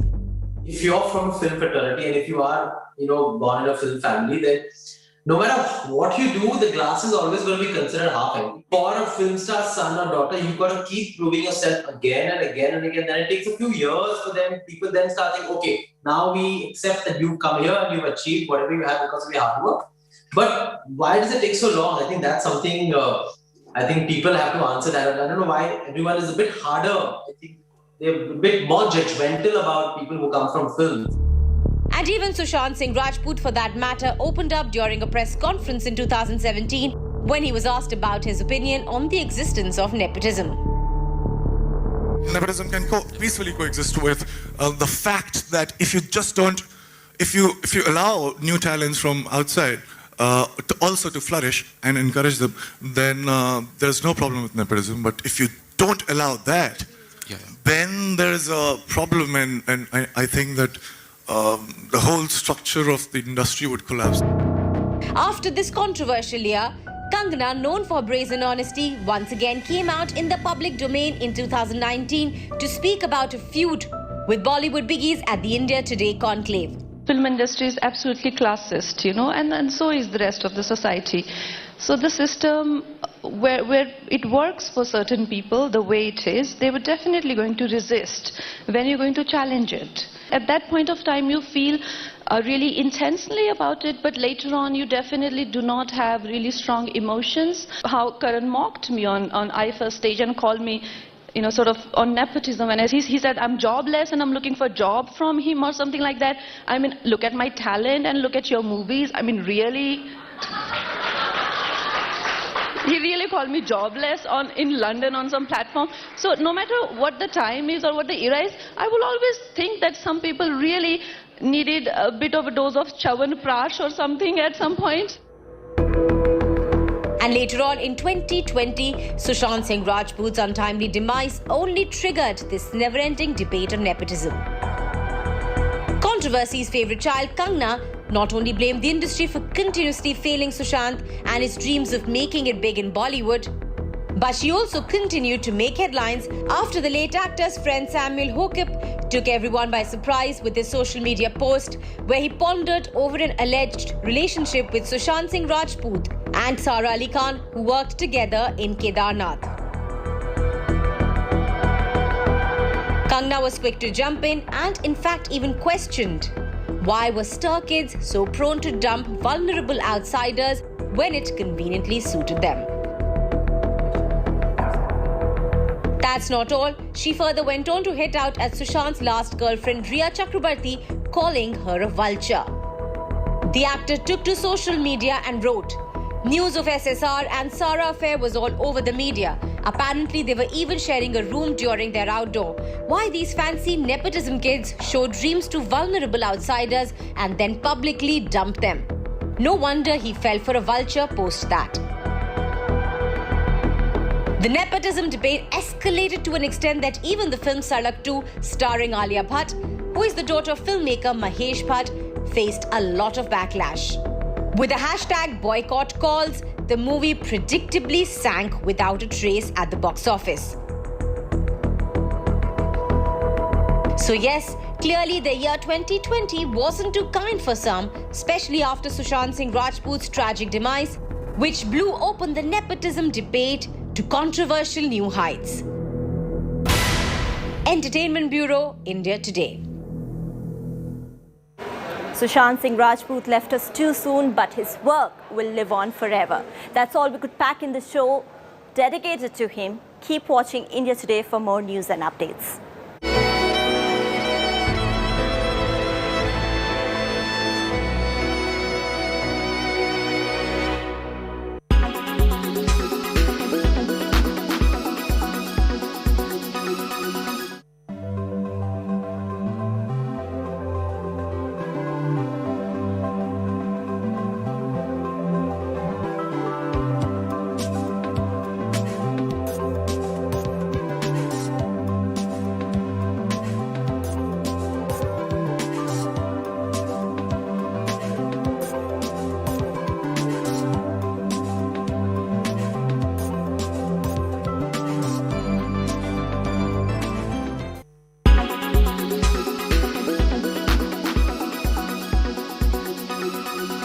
Make your media plan smarter with India Today Live TV on your connected devices. Everyone's busy finding what's trending. You're busy finding out why. India Today, for those who research before reacting. Download the India Today app now. Make your media plan smarter with India Today Live TV on your connected devices. You are watching India. Presented by Berger Easy Clean. No dag, no dhabba, only beautiful walls.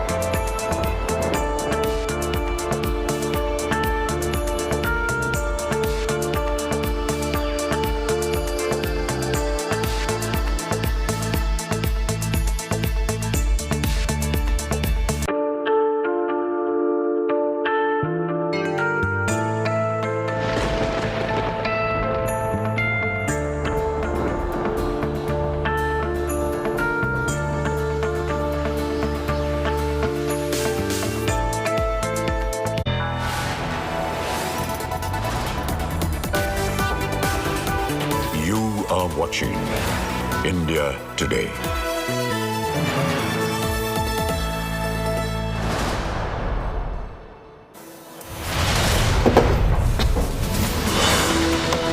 After India Today reported the horrific ordeal of a 19-year-old Muslim teen who was slapped, thrashed and assaulted by mob for backing Nupur Sharma, cops booked 125 people.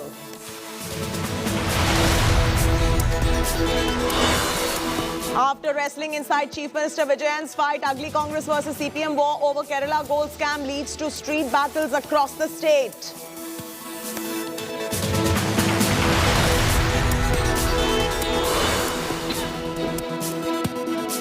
Shockwaves in Tamil Nadu over custodial deaths. 2 custodial deaths in 48 hours. 44-year-old allegedly dies in police custody. Family cries foul. Chief Minister Stalin under fire.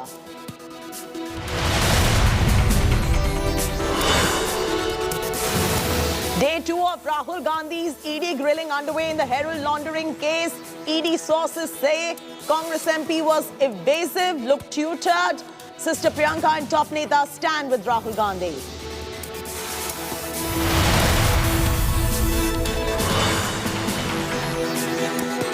Congress says its leaders are being detained without any provocation and being manhandled. BJP says Congress applies different yardstick for scamster Gandhis. Top cops deny Congress's charge.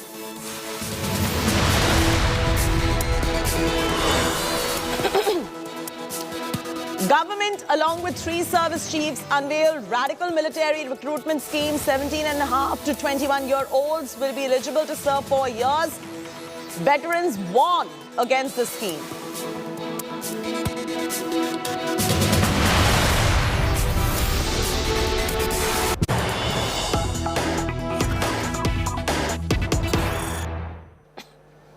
Big breaking story coming in. Salman threat letter news break now is getting bigger and murkier now.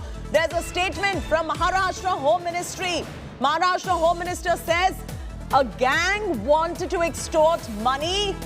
He also says that big businessmen, actors were on target. The Maharashtra government says there's now a hunt to nab all the culprits. That is the big story that is coming in. Remember, on the back of the threat letter that was received by Salman Khan, the Home Ministry has now issued a statement, and the Home Ministry has come out with these startling revelations that we're breaking first here on India Today about how there was a gang that wanted to extort money and top businessmen and actors are now on target.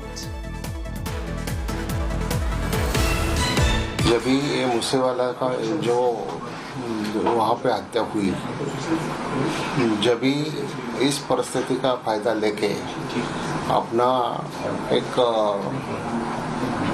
रुआब बनाने के लिए ये gang ने, जो Bishnoi gang है, ये gang ने इसका एक फ़ायदा लेने की कोशिश की है.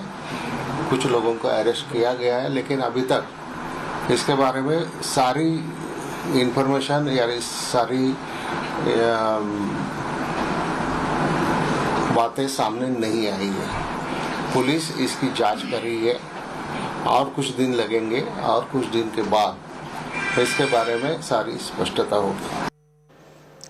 All right, Dev Kotak is now joining us live. Dev, many questions come up now. Now, the gang that wanted to extort money, according to the Maharashtra Home Ministry, was it Lawrence Bishnoi's gang or was there any other gang involved that is now targeting top actors and businessmen in Mumbai? So as per reports, we're getting into also know that a person named Santosh Jadhav has been arrested.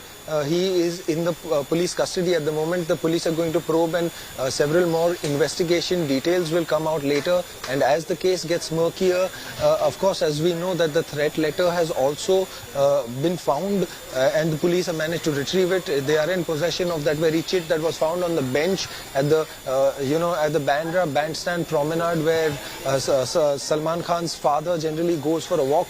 The 86-year-old veteran had handed over the chit to his bodyguards who reached out to the Bandra police station, and that's how crime branch got involved. But for the moment, the state home minister Dilip Walse Patil has said that, like I mentioned, that Santosh Jadhav is in police custody. So more details are coming out. But for the timing, Santosh Jadhav has also revealed to the cops that they were doing this only to stay relevant and ensure more publicity for the gang. And the only reason why they did it and targeted such a high-profile lyricist, the 86-year-old Salim Khan, and also his son Salman Khan, a bigwig in Bollywood, is only to raise doubts, fears and concerns in the mind of people whether the big people, the influential businessmen and the industrialists are safe in the city of Mumbai, in the commercial capital of India. So that is the main idea, and as for now this has only emerged that their idea was only to extort money from them by instilling fear, and they thought that Salman Khan would be the best template to start from. And if they manage to target Hold on right there, we are getting some more breaking news that is coming in. We'll have to cut straight across to it. India Today has confronted Moosewala murder mastermind gangster Bishnoi,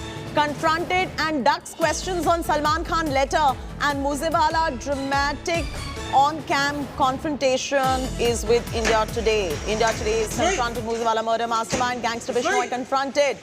He has ducked the question on Salman Khan's letter, and Moosewala, in fact, listen in to that India Today exclusive that we're bringing to you. Let's go. Bishnoi, कुछ बोलना है? सिद्धू को मारा? Bishnoi, आज तक पे? Bishnoi, Bishnoi.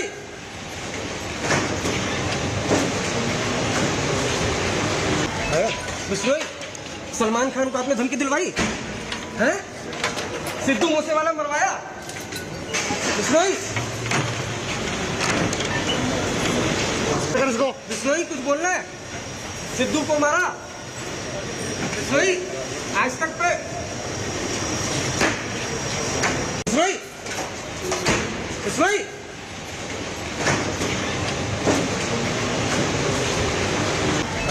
Bishnoi, Salman Khan को आपने धमकी दिलवाई हैं? सिद्धू मूसेवाला मरवाया? बिश्नोई, बिश्नोई कुछ बोलना है? सिद्धू को मारा? बिश्नोई, आज तक पे? Bishnoi, Bishnoi.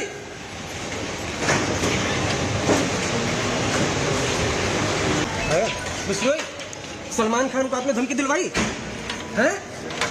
Sidhu Moosewala मरवाया? Bishnoi,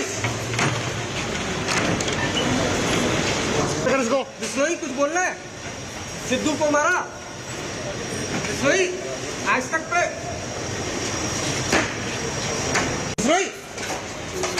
It's a dramatic confrontation, the only channel with this dramatic confrontation of gangster Lawrence Bishnoi on camera, and you saw it first here on India Today. India Today has confronted the Sidhu Moosewala murder mastermind. Gangster Lawrence Bishnoi confronted. Arvind Ojha now joining us for the very latest.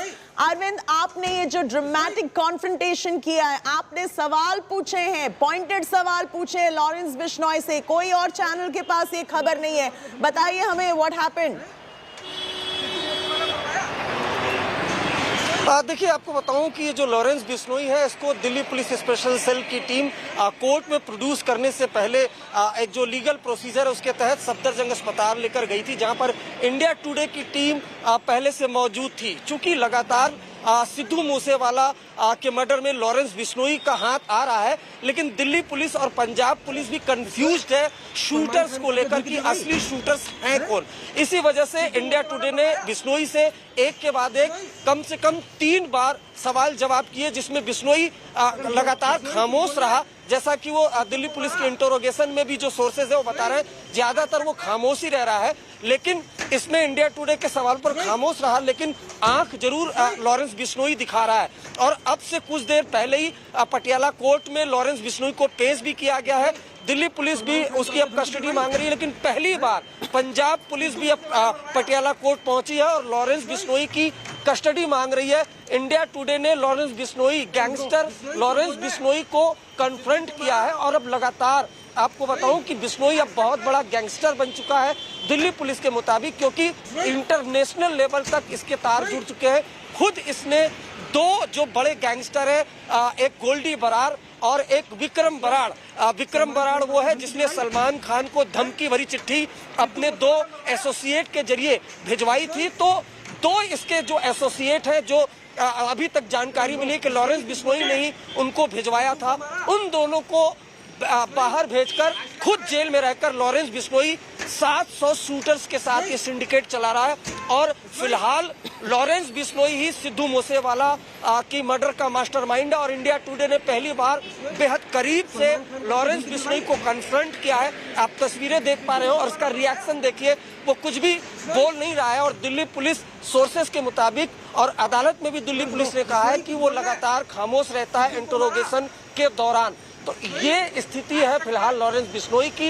एक बहुत चर्चित पंजाब में जो सिद्धू मूसेवाला का murder हुआ, उस मामले में अभी भी पंजाब पुलिस, दिल्ली पुलिस, यहाँ तक कि महाराष्ट्र पुलिस भी कूद चुकी है। लगातार अरेस्टिंग हो रही है, लेकिन अभी तक जो एक्चुअल किलर है, जो शूटर्स है, उनमें से सिर्फ एक संतोष जाधव को ही पुणे पुलिस अरेस्ट कर पाई है। लेकिन अभी तक जो और बाकी शूटर्स हैं वो अरेस्ट नहीं हो पाए हैं। और इन सब के बीच जो इंटरोगेशन हुआ है उसमें ये पता चल रहा है कि एक बहुत बड़ा गैंग है जिसके जो एसोसिएट है वो इंडिया के बाहर भी बैठे हुए हैं और वहां से ऑपरेट कर रहे हैं लगातार। चैती बिल्कुल अरविंद, आप हमारे साथ बने रहिए और हमारे दर्शकों को वो कॉन्फ्रंटेशन एक बार दोबारा से हम दिखाना चाहते हैं। Let's play those visuals out for you. Bishnoi कुछ बोलना है?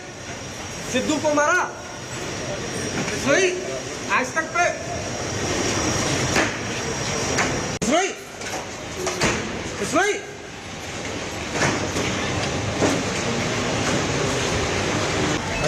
बिश्नोई सलमान खान को आपने धमकी दिलवाई है? सिद्धू मूसेवाला मरवाया बिश्नोई? बिश्नोई कुछ बोलना है? सिद्धू को मारा बिश्नोई आज तक पे बिश्नोई बिश्नोई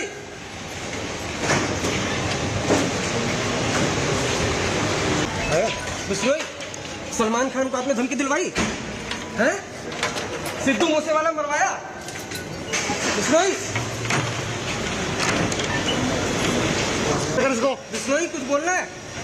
सिद्धू को मारा बिश्नोई आज तक पे Bishnoi Bishnoi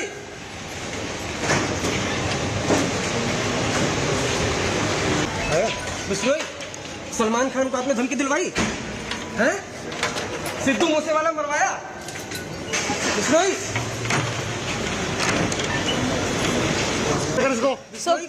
So clearly you can say gangster Lawrence Bishnoi for the first time has been confronted in this fashion, and only India Today has done this. This is a big India Today exclusive. Straight up confrontation, ask questions on Sidhu Moosewala and Salman Khan as well. Arvind Oja with that exclusive story still continues to be with us. Arvind, अभी दर्शकों को ये बताइए कि जो पूरी तहकीकात है, whether it is Salman Khan को जो थ्रेट लेटर गया है या सिद्धू मूसेवाला का मर्डर का कंसर्न है, वो तहकीकात कहाँ पर, where does the probe stand? देखिए चेती, ये पहले ये जो लॉरेंस बिश्नोई का जो नाम आया वो सिद्धू मूसेवाला का मर्डर होता है उसमें नाम आता है। उसके बाद दूसरा जो नाम आता है वो कनाडा में बैठे गोल्डी बरार का आता है। उसके बाद जांच महाराष्ट्र तक पहुंचती है जब सलमान खान को थ्रेट लेटर मिलता है और वहां जब जांच होती है तो एक नया नाम सामने आता है, विक्रमजीत सिंह बराड़, जो राजस्थान का गैंगस्टर है और वो भी कनाडा में बैठा हुआ है। तो इससे आप अंदाजा लगा सकते हैं कि लॉरेंस बिश्नोई का गैंग, एक लॉरेंस बिश्नोई गैंगस्टर जो कई सालों से जेल में है, लेकिन कैसे वो अपना नेटवर्क पंजाब, दिल्ली, हरियाणा और तो और देश के बाहर कनाडा में बनाया हुआ है। कनाडा, ऑस्ट्रेलिया में जो उसके एसोसिएट हैं वो वहां पर बैठे हुए हैं। लॉरेंस जेल से इशारा करता है और देश के बाहर बैठे जो उसके एसोसिएट हैं वो बाहर से ऑपरेट करते हैं। लॉरेंस का हाथ है वो मास्टरमाइंड है सिद्धू मूसेवाला में, लेकिन जो शूटर्स है वो अरेंज करने वाले हैं गोल्डी बरार, जो गैंगस्टर है पंजाब का, कनाडा में बैठा हुआ है। दूसरा जो एसोसिएट है विक्रमजीत सिंह बराड़, जो राजस्थान का गैंगस्टर है, फिलहाल कनाडा में बैठा हुआ है। उन दोनों ने न सिर्फ सिद्धू मूसेवाला के शूटर अरेंज किए, बल्कि ये भी खुलासा हुआ है कि सलमान खान को जो थ्रेट लेटर मिला था वो भी कनाडा से इंस्ट्रक्शन मिला था, जिसके बाद 3 जो एसोसिएट थे वो जाकर सलमान खान के घर के बाहर रखते हैं। तो महाराष्ट्र पुलिस, दिल्ली पुलिस और पंजाब पुलिस, 3 स्टेट की पुलिस अब ये इन्वेस्टिगेशन कर रही है। लॉरेंस बिश्नोई का जो गैंग है उसको कहीं ना कहीं क्रैकडाउन करने की कोशिश कर रही है। और अब से कुछ देर पहले जो हमें जानकारी मिली है, पंजाब पुलिस ने हैदराबाद से 2 एसोसिएट भी अभी अरेस्ट किए हैं और उनके पास से भारी संख्या में आर्म्स एंड एमुनेशन रिकवर हुआ। लेकिन आपको बताऊं चाहती, हमने जब कन्फ्रंट किया बिश्नोई को तो हमने सलमान खान को लेकर भी सवाल पूछे, और न सिर्फ सिद्धू मूसेवाला बल्कि सलमान खान को भी लेकर। लेकिन आप उसका अगर रिएक्शन देखेंगे, उसके आई कांटेक्ट देखेंगे तो आपको पता चलेगा कि वो किस लेवल का गैंगस्टर है, कि पुलिस कस्टडी में भी वो बिल्कुल भी डरता नहीं है, पूरा फुल्ली कॉन्फिडेंस है, क्योंकि उसे मालूम है कि वो जेल में बंद है और अगर इस मर्डर में इन्वेस्टिगेशन होती है तो उसके पास काफी कुछ ऐसा होगा बोलने को अपने बचाव में। और शायद इस वजह से इंडिया टुडे ने जब कई बार उसको कन्फ्रंट किया, कम से कम 3 बार, लेकिन वो हमेशा खामोश रहा। बिल्कुल Arvind Ojha with this top story that is defining our news agenda. It is an India Today exclusive by Arvind Ojha. Arvind, आप हमारे साथ बने रहिए. We've got some breaking news coming in at the moment. Sidhu Moosewala मरवाया।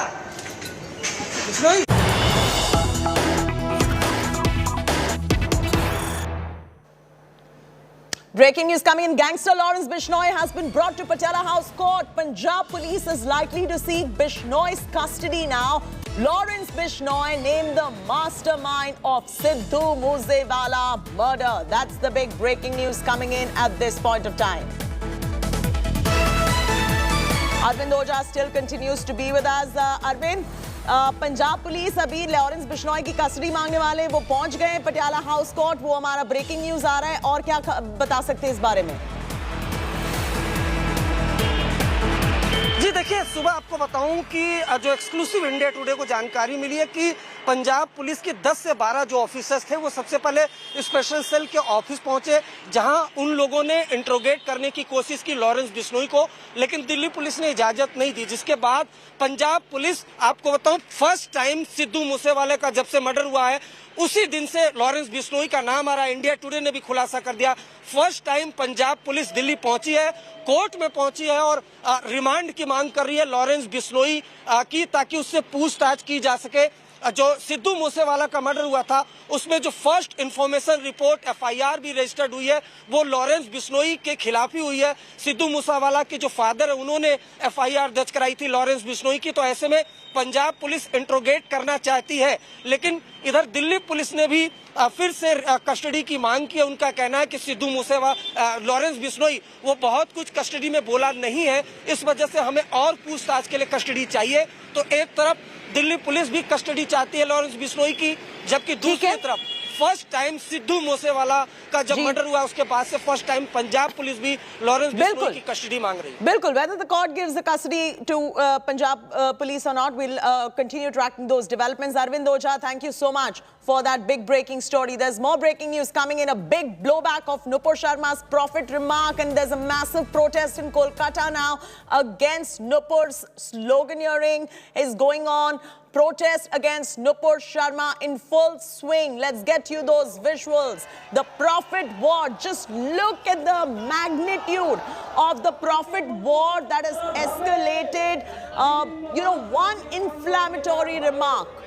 And this is the result of it. Big questions arising on how panelists on TV channels also need to be responsible while talking against other faiths, other communities, and just look at the blowback that the entire nation is facing. Right now what we are bringing you are visuals from Kolkata.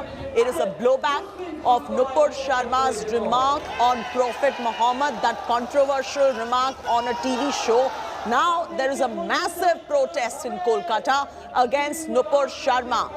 There is sloganeering that is going on. You can already see scores and scores of people gathered over there in Kolkata. Those visuals on your screens right now. And these are protests against Nupur Sharma.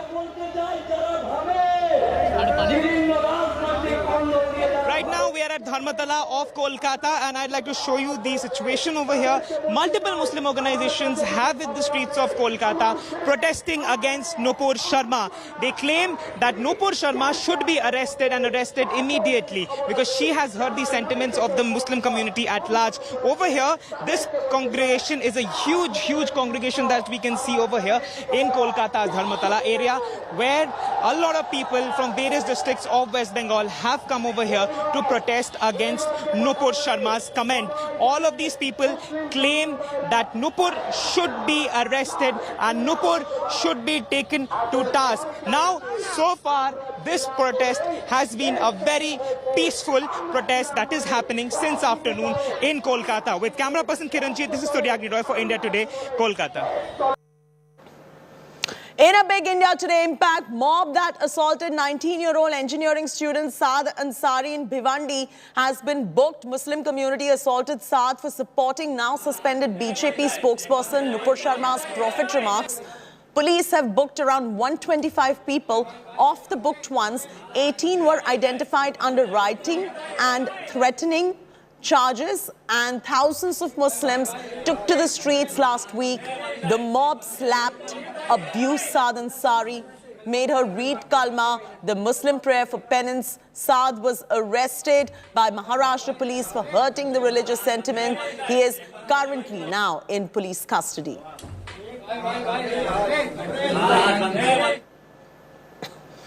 A 19-year-old boy was slapped, thrashed, assaulted by a mob inside his own home in Maharashtra's Bhiwandi for allegedly supporting Nupur Sharma's remarks on the Prophet. Take a look at the timeline of what unfolded. A massive India Today impact. Muslim mob that assaulted 19-year-old engineering student Saad Ansari in Bhiwandi has been booked. India Today was the only channel to report assault on the engineering student by the mob led by a Congress leader, which barged inside his house.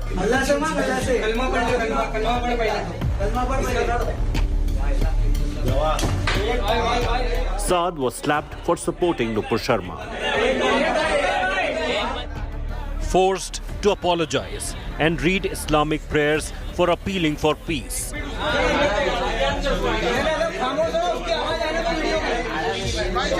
19-year-old engineering student from Bhiwandi in Maharashtra, Saad Ashfaq Ansari, had to face this angry mob, which barged into his home over a social media post, condemning death threats issued against suspended spokesperson of the BJP.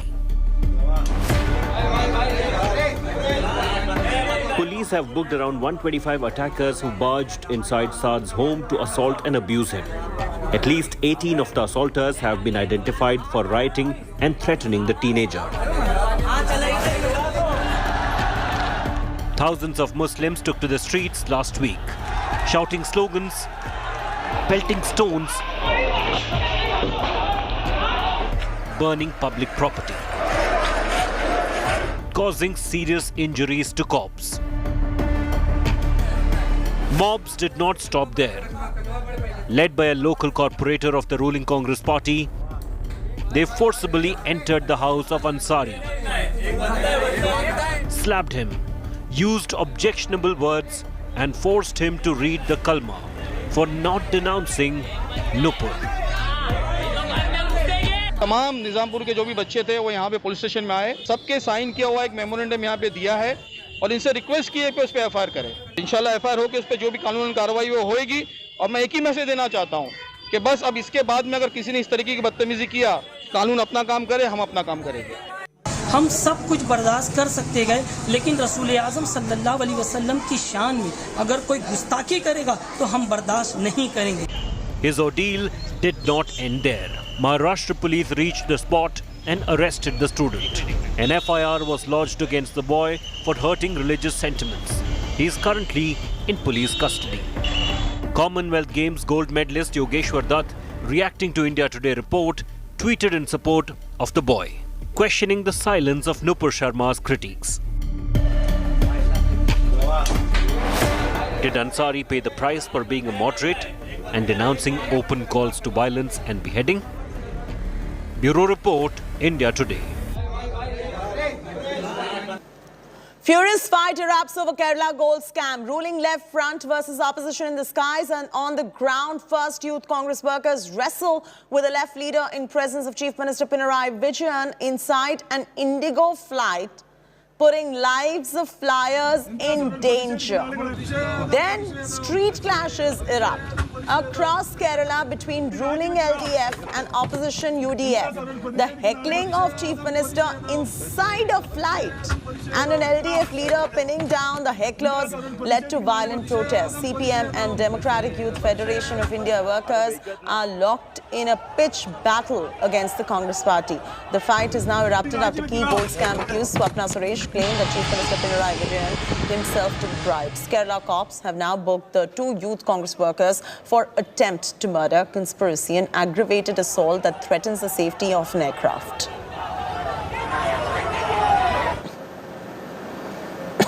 Yet another custodial death has rocked Tamil Nadu. 2 custodial deaths in 2 days, 4 custodial deaths in less than 2 months have put Stalin's government under fire. Opposition has slammed MK Stalin for rising police barbarity, saying that the Chief Minister is incapable of handling the state cops. Here's more. First Thangamani, then 25-year-old Vignesh. On June 13th, Rajashekar in Chennai. And now, 44-year-old Siva Subramanian. Custodial deaths are on the rise in Tamil Nadu. 44-year-old Siva Subramanian allegedly died in Nagapattinam on Monday.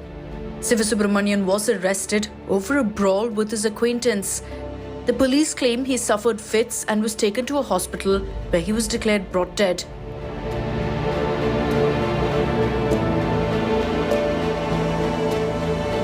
Tamil Nadu BJP President Annamalai claimed that the police department, which is handled by Chief Minister Stalin, has sown seeds of fear among the public. Siva Subramanian is the 4th custodial death in less than 2 months in Tamil Nadu. With rising custodial deaths, the Stalin government is under fire over police barbarity.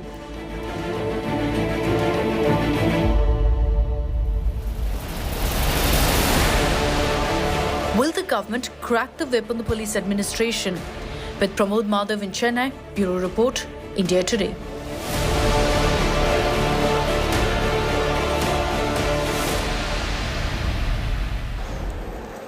All right, the other big story we're tracking here on India Today is the Kannada versus Hindi language war that has surfaced in Karnataka.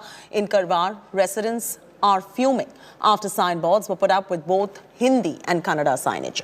A memorandum has been submitted against the usage of Hindi in the boards of localities. Back in 2017, metro signboards bearing Hindi signages were plastered off or removed in Bengaluru. The district has standing orders that only Kannada should be used on these boards. An explanation has been demanded now from the municipal council. This is in fact not the first time. Recently, Kannada actor Kicha Sudeep's row with Ajay Devgan over Hindi sparked condemnation from all circles. Karnataka Chief Minister Bommai earlier said that regional language must be respected.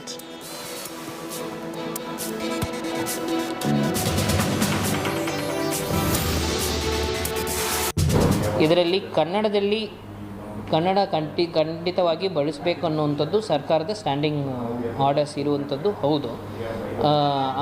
ಬೇರೆ ಇದನ್ನು ಬಳಸಬಾರ್ದು ಅಂತ ನಮ್ಗೆ ಗೊತ್ತಿರೋ ಮಟ್ಟಿಗೆ ಇದೆಯಾ ಅಂತ ನಾವು ಸ್ಪಷ್ಟೀಕರಣ ತಗೋಬೇಕಾಗಿದೆ. ನಗರಸಭೆಗೂ ನಾನು ಎಕ್ಸ್ಪ್ಲನೇಷನ್ ಕೇಳ್ತೀನಿ ಯಾವ ಬೇಸಿಸ್ ಮೇಲೆ ಮಾಡ್ತಿದ್ದಾರೆ ಅನ್ನುವಂಥದ್ದು.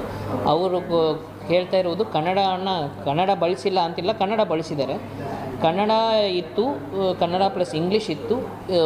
ಇಲ್ಲಿ ಈಗ ಹಿಂದಿಯಲ್ಲಿ ಬರೀತಿದ್ದಾರೆ.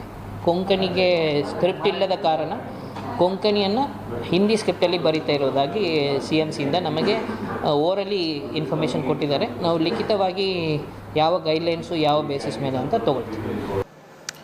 In the latest on the high-profile Bengaluru drug bust case, Bollywood actor Shraddha Kapoor's brother Siddhant Kapoor was granted bail after he was arrested for alleged consumption of drugs in Bengaluru. According to the Deputy Commissioner of Police, the other 4 people arrested have also been released on bail.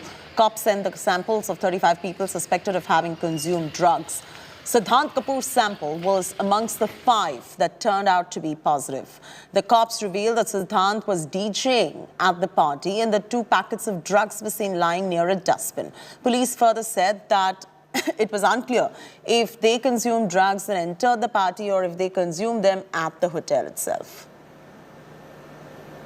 Slipping to a break. When we return, up next, radical military recruitment scheme. 17.5 to 21-year-olds will be now eligible to serve 4 years.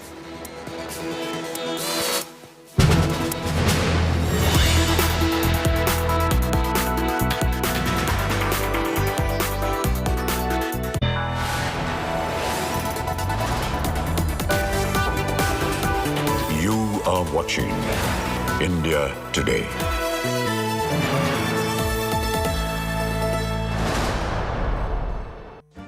Make your media plan smarter with India Today Live TV on your connected devices. Amplify your brand with 100 million smart internet viewers. To advertise, mail us at sales@aajtak.com or call 9999892171.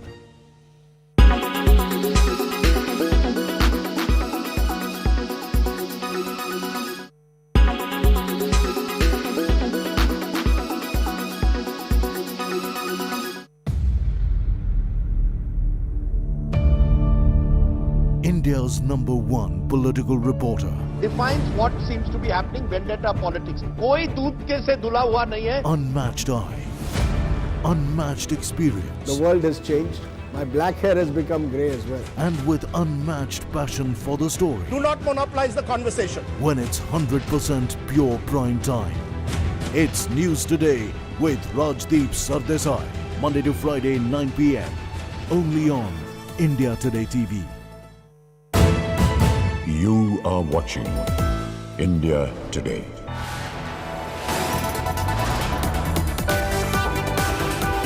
You are watching India Today.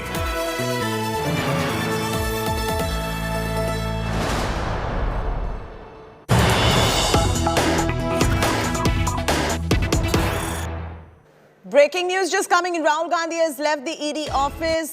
This was the second day of questioning in the money laundering allegations in the National Herald case. He has now left the ED office. He was questioned 10 hours yesterday, if you remember. Yesterday he was questioned. Today was his day 2 of questioning, and we're getting you the big breaking story on how he's now left the ED office. We'll get you more details in just about a bit, but looks like there is no respite now for Rahul Gandhi. He's under the Enforcement Directorate scanner, being grilled for 2 days in a row.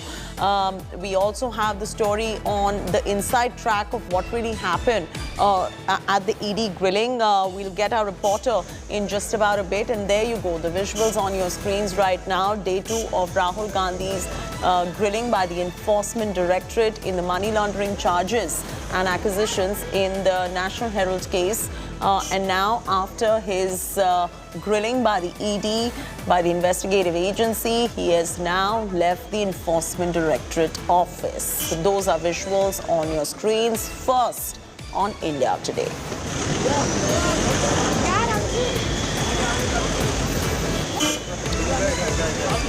Our reporter will join us in just moments from now to tell us and give us the inside track of what really happened in the second round of drilling, rather the second day of drilling, 2 consecutive days of drilling.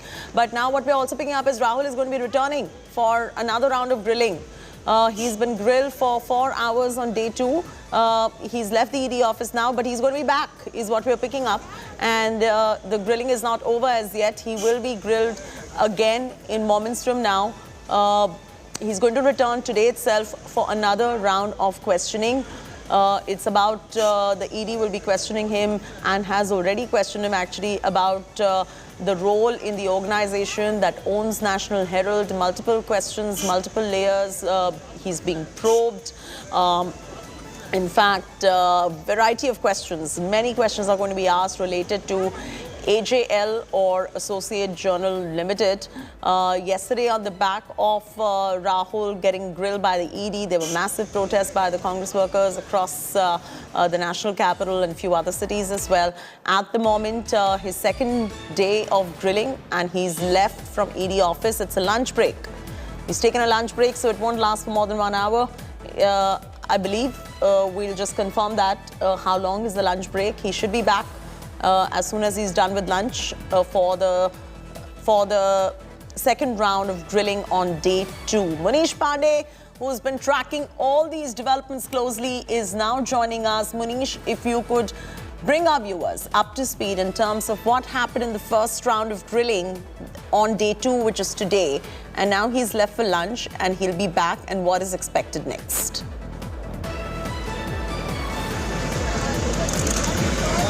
Yeah, well, Chaiti, today the questioning started around 11:30 this morning, and just a while back from now, he was allowed to go for lunch. Yesterday, he was allowed to leave around 2:30 in the afternoon. Today, it was an hour late. As far as today's questioning is concerned, remember, yesterday was a very important day for Rahul Gandhi because, according to ED sources, there were certain questions pertaining to the transactions of AJL and Young India Private Limited. Those questions were not completely answered by Rahul Gandhi. He had told the ED officials that he needs to go through the files, and that is when the ED official told him that tomorrow, whenever you are coming, you have to come with the details or the documents of those transactions. So today, again, there was a revisit on certain aspects of the questioning regarding the shareholding of Young India Private Limited, also regarding the transaction of 50 lakh rupees allegedly from a Kolkata-based shell company, transaction of AJL. So all these questions were again revisited by the Enforcement Directorate today, but also sources have indicated that today there was some fresh set of documents, and these documents are part of the evidence which the ED has collected so far during the investigation. Rahul Gandhi was confronted with those documents. Again, sources are saying that Rahul Gandhi during the questioning was very cautious about using the word. They are saying that it appeared that Rahul Gandhi has been tutored by the lawyers, but this is an indication given by the ED sources. As far as Rahul Gandhi is concerned, he has claimed that there was no wrongdoing from his part, from AJL or even by the Young India Private Limited. Chaiti. All right, Manish Pandey with the inside track and the top story that is defining the news agenda. Manish Pandey breaking the story first on India Today on the inside track, and all the latest developments as far as Rahul Gandhi's grilling by the Enforcement Directorate is concerned. For the moment, Rahul Gandhi has left for lunch and he's going to be returning for another round of grilling. If I could ask Manish one more question. All right, we'll come back to Manish in just about a bit, but high political drama unfolded outside the Enforcement Directorate office and Congress headquarters in the national capital. Several top Congress leaders who staged protests in solidarity with Rahul Gandhi have been detained for the second day. Youth Congress Chief B.V. Srinivas was seen entering a massive tussle with the cops outside the ED office.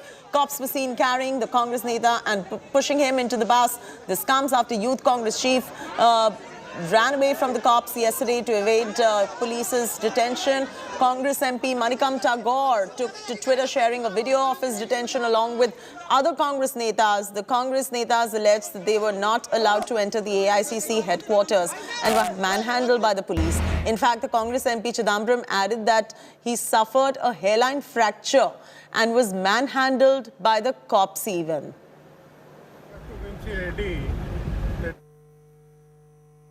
जो नाटक नौटंकी, जो theatrics और drama Congress party भ्रष्टाचार को लेकर कल से कर रही है दिल्ली में, ये पूरा हिंदुस्तान देख रही है। आश्चर्य का विषय कि भ्रष्टाचार भी करेंगे और जब भ्रष्टाचार के विषय में पूछताछ होगी, जब भ्रष्टाचार के विषय में कानूनी कार्यवाही होगी, तो उस पर ड्रामा भी करेंगे और उसमें सड़क भी रोकेंगे, उसमें कहीं न कहीं कानून से ऊपर अपने आप को मानेंगे। वो नौकरियां छीनते जाएंगे, राहुल गांधी और कांग्रेस नौकरियों पर सवाल पूछेगी। वो भाईचारा मिटाएंगे हम प्यार के बीज अंकुरित करते जाएंगे। वो रोजगार छीनते जाएंगे, हम रोजगार मांगते जाएंगे। वो गैस और पेट्रोल डीजल के दाम बढ़ाएंगे, हम उनको कटघरे में खड़ा करते जाएंगे। These are fabricated cases. They are misusing the Enforcement Directorate for their political vendetta. We will fight it out at any cost. This has become a banana republic. They are trying to make India as a banana republic. They are trying like that. There is no democracy. There is no legal values. यहाँ की police प्रशासन को कितना बड़ा दबाव झेलना पड़ रहा होगा दिल्ली से या गवर्नमेंट से, कोई कल्पना नहीं कर सकता। ये तो कोई आज तक मैंने कभी देखा नहीं। सर, आपके कानून अपना काम करे, 144 लगे तो आप अरेस्ट कर लीजिए, परंतु आप अगर AICC में आने लगे तो रोक सकते हैं। तो ये हालात हैं, देख रहे हैं आप लोग। डेमोक्रेसी की हत्या ही हो रही है, आप समझ लो देश के अंदर। ये देशवासियों को समझना पड़ेगा। खाली धर्म के नाम पर राजनीति कब तक करते जाओगे? हम लोग आराम से पैदल जा रहे थे, मैं अकेले जा रहा था अपने सुरक्षा कर्मियों के साथ, और मुझे पुलिस ने रोक दिया। अब रोक दिया तो बैठने के अलावा मेरे पास रास्ता क्या है? मिसबिहेव कर रहे हैं ये लोग, है ना? और ये देखिए किस प्रकार ये हरासमेंट है, क्योंकि ये पत्रिका तो इंडिपेंडेंस के लिए फ्रीडम फाइटर्स ने निकाला और लोगों को कॉन्शियस बनाने के लिए और लड़ने के लिए हिम्मत देने के लिए ये पेपर बनी हुई है। और ये जब 2008 में बंद पड़ी थी, उसको जान देने के लिए ये सारी चीजें हुई। जो शेर जो जेल पर बेल में है वो बैठकर यहाँ पर सत्याग्रह चला रहा है। अरे ऐसे चिल्लर बातें करने से क्या, उनके पास तो आजादी के लिए कोई लड़ा है, कोई मरा है, कुछ नहीं। उनको क्या दर्द है? जो लोग अपना सारी संपत्ति इस देश के आजादी के लिए लड़ा है, उनसे आप प्रश्न करते हैं। Today we came to the AICC, myself, Punya ji,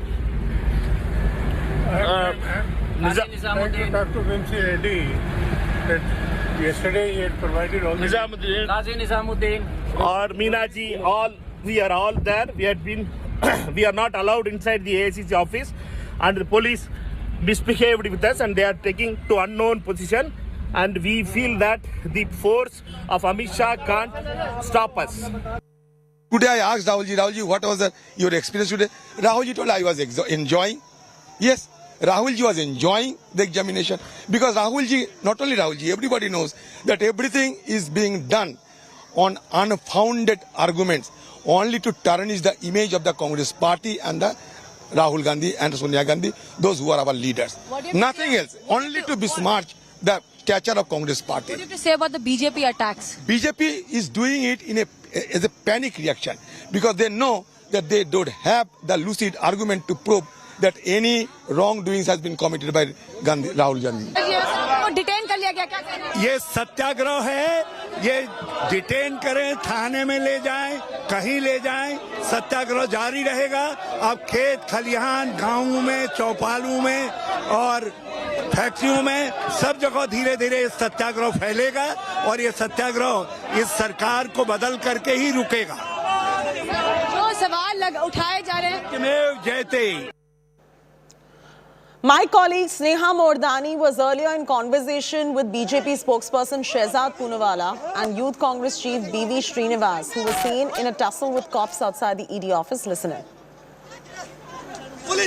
Shehzad Poonawalla, BV Srinivas of the Congress party has been detained, is also with us. What would you like to tell him? He says that none of the BJP leaders have been questioned by the ED in so many years. This obviously is a tool of vendetta that the BJP has been using. देखिए, आपके पास और मेरे पास pan card है, आधार card है, ration card है। ये बीवी श्रीनिवास और ये पूरी जो भ्रष्टाचारियों को बचाने वाली मंडली, इसमें कोई पर्सनल अकाउंट के मामला नहीं है। उनको कुछ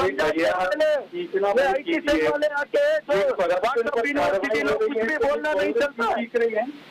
प्लीज शहजाद पूनावाला को, मैं आपको भी मौका दूंगी। बीवी श्रीनिवास, शहजाद पूनावाला को बारे में समझा के आने को बोलिए, थोड़ा पढ़े लिखे आइए। ये भ्रष्टाचार थोड़ा इनका कोई लीगल वाले बिचारी है, इनके सारे झूठ बोल रहे हैं। बीवी श्रीनिवास, शहजाद पूनावाला को बोलने दीजिए, मैं आपको भी मौका दूंगी। बीवी श्रीनिवास, प्लीज बीवी श्रीनिवास, ऐसे तो कुछ नहीं समझ में आएगा, बोलने दीजिए, मैं आपको भी मौका दूंगी, आप बने रहिए। शहजाद गो है। नहीं, ये लोग झूठ बोलने के अलावा आज तक। बीवी श्रीनिवास प्लीज, इस तरह से हम डिस्कशन नहीं कर सकते, आप बने रहिए हमारे साथ। शहजाद पूनावाला को 1 मिनट बोलने दीजिए, फिर मैं आपके पास फिर से आऊंगी। Shahzad go ahead. First of all, it is the trial court which held that young Indians were used as a special purpose vehicle to use of public property worth 2,000 crores that belonged to freedom fighters and gave it to the Gandhi families to young Indians. It was a high court that upheld that order. The income tax reassessment order, which was challenged by the Gandhi family in High Court and Supreme Court, was upheld by court no relief from court. This is vendetta politics. Please tell me, Shehzad, go ahead, I can hear you. Shehzad, you go ahead, I can hear you, please. After that, just few days ago, the Congress party welcomes the ED action on Satyendra Jain, but when action is taken on their own Bhrashtacharis, they have a problem with it. Why this double standard? Thirdly, did they not take money into young Indians from Dotex, which is a shell company? Fourthly, did they not illegally transfer ATL shares to young Indians, which has been objected to by Shanti Bhushan and Martin? They can't do no less. They are not friends of the BJP. Fifthly, please tell me, does the income tax reassessment order that was challenged by you not say that you have to pay a liability of 100 crores in tax? Sixthly, is it not true that ED has attached properties? You all have not challenged that because you all know that there is no relief that you get from the courts of law. Till date, no court of law has given you relief. Srinivasan ji, please answer these questions. Instead of that, आप जब भी सवाल आता है आप भाग जाते हैं, आप झुकेंगे नहीं। बीवी Srinivas, please come in. Some pointed questions and Mr. Poonawala has asked. बीवी श्रीनिवास, do answer. मेरा सिंपल कहना चीज है, 2015 में केस खत्म हो चुका था ये, हाँ, अभी दोबारा खुला क्यों? मेरे भाई बता तो सही, ये पॉलिटिकल वेंडेटा नहीं है तो और क्या? मैं बताता हूँ, वो क्या पॉलिटिकल वेंडेटा है नहीं है तो और क्या? ठीक है, आपने सवाल पूछा, शहजाद पूनावाला को आंसर करने दीजिए। शहजाद आंसर। यस, बीवी श्रीनिवास, आपने सवाल पूछा, शहजाद पूनावाला को आंसर करने दीजिए। मैंने इनको 2015 में केस खत्म हो चुका है। मैं समझ गई बीवी श्रीनिवास, आपका सवाल आपने पूछा ना सवाल, तो शहजाद पूनावाला को आंसर करने दीजिए, वो आपके सवाल का जवाब देंगे। कोई भी केस बंद नहीं किया गया था ईडी के द्वारा। In fact ED has been continuing the investigation, attachments were made last year also, and if the case was closed, please tell us why did mister Srinivas and his great lawyer from the Congress party not go to court and say this is a closed case? Why you summoning Rahul Gandhi? Why did you summon Oscar Fernandez? Why did you summon Motilal Vora, who also, when they were alive, went to the ED? So this kind of fake narrative, instead of peddling that, you should answer specific questions. Do you have engagements with Dotex, which is a shell company? Did you transfer shares of ATL legally? Or did you get the loan from Congress party, give it to ATL, which was transferred to young Indians, which was doing business in real estate? Could the donors of Congress party make that donation to this kind of company? Then you waived off that loan. Fourthly, there's a High Court order and a Supreme Court order against you on the income tax reassessment order. Fifthly, there's a trial court order summoning the leaders of Congress party for this fraud, calling it a criminal intent that was part of there in transferring the shares of ATL to young Indians. Are these facts true or false? Are this all vendetta politics, or is this court of law observation?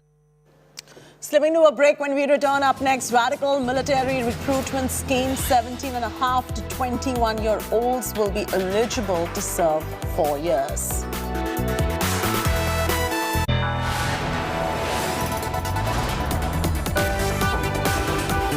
You are watching India Today.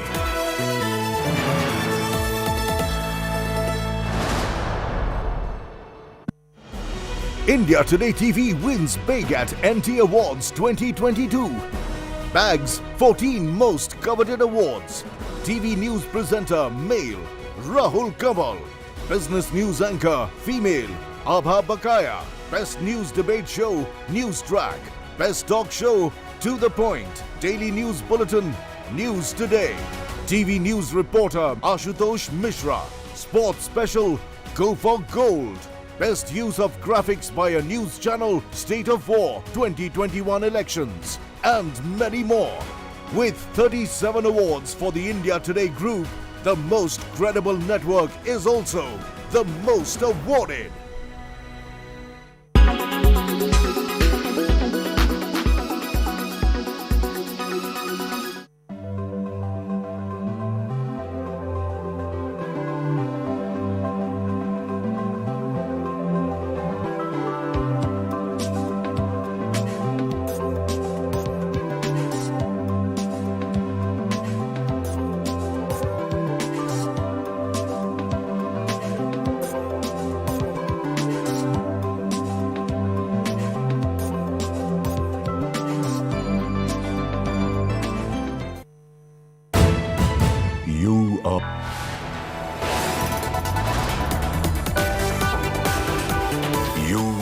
watching India Today.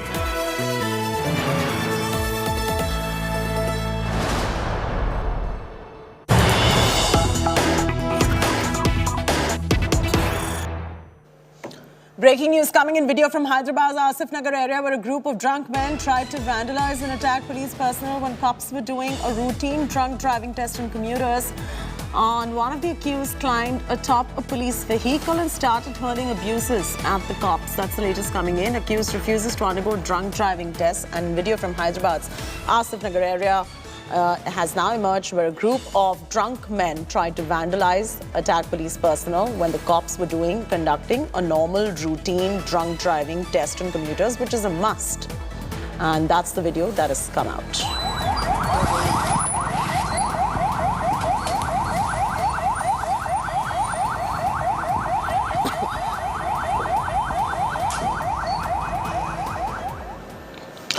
One of the world's largest and most professional militaries, renowned globally for its abilities, responsibilities and grit, is all set for a brand new chapter. The government has called it Agnipath, the path of fire, and it has aimed at recasting the military as leaner, meaner, and to cut down India's military salary and pension bills. Agnipath is a brand new short-term recruitment policy for the Indian youth to serve in the armed forces. The scheme will induct youth aged between 17.5 to 21 into the armed forces as Agniveers on a salary between 30 to 40,000 for a period of 4 years. They will then be released from service without pension, but with a severance of up to 12 lakh rupees. About a quarter of all Agniveers will be retained if they choose to be on merit.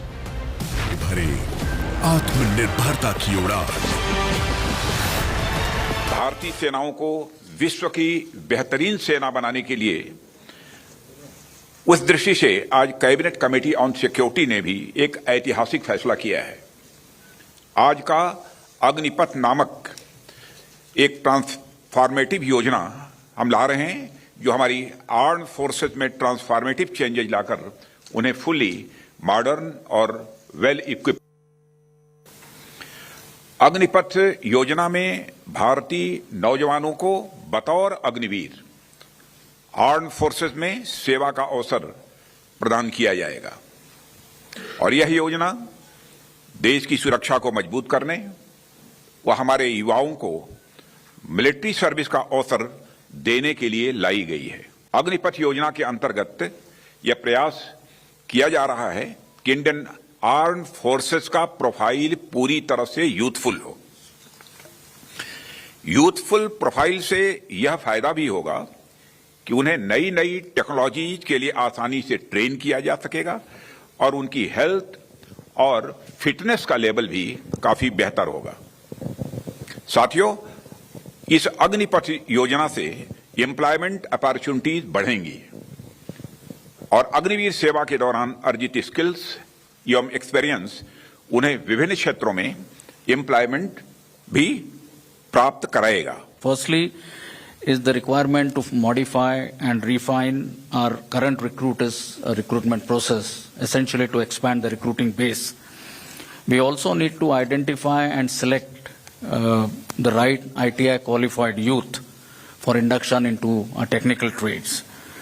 Optimizing the recruitment training period is another issue that we are currently examining. As I mentioned earlier, assimilation and integration of the Agniveers into the system is an important aspect, and that is something which we are working at.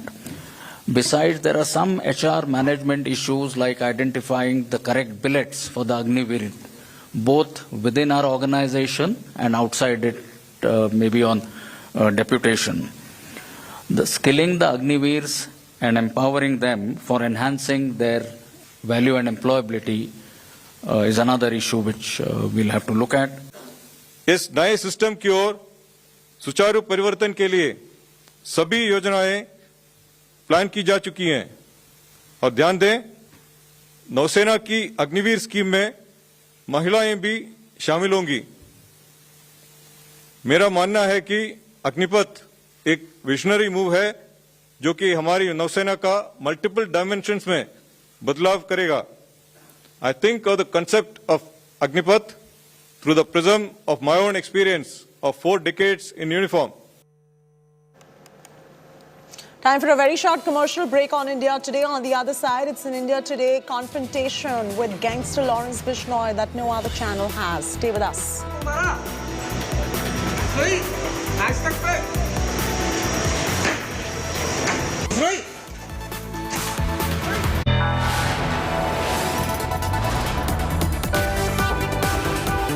You are watching India Today.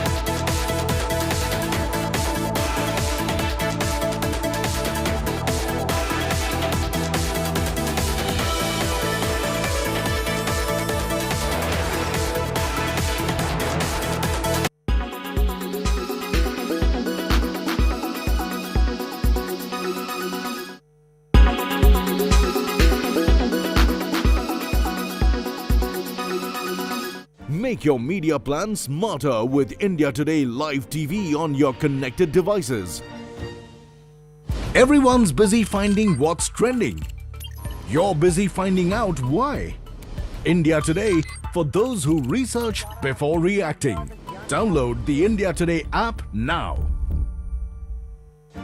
Make your media plan smarter with India Today Live TV on your connected devices. Amplify your brand with 100 million smart internet viewers. To advertise, mail us at sales@aajtak.com. Make your media plan smarter with India Today Live TV on your connected devices. Everyone's busy finding what's trending. You're busy finding out why. India Today for those who research before reacting. Download the India Today app now. Make your media plan smarter with India Today Live TV on your connected devices. You are watching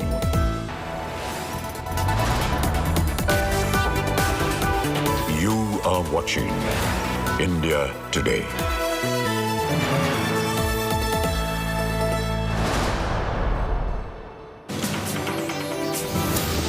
After India Today reported on the horrific ordeal of 19-year-old Muslim teen who was slapped, thrashed and assaulted by a mob for backing Nupur Sharma, cops booked 125 people. After wrestling inside Chief Minister Vijayan's flight, ugly Congress versus CPM war over Kerala gold scam leads to street battles across the state.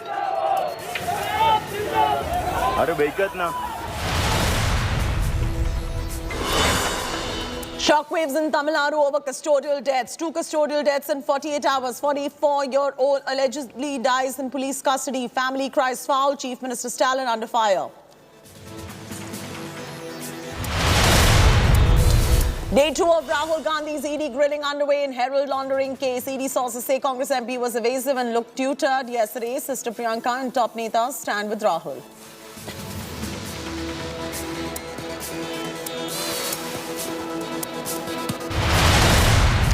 Congress says its leaders are being detained without any provocation and being manhandled. BJP says Congress applies different yardsticks for Gangster Gandhis. Top cop denies Congress's charge.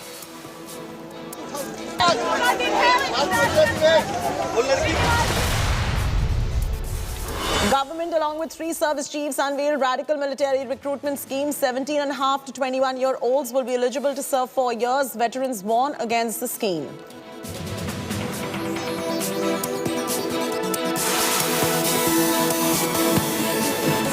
मौका देश के लिए कुछ कर दिखाए।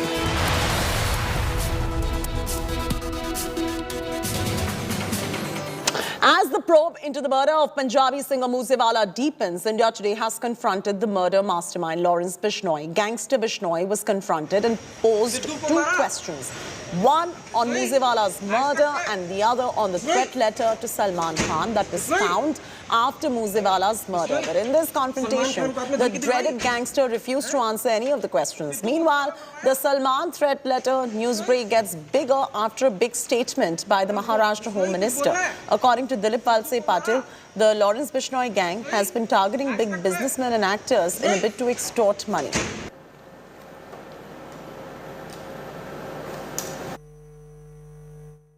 बिश्नोई कुछ बोलना है? सिद्धू को मारा? बिश्नोई आज तक पे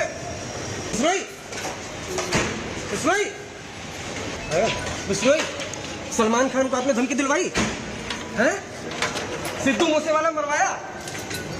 बिश्नोई जब भी ये मूसेवाला का जो वहाँ पे हत्या हुई, जब भी इस परिस्थिति का फायदा लेके अपना एक रुबाब बनाने के लिए ये गैंग ने, जो बिश्नोई गैंग है, ये गैंग ने इसका एक फायदा लेने की कोशिश की है। कुछ लोगों को अरेस्ट किया गया है, लेकिन अभी तक इसके बारे में सारी इंफॉर्मेशन या सारी बातें सामने नहीं आई है। पुलिस इसकी जांच कर रही है और कुछ दिन लगेंगे और कुछ दिन के बाद इसके बारे में सारी स्पष्टता होगी। All right, this is a big confrontation done by Arvind Ojha, the only channel that has confronted gangster Lawrence Bishnoi on 2 counts. One is on the Sidhu Moosewala murder and whether he threatened Salman Khan or not. No other channel has this confrontation. Arvind Ojha now joins us live for the very latest. Arvind, आपने उन्हें confront किया, Lawrence Bishnoi को अभी तक किसी ने confront नहीं किया. You had a face-to-face confrontation with Lawrence Bishnoi on 2 pointed question. एक सिद्धू मूसेवाला के मर्डर के बाबत में और दूसरा जो आपने सवाल पूछा था वो सलमान खान को जो थ्रेट लेटर मिला था उस स्टोरी पर। बताइए हमें क्या हुआ। देखिए चैती, लगातार इंडिया टुडे जब से सिद्धू मूसेवाले का मर्डर हुआ है तब से इंडिया टुडे लगातार अपने व्यूअर्स को एक पॉइंट से न्यूज बता रहा है कि किसने मारा। हमने सबसे पहले बताया कि लॉरेंस बिश्नोई ही इस मर्डर का मास्टरमाइंड है। ऐसे में इंडिया टुडे ने ये ठाना कि हम जो गैंगस्टर लॉरेंस बिश्नोई है उसको कन्फ्रंट करेंगे और आज हमने जब उसे मेडिकल के लिए ले जाया गया, हमने उसे कन्फ्रंट किया। हमने उससे सवाल पूछा कि क्या सिद्धू मूसेवाला को तुमने मरवाया।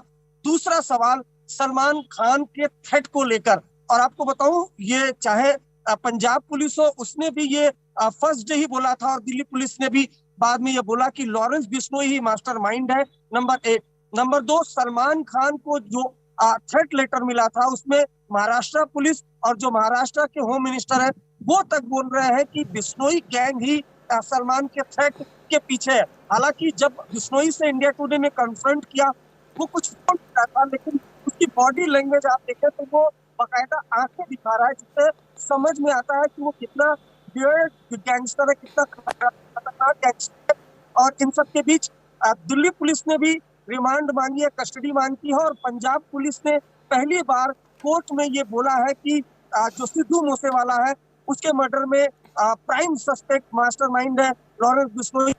पंजाब पुलिस और पंजाब पुलिस ने कस्टडी मांगी है लॉरेंस बिश्नोई की। What is the update coming in on that front? Court ने क्या डिसाइड किया है? देखिए अभी तक कोर्ट का ऑर्डर आना बाकी है, क्योंकि दिल्ली पुलिस भी कस्टडी मांग रही थी, लेकिन जब पंजाब पुलिस ने बोला कि पंजाब में जो सिद्धू मूसेवाला का मर्डर हुआ है उसमें मेन मास्टरमाइंड है, first information report Lawrence Bishnoi के खिलाफ है, इसलिए हमें कस्टडी दी जाए, जिसके बाद दिल्ली पुलिस कोर्ट में खामोश रह गई। तो देखना होगा कि कोर्ट क्या ऑर्डर देती है, क्योंकि 2 स्टेट की पुलिस ने कस्टडी मांगी है, पंजाब पुलिस ने भी कस्टडी मांगी है और दिल्ली पुलिस ने भी कस्टडी मांगी है। बिल्कुल हमारे साथ बने रहिए। We've got breaking news coming in at this point of time. Arrest of shooter Santosh Jadhav from Gujarat by Pune crime branch has revealed how operational details of how members of Lawrence Bishnoi gang operate. Gang uses Jai Balkari as a slogan to identify with other gang members. So their slogan to identify each other is Jai Balkari. We have the inside track on how they are operating with the only channel with this. This gang, they use only Instagram Messenger to chat, and they have multiple Instagram accounts where they even boast about their criminal activities.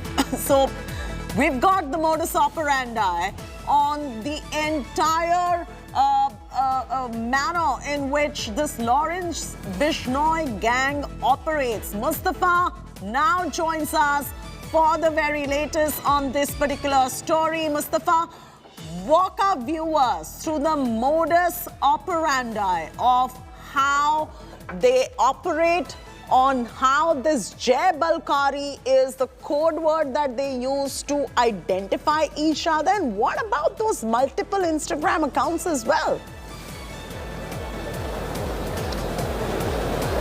Well, Chaiti, they are trying to be in touch with each other, and by boasting on social media accounts like Instagram, they are trying to enroll more and more people. Now, this is exclusive detail which has been secured by India Today, which has come out in the investigations of Santosh Jadhav, with name of Santosh Jadhav 077. There was multiple accounts in which Santosh Jadhav is posting with guns, with bullets, with his friends, and it's, if not Santosh Jadhav, there are many other gang members who are from Lawrence Bishnoi gang who use Jai Balkari as their war cry. They also identify their social media accounts by giving their initials. They make their initials of their name with guns or bullets, like Santosh Jadhav has made SJ with guns and then taken a snapshot and posted it on Instagram. So this is the activity which has come out, and the police is also shocked that these are youngsters who have now become hardened criminal coming from rural parts of Maharashtra, Punjab, Haryana. They are boasting about how they are roaming freely. Police is not arresting them. They are doing everything openly on social media, but it's only now after Musewala's killing that all this has come to light. Pune crime branch has arrested the shooter Santosh Jadhav, and Santosh Jadhav hails from Gujarat, but this arrest has been made by Pune crime branch, and now that the police is in possession of how the modus operandi and what the manner and form and fashion in which this particular gang operates, what is the plan in terms of crackdown really looking like, and how fast? What is the timeline?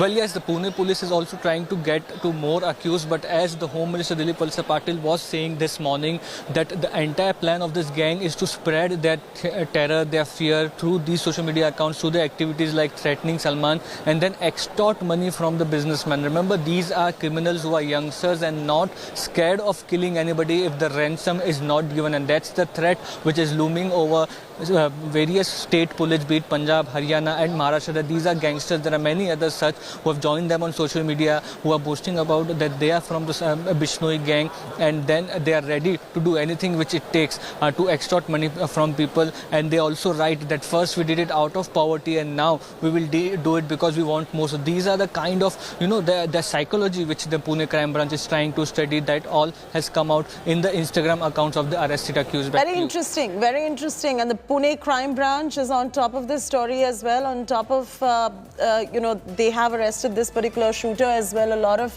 inside details in terms of the modus operandi has been accessed by India Today. Mustafa Sheikh, thank you for joining us with those details. Now, in a big India Today impact, Mob that assaulted the 19-year-old engineering student Saad Ansari in Bhiwandi has been booked. Muslim community assaulted Saad for supporting now suspended BJP spokesperson Nupur Sharma's prophet remarks. Police have now booked around 125 people. Of the booked ones, 18 were identified under rioting and threatening charges. Thousands of Muslims took to street last week. The mob slapped, abused Saad Ansari and made him read Kalma, the Muslim prayer for penance. Saad was arrested by Maharashtra police for hurting religious sentiments. He is currently in police custody.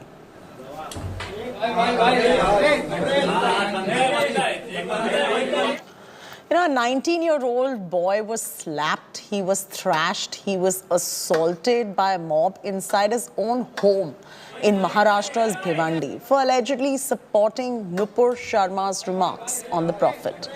Take a look at this timeline of how all of this unfolded. A massive India Today impact. Muslim mob that assaulted 19-year-old engineering student Saad Ansari in Bhiwandi has been booked.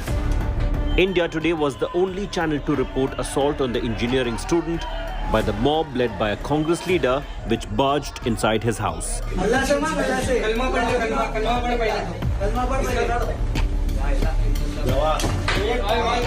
Saad was slapped for supporting Nupur Sharma.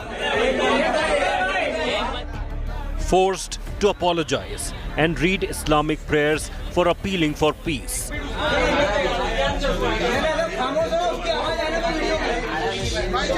19-year-old engineering student from Bhiwandi in Maharashtra, Saad Ashfaq Ansari, had to face this angry mob, which barged into his home over a social media post. Condemning death threats issued against suspended spokesperson of the BJP. Police have booked around 125 attackers who barged inside Saad's home to assault and abuse him. At least 18 of the assaulters have been identified for rioting and threatening the teenager. Thousands of Muslims took to the streets last week, shouting slogans, pelting stones, burning public property, causing serious injuries to cops. Mobs did not stop there. Led by a local corporator of the ruling Congress party, they forcibly entered the house of Ansari, slapped him, used objectionable words and forced him to read the Kalma for not denouncing Nupur. तमाम निजामपुर के जो भी बच्चे थे वो यहाँ पे police station में आए, सबके साइन किया हुआ एक मेमोरेंडम यहाँ पे दिया है और इनसे रिक्वेस्ट की है कि उस पे एफआईआर करें। इंशाल्लाह एफआईआर होकर उस पे जो भी कानूनी कार्रवाई वो होएगी और मैं एक ही मैसेज देना चाहता हूँ कि बस अब इसके बाद में अगर किसी ने इस तरीके की बदतमीजी किया, कानून अपना काम करे, हम अपना काम करेंगे। हम सब कुछ बर्दाश्त कर सकते गए, लेकिन रसूल आज़म सल्लल्लाहु अलैहि वसल्लम की शान में अगर कोई गुस्ताखी करेगा तो हम बर्दाश्त नहीं करेंगे। His ordeal did not end there. Maharashtra police reached the spot and arrested the student. An FIR was lodged against the boy for hurting religious sentiments. He is currently in police custody. Commonwealth Games gold medalist Yogeshwar Dutt, reacting to India Today report, tweeted in support of the boy, questioning the silence of Nupur Sharma's critiques. Did Ansari pay the price for being a moderate and denouncing open calls to violence and beheading? Bureau Report, India Today. Furious fight erupts over Kerala gold scam. Ruling left front versus opposition in the skies and on the ground as well. First, Youth Congress workers wrestle with the left leader in presence of Chief Minister Pinarayi Vijayan inside an Indigo flight, putting lives of flyers in danger. Then street clashes erupt across Kerala between ruling LDF and opposition UDF. The heckling of the Chief Minister inside the flight and an LDF leader pinning down the hecklers. led to violent protests. CPM and Democratic Youth Federation of India workers are locked in a pitched battle against the Congress party.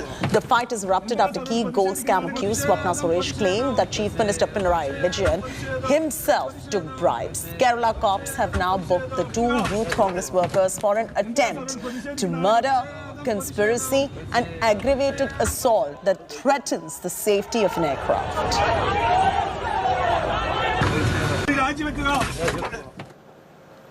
In yet another custodial death case that has rocked Tamil Nadu, 2 custodial deaths in 2 days, 4 custodial deaths in less than 2 months have put Stalin government under fire. Opposition slams MK Stalin for rising police barbarity, saying the chief minister is incapable of handling the state police. Here's more. First Thangamani, then 25-year-old Vignesh. On June 13th, Rajashekar in Chennai.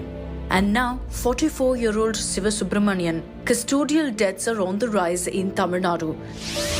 44-year-old Sivasubramanian allegedly died in Nagapattinam on Monday. Sivasubramanian was arrested over a brawl with his acquaintance. The police claim he suffered fits and was taken to a hospital where he was declared brought dead.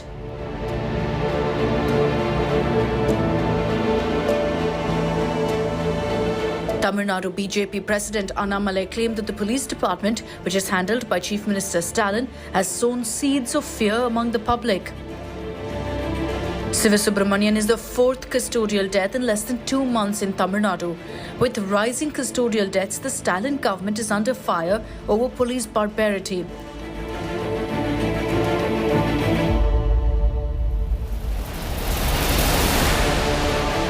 Will the government crack the whip on the police administration?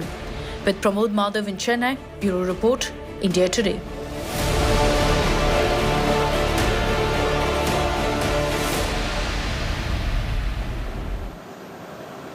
The Kannada versus Hindi language war has resurfaced in Karnataka. In Karwar, residents are fuming after signboards were put up with both Hindi and Kannada signage.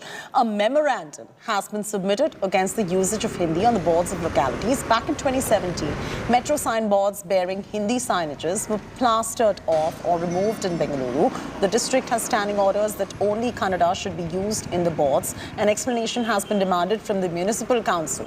This is not the first time, viewers. Recently, Kannada actor Kicha Sudeep's row, if you remember, with Ajay Devgan over the Hindi language row sparked condemnation from all circles. Karnataka Chief Minister Bommai had said earlier that regional languages must be respected.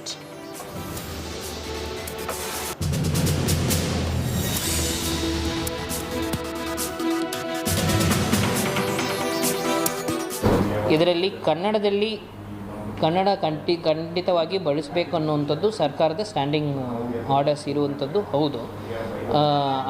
ಬೇರೆ ಇದನ್ನು ಬಳಸಬಾರ್ದು ಅಂತ ನಮ್ಗೆ ಗೊತ್ತಿರೋ ಮಟ್ಟಿಗೆ ಇದೆಯಾ ಅಂತ ನಾವು ಸ್ಪಷ್ಟೀಕರಣ ತಗೋಬೇಕಾಗಿದೆ. ನಗರಸಭೆಗೂ ನಾನು ಎಕ್ಸ್ಪ್ಲನೇಷನ್ ಕೇಳ್ತೀನಿ, ಯಾವ ಬೇಸಿಸ್ ಮೇಲೆ ಮಾಡ್ತಿದ್ದಾರೆ ಅನ್ನುವಂಥದ್ದು. ಅವರು ಹೇಳ್ತಾ ಇರುವುದು ಕನ್ನಡ ಬಳಸಿಲ್ಲ ಅಂತಿಲ್ಲ, ಕನ್ನಡ ಬಳಸಿದ್ದಾರೆ. ಕನ್ನಡ ಇತ್ತು, ಕನ್ನಡ ಪ್ಲಸ್ ಇಂಗ್ಲೀಷ್ ಇತ್ತು. ಇಲ್ಲಿ ಈಗ ಹಿಂದಿಯಲ್ಲಿ ಬರೀತಿದ್ದಾರೆ. ಕೊಂಕಣಿಗೆ ಸ್ಕ್ರಿಪ್ಟ್ ಇಲ್ಲದ ಕಾರಣ ಕೊಂಕಣಿಯನ್ನು ಹಿಂದಿ ಸ್ಕ್ರಿಪ್ಟಲ್ಲಿ ಬರೀತಾ ಇರೋದಾಗಿ CMCಯಿಂದ ನಮಗೆ ಓರಲಿ ಇನ್ಫಾರ್ಮೇಷನ್ ಕೊಟ್ಟಿದ್ದಾರೆ. ನಾವು ಲಿಖಿತವಾಗಿ ಯಾವ ಗೈಡ್ಲೈನ್ಸು ಯಾವ ಬೇಸಿಸ್ ಮೇಲೆ ಅಂತ ತಗೊಳ್ತೀವಿ. In the latest in the high-profile Bengaluru drug bust case, Bollywood actor Shraddha Kapoor's brother Siddhant Kapoor was granted bail after he was arrested for alleged consumption of drugs in Bengaluru. According to the Deputy Commissioner of Police, the other 4 people arrested have also been released on bail.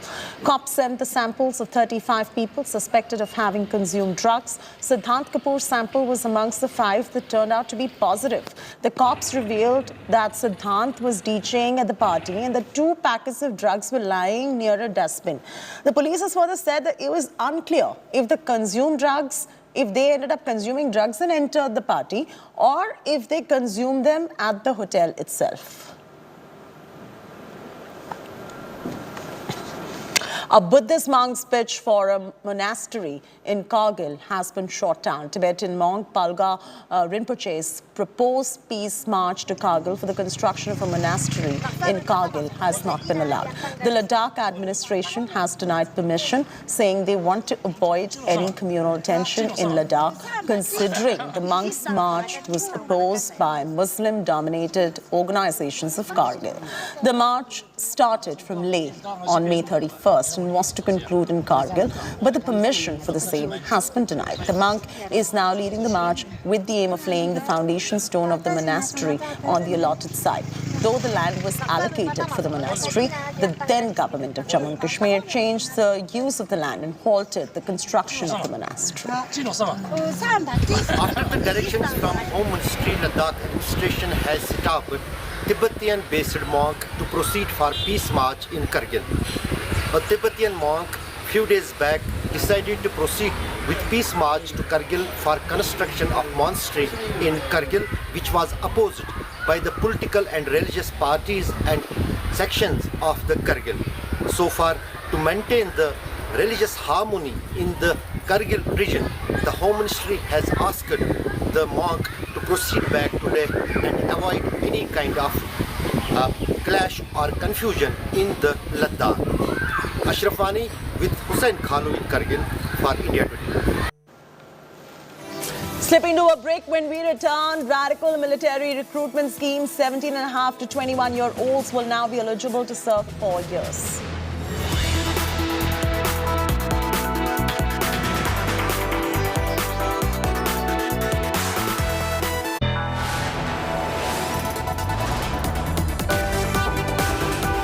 You are watching India Today.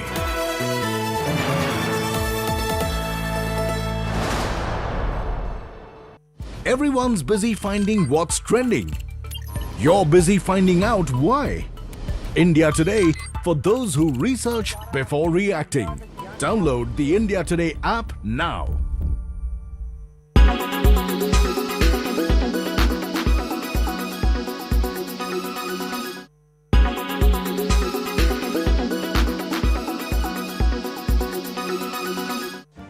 Make your media plan smarter with India Today Live TV on your connected devices. Amplify your brand with 100 million smart internet viewers. To advertise, mail us at sales@aajtak.com. Make your media plan smarter with India Today Live TV on your connected devices. Everyone's busy finding what's trending. You're busy finding out why.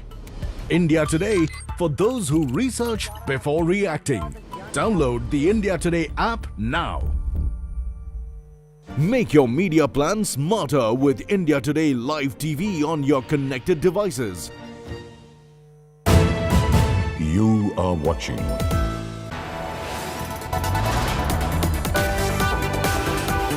You are watching India Today.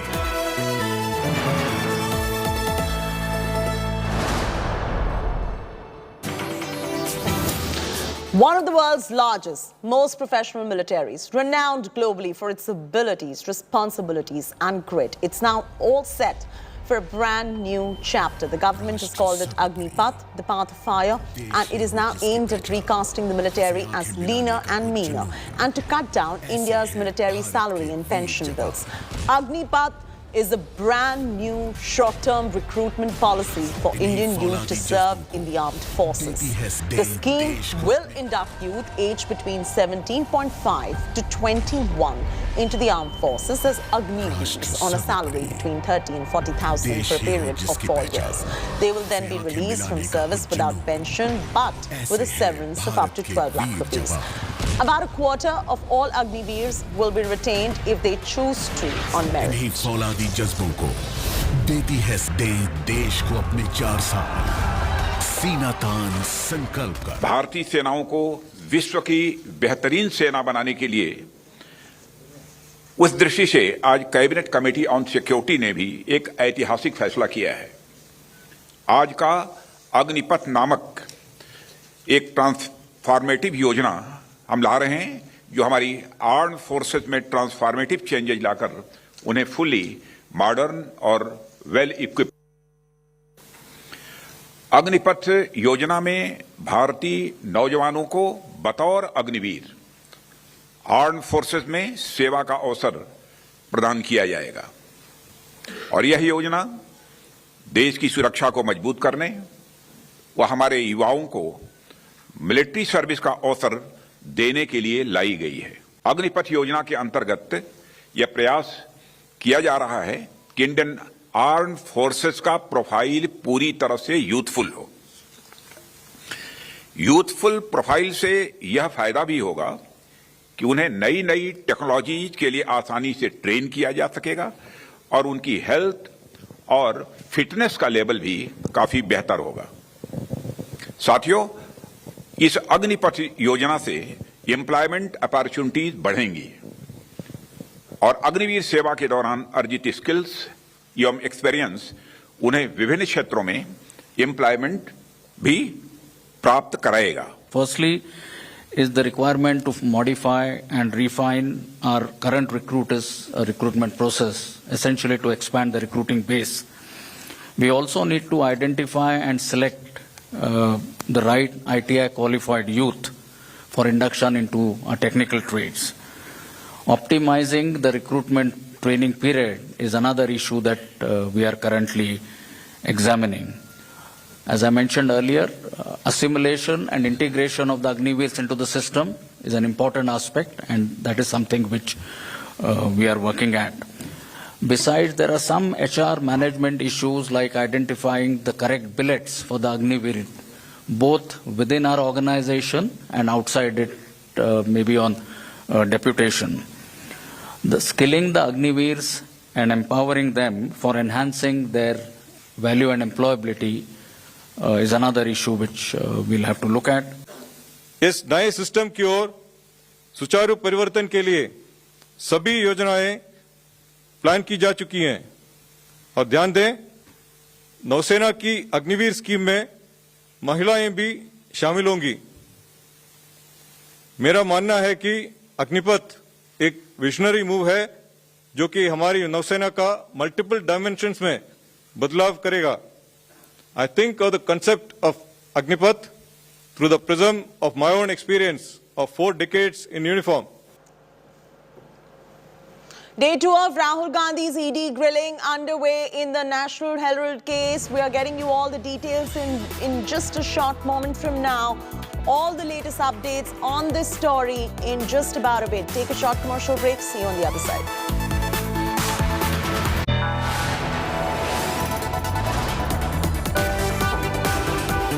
You are watching India Today.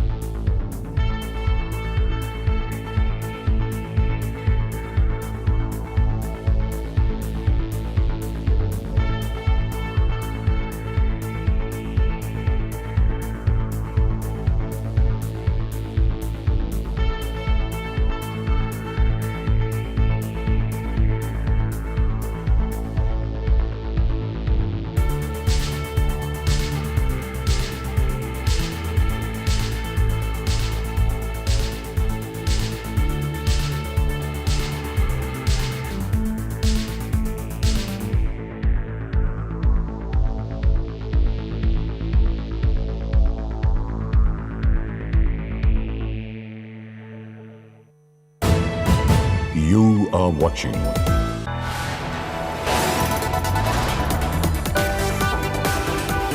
You are watching India Today.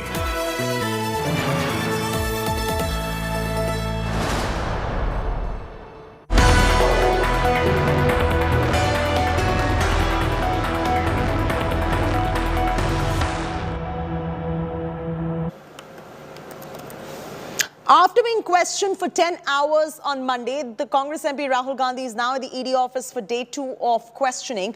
Ahead of this visit, he was seen entering the AICC headquarters with Priyanka Gandhi Vadra. while several top Congress leaders and workers stood in solidarity with the Gandhis. ED sources close to India Today have revealed that Rahul looked cautious and his lawyers had tutored him. ED sources also said that Rahul was evasive on many questions and was not satisfied with Rahul's answers. That is, ED was not satisfied. Rahul was questioned over a variety of questions related to the Associate Journal Ltd, or AJL as you know it. ED questioned Rahul about his role in the organization that owns the National Herald.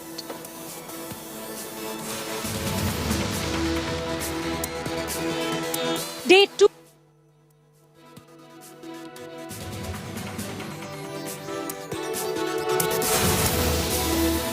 In day 2 of his summons, Rahul Gandhi has already been questioned for over 2 hours. The questions pertain to the inconclusive answers from day 1 and fresh set of questions regarding the transaction details between AJL and Young India Private Limited. The day also saw a repeat of protests by Congress workers outside the Enforcement Directorate office, post which they were detained by the Delhi police. With Munish Pandey and video journalist Ankit Khandelwal, this is Shreya Chatterjee for India Today. What is the alleged Herald scam? Akshita Nandagopal with that explanation. Let's simplify this as much as we can for you. Associated Journals Ltd back in 2008 had a huge debt of about 90 crore rupees. And so the Congress decided to give them a loan of 90 crores to settle their debt. It didn't work. The company shut down. 2 years later, Young Indian was founded in 2010.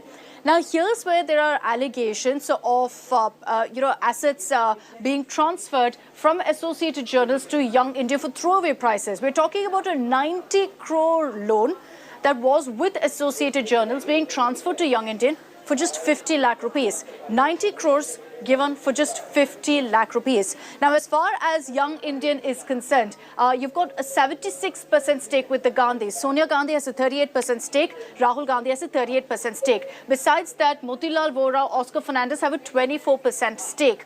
So if you look at that itself, there are questions about how this loan and all assets of AJL was transferred to Young Indian. Then there's another aspect that the ED is looking into.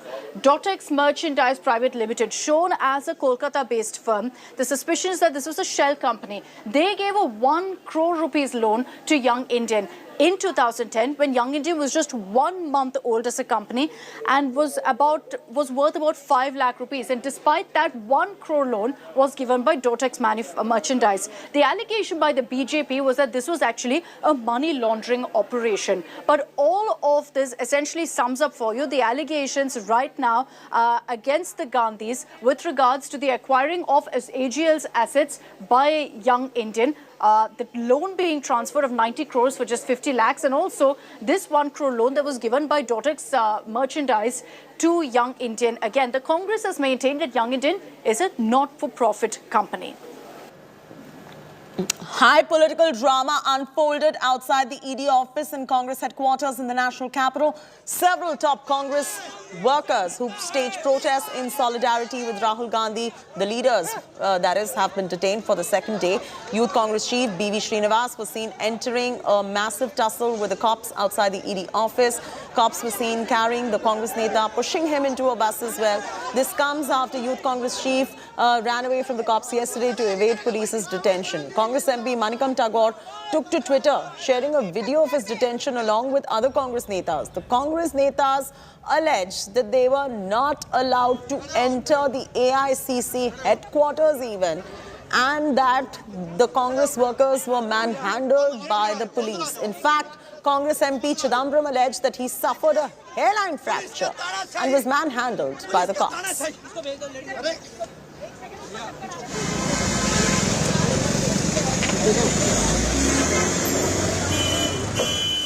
Visuals on your screens right now, live visuals on your screens. Rahul Gandhi back at the ED office. Remember his first round of questioning on day 2, that is today, got done.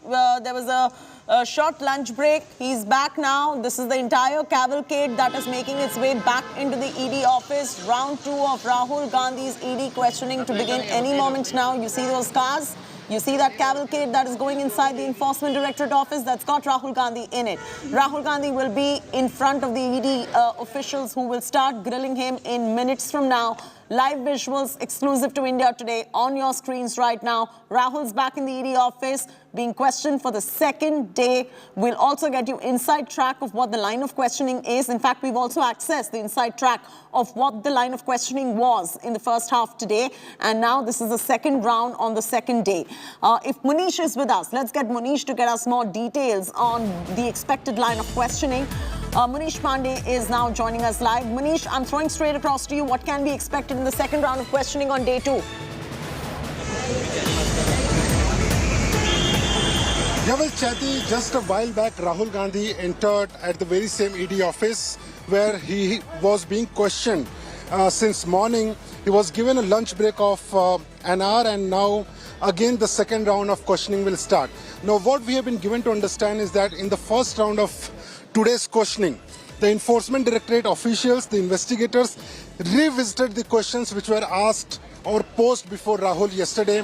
It was pertaining to the Young India Private Limited, also regarding the Kolkata-based shell company, LS Shell Company, and regarding the transactions of AJL. They revisited because they wanted to know that if the answer of Rahul Gandhi matches with yesterday's answer or not. Also, yesterday when he was asked about these transactions, these companies, he said that he cannot give the full details because he don't remember. He had to revisit the documents, he had to revisit the CA, and then only he can give the answer. So last night, the ED officials had asked him if he has any documents, then he can submit before the officials. If he has any details, then he can disclose it today. So in the first half, the ED officials revisited the questions which were posed before Rahul Gandhi yesterday. In the second half, we have been given to understand is that again the ED will confront him with some documentary evidence in the case. Remember, in this case, the allegation is that by investing rupees 50 lakh rupees, Rahul Gandhi, as a director of Young India Private Limited, got assets of 2,000 crore rupees. Rahul Gandhi, in his defense, had said that Young India Private Limited is a Section 25 company, which means that he cannot make any profit no matter what the amount of assets are. But the ED officials wanted to know that what was the need for the Congress party to revive AJL, what was the need for the Congress party to give 92 crore rupees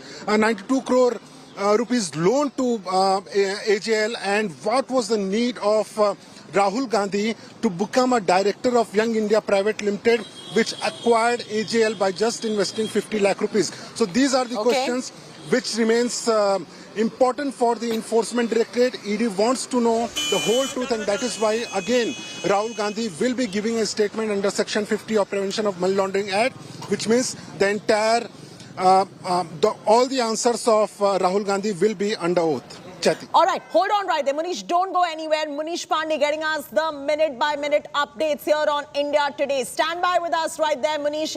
Now we are tossing across to some reactions, political reactions that are coming in on the back of these developments. First, let's listen into those, and then we go back to Munish for more.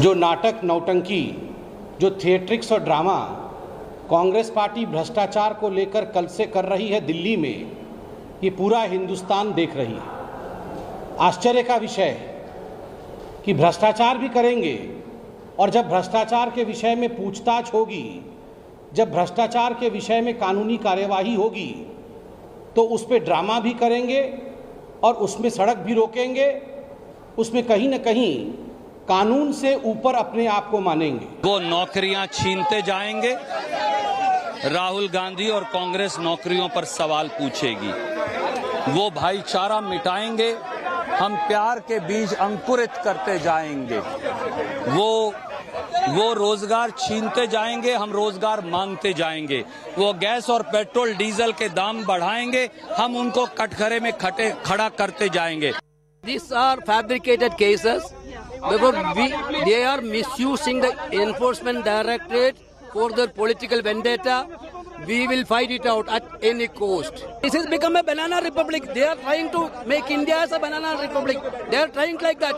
There is no democracy. There is no legal values. यहाँ की police प्रशासन को कितना बड़ा दबाव झेलना पड़ रहा होगा दिल्ली से या गवर्नमेंट से, कोई कल्पना नहीं कर सकता। ये तो कोई आज तक मैंने कभी देखा नहीं। सर आपके सांसद कानून अपना काम करे, 144 लगे तो आप अरेस्ट कर लीजिए, परंतु आप अगर AICC में आने के रोक सकते हैं तो ये हालात हैं, देख रहे हैं आप लोग। डेमोक्रेसी की हत्या ही हो रही है, आप समझ लो देश के अंदर। ये देशवासियों को समझना पड़ेगा। खाली धर्म के नाम पर राजनीति कब तक करते जाओगे। हम लोग आराम से पैदल जा रहे थे, मैं अकेले जा रहा था अपने सुरक्षा कर्मियों के साथ, और मुझे पुलिस ने रोक दिया। अब रोक दिया तो बैठने के अलावा मेरे पास रास्ता क्या है? और मिसबिहेव कर रहे हैं लोग, है ना। और ये देखिए किस प्रकार से ये हरासमेंट है, क्योंकि ये पत्रिका तो इंडिपेंडेंस के लिए फ्रीडम फाइटर्स ने निकाला और लोगों को कॉन्शियस बनाने के लिए और लड़ने के लिए, हिम्मत देने के लिए ये पेपर बनी हुई है। और ये जब 2008 में बंद पड़ी थी, उसको जान देने के लिए ये सारी चीजें हुई। जो शेयर ट्रांसफर जो जेल पर बेल में है वो बैठकर यहाँ पर सत्याग्रह चला रहा है। अरे ऐसे चिल्लर बातें करने से क्या, उनके पास तो आजादी के लिए कोई लड़ा है, कोई मरा है, कुछ नहीं। उनको क्या दर्द है? जो लोग अपना सारी संपत्ति इस देश के आजादी के लिए लड़ा है, उनसे आप प्रश्न करते हैं। Today we came to the AICC, myself, Punya ji,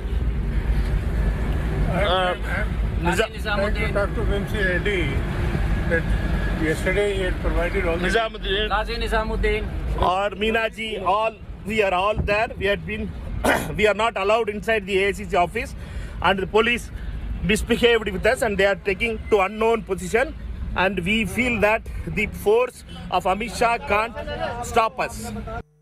Today I asked Rahulji, what was your experience today? Rahulji told I was enjoying. Yes, Rahulji was enjoying the examination, because Rahulji, not only Rahulji, everybody knows that everything is being done on unfounded arguments, only to tarnish the image of the Congress party and the Rahul Gandhi and Sonia Gandhi, those who are our leaders. Nothing else, only to besmirch the stature of Congress party. What do you have to say about the BJP attacks? BJP is doing it as a panic reaction, because they know that they don't have the lucid argument to prove that any wrongdoings has been committed by Rahul Gandhi.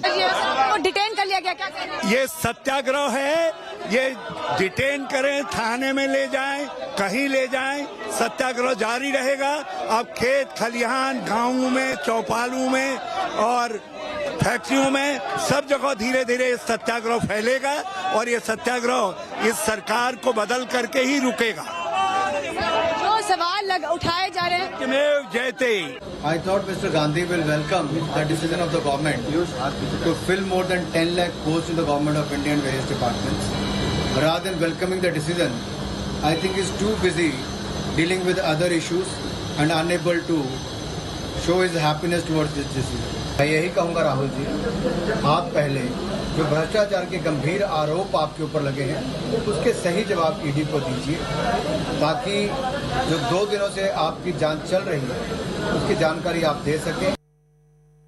Straight across to my colleague Sneha Mordani, who was earlier in conversation with BJP spokesperson Shehzad Poonawalla and Youth Congress Chief B.V. Srinivas, who was seen in a tussle with cops outside the ED office. Take a listen in.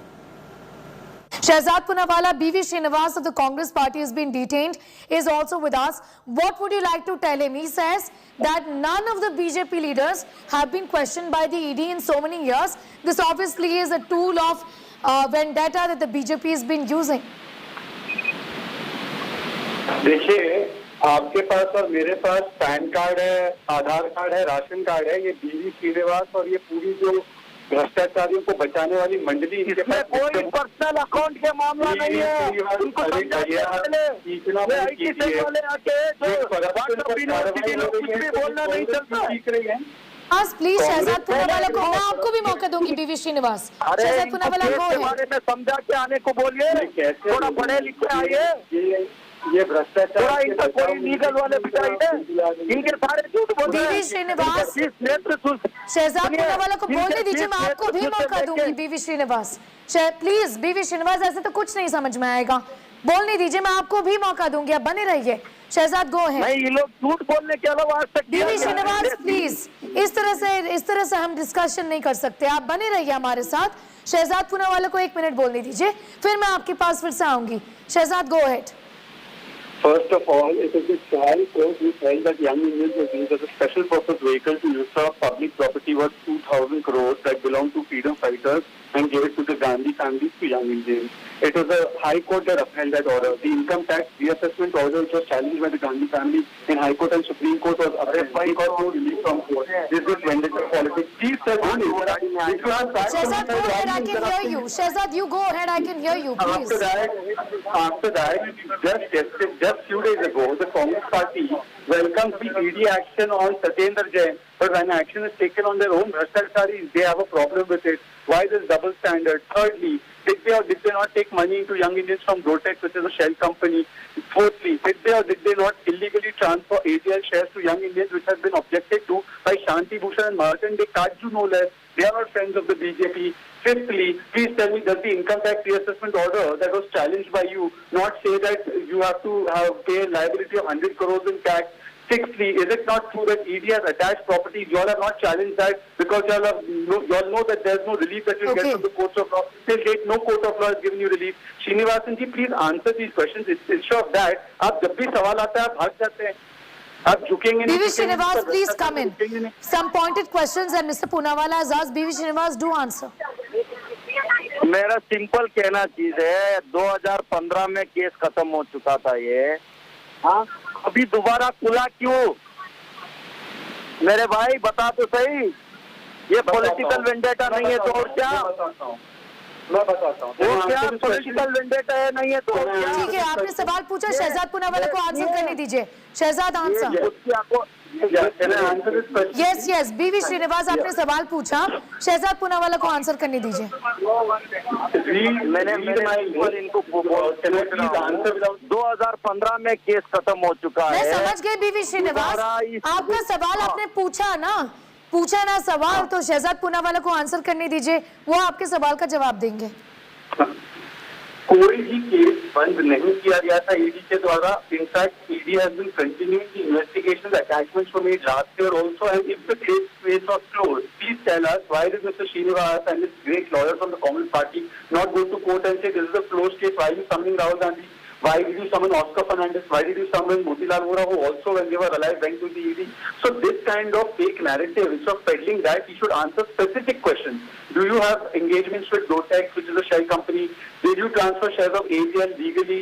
Or did you get the loan from Congress party, give it to AGL, which was transferred to Young Indians, which was doing business in real estate? Could the donors of Congress party make that donation to this kind of company? Then you waived off that loan. Fourthly, there's a High Court order and a Supreme Court order against you on the income tax reassessment order. Fifthly, there's a trial court order summoning the leaders of Congress party for this fraud, calling it a criminal intent that was part of there in transferring the shares of AGL to Young Indians. Are these facts true or false? Are this all vendetta politics, or is this court of law observation? As we slip into a very short commercial break, we leave you with the images of Karnataka Chief Minister Bommai getting emotional as he remembered his dog who he lost last year. Chief Minister Bommai broke down after watching Kannada movie Charlie 777, which is about a man and his dog's relationship. The Karnataka Chief Minister appreciated the film and spoke about his best friend, his Labrador, he lost last year. ಪ್ರಾಣಿಗಳಿಟ್ಕೊಂಡು ಬಹಳಷ್ಟು ಚಿತ್ರಗಳಾಗಿದ್ದಾವೆ, ಆದರೆ ಈ ಥರ 100% synchronizing with the emotions, especially emotion of a dog. Dog expresses its emotion through its eyes.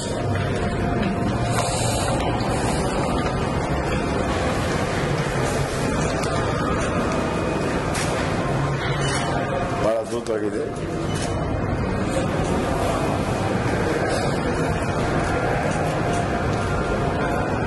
ಎಲ್ಲರೂ ನೋಡಬೇಕು.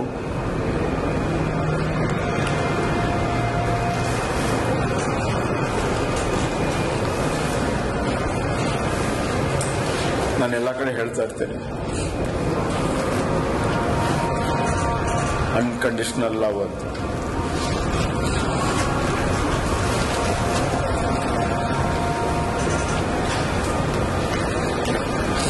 It's unconditional love, which is pure. And this cinema has brought purity in love to Rakshit Sethi and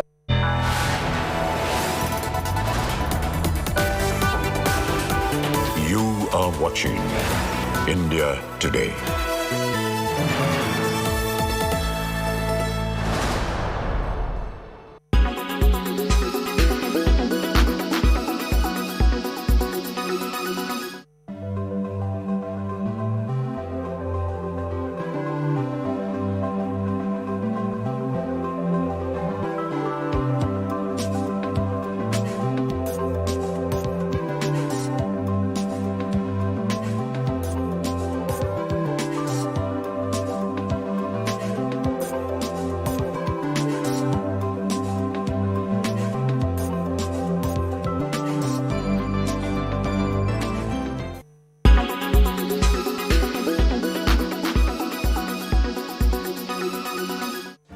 Make your media plan smarter with India Today Live TV on your connected devices. Amplify your brand with 100 million smart internet viewers. To advertise, mail us at sales@aajtak.com.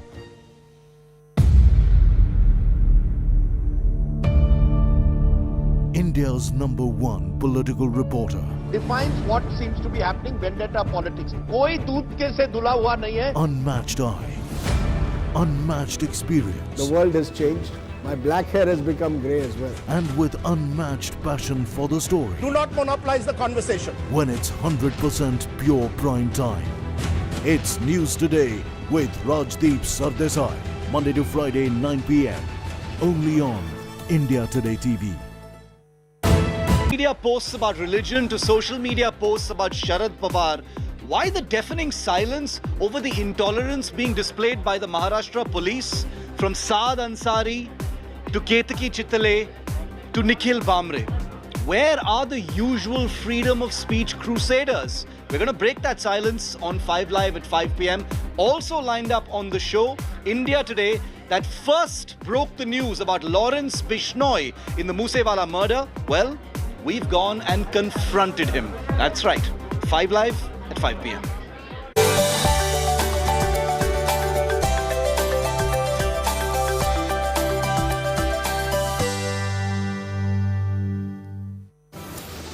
India Today confronted Lawrence Bishnoi, the mastermind behind Sidhu Moosewala's murder, while he ducked questions on the murder. The threat letter he allegedly sent to Salman Khan gets bigger with the Maharashtra government saying that the Bishnoi gang has targeted big businessmen and actors to extort money.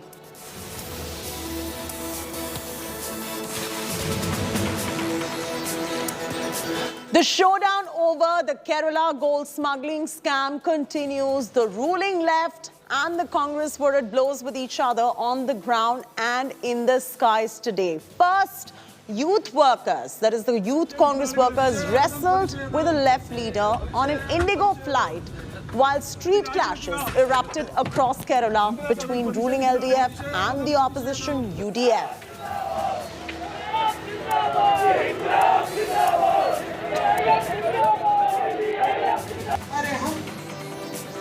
It is day 2 of Rahul Gandhi's interrogation in the National Herald case. The ED sources have revealed that Rahul looked cautious and his lawyers had tutored him. Rahul was allegedly evasive on many occasions, leaving the ED dissatisfied with his answers.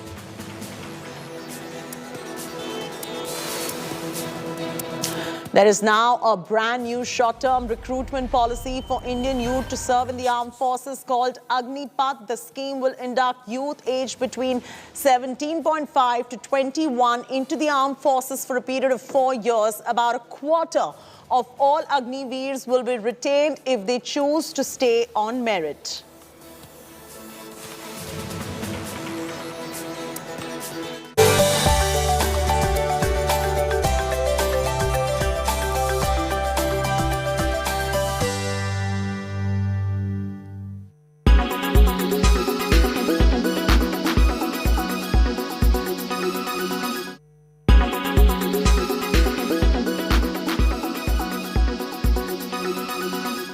Make your media plan smarter with India Today Live TV on your connected devices. Everyone's busy finding what's trending.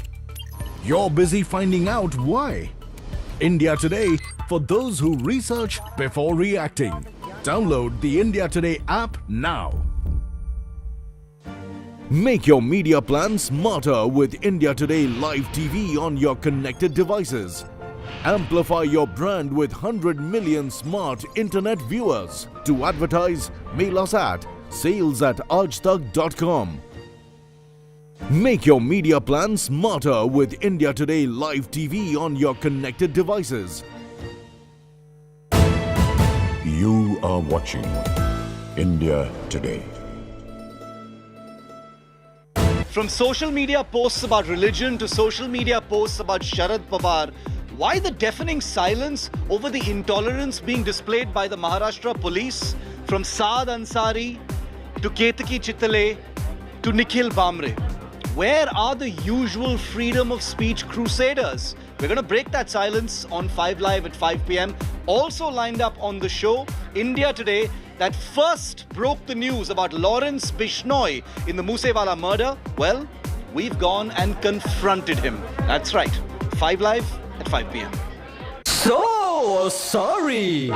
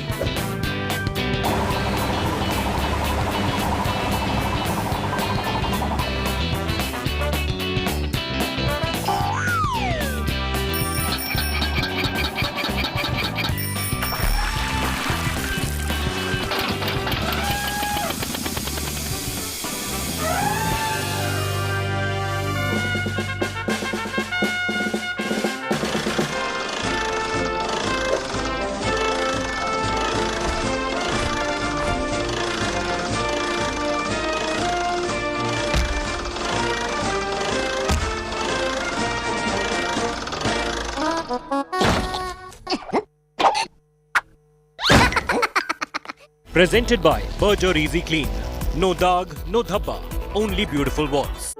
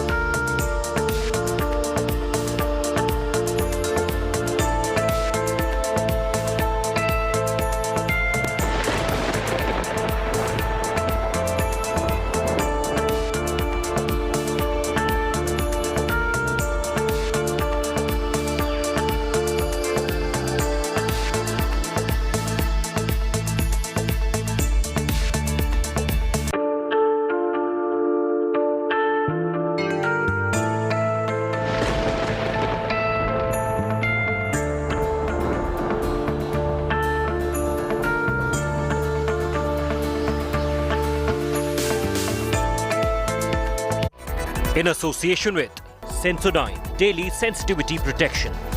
LIC हर पल आपके साथ।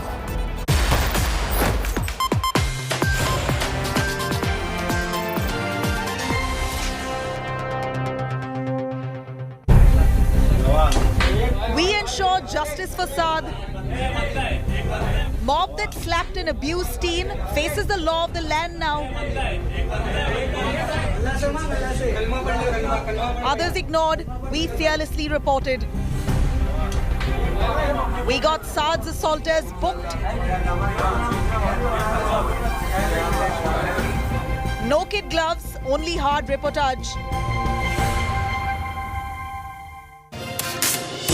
India Today impact for Saad Ansari is our big story, but we're also using the attention the story has gotten thanks to our reportage to also shine the light of others who are sitting in jail thanks to their social media posts. Maha intolerance, silence of the usual crusaders of free speech. I'm Shiv Arur. This is 5 Live and these are the headlines. Rahul Gandhi back at the Enforcement Directorate for 4th round of grilling in 2 days. He's been questioned for 4 hours already today. Enforcement Directorate sources tell India Today Rahul has been evasive and tutored in his answers. Red letter day for the Indian military. Radical Agnipath scheme for short stint soldiers announced. 17.5 to 21-year-olds will be eligible to serve for 4 years. Veterans express caution. Is this a game changer or a gamble? India Today confronts Sidhu Moosewala murder mastermind gangster Lawrence Bishnoi, but he evades India Today's Arvind Oja's questions. Maharashtra authorities say that his gang planned to extort money from businessmen and actors in Mumbai. आपने धमकी दिलवाई हैं? Sidhu Moosewala मरवाया? Bishnoi? Modi on mega Maharashtra visit after inaugurating temple in Pune. Prime Minister lands in Mumbai. Maharashtra Chief Minister Uddhav welcomes the visiting PM. 2 custodial deaths in the last 48 hours in Chennai. 44-year-old allegedly dies in police custody. Family cries foul. Chief Minister Stalin under fire for this spate of custodial deaths in Tamil Nadu.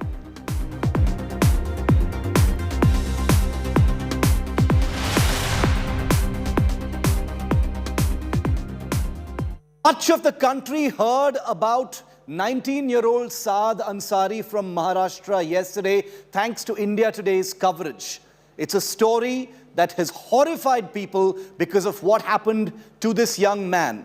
He put out a social media post criticizing religion, a social media post that did not condemn or criticize Nupur Sharma. He was dragged out by a mob, he was slapped, he was made to apologize, he was made to recite religious verses, and then he was arrested by the police. We on India Today asked, what about those who attacked young Saad Ansari? And just hours after India Today's report, the police in Maharashtra was forced to act. Take a look. A massive India Today impact. Muslim mob that assaulted 19-year-old engineering student Saad Ansari in Bhiwandi has been booked. India Today was the only channel to report assault on the engineering student by the mob led by a Congress leader which barged inside his house.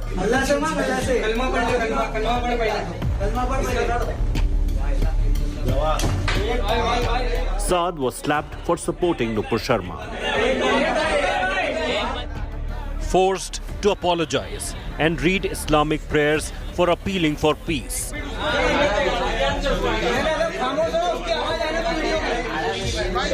19-year-old engineering student from Bhiwandi in Maharashtra, Saad Ashfaq Ansari, had to face this angry mob, which barged into his home over a social media post, condemning death threats issued against suspended spokesperson of the BJP. Police have booked around 125 attackers who barged inside Saad's home to assault and abuse him. At least 18 of the assaulters have been identified for rioting and threatening the teenager.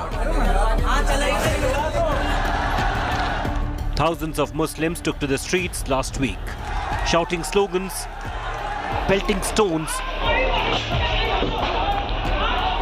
burning public property, causing serious injuries to cops. Mobs did not stop there. Led by a local corporator of the ruling Congress party, they forcibly entered the house of Ansari, slapped him, used objectionable words and forced him to read the kalma for not denouncing Nupur. तमाम निजामपुर के जो भी बच्चे थे वो यहाँ पे police station में आए, सबके साइन किया हुआ एक मेमोरेंडम यहाँ पे दिया है और इनसे रिक्वेस्ट की है कि उस पर एफआईआर करें। इंशाल्लाह एफआईआर हो के उस पर जो भी कानूनी कार्रवाई वो होएगी। और मैं एक ही मैसेज देना चाहता हूँ कि बस अब इसके बाद में अगर किसी ने इस तरीके की बदतमीजी किया, कानून अपना काम करे, हम अपना काम करेंगे। हम सब कुछ बर्दाश्त कर सकते गए, लेकिन रसूल आज़म सल्लल्लाहु अलैहि वसल्लम की शान में अगर कोई गुस्ताखी करेगा तो हम बर्दाश्त नहीं करेंगे। His ordeal did not end there. Maharashtra police reached the spot and arrested the student. An FIR was lodged against the boy for hurting religious sentiments. He is currently in police custody. Commonwealth Games gold medalist Yogeshwar Dutt, reacting to India Today report, tweeted in support of the boy, questioning the silence of Nupur Sharma's critiques. Did Ansari pay the price for being a moderate and denouncing open calls to violence and beheading?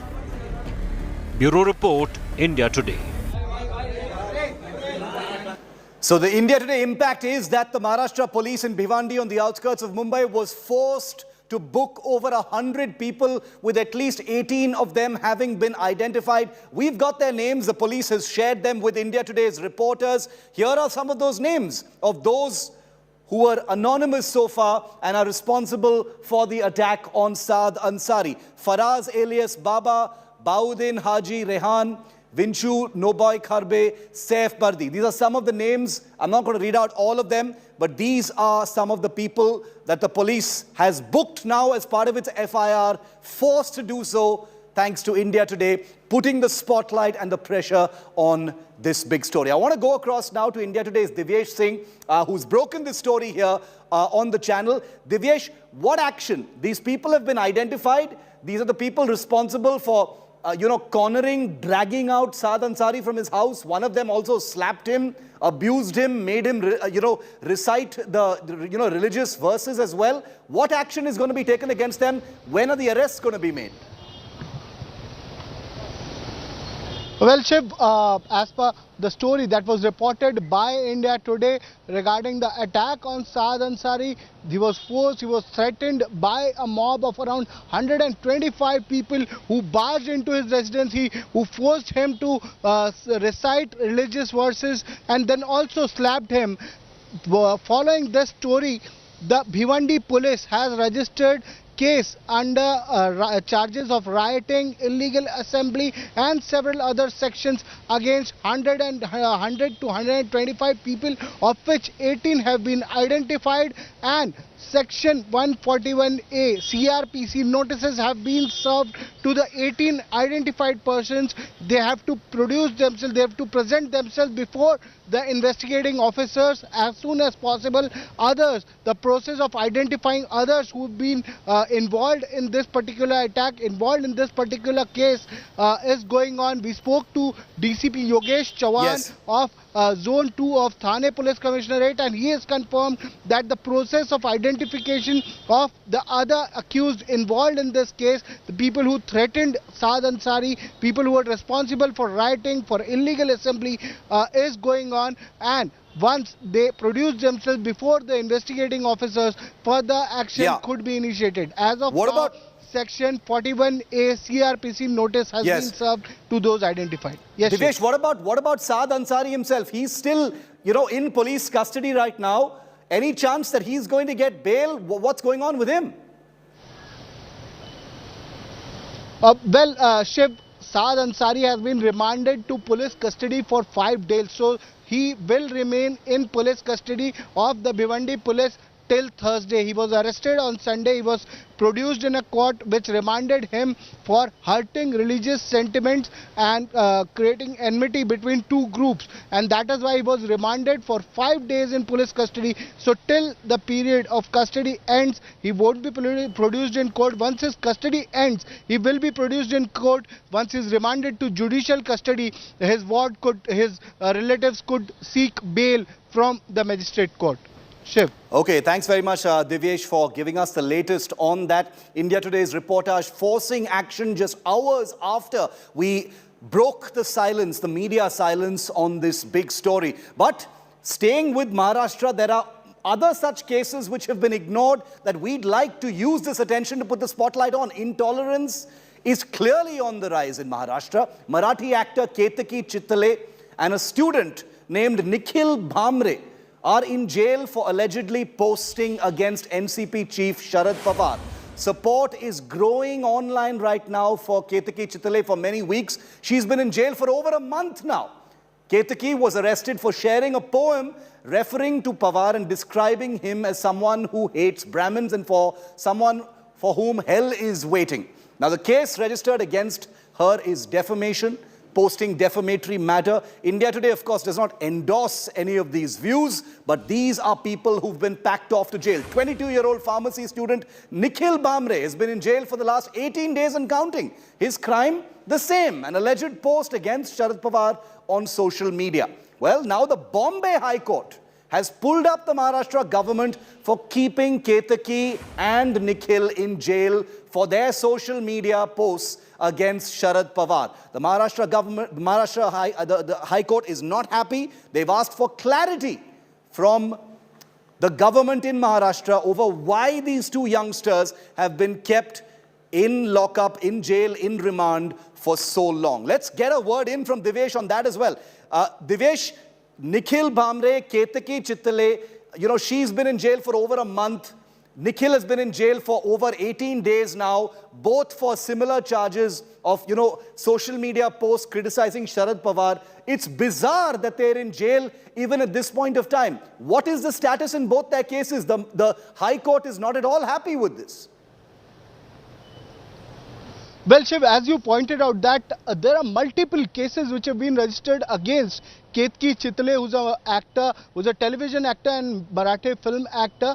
There are 22 FIRs which have been registered at various police stations against Ketaki Chittale. There are 4 non-cognizable complaints against Ketaki Chittale, and against Nikhil Bhamre, there are 6 FIRs which have been registered. Now, I would like to read out the observation made by Justice S.S. Shinde and Milind Jadhav, who wondered how a tweet by Nikhil Bhamre could have been the basis for a slew of first information reports filed against Bhamre. The bench observed there are hundreds and thousands of tweets every day. Will you take cognizance of each and every tweet?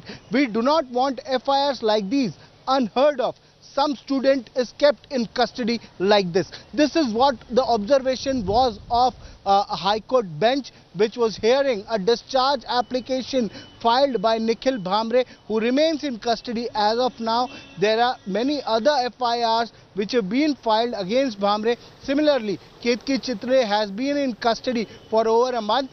She is facing 22 cases against her which are of cognizable complaints, and there are 4 non-cognizable complaints which have been filed against Ketaki Chittale. So now the bench, Bombay High Court bench, has asked the prosecution to seek a say from the Home Ministry and respond to the observation that the Bombay High Court bench has made.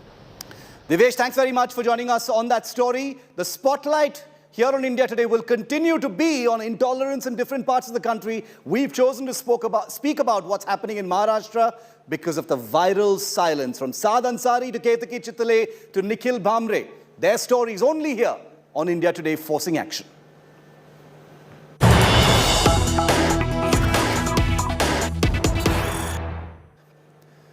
And we've got another news break coming up here on 5 Live. The Ranchi police in Jharkhand has just released for the first time Pictures of the alleged rioters involved in Friday's stone pelting and arson in the Jharkhand state capital.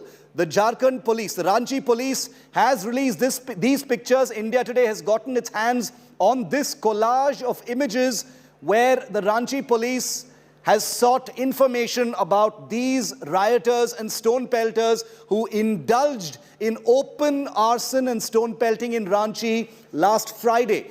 One policeman was also injured in the violence. Remember, in the widespread protests that took place after Friday prayers last week, Ranchi saw some of the worst violence. A policeman was injured. A lot of police vehicles were torched or damaged. Hundreds of stones were pelted. It was a law and order situation that necessitated a curfew being imposed in parts of the Jharkhand state capital. And now on the left-hand side of your screen is a collage of images officially released by the Ranchi police identifying the perpetrators, the culprits, the miscreants, whatever you want to call them. They're rioters. They were flinging stones at the police. Remember, there were peaceful protests in other parts of the country, but they turned violent in some parts, and Ranchi became one of the worst affected. I want to go across to Satyajit, joining us live from Ranchi. Satyajit, Ranchi police releasing these images that have just come out from the Ranchi police of, multiple rioters, stone pelters. Have there been any arrests so far? Take us through the investigation. Have any of these people in this picture been identified so far, Satyajit? Actually, 5 people have been arrested since yesterday, and police, the raids are on the different locations of the people who are accused. Police is conducting raids on different locations, and it all started when yesterday the governor house had summoned the senior officers, top class police officials of ADG rank.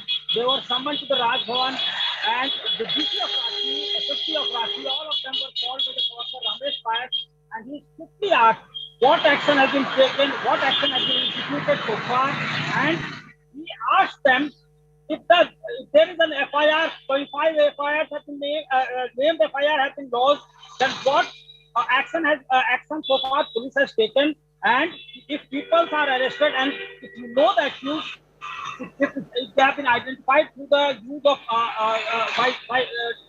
technical team, by the CCTV footage, if you have identified the culprits, the accused who were involved in the arson and in the violence that broke out last Friday on June 10th, why don't you release their pictures and post it on all nook and corners of Ranchi so that people know they were the accused and the culprits are taken to task.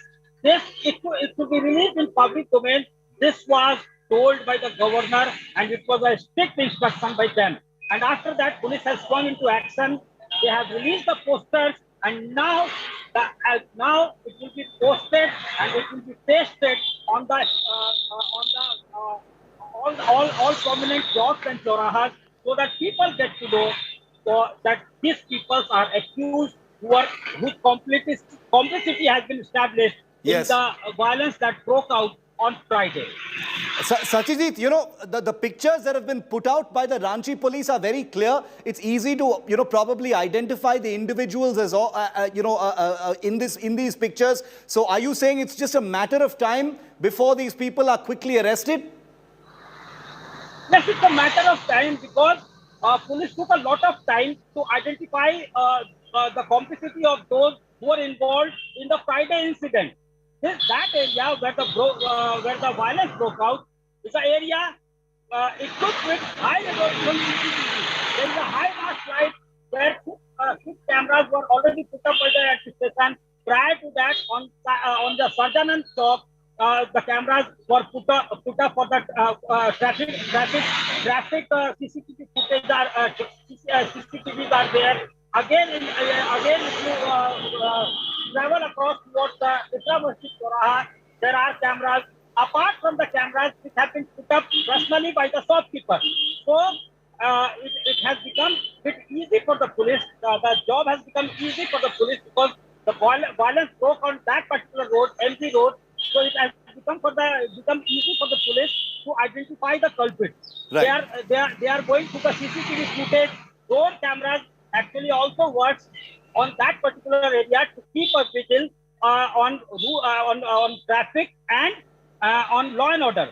So they are using the drone cameras also. The technical teams are upon it, and that's why they have been able to release the posters very soon. Okay. Satyajit, thanks very much for giving us that update. First and exclusive as always with the pictures. This one has just been put out by the Ranchi police. We're taking a very quick break. On the other side, you have to see what we've got lined up for you, and only India Today's Arvind Ojha could have managed this. We've gone up close and confronted gangster Lawrence Bishnoi. That's right. That's our microphone right there. As we try and get a word in from the man who's taken responsibility for killing Sidhu Moosewala. Who else but India Today could have brought you this report? You'll see the whole thing next.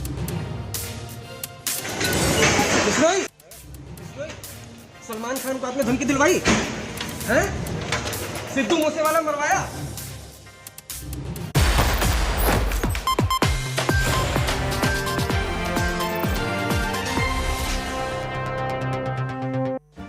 Make your media plan smarter with India Today Live TV on your connected devices. Amplify your brand with 100 million smart internet viewers. To advertise, mail us at sales@aajtak.com or call 9999892171.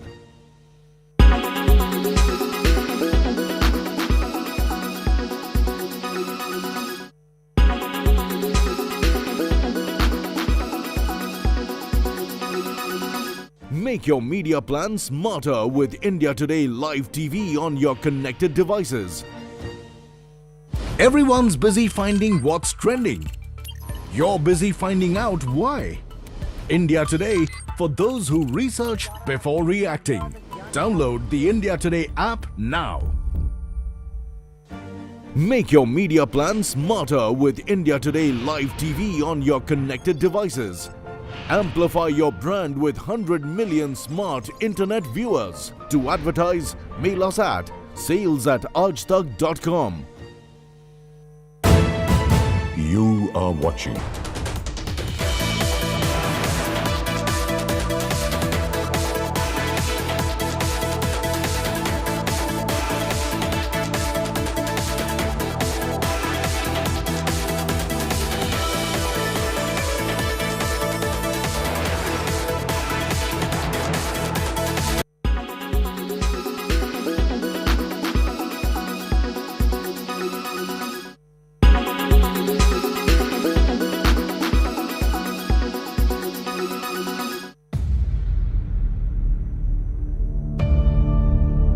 India's #1 political reporter. Defines what seems to be happening, vendetta politics. कोई दूध के से धुला हुआ नहीं है. Unmatched eye, unmatched experience. The world has changed.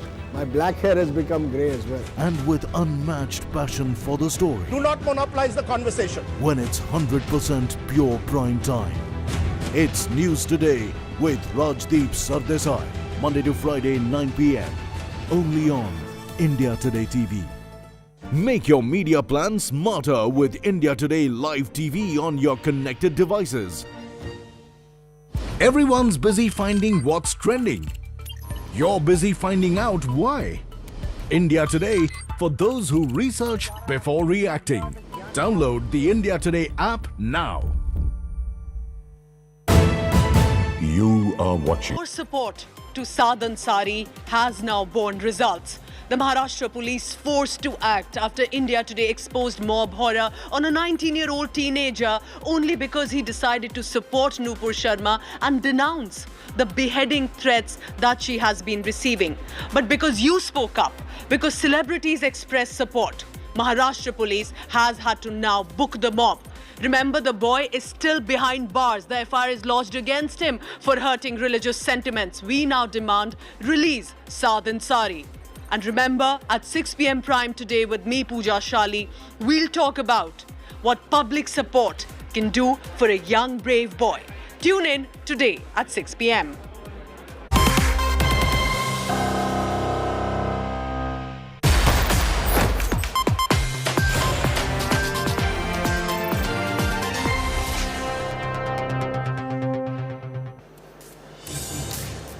As the probe into the murder of Punjabi singer Sidhu Moosewala deepens, India Today did something today that nobody could have thought possible at this point of time. India Today's Arvind Ojha stepped up to confront the gangster Lawrence Bishnoi, the man who has been declared the mastermind in the murder of Lawrence Bishnoi, and the man who's actually taken responsibility for the killing of Sidhu Moosewala. Take a look at Arvind Ojha stepping up like no other journalist to ask the questions directly from the gangster. Salman Khan को आपने धमकी दिलवाई? बिश्नोई कुछ बोलना है? सिद्धू को मारा? बिश्नोई आज तक पे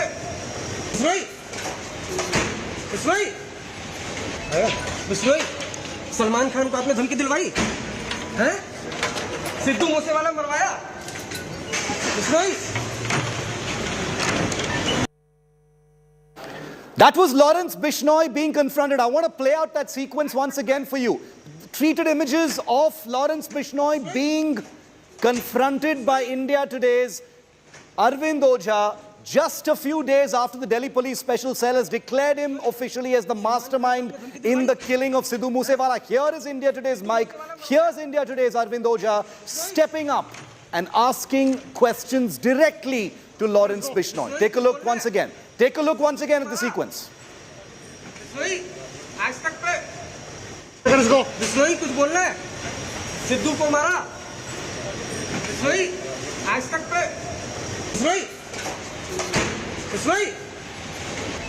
बिश्नोई सलमान खान को आपने धमकी दिलवाई? हैं? सिद्धू मूसेवाला मरवाया? बिश्नोई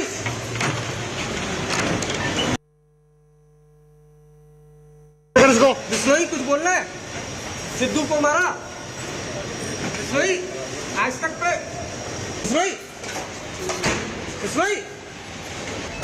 बिश्नोई सलमान खान को आपने धमकी दिलवाई? हैं? सिद्धू मूसेवाला मरवाया? बिश्नोई बिश्नोई कुछ बोलना है? सिद्धू को मारा? बिश्नोई आज तक पे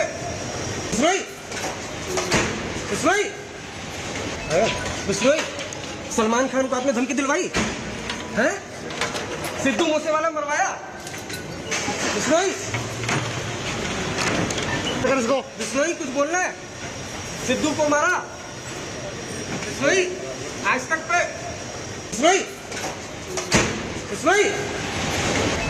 बिश्नोई सलमान खान को आपने धमकी दिलवाई?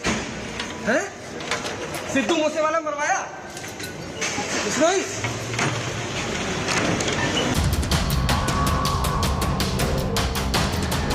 The mastermind of Sidhu Moosewala murder, gangster Lawrence Bishnoi. The man who plotted the shootout that killed Moosewala is currently lodged in a Delhi jail. And as Delhi and Punjab police seek extension of his custody, India Today's ace crime reporter Arvind Ojha confronted Lawrence Bishnoi. Bishnoi Salman Khan को आपने धमकी दिलवाई? हैं? सिद्धू मूसेवाला मरवाया? बिश्नोई बिश्नोई सलमान खान को आपने धमकी दिलवाई? हैं? Sidhu Moosewala मरवाया? Bishnoi When asked about masterminding the murder of Sidhu Moosewala, Bishnoi glared at the India Today reporter. Sidhu Moosewala मरवाया? Bishnoi Lawrence Bishnoi is also the man behind the death threat to Salman Khan. Bishnoi Salman Khan को आपने धमकी दिलवाई? हैं? Police say the letter sent to the superstar was a publicity stunt by the Bishnoi gang. But there was a bigger conspiracy. Maharashtra Home Minister says that big businessmen and other actors were also on target. Bishnoi gang है. ये gang ने इसका एक फ़ायदा लेने की कोशिश की है. कुछ लोगों को अरेस्ट किया गया है, लेकिन अभी तक इसके बारे में सारी इंफॉर्मेशन या सारी बातें सामने नहीं आई है. पुलिस इसकी जांच कर रही है और कुछ दिन लगेंगे. Confronted 4 times, evasive all 4 times. But this Lawrence Bishnoi glare tells you all that you need to know about this dreaded gangster. With Arvind Ojha in Delhi, Bureau Report, India Today.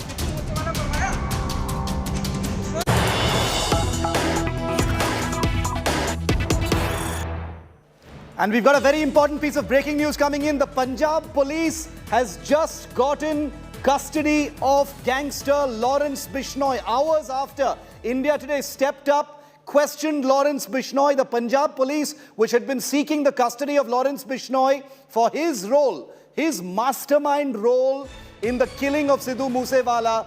The Punjab police has just gotten custody of Lawrence Bishnoi. I want to go across to India Today's Arvind Ojha for more on this story. Arvind, details बताइए, Punjab police को custody मिल गया है Lawrence Bishnoi का। देखिए, ये बहुत बड़ी खबर है और सिद्धू मूसेवाला के मर्डर के बाद जिस तरीके से लगातार लॉरेंस बिश्नोई का नाम सामने आ रहा था, इनफैक्ट इंडिया टुडे पहला ऐसा चैनल था जिसने सिद्धू मूसेवाला की किलिंग के बाद इस बात का खुलासा किया था कि लॉरेंस बिश्नोई ही मास्टरमाइंड है सिद्धू मूसेवाला का। तो उसके बाद आज पंजाब पुलिस पहली बार दिल्ली की कोर्ट में गई और लॉरेंस बिश्नोई की कस्टडी मांगी पंजाब पुलिस ने, और लॉरेंस बिश्नोई की कस्टडी फाइनली पंजाब पुलिस को मिल गई है। शिव, मैं आपको बताऊं कि पंजाब पुलिस ने अदालत में बाकायदा रिमांड पेपर की जो कॉपी है उसमें इस बात का खुलासा किया है कि लॉरेंस बिश्नोई ही सिद्धू मूसेवाला का मास्टरमाइंड है। Point number 1। Point number 2, Sidhu Moosewala का मर्डर दरअसल मोहाली में जो विक्की मिड्डू खेड़ा था उसका मर्डर था, उसका बदला लेने के लिए किया गया। और ये दोनों जो खुलासा जो पंजाब पुलिस ने अदालत में किया है, इंडिया टुडे ने 29 मई को अपने व्यूवर्स को बता दिया था कि सिद्धू मूसेवाला का मर्डर किस वजह से हुआ। तो ये पंजाब पुलिस ने कोर्ट में खुलासा किया है, उसके बाद रिमांड मांगा गया है और पंजाब पुलिस को लॉरेंस बिश्नोई की रिमांड मिल गई है, जो प्राइम सस्पेक्ट है, जो मास्टरमाइंड है सिद्धू मूसेवाला मर्डर का। अरविंद, आपने लॉरेंस बिश्नोई को क्वेश्चन किया आज, आप उनके काफी नजदीक आ गए थे जब वो पेश हो रहे थे कोर्ट में, उन्होंने कुछ नहीं बोला, क्या था? आपने काफी सवाल उठाए उनके सामने लेकिन उसने कुछ बोला भी नहीं, क्यों? देखिए शिव, इंडिया टुडे ने कन्फ्रंट किया है सफदरजंग अस्पताल में जब मेडिकल जांच के लिए ले जाया गया था, मेडिकल एग्जामिनेशन के लिए कोर्ट में पेश करने के पहले, जिसमें इंडिया टुडे ने कन्फ्रंट किया Lawrence Bishnoi, gangster Lawrence Bishnoi को। और अगर आप देखिए उसका जेस्चर, उसका जो एक्सप्रेशन है, वो कैसे रिएक्ट करता है, वो बकायदा आंखें दिखा रहा था, लेकिन उसने कुछ बोला नहीं। हमने उससे सवाल पूछा कि तुमने सिद्धू मूसेवाला को मरवाया, उस पर उसने कुछ नहीं बोला। हमने पूछा उससे कि सलमान खान को तुमने धमकी दी, उस पर कुछ नहीं बोला उसका, लेकिन रिएक्शन काफी कुछ कहता है और ये बताता है कि वो कितना खतरनाक गैंगस्टर है। और अब तो 3 स्टेट की police, Maharashtra police, Delhi police और पंजाब पुलिस इन्वेस्टिगेशन कर रही है, जिसमें ये पता चला है कि ये गैंग अब बहुत बड़ा हो चुका है, जिसके एसोसिएट देश के बाहर कनाडा, ऑस्ट्रेलिया में बैठकर ऑपरेट कर रहे हैं इस गैंग को, जबकि जो मेन गैंग लीडर है वो जेल से ही ऑपरेट कर रहा है। तो ये कन्फ्रंट किया इंडिया टुडे ने लॉरेंस बिश्नोई को, सवाल डक जरूर कर गया, लेकिन उसका रिएक्शन अगर आप देखें तो वो काफी कुछ कहता है कि लॉरेंस बिश्नोई किस टाइप का गैंगस्टर है। अभी अरविंद, लॉरेंस बिश्नोई का कस्टडी हो गया है पंजाब पुलिस के साथ, अब क्या होगा? क्या कुछ स्पेसिफिक लाइन ऑफ क्वेश्चनिंग की जानकारी मिल गई है हमारे पास? जी बिल्कुल, देखिए शिव, जो रिमांड पेपर की कॉपी है पंजाब पुलिस ने, उसमें सबसे बड़ा खुलासा किया है कि इसमें कुल सिद्धू मूसेवाला की मर्डर की कॉन्स्पिरेसी में 20 लोग शामिल है, जिसमें जो मास्टरमाइंड है वो लॉरेंस बिश्नोई और गोल्डी बरार है। अब लॉरेंस बिश्नोई को कस्टडी में लेकर पंजाब पुलिस पूछताछ करेगी, क्योंकि पंजाब पुलिस के पास पहले से ही इस सिद्धू मूसेवाला के मर्डर में कई ऐसे अक्यूज्ड हैं जिन्होंने रेकी की, जिसमें केकड़ा है जो मूसावाला विलेज का ही है। उसके अलावा और भी कई इस सिद्धू मूसेवाला के मर्डर में जो लॉजिस्टिक सप्लाई करने वाले थे, एक दो शूटर थे, जो प्लानर थे, वो अरेस्ट किए हुए पंजाब पुलिस ने। तो कन्फ्रंट कराएगी लॉरेंस बिश्नोई को उन तमाम अक्यूज से। उसके अलावा पंजाब का ही गैंगस्टर है लॉरेंस बिश्नोई, जाहिर सी बात है पंजाब पुलिस के पास काफी इनपुट्स है, तो उस पर पूछताछ होगी कि किन किन लोगों ने गोली चलाई है सिद्धू मूसेवाला पर, किसकी प्लानिंग थी, कौन इसका मास्टरमाइंड है। ऑल्दो ये क्लियर है, दिल्ली पुलिस ने भी क्लियर किया है, पंजाब पुलिस ने क्लियर किया, उसके बावजूद भी कई लीड्स मिल सकती है। खासकर जिस तरीके से ये गैंग अब इंटरनेशनल लेवल पर पहुंच गया है, 700 से ज्यादा शूटर है, तो पंजाब पुलिस चाहेगी कि इस पूरे गैंग को क्रैकडाउन किया जाए, क्योंकि लॉरेंस बिश्नोई ने राजस्थान, हरियाणा और दिल्ली के जो गैंगस्टर हैं उनको अपने साथ मिलाकर एक बड़ा गैंग तैयार किया है। इसलिए अब जरूरी होगा पंजाब के लिए कि वो लॉरेंस बिश्नोई से पूछताछ करे, न सिर्फ सिद्धू मूसेवाला का जो मर्डर है उसको क्रैक करे, बल्कि पंजाब में जो ये ऑर्गेनाइज गैंग है जो दिल्ली और हरियाणा तक पहुंच गया है और अब उसके तार इंटरनेशनल लेवल पर जुड़े हैं, उसको क्रैक डाउन करने की कोशिश भी पंजाब पुलिस करेगी और इसी लाइन ऑफ क्वेश्चनिंग होगी लॉरेंस बिश्नोई से। Arvind Oja, the only crime reporter in the country who can claim to have put questions directly to the man who has been declared the mastermind in the killing of Sidhu Moosewala. It's on camera. We're not claiming it. You've seen it for yourself. Let me play that little video out for you once again. Play it out once again. Watch this video once again. Listen into the questions that Arvind Oja has asked Lawrence Bishnoi. Bishnoi कुछ बोलना है? सिद्धू को मारा? बिश्नोई आज तक पे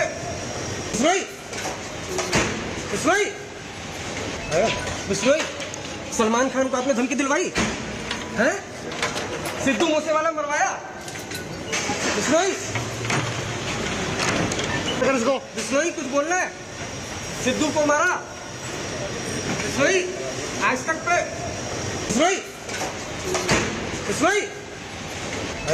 बिश्नोई सलमान खान को आपने धमकी दिलवाई है?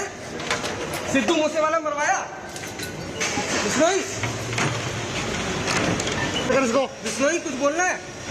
So here's the entire Lawrence Bishnoi timeline from the day that Sidhu Moosewala was murdered. May 29th, 2022, Bishnoi's aide Goldie Brar claimed responsibility for Sidhu Moosewala's murder. That's where the entire Lawrence connection began. The next day, May the 30th, gangster Bishnoi was grilled inside Tihar jail where he has been incarcerated. On June the 5th, this month itself, Bishnoi sent a threat letter, apparently, allegedly, to Salman Khan, even though he has denied having anything to do with it. On June the 6th, the police grilled Bishnoi once again on the Salman threat, even though he said that he had nothing to do with the letter. On the 8th of June, the Delhi police claimed Bishnoi was the mastermind. He was linked directly to the Moosewala killing. On the 9th of June, Lawrence Bishnoi was admitted to killing Sidhu Moosewala, is what the Delhi Police Special Cell revealed to the press.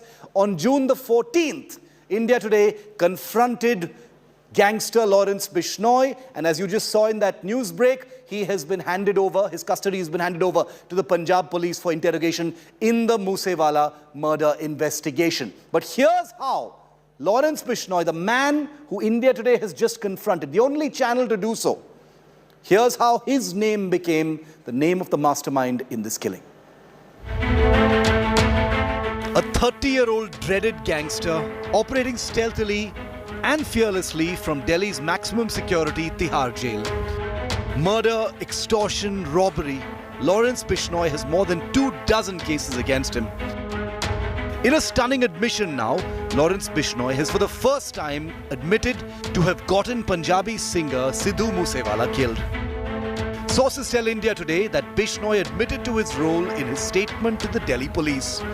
Sources say Bishnoi has claimed Moosewala was killed to avenge the death of rival gangster Vicky Midhu Kheda. Moosewala's manager Shagan Preet's hand is suspected in the murder of Midhu Kheda last year. Lawrence Bishnoi's close aide and Canada-based gangster Goldie Brar too had claimed responsibility for the singer's killing, citing the same reason, avenging Vicky Midhu Kheda's death.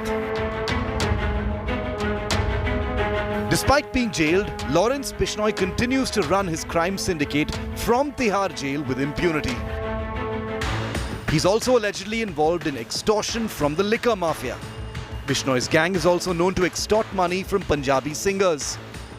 He met Goldie Brar in 2009 and expanded his operations across India with the help of his aide Sandeep alias Kala Jathedi. There are over 700 gangsters across the country allegedly working at this time for Bishnoi. With Lawrence Bishnoi and Goldie Brar, allegedly confessing to Sidhu Moosewala's murder. The investigating agencies seem to believe the singer was indeed a victim of a violent inter-gang rivalry. With Arvind Ojha in Mansa, Punjab, Bureau Report, India Today. Well, it's a day of very, very hectic developments as far as Lawrence Bishnoi is concerned. The modus operandi, the details of how these gangs actually managed to get up close to Sidhu Moosewala and kill him will hopefully come out much stronger and in greater detail in the days ahead. Because now Sidhu Moosewala has been handed over to the Punjab Police. Guns, bullets and Punjabi ganas. Those are the metaphors in this crime story. This was the life of Lawrence Bishnoi's gang and its members.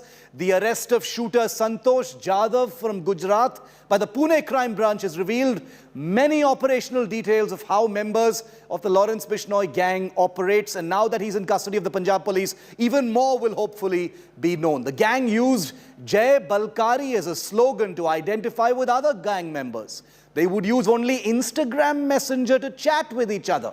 Interestingly, videos of the arrest of Lawrence Bishnoi and newspaper articles of gang extortion activities are also mentioned in Instagram reels that would be set to Sidhu Moosewala's music. The police have noticed that the Bishnoi gang members used guns and bullets to create their initials as well. Total gangster culture, gun culture.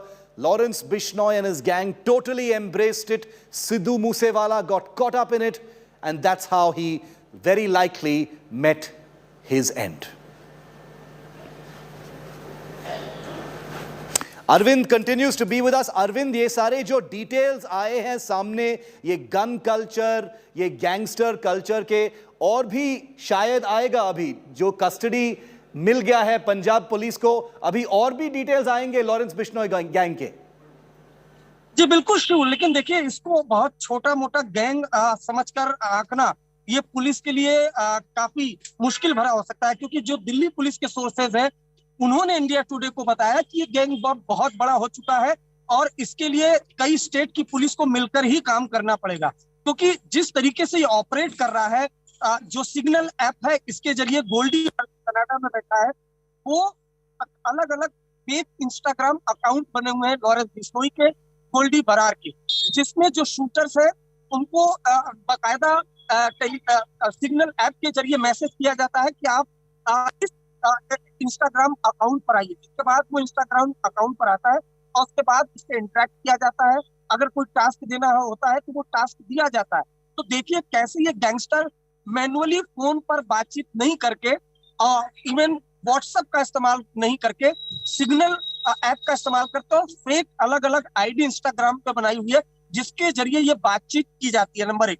Number 2, अलग अलग जो account बने हुए चाहे Lawrence Bishnoi के चाहे गोल्डी बरार के, इनमें कई ज्यादा फॉलोअर्स है और इनमें पिक्चर्स डाली जाती है। जेल के अंदर जो गैंगस्टर बंद होते हैं उनकी अलग अलग वीडियो अपलोड किए जाते हैं जिसमें पंजाबी गाने मोस्टली होते हैं और उनको फॉलो करने वाले काफी ज्यादा होते हैं और इन्हीं फॉलोअर में से वो चूज करते हैं किसी शख्स को और उसके बाद उसको एक तरीके से मोटिवेट करके शूटर्स बनाए जाते हैं। अगर आप देखें तो महाराष्ट्र में संतोष जाधव और महाकाल, ये 2 महाराष्ट्र के रहने वाले हैं, लेकिन अल्टीमेटली ये जाके कनेक्ट होते हैं लॉरेंस बिश्नोई गैंग से। लॉरेंस कहाँ का है? पंजाब का गैंगस्टर है, लेकिन महाराष्ट्र तक कनेक्टिविटी है। अभी कुछ देर पहले ही पंजाब पुलिस ने हैदराबाद से 2 लोगों को अरेस्ट किया है जो हरियाणा के रहने वाले हैं। तो आप ये देखिए कि दिल्ली, महाराष्ट्र, हरियाणा, हैदराबाद, कनाडा, ऑस्ट्रेलिया, यहाँ तक इस पूरे गैंग का नेटवर्क फैला हुआ है जिसको क्रैकडाउन करना बहुत जरूरी है। और ये सिर्फ किसी एक स्टेट की पुलिस के बस की बात नहीं है, सेंट्रल एजेंसीज की मदद लेकर ये काम करना पड़ेगा, क्योंकि इसके पहले भी जो काला राणा इस गैंग का था जो थाईलैंड में बैठा हुआ था, उसको स्पेशल सेल डिपोर्ट करके लेके आई जब दिल्ली में उसने एक बड़े गैंग वार को अंजाम दिया। तो इससे पहले कि ये गैंग फिर से कोई बड़ा इंसिडेंट करे, जरूरी है कि कई स्टेट की पुलिस साथ में आए और लॉरेंस बिश्नोई जो एक बड़ा गैंगस्टर बन चुका है और बड़ा नेटवर्क, इंटरनेशनल लेवल का नेटवर्क है, उसे क्रैक डाउन किया जाए। अरविंद ओझा, Great exclusive. Thank you very much for giving us the latest on this big story. No other channel anywhere close to getting the kind of access, the kind of up-close experience to be able to question the man who's been named the mastermind in the case investigating the murder of Sidhu Moosewala. And we'll keep a track of that story very closely. We're taking a very quick break. On the other side, Hollywood actor and Oscar-winning star Kevin Spacey has finally been charged with sexual assault. He was named in the Me Too scandal a few years ago, and now he stands charged. That story next.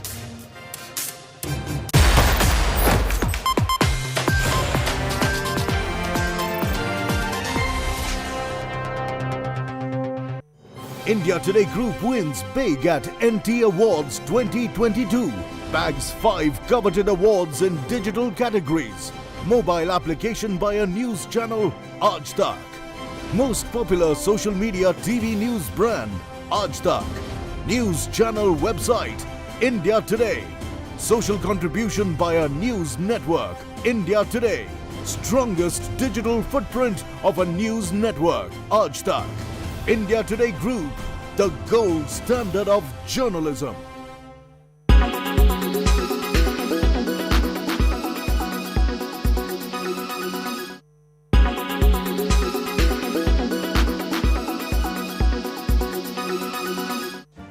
Make your media plan smarter with India Today Live TV on your connected devices.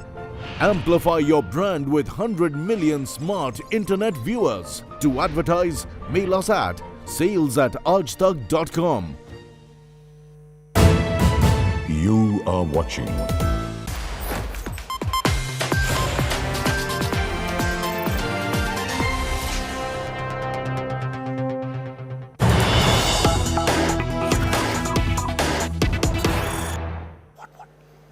Prime Minister Modi in Mumbai at a live event. Let's cut across and listen in.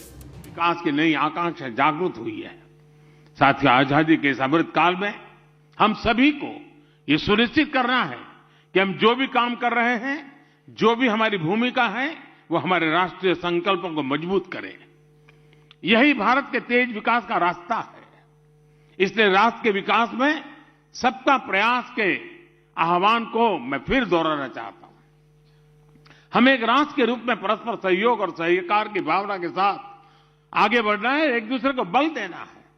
इसी भावना के साथ एक बार फिर जल भूषण भवन को और क्रांतिवीरों की गैलरी के लिए भी मैं सबको बधाई देता हूं। और अब देखें, शायद दुनिया के लोग हमारी मजाक करेंगे कि राजभवन 75 साल से यहां गतिविधि चल रही है, लेकिन नीचे बंकर है वो 7 दशक तक किसी को पता नहीं चला। यानी हम कितने उदासीन हैं, हमारी अपनी विरासत के लिए कितने उदासीन है। खोज खोज कर हमारे इतिहास के पन्नों को समझना देश को इस दिशा में आजादी का अमृत महोत्सव एक कारण बने। मुझे याद है, अभी हमने भी श्यामजी कृष्ण वर्मा का चित्र में भी देखा। आप हैरान होंगे हमने किस प्रकार से देश में निर्णय किए हैं।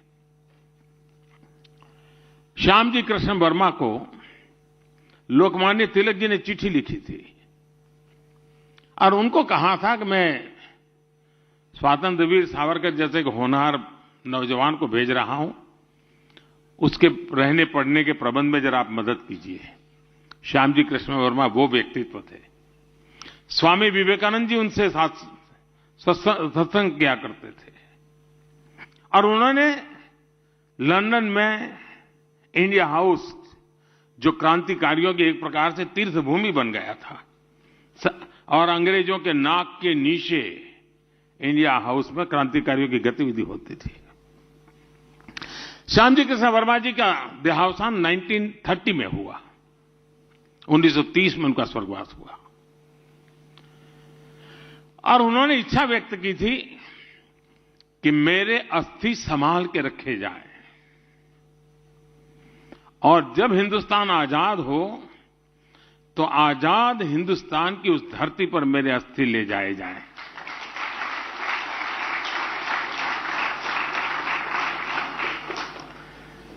1930 की घटना 100 साल होने को आए हैं, सुनकर के आपके भी रोंगटे खड़े हो रहे हैं। लेकिन मेरे देश का दुर्भाग्य देखिए, 1930 में देश के लिए मर मिटने वाले व्यक्ति, जिसकी एकमात्र इच्छा थी कि आजाद भारत की धरती पर मेरे अस्थि जाएं, ताकि आजादी का जो मेरा सपना है, मैं नहीं, मेरे अस्थि अनुभव कर ले, और कोई अपेक्षा नहीं थी। 15 अगस्त 1947 के दूसरे दिन ये काम होना चाहिए था कि नहीं होना चाहिए था? नहीं हुआ। और शायद ईश्वर के ही कोई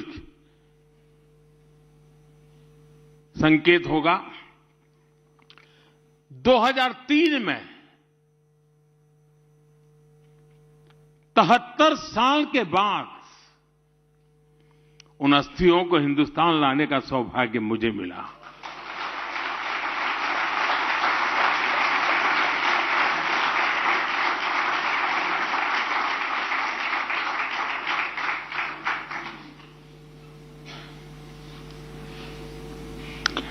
भारत मां के एक लाल के अस्थि इंतजार करते रहे दोस्तों, जिसको कंधे पर उठा करके मैं लाने का मुझे सौभाग्य मिला। और यही मुंबई के एयरपोर्ट पर मैं लाकर के उतरा था यहां, और यहां से वीरांजलि यात्रा लेकर के मैं गुजरात गया था।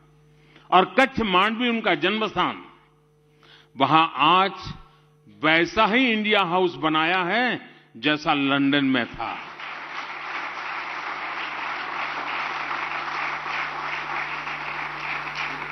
और हजारों की तादाद में स्टूडेंट्स वहां जाते हैं, क्रांतिवीरों की इस गाथा को अनुभव करते हैं। मुझे विश्वास है कि आज जो बंकर किसी को पता तक नहीं था, जिस बंकर के अंदर वो सामान रखा गया था जो कभी हिंदुस्तान के क्रांतिकारियों की जान लेने के लिए काम आने वाला था, उसी बंकर में आज मेरे क्रांतिकारियों का नाम।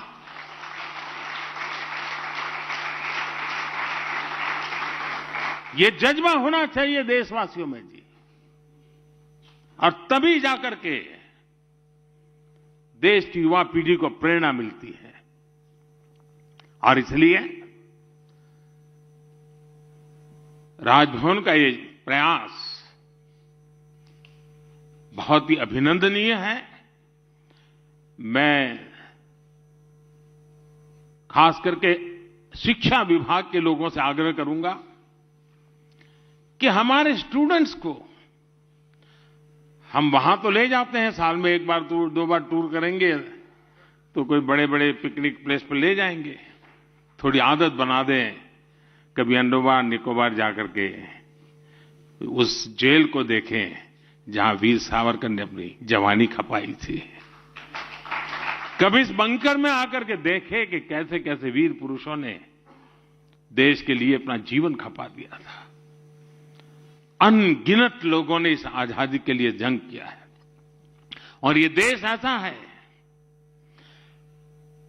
1200 साल की गुलामी काल में कोई ऐसा दिन नहीं होगा जब हिंदुस्तान के किसी न किसी कोने में आजादी की अलग न जगी हो जी। 1200 साल तक ये दिमाग, ये मिजाज इस देशवासियों का है।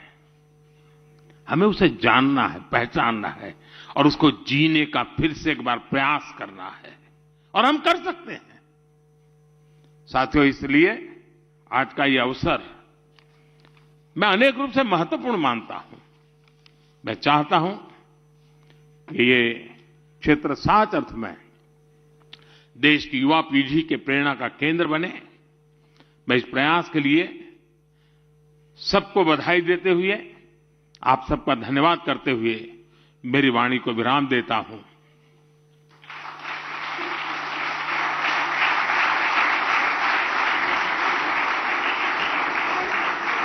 भारत देश के प्रधानमंत्री माननीय श्री नरेंद्र जी मोदी जी का हार्दिक हार्दिक आभार। और मैं सभी से विनती करती हूं कि आप कृपया इसी सभागृह में मौजूद रहें। सर्व मान्यवरों से मनपूर्वक आभार। Coming up next, the big backlash over Nupur Sharma's comments are continuing. You saw it in different parts of the country. You saw it in Ranchi. It's happened in Kolkata today. We're going to get you that full story on the other side.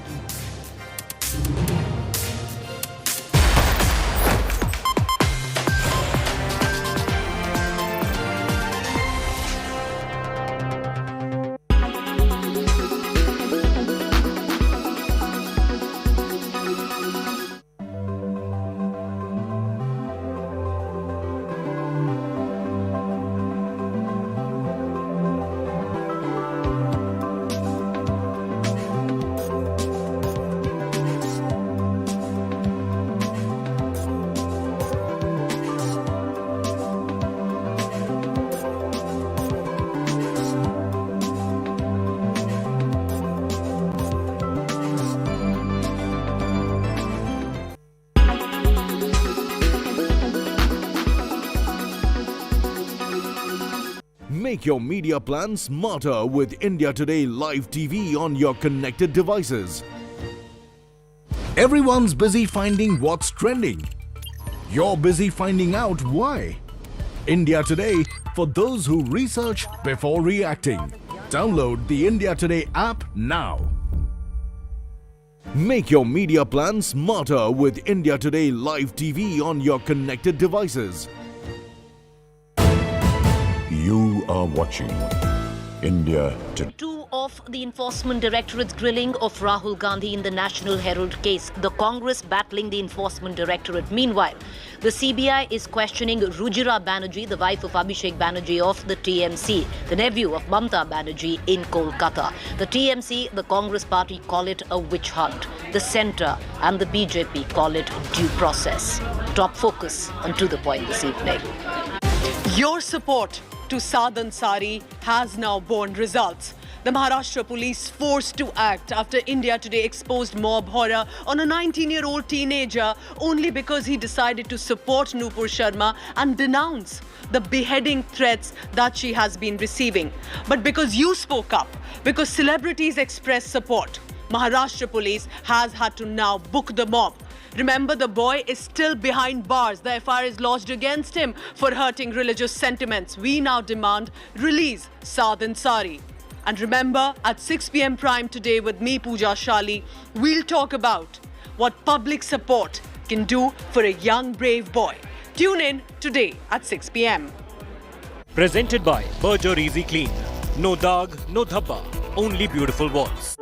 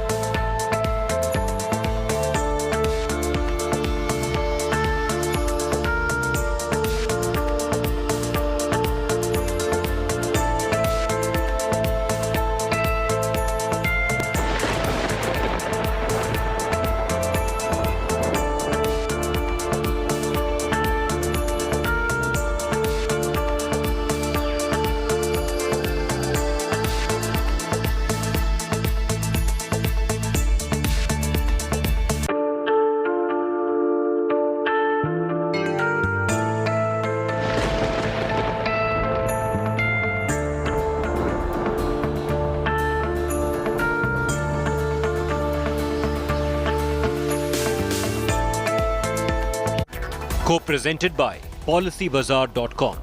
Co-powered by introducing Motorola Edge 30. Co-powered by Philips Beard Trimmer. Adapts to you. In association with LIC Har Pal Aapke Saath. Apollo 24/7. Download now. NECC. Sunday ho ya Monday, रोज खाओ अंडे. NetMeds, India की अपनी pharmacy.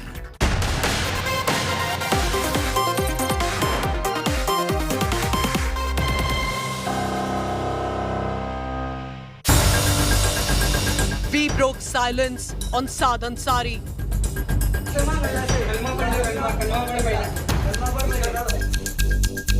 We exposed the mob that attacked the teenager boy.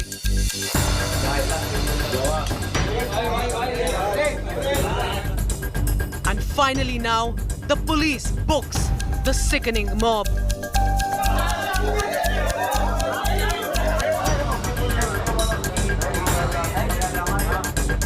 This is an India Today impact, and for us, that means justice for Saad Ansari. Top focus at 6 p.m. prime.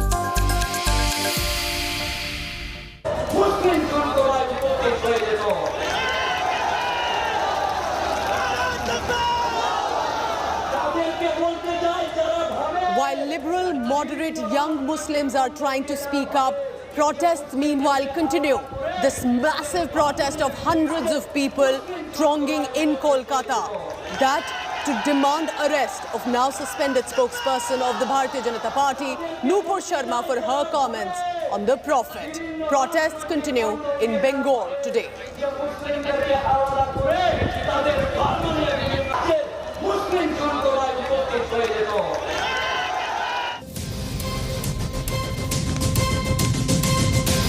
Good evening and welcome. Thank you for tuning in. I'm Pooja Shali. We have a big update coming in at 6 p.m. prime today. First, the headlines. Congress MP Rahul Gandhi back at the Enforcement Directorate for 4th round of grilling. He has been questioned for 4 hours already today. The ED sources say Rahul Gandhi has been evasive in many of his answers. It's a red letter day for the Indian military. A radical Agnipath scheme for the short stint of soldiers has been announced today, which means 17.5 to 21-year-olds will be eligible to serve 4 years in the Indian military. But veterans have expressed caution. India Today confronts Sidhu Moosewala's murder mastermind. Gangster Lawrence Bishnoi evades the questions. Maharashtra authorities say that his gang did plan to extort money from businessmen and actors in Mumbai.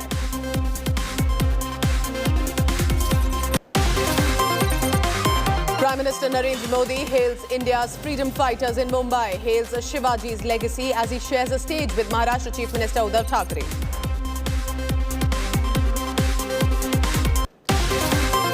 After wrestling inside Chief Minister Vijayan's flight, ugly Congress versus CPM war over Kerala gold scam leads to street battles and scuffles across the state. All of this caught on camera.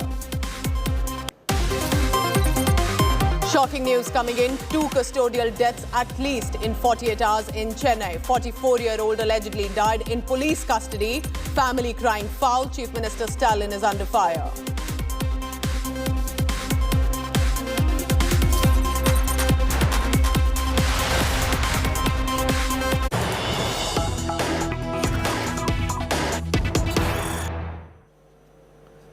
As India Today campaign for justice for Saad Ansari, it is a mega India Today news break impact that I bring to you now.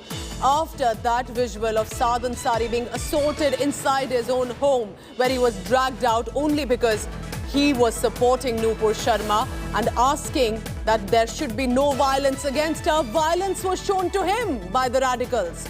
But Bhiwandi police, after much outrage, after India Today did showcase that video of mob horror, police action has been initiated. At least 100 to 125 people have been booked. 18 accused have been identified under writing, threatening charges which include criminal intimidation and unlawful assembly participation. Divyesh Singh is joining me from Mumbai on this. Divyesh, by all logic, one Saad Ansari should have been released and there should have been immediate arrest. Are we looking at arrest here? What are the police telling you? 18 accused have been identified with those visuals.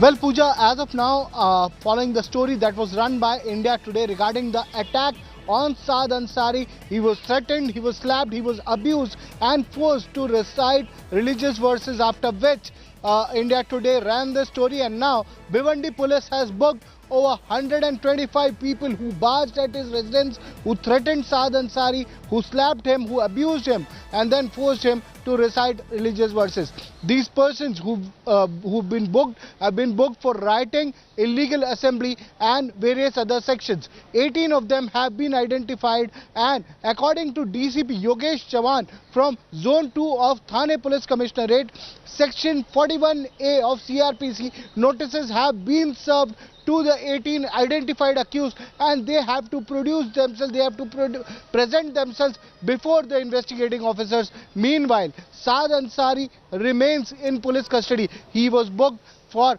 creating enmity between two groups, and various other sections have been slapped against him. He was produced before a magistrate court, and the magistrate court remanded him to 5 days police custody. So till Thursday, Saad Ansari will remain in custody. Following that, he'll be produced in court, and if he is remanded to judicial custody, then his relatives could apply for bail.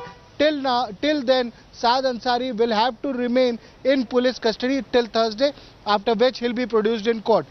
Police has initiated action against the accused, and they will have to present themselves before the investigating officials. And the names on your screen are of those 18 accused who've been identified. Divyesh Singh telling us that the boy you see who was slapped, assaulted in his own home for speaking up his mind has been taken into arrest. But there are now, after public pressure, at least 18 goons identified. We'll be waiting for their arrest as well by the Maharashtra police. Now, in past 24 hours, you spoke up for a young Muslim teenager who was assaulted in Bhiwandi by radical goons inside his own house. Those visuals that have sent shockwaves across the country. Many Indians have spoken up because he only spoke his mind. He was supporting Nupur Sharma and condemning death threats that have been clearly given against her. He appealed for peace, appealed for discussions on religion, but not allow anyone to kill anyone else.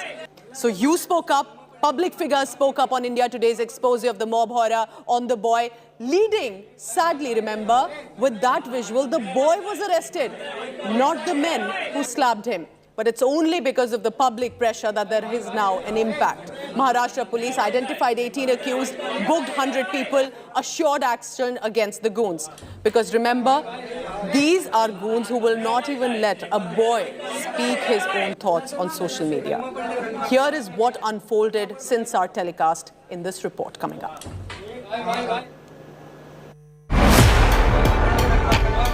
A massive India Today impact.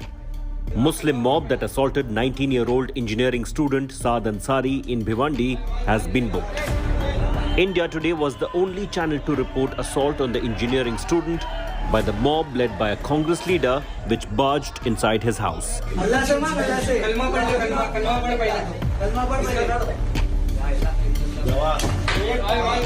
Saad was slapped for supporting Nupur Sharma. Forced to apologize and read Islamic prayers for appealing for peace.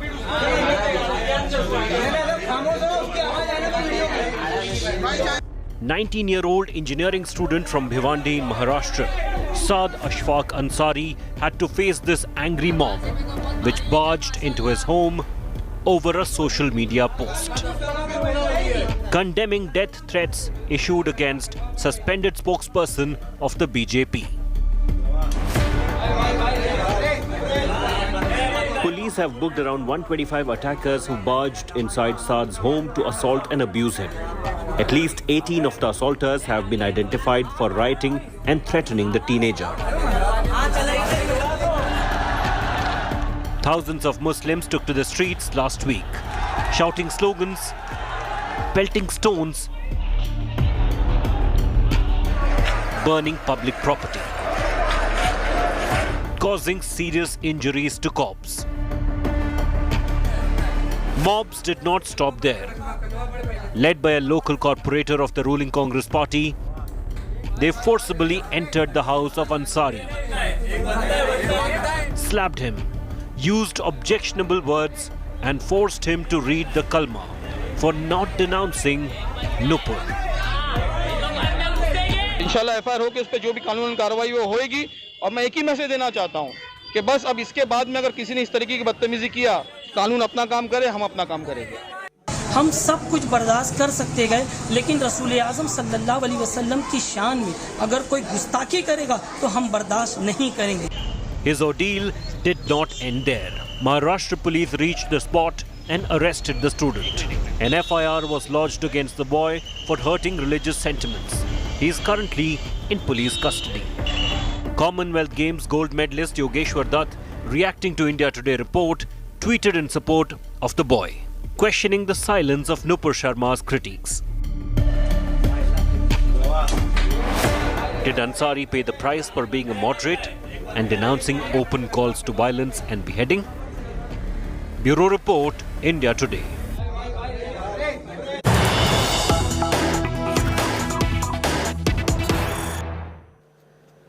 Jharkhand police has now released faces of alleged rioters and arsonists who were involved in Friday's violence vandalism across the city. These on your screen are images. Look closely. Now remember, there is no doubt about whether they were indulging in violence, because that's the moment they've been captured in the camera is exactly when they were either pelting stones, damaging public property, creating law and order issues, only because a now suspended spokesperson of a ruling party made a comment in passing. All of this violence is in Ranchi. Remember, Ranchi and the violence that took place was one of the worst, led to serious injuries of police personnel. Ranchi police is seeking information, and if you know them, this has been released in public interest. People shown in this poster, if you know them, do contact your nearby police station. A police officer, remember, had been seriously injured in the violent post-Friday prayers. There was also an audio of a police personnel deployed crying for help to his seniors, requesting urgently. An SOS call was made to seniors to send reinforcements, while this violence, arson and vandalism was on in different parts of Ranchi, where public property also was burnt and put on fire.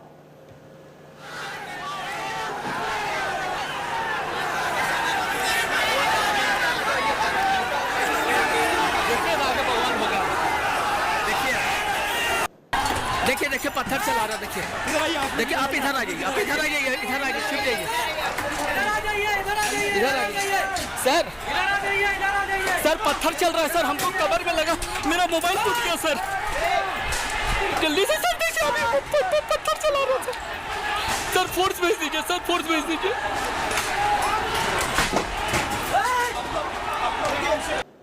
देखिए देखिए पत्थर चला रहा, देखिए। But the protests have not ended. Fresh protests broke out today against Nupur Sharma in the state of West Bengal. Hundreds of protesters gathered from the Muslim community holding Indian tricolour and other flags of local outfits, shouting slogans in Kolkata against remarks made by now suspended spokesperson of the BJP. The protest was held in Kolkata, where protesters were demanding arrest of the Neta. They were not convinced with her apology that had come in days ago. Take a look at that. Hundreds of people gathered in Kolkata and protesting against Nupur Sharma. My colleague Suryagni Roy was at this location, sent us this ground report. Listen in.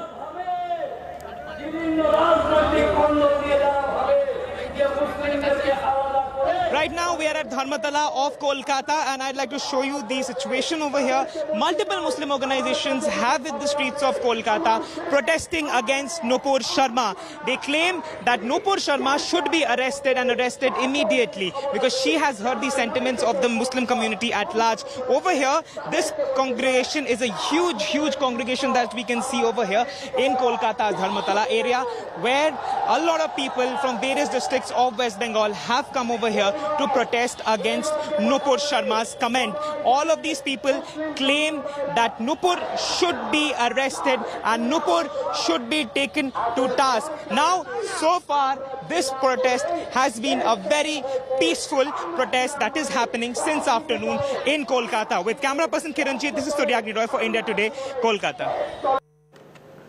Staying with the issue in Bengal, remember, it's also today a double whammy. This time for Mamata Banerjee, because TMC National General Secretary Abhishek Banerjee and his wife again had to face the CBI heat today. A team of 8 CBI officers reached the house of Abhishek Banerjee to question his wife, Rujira, who was present at that point when the officers had reached. This was in connection to the coal scam.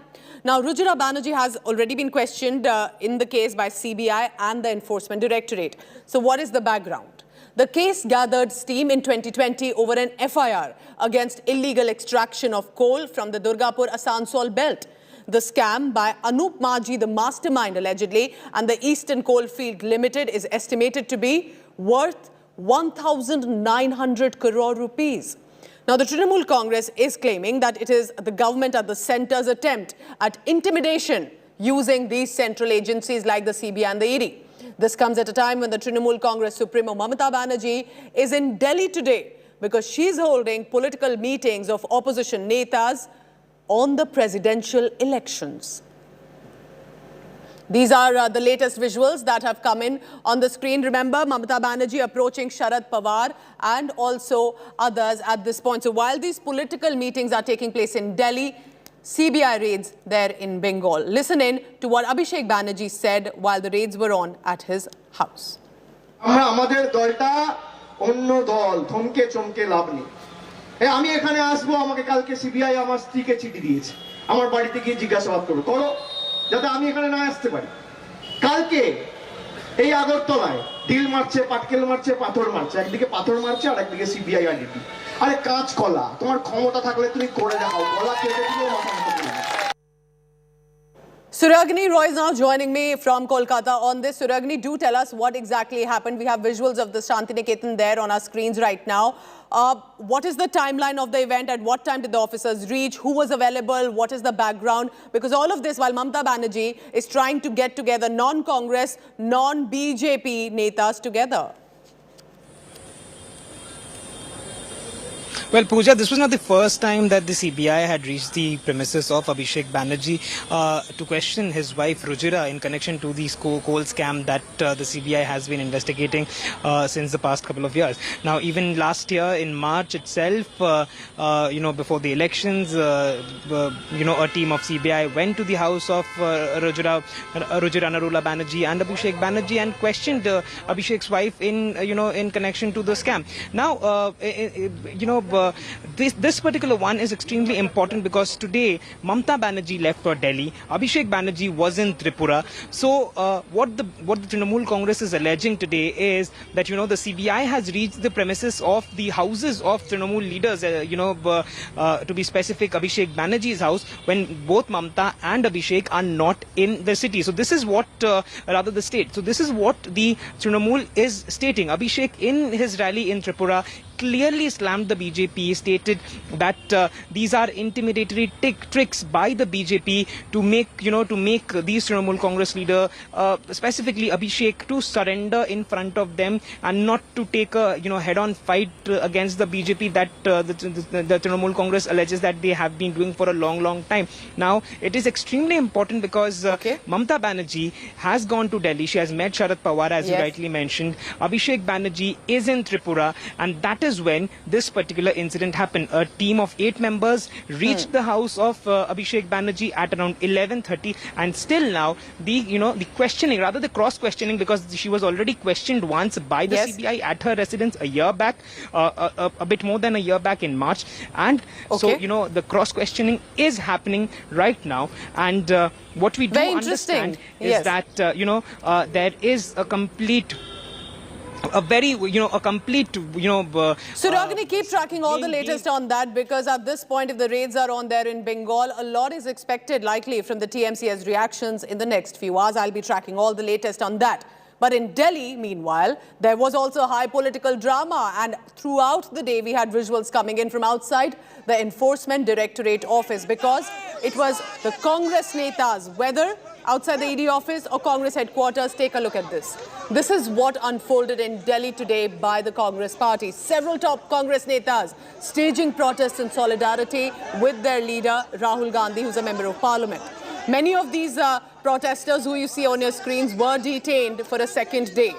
Youth Congress Chief B.V. Srinivas seen entering into a massive tussle with the cops outside the ED office. A different visual from the controversy yesterday when there was a visual of him suddenly leaving, and there were, of course, criticism of why did he leave the location while many were fighting it out. But today, he ensured he was caught on camera with that scuffle with the cops and fighting for his Neta, Rahul Gandhi. Cops were seen carrying the Congress Netas, pushing many inside the bus. This, remember, also is apart from Congress Member of Parliament Manikam Tagore, who also took to Twitter, sharing a video of his detention along with other Congress Netas. So one by one, all Netas ensuring that they are seen participating in the protest in solidarity with Rahul Gandhi. Now, the Congress Netas are alleging that they were not allowed to even enter into the AICC headquarters, which are the Congress headquarters, and that they were manhandled by the police deployed in Delhi. In fact, Congress MP Manikam Tagore and also this time P. Chidambaram alleged that he suffered a hairline fracture, a comment that he put on social media site because he was manhandled by the cops. जो नाटक नौटंकी, जो theatrics और drama Congress party भ्रष्टाचार को लेकर कल से कर रही है दिल्ली में, ये पूरा हिंदुस्तान देख रही है। आश्चर्य का विषय है कि भ्रष्टाचार भी करेंगे और जब भ्रष्टाचार के विषय में पूछताछ होगी, जब भ्रष्टाचार के विषय में कानूनी कार्यवाही होगी, तो उस पे ड्रामा भी करेंगे और उसमें सड़क भी रोकेंगे, उसमें कहीं न कहीं कानून से ऊपर अपने आप को मानेंगे। वो नौकरियां छीनते जाएंगे, राहुल गांधी और कांग्रेस नौकरियों पर सवाल पूछेगी। वो भाईचारा मिटाएंगे, हम प्यार के बीज अंकुरित करते जाएंगे। वो रोजगार छीनते जाएंगे, हम रोजगार मांगते जाएंगे। वो गैस और पेट्रोल डीजल के दाम बढ़ाएंगे, हम उनको कटघरे में खड़ा करते जाएंगे। These are fabricated cases because they are misusing the Enforcement Directorate for their political vendetta. We will fight it out at any cost. This has become a banana republic. They are trying to make India as a banana republic. They are trying like that. There is no democracy. There is no legal values. यहाँ की police प्रशासन को कितना बड़ा दबाव झेलना पड़ रहा होगा दिल्ली से या गवर्नमेंट से, कोई कल्पना नहीं कर सकता। ये तो कोई आज तक मैंने कभी देखा नहीं। सर, आपके कानून अपना काम करे, 144 लगे तो आप अरेस्ट कर लीजिए, परंतु आप अगर AICC में आने के रोक सकते हैं, तो ये हालात हैं, देख रहे हैं आप लोग। डेमोक्रेसी की हत्या ही हो रही है, आप समझ लो देश के अंदर। ये देशवासियों को समझना पड़ेगा। खाली धर्म के नाम पर राजनीति कब तक करते जाओगे? हम लोग आराम से पैदल जा रहे थे, मैं अकेले जा रहा था अपने सुरक्षा कर्मियों के साथ, और मुझे पुलिस ने रोक दिया। अब रोक दिया तो बैठने के अलावा मेरे पास रास्ता क्या है? और मिसबिहेव कर रहे हैं ये लोग, है ना? और ये देखिए किस प्रकार से।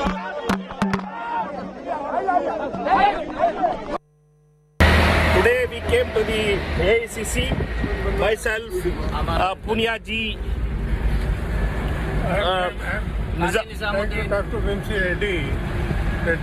yesterday he had provided all Nizamuddin or Meena ji, we are all there. We are not allowed inside the AICC office, and the police misbehaved with us and they are taking to unknown position, and we feel that the force of Amit Shah can't stop us.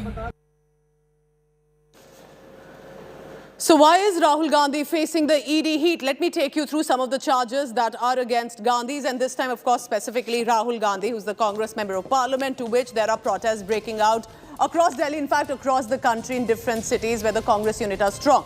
Now, cheating, embezzling young Indian funds is one of the top charges against Rahul Gandhi, for which he's been questioning. Remember, all of this is with regard to paying 50 lakh rupees to get a 90 crore rupees AJL assets. AJL referring to the Associated Journals Ltd, a publisher. But this means primarily, to help you understand, financial irregularities under the PMLA. Now, the questioning that is being done by the ED, now ED is saying that all of these are evasive answers by Rahul Gandhi, which means the AJL assets fraudulently acquired by the young Indian, the question when was put to him, the ED is not convinced with the answers. Young Indian is actually an NGO, and the claim that not allowed to make profit, and all of these are allegations that Rahul Gandhi has been asked for second day in a row. Remember, yesterday for at least 10 hours he was questioned from afternoon till the evening. I'm heading into a very short break, but at this point, remember, there will be a lot more that is going to be coming in from the ED and from the Congress headquarters about the protests that are continuing of the Congress Party. On the other side, we have a special show coming up, the $1 Billion League. Do not miss at 6:30 p.m. It's a special with Nikhil Naz. Stay tuned. Thank you for watching.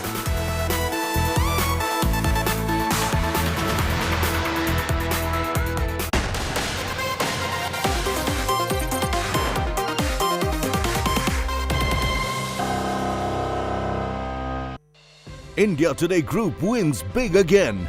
Bags 37 awards at the NT Awards 2022. Aaj Tak triumphs with 18 awards. India Today TV with 12 awards. Aajtak.in and IndiaToday.in with 5 awards. And Good News Today with 2 awards, making the group proud once again. India Today Group, the gold standard of journalism.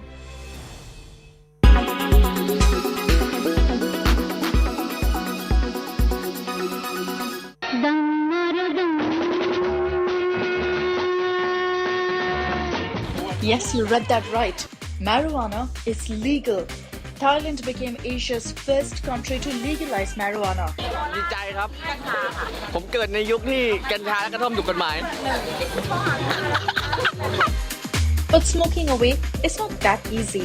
Although people in Thailand are allowed to possess and grow marijuana, there are some legal complications. Possession and sale of weed is legal, but if one is found smoking outside home, they will be fined or arrested. Thailand wishes to promote the medical use of marijuana.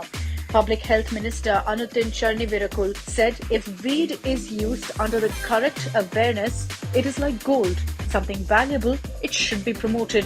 The government in Thailand wishes to create awareness rather than punishing people. The change came after the country's legalization of medicinal cannabis. But even the legalization of medicinal marijuana is huge for the country. Thailand is very strict with its anti-drug laws. For the new generation, it's a dream come true. While possession and sale of cannabis is now legal, smoking the substance outside your home could still get you arrested. Offenders could potentially be fined 25,000 baht, that's about $780, and face up to 3 months in jail. They cook with it, they make medicine with it, they make textile with it. They live with it regularly. It's not so alien for them. So to have this native plant back into their hands is just amazing. People in Thailand see this as a revolutionary move. Since the legalization of weed, people have risen to celebrate the occasion.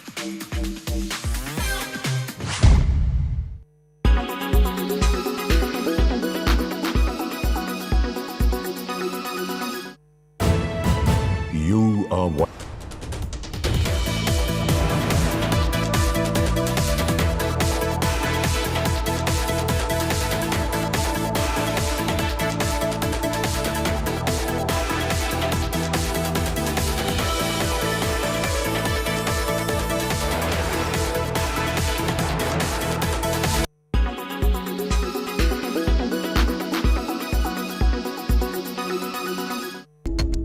Are you a germaphobe?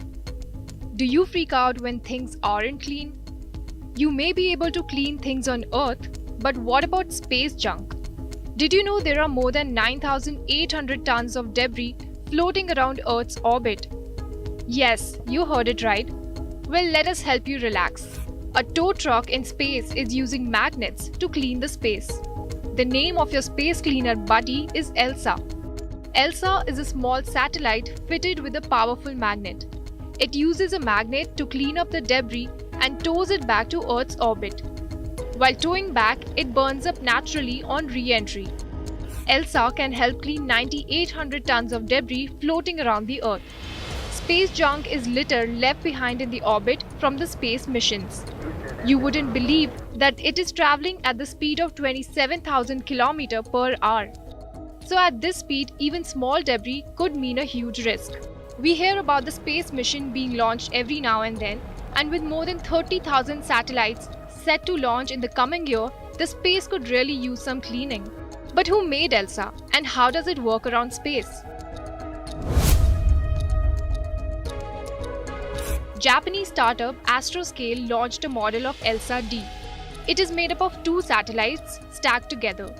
There are 2 parts, a flying magnetic tow truck and a smaller satellite that behaves like a piece of space junk. During the trial, they launched the smaller satellite and used the magnet to recapture it. But ELSA is not the only space cleaner. ClearSpace, a Swiss startup, is also launching a technology to clean up space junk. As Earth gets more active in exploring space, cleaning solutions like ELSA and ClearSpace are becoming more and more important. Do you have any fresh ideas to clean up there?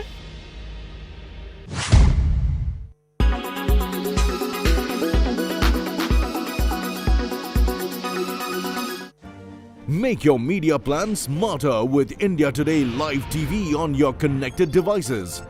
Amplify your brand with 100 million smart internet viewers. To advertise, mail us at sales@aajtak.com. Of the Enforcement Directorate's grilling of Rahul Gandhi in the National Herald case, the Congress battling the Enforcement Directorate. Meanwhile, the CBI is questioning Rujira Banerjee, the wife of Abhishek Banerjee of the TMC, the nephew of Mamta Banerjee in Kolkata. The TMC, the Congress party, call it a witch hunt. The centre and the BJP call it due process. Top focus and to the point this evening.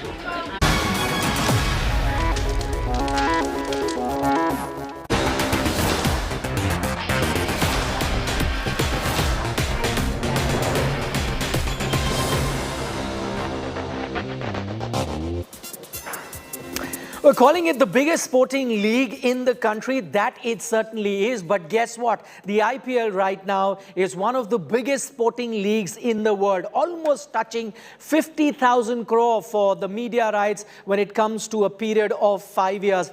3 days of hectic bidding, but now we finally have the winners in each category. 4 categories were up for grab. That were the television rights, the digital rights, those were in the Indian subcontinent, and then non-exclusive digital rights as well as international rights. The official announcement is going to be done shortly and we'll get to know from the winners. But let's just take a look back at what happened over these periods of 3 days that has made IPL such a big brand.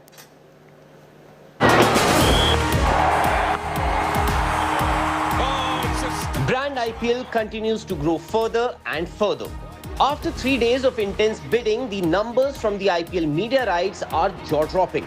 The media rights that include 4 packages for a period of 5 years have been sold for a whopping 48,578 crores so far.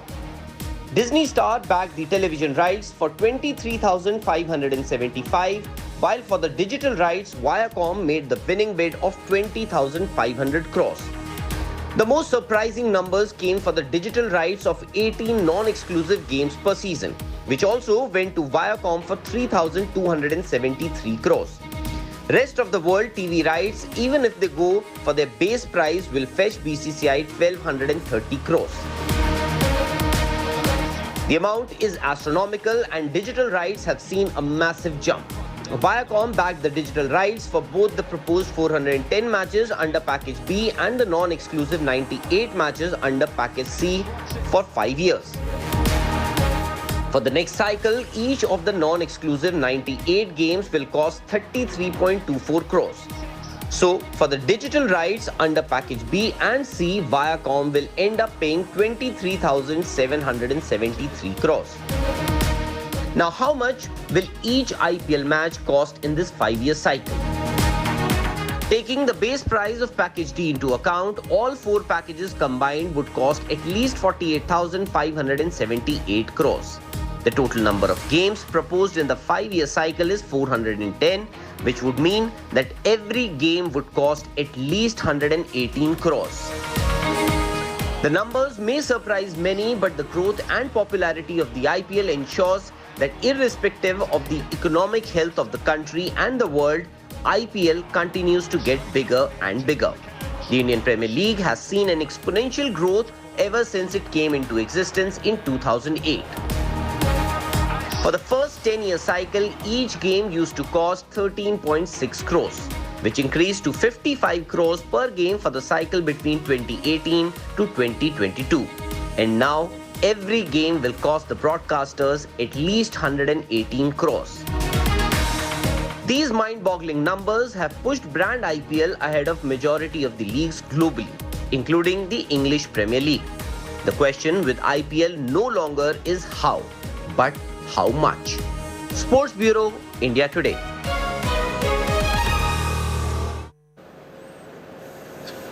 Now, the biggest takeaway from these IPL media rights has been how fast the growth of digital has happened in the Indian media landscape. Now, just to give you an idea, in 2015, if I'm just looking at the IPL media rights, in 2015, the ratio between television and digital was at 90-10. That gap got reduced in 2018. It came down to 75-25.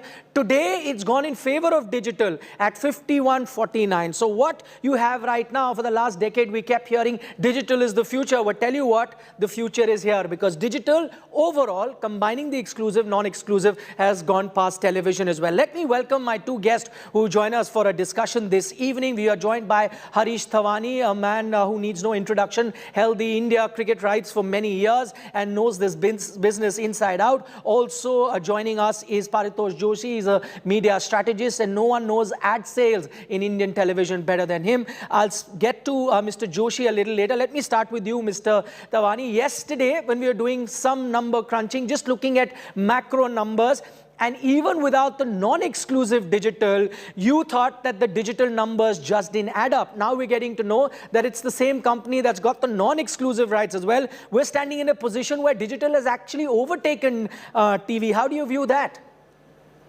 Well, I think there was a game within the game being played over here. The right to challenge for digital non-exclusive lay in the hands of package A winner, which is reliably rumored to be Star TV. And I think what they did successfully is make sure that they pushed the digital price beyond that of a TV price. It's an optical win. And I think assuming it's Viacom 18 Geo as is being conjectured for the digital, there's no way that they could not protect the main package that they had in package B by letting go of package C, which is the 18, in some seasons, 20 matches, non-exclusive digital, because that kind of power in the hands of Star with the premium matches available to them on digital and television would have been considerable difficulty for Jio to monetize their assets. So they had to pay over the top. And, it's just interesting. TV is 23,575 and digital is just above that, 23,757. And that's when Star said, okay, I rest my case. You can take it. So I think there was a little bit of a game between the game. And I maintain my analysis of yesterday that I think the digital rights sale has been, from a P&L point of view, on a bit of a wing and a prayer. From a strategic point of view, depends on what each strategic player wants out of it and can monetize. There are good plans and bad execution, and there are good plans and good execution. I'm sure there's a good plan at play here.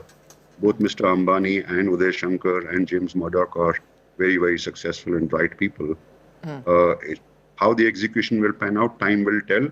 I think the TV rights have been bought for a smart price by Star. Hats off to them. I think they had the incumbent advantage. They knew exactly what the rates are. They knew what the subscription upside is.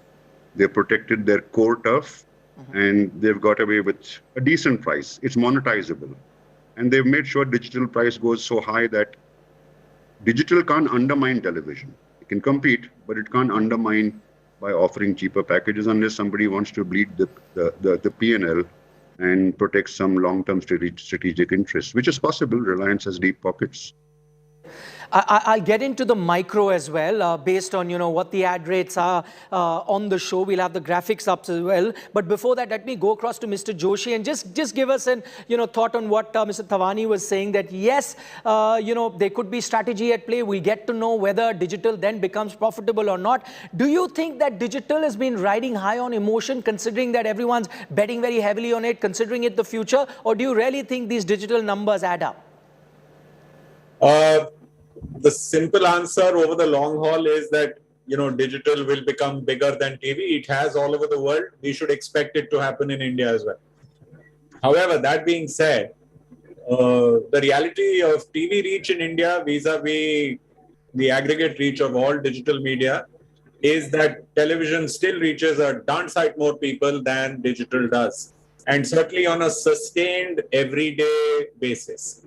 The family viewer across generations is still a TV viewer. Digital is a personal screen. Digital in the form of the shared screen, in the form of OTT, is a relatively small volume at this point in time. It will grow. There is no doubt about it. We have a 5-year horizon on this particular project. So over the 5 years, at the end of 5 years, can we look back and say that now digital is larger than TV in terms of impressions it delivers? My guess will still be probably conservative and say that at best it will match. But TV fundamentally has strengths in linear TV, which aren't about to dissipate and aren't about to disappear. So I think there is a certain amount of, or a lot of irrational exuberance out here. Okay, stay on with us, Mr. Joshi. We'll get back to you, but let's now break it down for the viewer.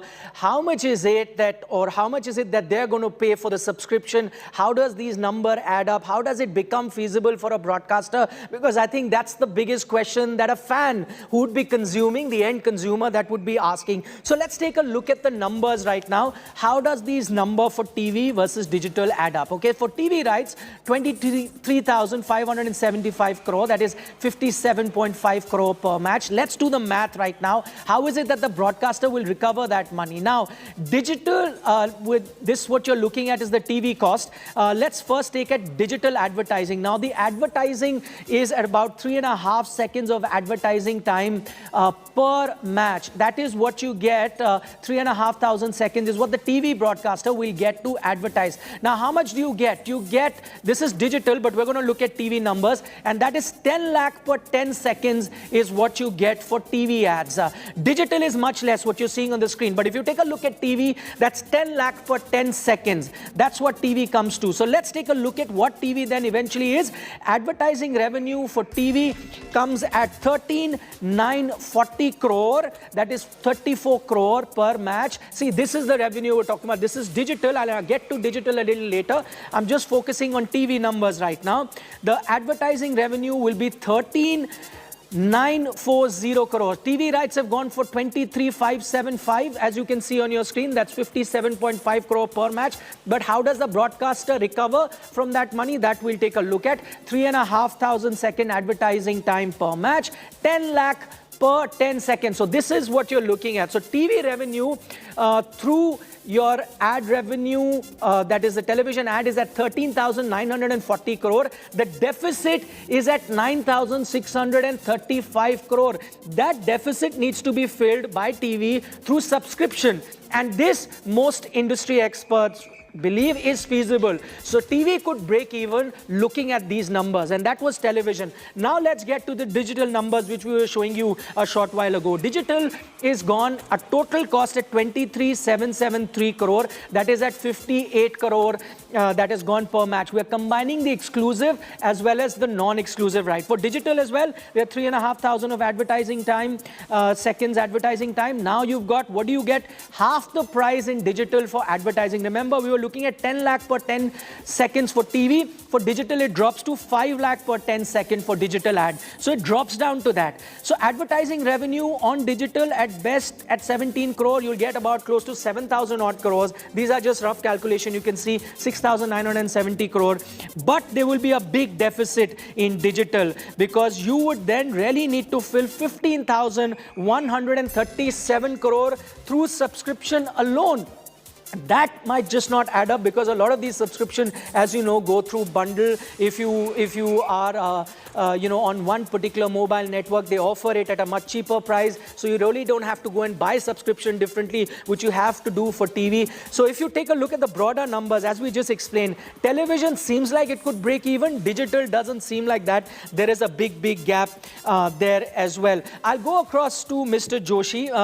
Mr. Joshi, we were looking at digital advertising. It definitely would need to grow at 50%, as we just explained in those graphics. At 50% doesn't doesn't seem to be feasible. The other question I'd want you to answer is, can that subscription from that 10 rupee per month bundle that you get in a group, can now the OTT winner or the digital winner says, no, I will not have bundles anymore and you have to come specifically to me and buy it and no more tie up with other mobile operators as such?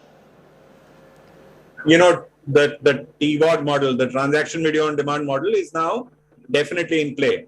And micropayments are available. So conceptually, you know, people will be asked to put a small amount of money to watch a match, a particular event or something like that. And maybe there is some money to be made over there, both domestically and internationally. On the advertising side, though, I have a very important caution. Globally, advertisers are beginning to get very circumspect around digital advertising for a simple reason. They are now saying that there is no, you know, platform agnostic measurement system that tells us how many impressions were really delivered, right? And we are convinced, and they know, I mean, it's factually established that a large number of, you know, click factories exist all across the world. So these are server farms that are doing nothing except creating fake impressions and fake clicks on an assortment of sites, including the streaming sites. So advertisers are becoming circumspect and saying that we are not sure that we are getting much more than 20, 30, 40% of the value that we are nominally supposed to get. And if this is true, then what you're talking about, that the price is half, actually the price doubles or worse than doubles, right? So there's a massive escalation. And somewhere along the line, it is showing up in resistance, which is growing. So we do know that there are advertisers in the first world, in the United States itself, who have been paring back their digital spends because they say that we don't know what really happened here. We don't really know the return on marketing investment that we got here. And I suspect that exactly that kind of a thing is working on the minds of serious advertisers in India, because they are going to say that until we have a platform agnostic measurement system that tells us the real impressions we delivered, we are meant to just depend on the vendor saying that so many million people watched me, right? That is something that these people routinely do, that so many people say that, or we say that so many people watched us. It's an assertion. There is no authentic agnostic source that says that, yes, these many impressions got delivered. So I believe that there is going to be some circumspection at play here. And this notion that we will just walk out into the market and the money will come just sort of flooding in is serious case of irrational exuberance going on. All right, those are interesting thoughts there. One measurement of how many people eventually get to see those ads on digital, as Mr. Joshi is pointing out, is very interesting, and that might just go against a digital player. Mr. Tawani, the other thing, for the first time we are also seeing two broadcasters, albeit for different platforms, one for digital, one for TV. Does that take away negotiation powers from the broadcaster? Because if it was the same company that demand a price, let's say upwards of 10 lakh per 10 seconds when you had both digital as TV, now it's split. Does it take away from your negotiation power? Because now if a brand wants to be on IPL, if you're offering very high rates just to compensate for the money that you spend, I could go to the other guy. Yeah, theoretically, yes, if there are two broadcasters offering, but both will be offering different kinds of reach, different kind of consumer profiles. And both have paid over the top, digital in particular, and cannot afford, to drop their prices just to snatch business from the other platform. Because you drop prices, you got a P&L to look after. Your assessment on the gap on digital is somewhat similar to mine. Mine is actually 17,000 crores on gap from the ad sales, and that's for two other reasons. In addition to what Paritosh, who I agree with on his comments on digital, is that inventory fill on television is running at 95 to 100%. So the 3,500 seconds actually gets sold. If you track the inventory fill on Hotstar in the last two seasons, you'll find that an average inventory fill was 78%.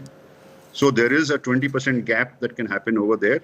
And to amplify what Paritosh was saying, in India, the tendency to watch on digital is on handheld devices, mostly mobile phones. So small screen impact for advertisers is very limited. It tends to be people who are commuting. It tends to be people who are buying it as part of a bundle. So there are all kind of drawbacks in the present landscape. And I think I also agree with Paritosh. At the end of 5 years, it might have changed. But this is the critical 5 years. And this bid would have made sense 5 years from now. But at this moment of time, I'm not so sure. And I'm not so sure that they are going to compete for business by dropping their prices, because both parties stand to lose. Right. Finally, before I let you go, Mr. Thawani, I wanted to also know, and this is the biggest concern for the consumer, the guy right at the end of it, many people writing on social media asking that, listen, you're paying such humongous amount for media rights. At the end of the day, it's going to come out of our pocket because, you know, the advertiser is going to increase the cost of the product, or the OTT platform is going to increase subscription and so on and so forth. Is there any merit in that? Well, let's look at TV first. The subscription side of TV is controlled by the tariff orders of TRAI, which at the moment the NTO is being contested. So there is some regulatory intervention there and some regulatory caps. So you're not going to see a senseless, out of control spiraling of subscription prices on the TV side. Right. On the digital side, there is no regulation at the moment, and I think the digital player is betting more on volume growth than on value growth. Yes, the 6 rupee, 8 rupee pricing that comes as part of a bundle is going to be nudged up a bit. But frankly, 6 and 8 rupees moving up to 10 is, to the consumer, I don't think is life-threatening. Okay, Mr. Thawani, thank you so much for your time. I would have loved to have continued this conversation because it is big news indeed. We keep calling it the $1 billion league, but it crossed the $1 billion a few years ago. Now it's just adding on and now competing with the top sporting leagues of the world. But Mr. Joshi, Mr. Thawani, thanks so much for taking our time speaking to India Today. I'm afraid that's all the time that we have on this broadcast, but news and updates continue on the other side of this short break.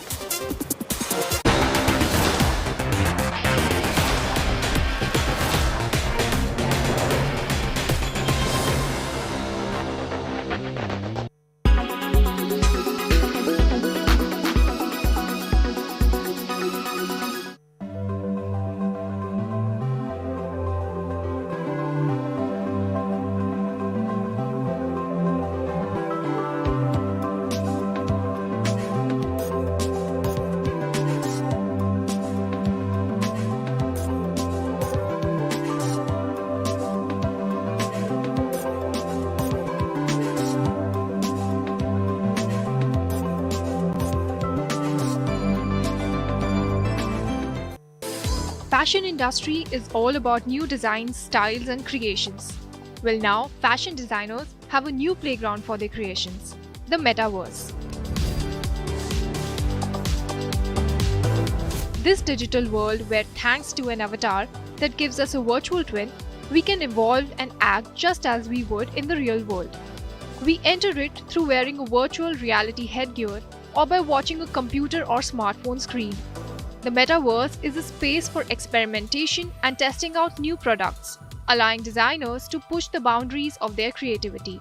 This has economic advantages too. By testing out their collection in the metaverse, they can then analyze public reaction in it and adapt demand accordingly to avoid surplus production and unsold items in the real world. In other words, an eco-friendly approach. For other designers, their creations will stay digital. On specialized platform, brands commercialize their virtual clothes by attaching to them an NFT or a non-interchangeable unit of data stored on a blockchain that can be sold and traded using cryptocurrency. This kind of marketing saves brands from their worst nightmare: fakes flooding the marketplace. With the second-hand market booming, reselling a pair of virtual shoes associated with an NFT will give the designer royalties on each transaction. Some brands link a virtual fashion item with its counterpart in reality.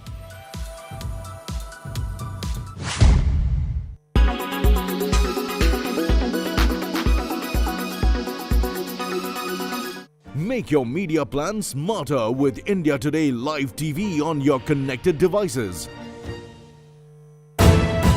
You are watching India Today. You are watching India Today.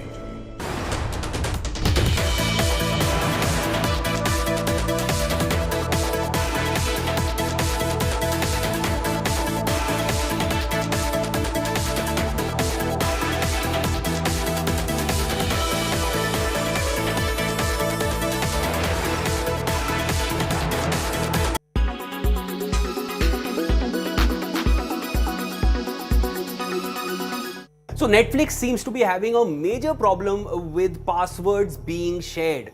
And it's being alleged that if you're going to share your Netflix password beyond your household, Netflix will charge you for it.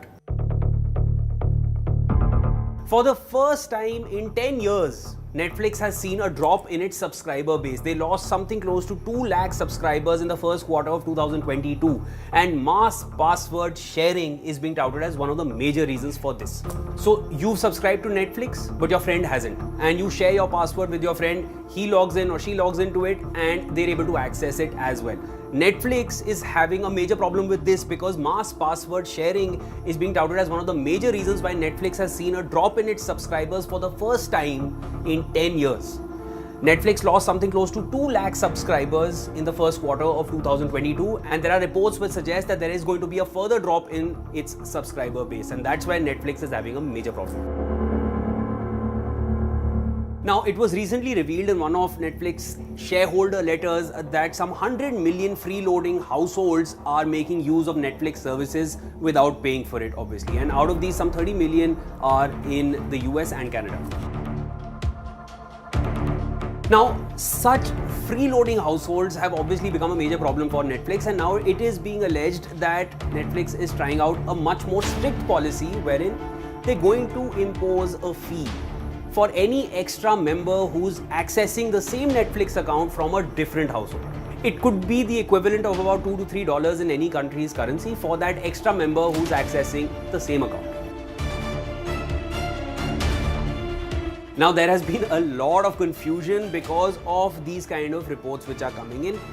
First of all, people are very confused about what is the definition of household. Netflix has not commented on this yet. Secondly, there is a lot of confusion about if I have an account and I have the option of logging in from multiple devices and I share my password with a friend of mine who's logging in from one of those devices, will I be charged for it? As per these reports, yes, I will be. But there is no clarity on this yet.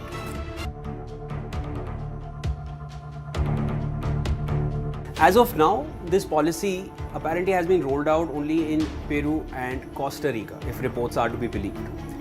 In India, where you have big families living together, and password sharing is a very done thing. You have family friends also, then you have friends which mean more to you than family. Obviously, OTT platform passwords get shared far and wide. And there are also businesses and startups in India which thrive on the concept of sharing OTT platform passwords. If this feature was to get rolled out in India across all OTT platforms, how would you take it? Would you like it or would you not?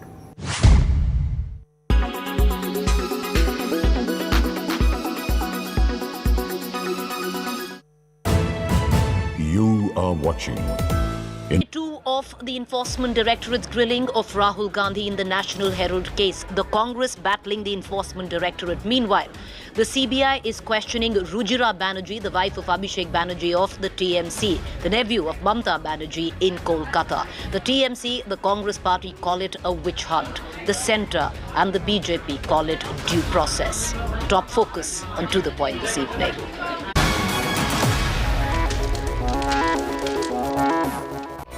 Presented by Aditya Birla Group, Big in Your Life. Co-powered by only OLX Autos gives the best price for your car.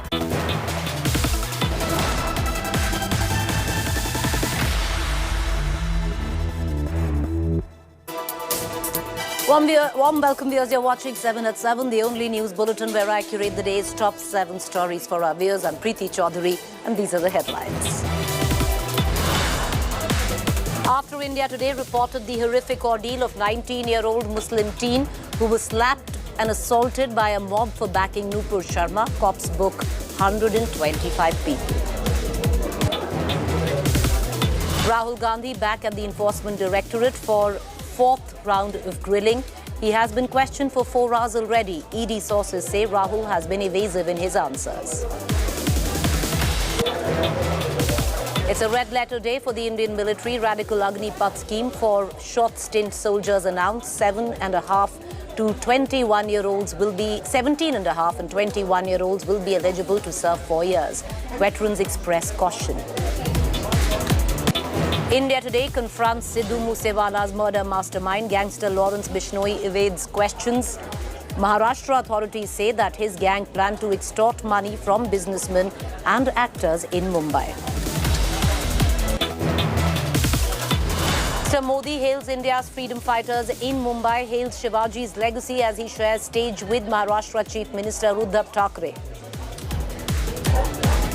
After wrestling inside Chief Minister Vijayan's flight, ugly Congress versus CPM war over Kerala gold scam leads to street battles across the state.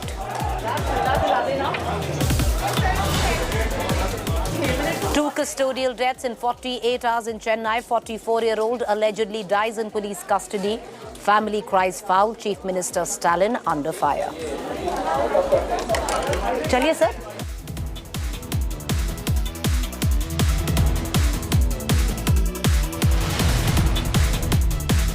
Story viewers is a scheme which the government has announced today, which will have large sweeping changes where India's armed forces have functioned for decades.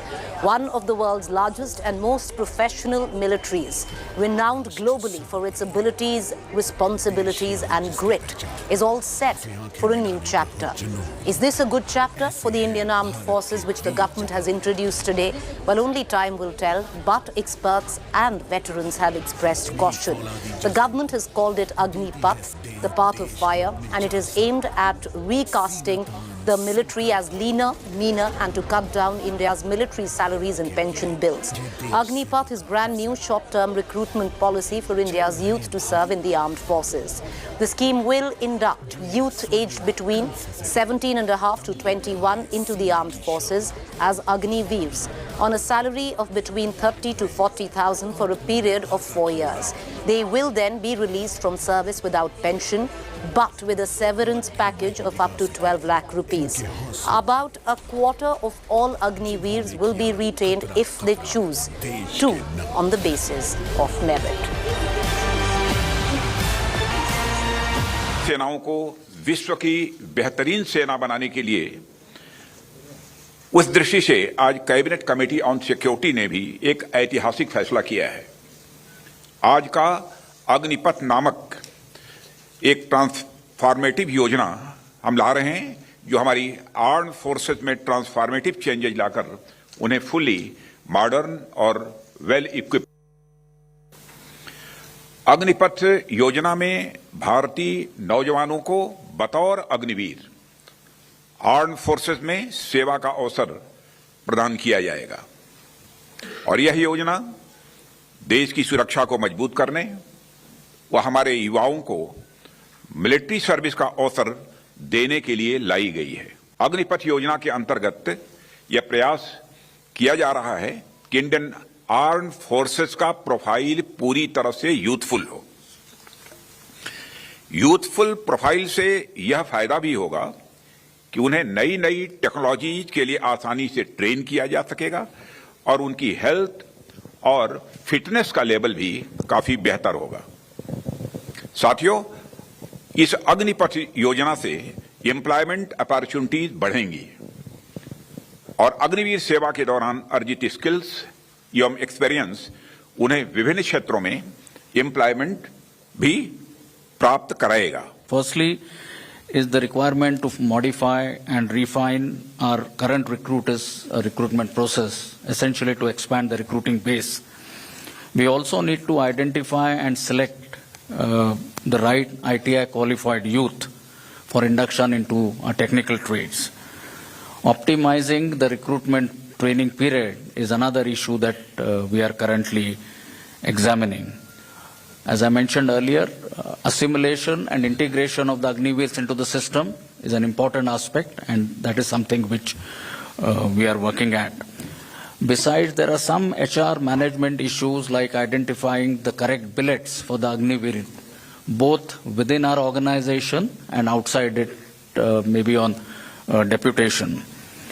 The skilling the Agniveers and empowering them for enhancing their value and employability is another issue which we'll have to look. The fact is, viewers, it's a sweeping reform. It will have far-reaching implications as well. To decode it, I have two people. Shivaru, our executive editor, is with me, and he's going to break it down in terms of the pros and cons of Agnipath and the Agniveers, which would be now enlisted into the Indian Army. I have Siddharth Zarabi. He's going to get us into the investment part of it and break that down in terms of, there is a lot of criticism coming in that angle as well.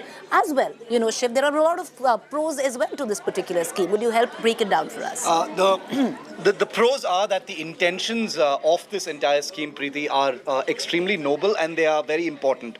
The fact that the Indian military is unmanageably large, half of India's vast defense budget goes into pensions and salaries, has to be reduced. These are things that can't be ignored. They have to be acted against. Committee after committee for decades together have tried to right-size the Indian military because they are, so unwieldy. They're not agile, they're not lean and mean. But there are concerns about whether cost-cutting is an experiment that should happen with the military. The military is unlike any other organization. It's not just any other institution. It deals with national security, sovereignty, the border. There are many societal issues as well that come as a fallout. So I think one of the big concerns, Preeti, as far as Agnipath is concerned, is whether this is a reform that is necessary in the larger perspective, but whether it has enough of a safety valve, whether it has a rollback mechanism, whether all points have been thought through before its actual implementation. Before we cut across to Siddharth, I'll ask you, what are the biggest glaring issues with this scheme?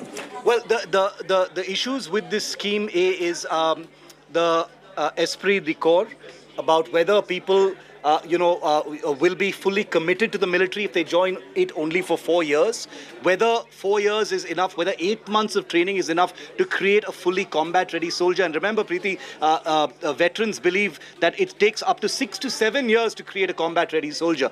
Are you able to tunnel down that and telescope down that entire timeline to create soldiers? What kind of quality of soldiers will that actually be? There are people who simplified a little to say, look, the military is not a picnic site, to experiment with exposing people, to the uniform. And that's what the advertising actually says. But I think I must repeat once again that the goals that are being aimed for, Preeti, by Agnipath are real goals. Those are goals that must be achieved one way or the other, but it is contentious whether Agnipath is the way to achieve. I'm going to cut across to Siddharth right now. And Siddharth, ultimately, yes, a reform, to try and usher in reforms in the Indian Armed Forces, it's time that it happened. But ultimately, the main reason for this reform, for Agnipath, is cost cutting, if we look at it. Is it feasible, viable? The numbers first really, and if we look at it, and Shiv and I have been discussing this, it's very clear that the annual average recruitment is being cut down by roughly 1/3,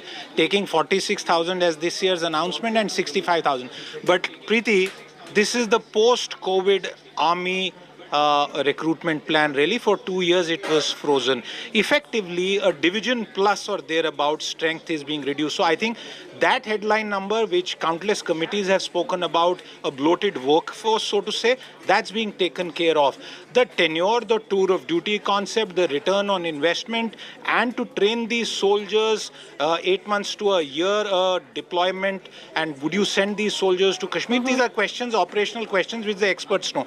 One quick comment before I hand it back to you, Preeti, and this is to do with the defense pension numbers, and I have those numbers right away. If we take the last 4 years, including the current financial year, 1,13,000 crores 4 years back in financial year 20, that went up by 21,000 crore to 1,34,000 crore. Shiv, that was the highest pension bill in the last 4 years. I'm talking about defense pensions, which is therefore not part of capital expenditure.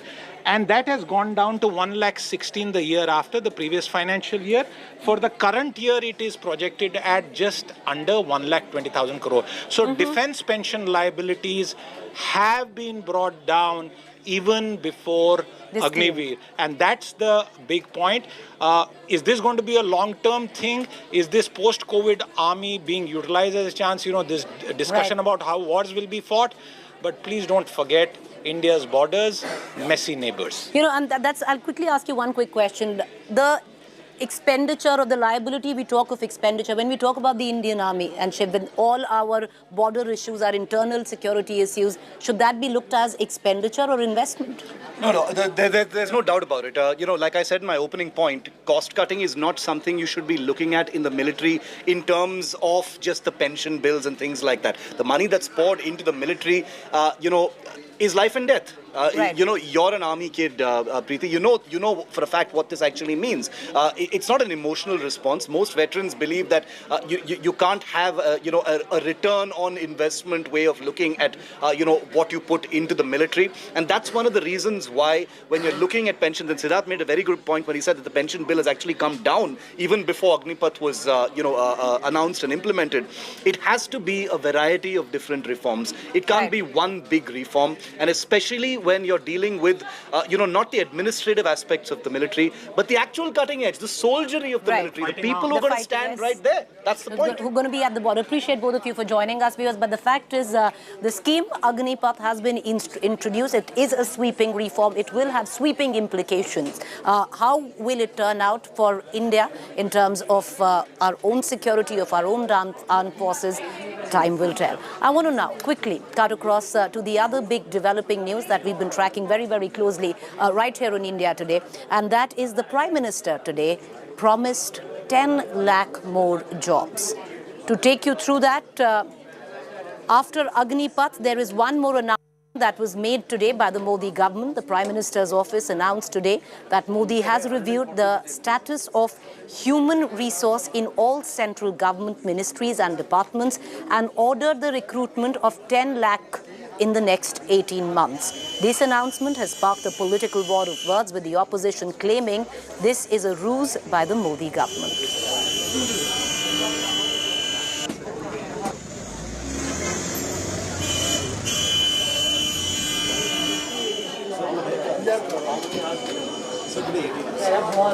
All right, viewers, we're going to play that reaction out for our viewers of the Prime Minister making that announcement of 10 lakh jobs. But while this announcement, viewers, of 10 lakh jobs has been made, there is this other set that is marching 1,000 kilometers because they might have cleared every possible examination when it comes to SSGD examination.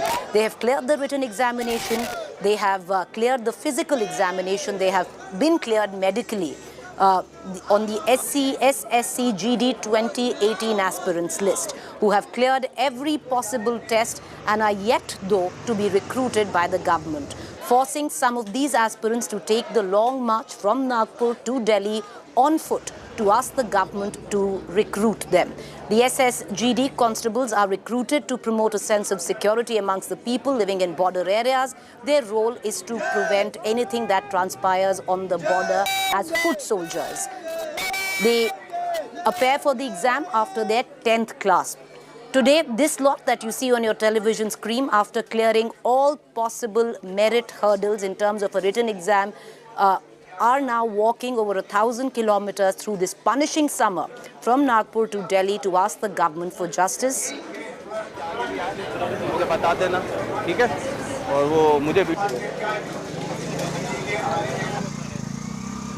I want to cross right now to Vishal, who's leading this long march from Nagpur to the national capital. Vishal, I spoke to him a short while ago. Vishal, मैं आपसे यही सवाल करना चाहूँगी कि आपने जो सारे मेडिकल एग्जाम है क्लियर किया है, फिजिकल एग्जाम है क्लियर किया है, आप कह रहे हैं रिटन एग्जाम भी आप सबका क्लियर हो गया है, तो ये 2018 का एग्जामिनेशन था, अभी तक आपको रिक्रूटमेंट लेटर नहीं आया है, आप लोग कह रहे हैं, तो इसीलिए आप नागपुर से दिल्ली चल के आ रहे हैं? हाँ मैम, हम लोग मेडिकल फिट है, फिजिकल फिट है, डॉक्यूमेंट्स वेरिफिकेशन हुए मैम, सब क्वालिफाई है मैम, फिर भी हम लोग को नियुक्ति नहीं मिल रही है। हम लोग नागपुर से निकले थे तब 40 लड़के थे, अभी हम लोग धीरे धीरे हमारी जो युवा है वो बढ़ते जा रहे हैं, अभी हम लोग 50 लोग हैं मैम।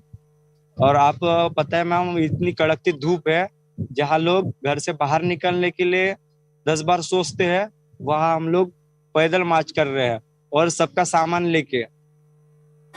विशाल, आप पैदल मार्च कर रहे हैं क्योंकि 2018 में आपने जो आपके एग्जाम्स थे वो पूरे क्लियर हो गए हैं, आप मेडिकली फिट हैं, पर अगर आप दिल्ली आएंगे नागपुर से भी आप कम से कम 800 किलोमीटर की दूरी पर हैं, तो आप किससे मिलना चाहते हैं, किसको अपना पक्ष रखना चाहते हैं? मैम, हम लोग यही चाहते हैं कि जो हम लोग की नियुक्ति की बात चल रही है वो नियुक्ति के बाद हम लोग की पूरी हो जाए, और माननीय अमित शाह जी से हम लोग निवेदन करते हैं कि हम लोग जो वर्दी के खातिर पिछले 1.5 साल से भटक रहे हैं, आंदोलन कर रहे हैं, उन युवाओं को ध्यान में मद्देनजर रखते हुए इन युवाओं के बारे में सोचना चाहिए, क्योंकि ये देश सेवा का मुद्दा है, किसी बड़े वैकेंसी का मुद्दा है, बड़े पद की मुद्दा नहीं है। क्लास 1 की पोस्ट के लिए हम लोग मांग नहीं करते, एक क्लास D की पोस्ट है। हम लोग सेना पे भर्ती होना चाहते हैं, लाइन ऑफ कंट्रोल पे खड़े होना चाहते हैं, जहां पर खड़े होना हर किसी की बस की बात नहीं होती। और पिछले 1.5 साल से हम लोग उसी वर्दी के खातिर, उसी देश सेवा करने के खातिर भटक रहे हैं, आंदोलन कर रहे हैं, उपोषण कर रहे हैं, और आज पैदल मार्च भी कर रहे हैं। विशाल, आपके और आपके जो 50 सहयोगी ये मार्च कर रहे हैं नागपुर से, अपना जो संघर्ष है उसको करते रहिए, आप दिल्ली पहुंचेंगे, और हम आशा करते हैं कि जिनसे भी आप मिलना चाहें, क्योंकि आपने जो सारे मेडिकल टेस्ट हैं, फिजिकल एग्जामिनेशन है, रिटन टेस्ट है, सब क्लियर कर लिया है, पर आपको आपकी चिट्ठी नहीं आई है जिससे आपको रिक्रूटमेंट लेटर मिले जो कहते हैं। तो जब आप दिल्ली पहुंचे, हम आशा करते हैं, आप कह रहे हैं कि जो होम मिनिस्टर हैं आप उनसे मिलना चाहते हैं, वही आपकी प्रॉब्लम सॉल्व करेंगे। आई होप वो आपको वक्त दें। अभी तक बहुत शुक्रिया आप हमसे जुड़े उस हाईवे पे। Thank you, Vishal, for joining us. I want to now quickly shift focus to the other big development that exploded once again on the streets of the national capital. Rahul Gandhi, viewers, was questioned by the Enforcement Directorate, second day running.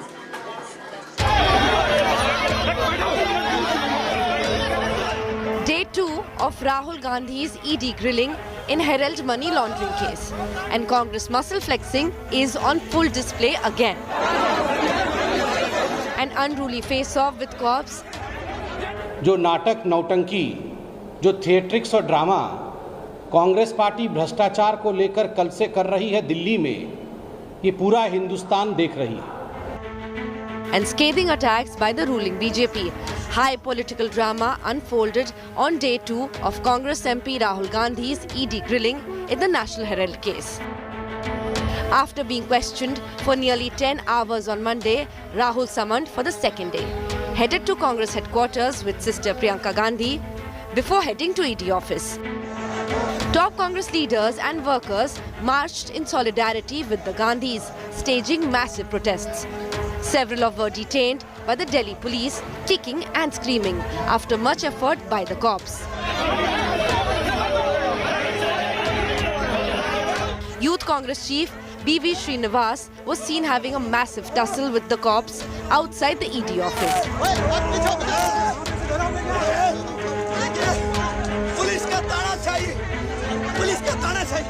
Cops were seen carrying the Congress neta and pushing him into the bus. Democracy की हत्या ही हो रही है, आप समझ लो देश के अंदर। ये देशवासियों को समझना पड़ेगा, खाली धर्म के नाम पे राजनीति कब तक करते जाओगे। हम लोग आराम से पैदल जा रहे थे, मैं अकेले जा रहा था अपने सुरक्षा कर्मियों के साथ, और मुझे पुलिस ने रोक दिया। अब रोक दिया तो बैठने के अलावा मेरे पास रास्ता क्या? These are fabricated cases. They are misusing the Enforcement Directorate for their political vendetta. We will fight it out at any cost. While the Congress claims that the centre is driven by vendetta, the BJP was quick to hit back, calling it a stunt to save scamster Gandhis. आश्चर्य का विषय कि भ्रष्टाचार भी करेंगे, और जब भ्रष्टाचार के विषय में पूछताछ होगी, जब भ्रष्टाचार के विषय में कानूनी कार्यवाही होगी, तो उस पे ड्रामा भी करेंगे और उसमें सड़क भी रोकेंगे, उसमें कहीं न कहीं कानून से ऊपर अपने आप को मानेंगे। वो नौकरियां छीनते जाएंगे, राहुल गांधी और कांग्रेस नौकरियों पर सवाल पूछेगी, वो भाईचारा मिटाएंगे, हम प्यार के बीज अंकुरित करते जाएंगे। ED sources told India Today that Rahul, on day 1 of grilling, appeared cautious and tutored by his lawyers, adding that Rahul was evasive and the agency is not satisfied with his answers, revealing that Rahul had changed his answers by the end of the marathon grilling. In day 2 of his summons, Rahul Gandhi has already been questioned for over 2 hours. The questions pertain to the inconclusive answers from day one and fresh set of questions regarding the transaction details between AJL and Young India Private Limited. The day also saw a repeat of protests by Congress workers outside the Enforcement Directorate office, post which they were detained by the Delhi police. With Munish Pandey and video journalist Ankit Khandelwal, this is Shreya Chatterjee for India Today. For that, viewers, I'm going to go into a quick break. You stay with us. On the other side, we're going to get you our fact check segment.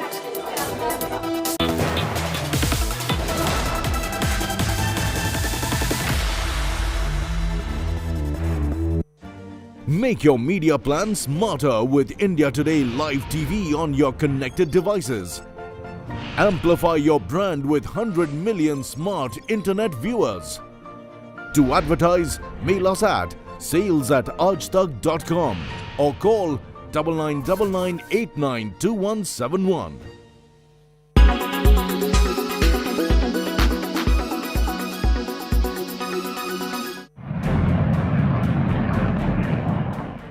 The Indian Air Force plans to build around 100 advanced fighter jets in India.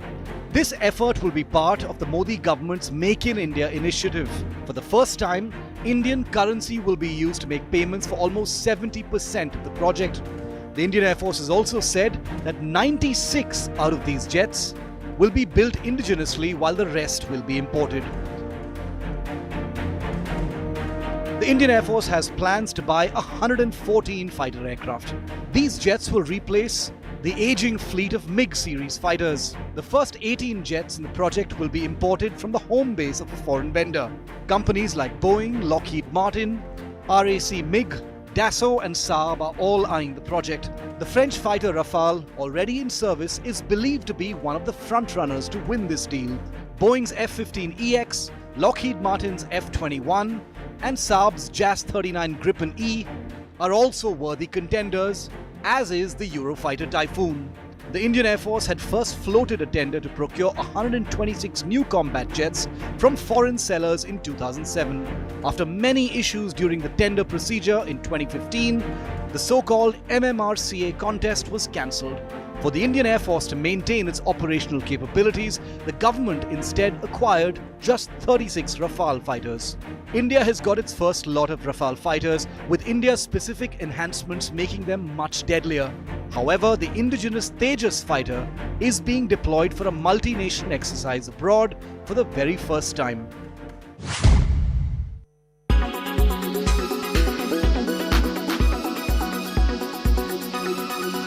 Make your media plan smarter with India Today Live TV on your connected devices.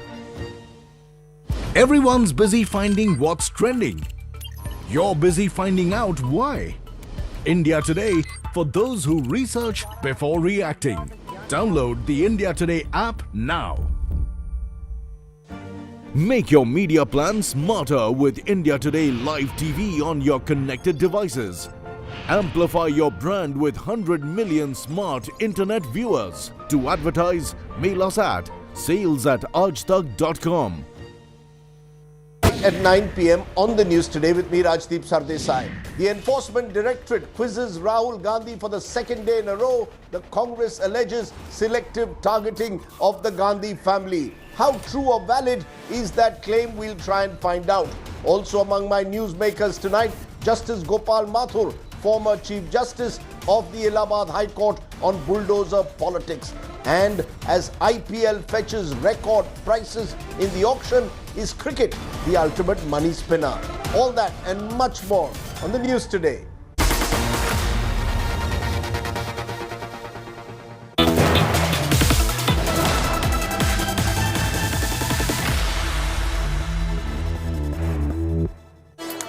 Welcome back, viewers. You're watching our fact check segment where we bust certain claims masquerading to be facts on social media platforms and WhatsApp groups. Now, there's a video seeming to suggest that stones were pelted at Muslims At a stir against Nupur Sharma. The fact check on that, incorrect. The video is of Khargaon violence from April 2022. Nothing to do with the ongoing controversy involving Nupur Sharma, former spokesperson, Bharatiya Janata Party. With that, viewers, time for us to go into a quick break. You to stay with me. On the other side is To The Point.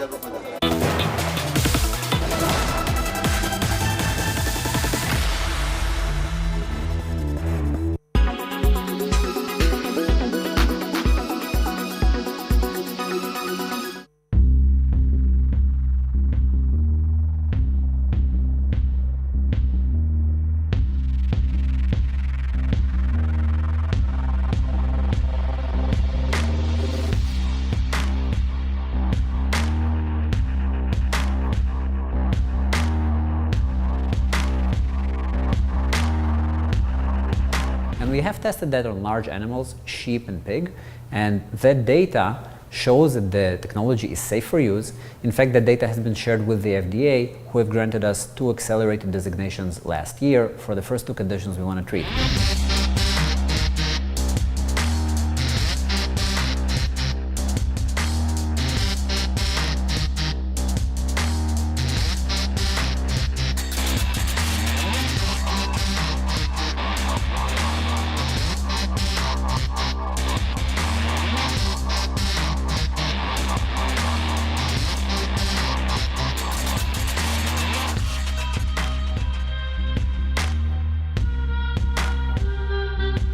For localized conditions such as cancer tumors, stroke, atherosclerotic plaque buildup, localized pain, and many other conditions, there is a real need to have a microrobotic, precise, remote-controlled mechanism that can treat a condition only at a specific point and nowhere else.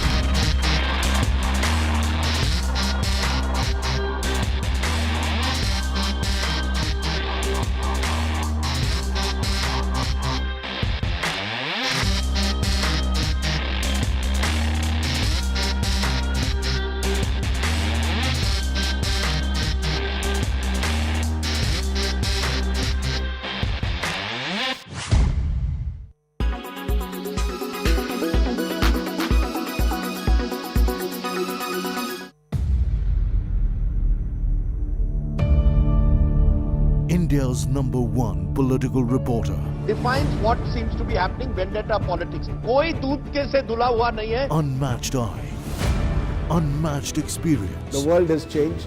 My black hair has become grey as well. And with unmatched passion for the story. Do not monopolize the conversation. When it's 100% pure prime time. It's News Today with Rajdeep Sardesai. Monday to Friday, 9 p.m. Only on India Today TV. Red letter day for Indian military. Radical Agnipath scheme announced. Tour of duty for short stint soldiers. Dynamic scheme divides military community. Is Agnipath too risky for today's India? Military game changer or gamble?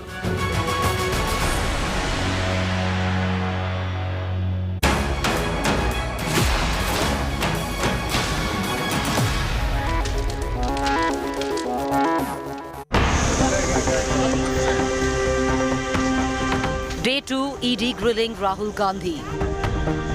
High drama in central Delhi. As the Congress battles ED. देशवासियों chronology समझिए, मोदी सरकार ने बुखलाकर election management department यानी ED के पीछे छिपकर आपकी सत्यनिष्ठा की आवाज पर हमला बोला है. The TMC battles CBI. The Aam Aadmi Party in ED crosshairs. An unruly face-off brewing over central agencies cracking down. The opposition using the caged parrot analogy. The ruling party calling it due diligence. Witch hunt or due process? Top focus on To The Point this evening.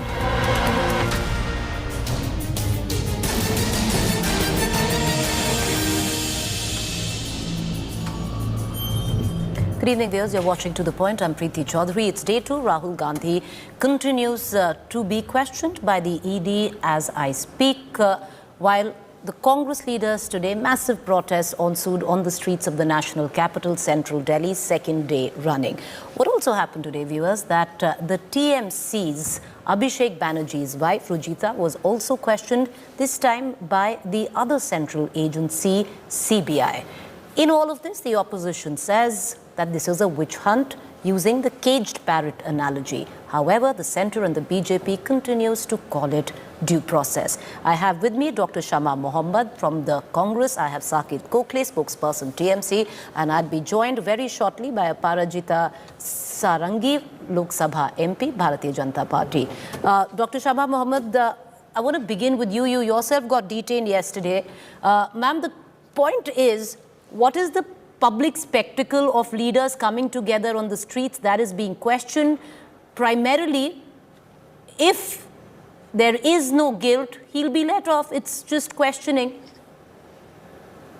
First and foremost, I want to ask the government, why have they put in Section 144? Preeti, is this a democracy or not?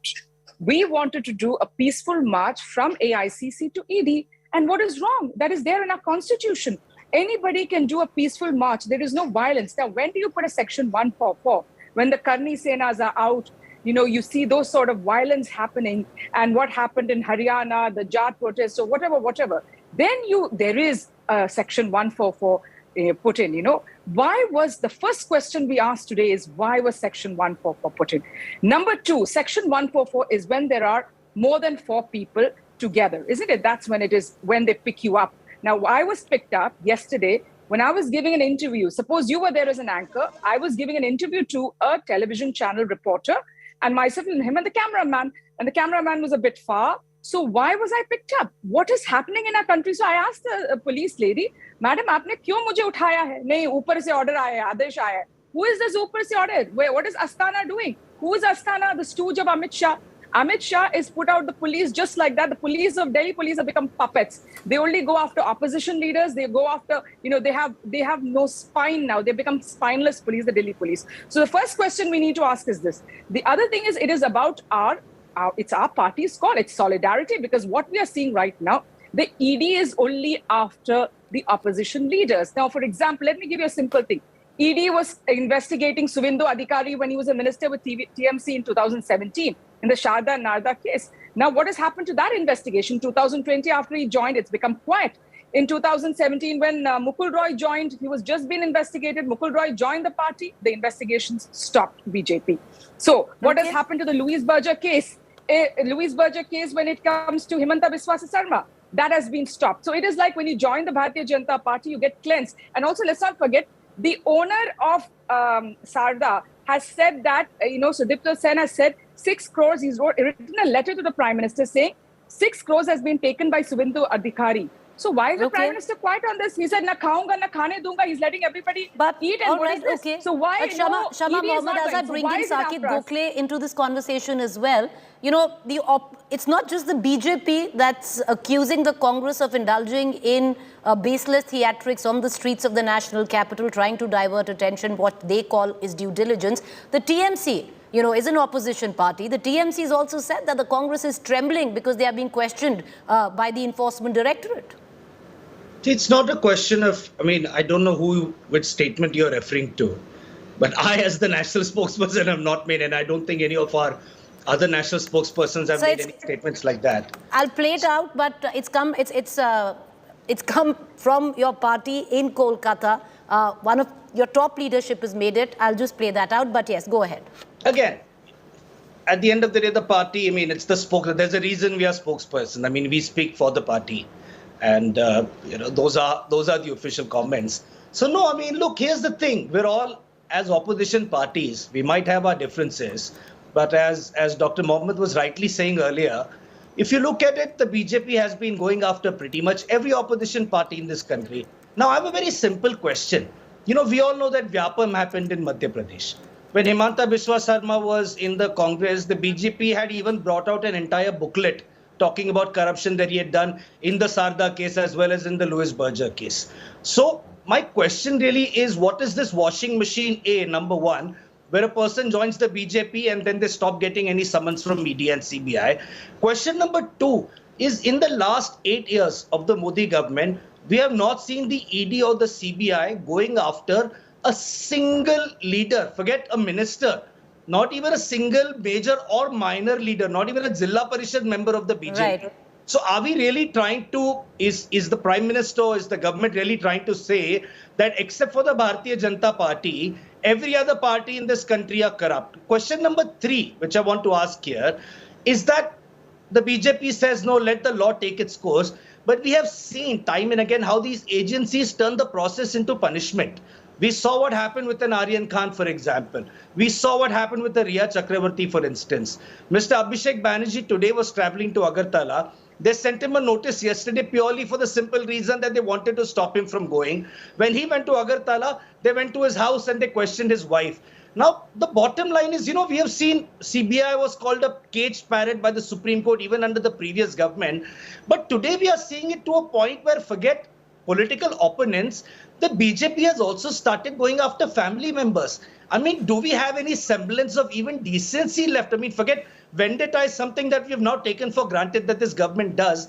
But where is the decency at least? I mean, has any party ever gone to the family members? When Mr. Shah was questioned by the SIT in Gujarat, was his family at that point questioned? No, these are not things that you do. But the point of the BJP here is that they claim that they are the clean ones.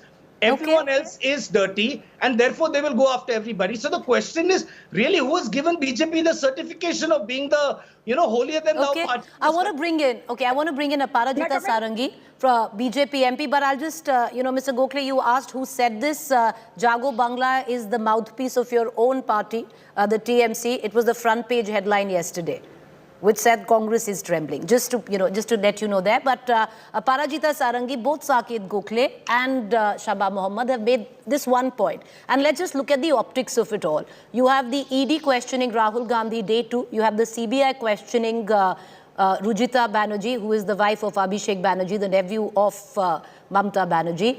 Let's look at other political parties. You have Satyendra Jain, who is right now in the ED crosshairs where the Aam Aadmi Party is concerned. The question that the opposition collectively is putting at the doorstep of the BJP, Ms. Sarangi, is there that no BJP leaders corrupt? Because, I'll give you an example. You had Mr. Ishwarappa, where the dying declaration of somebody who committed suicide accused him of corruption. Yet no action is being taken there. A very good evening.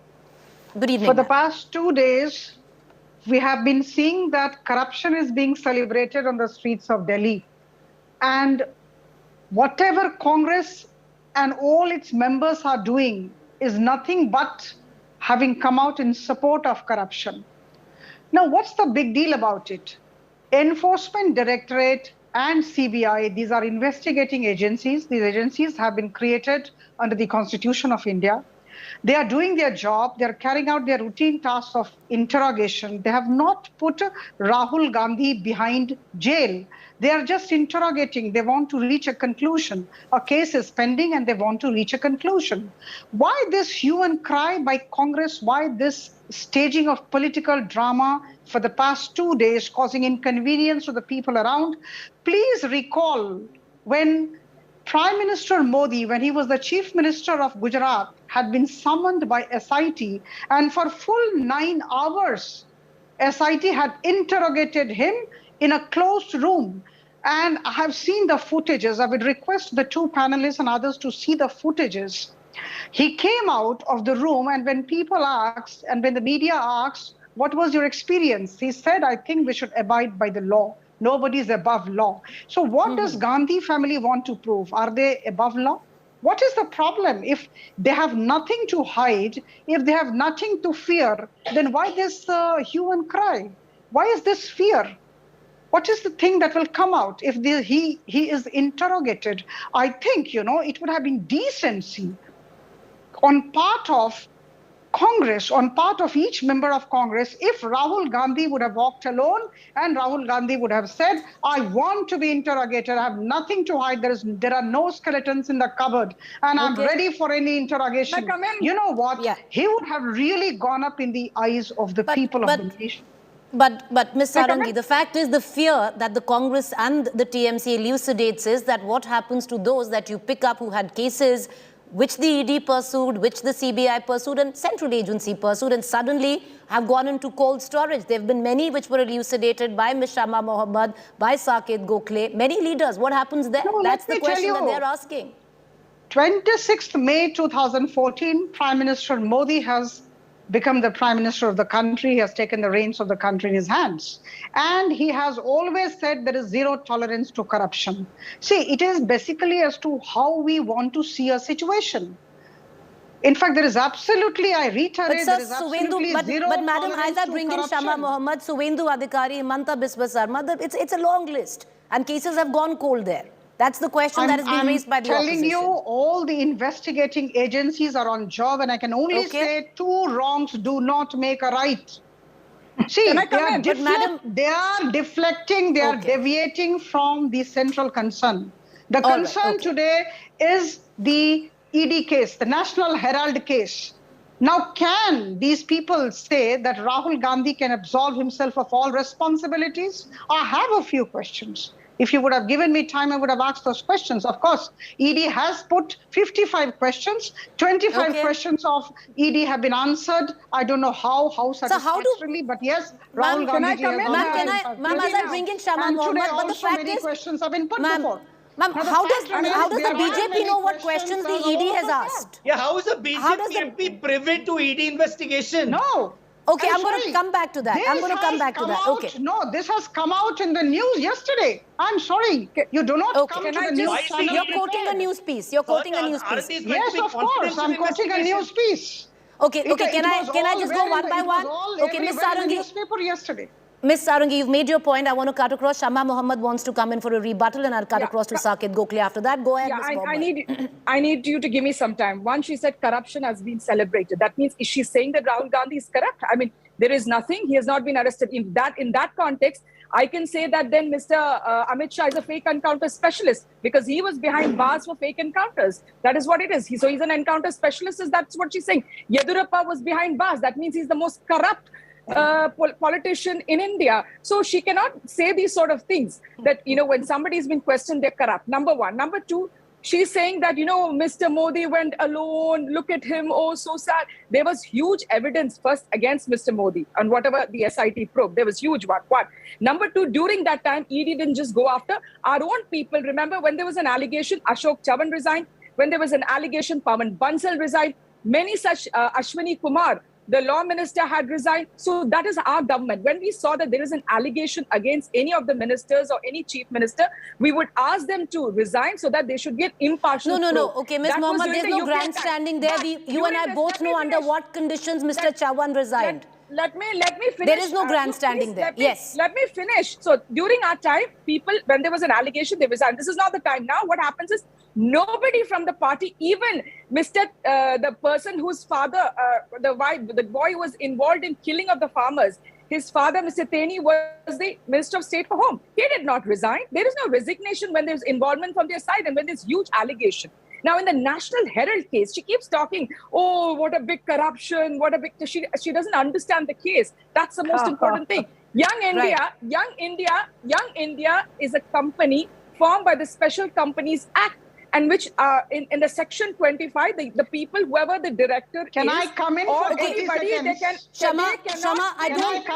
the fact is, this debate, if we get into the merits of the case, that's a different debate.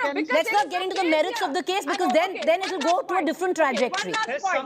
There's something I wish to add here. Yes, I'm coming to Mr. for 30 seconds. One last point. Madam, I'll come to each one of you. Shama, would you give me, can I go to Mr. Gokhale? I'm coming right back to you. Okay, ma'am, make your point. Make your point. The ED cannot question him under the Prevention of Money Laundering Act because there is no FIR. When there is no FIR, ED has no right to Ma'am, question even that is Mr. contentious. Rahul You're Gandhi getting into the under merits of the Prevention case. We Money can get Laundering into Act. that, but this is not the platform. There This is is a no political FIR, debate. so there is This no is case. not No, a madam. platform, Madam, Dr. the ED is not Samama. required to file an FIR. That's a different Why thing. do you look so agitated? Okay, sorry, Mr. Why are you so Gokhale. agitated? Cannot be questioned. This is Okay, illegal. okay. Can everyone come down a notch? Mr. Gokhale, you wanted to come in. Go ahead. Thank you, Ms. Chaudhary. In response to what the Honourable Member of Parliament said right now, I would like to point out just 2 or 3 very simple facts.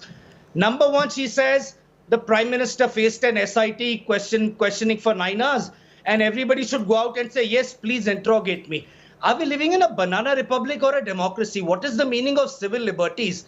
I mean, today are we saying that you are guilty and in order to be proven innocent, everybody should go out on the street and say, come please interrogate me, come please interrogate me. And if that is the case, if the Prime Minister is so open to being questioned, why has he forget investigating agencies? Why has the Prime Minister not even had the courage to face a press conference in the last 8 years? Why is he afraid of being grilled by the press? Forget agencies. Agencies come much later. But if he's so amenable to being questioned, in the last 8 years, he's been afraid to take questions from the press as well. Number two, here's the same playbook that is being used every time. That was used by the NCB in the Aryan Khan case, in the Riya Chakravarti case before that. How do certain news channels manage to get copies of WhatsApp messages from the ED and NCB? They get a list of questions that the ED is asking. Who is leaking it?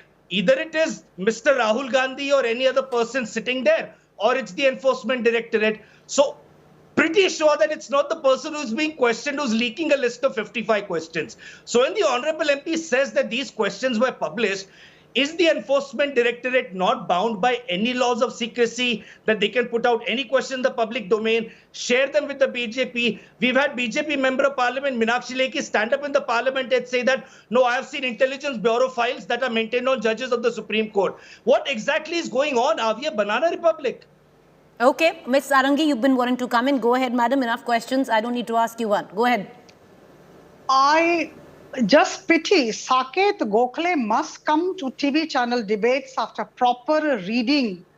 Right. The newspaper brought it out yesterday that 55 questions had been put before Rahul Gandhi. He is not aware of it because he hasn't read the newspaper, he hasn't read the news. That was put against Please do not interrupt. Number two, Dr. Sama Mohammed, I have been seeing her for the past 2 days. She is very much agitated. Please cool down. You know what's happening. You know what has happened with the National Herald case.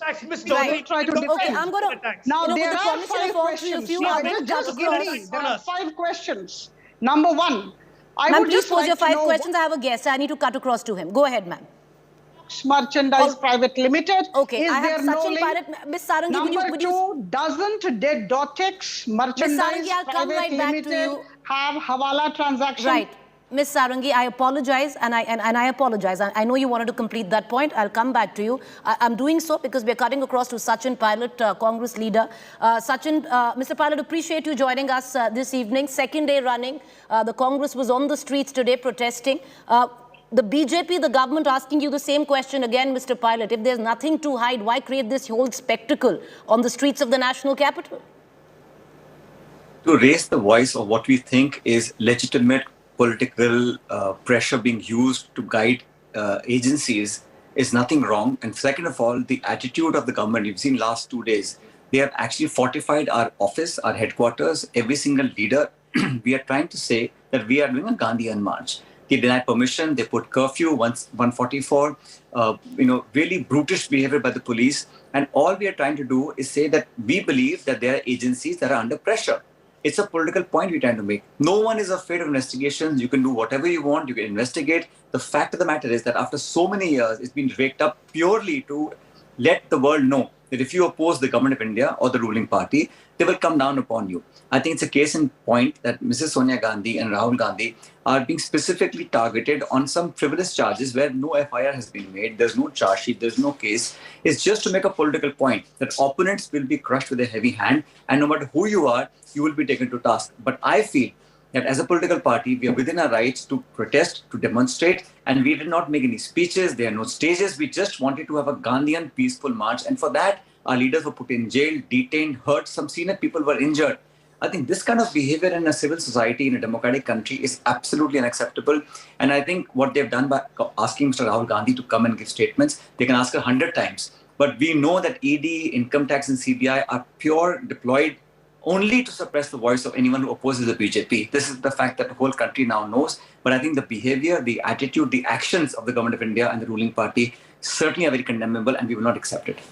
Mr. Pilot, the other criticism that's coming, the Congress's way, is your top leadership was on the streets of the national capital, and the criticism is that the only thing that can get a rise of the Congress party and its top brass is when the Gandhi family is attacked. There are other issues. Why can't the party band together and talk about those issues that you have spoken about?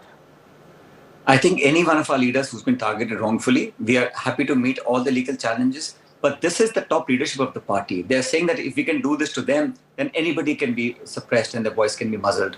Whether it's Mr. Chidambaram or any other person, the whole party stood behind them.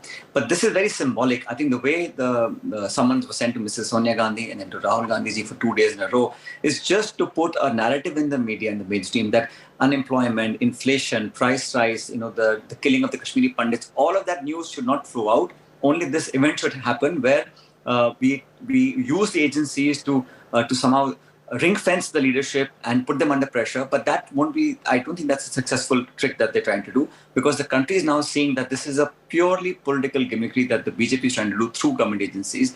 But as far as the Congress party is concerned, you've seen last 2 days, all of us have just very politely said that we want the world to know how the government of the day is being exposed. But to use brute force to detain people, hundreds of MLAs, MPs, ministers, and even chief ministers are not allowed to meet people who are detained, police stations, FIRs. I mean, the action of the police and the government of India certainly is something that the whole world is watching, and they stand truly exposed. Mr. Pilot, are we going to see the entire Congress cadre, your leadership now come out? Is this the new face of the Congress, that we're going to see this kind of aggression from the Congress going ahead, or is it just now limited to Rahul Gandhi being questioned and then, of course, Sonia Gandhi being questioned later? You're reading it completely wrong. There is no aggression from our side. We wanted a simple, plain Padyatra Satyagraha Yagra from our party office to the ED office, just as a show of symbolism that we are ready to face any challenge, any scrutiny, any pressure, but we won't be bogged down. We will ask the tough questions, make the government accountable, ask for transparency. And 8 years later, you can't keep shoving the blame of today's crisis to the previous governments. I think this is something that we wanted to do. But look at the action that the police has taken. I mean, Mr. Chidambaram was injured. Mr. Venugopal, the clothes are being ripped apart. The way the police is acting on leaderships, I think that's something that people are watching. It does not argue well for a civil society. And as far as we are concerned, we will meet every challenge head on, whether it's agencies of the government of India. Politically, we will take BJP head on whenever is required. We are one, we stand together, stand united. And like I said, you can investigate all that you want. Nothing will come out. These are purely baseless, frivolous charges. Nothing will ever come out of it. It's just to create a hype around something that the government can do because they're in power. But nobody remains in power for all times to come. One final question, Mr. Pilot. You say that the government is trying to do this. The timing suspect. Why is the timing suspect? There is no election in order. You still have about 4 or 5 months to go before Gujarat and Himachal votes. No. There are elections to the President of India. There are elections in 2 states, then Karnataka, then my own state. So elections are an ongoing cycle. I mean, to keep the country on a boil, to use divisive politics, to talk about, temple and masjid all the time, to suppress and detain political opponents of every party, especially the Congress has been targeted because Congress target is the one that can actually challenge and beat the BJP nationally.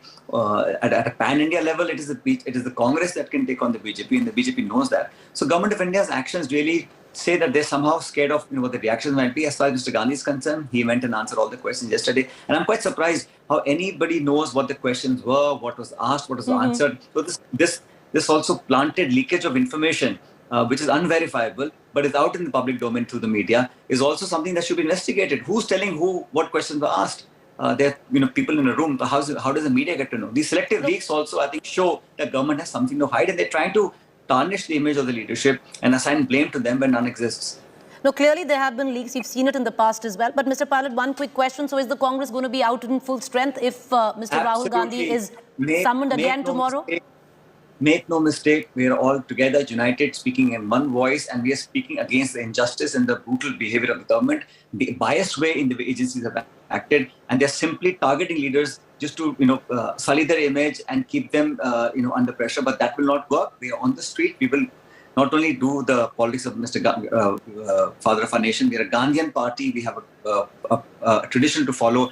We'll do everything we want, but we will not be bogged down by the violent behavior of the police and the government. Appreciate you joining us, Mr. Pilot. Thank you there. Well, in all probability, if Rahul Gandhi is summoned again for the third day running, Mr. Pilot does confirm the entire Congress is going to be out in the streets again. Thank you there for joining us. We have our guests as well. Ms. Sarangi, I apologize. I know you wanted to put in those 5-point questions. It's a personal apology. Sorry, we couldn't take that. This is all the time that I have for right now. I thank all our guests for joining us. I'm sorry we got in a guest in the middle. Once again, Ms. Sarangi, apologies there. A quick break to stay with us. On the other side, we are joined by Rahul Gandhi.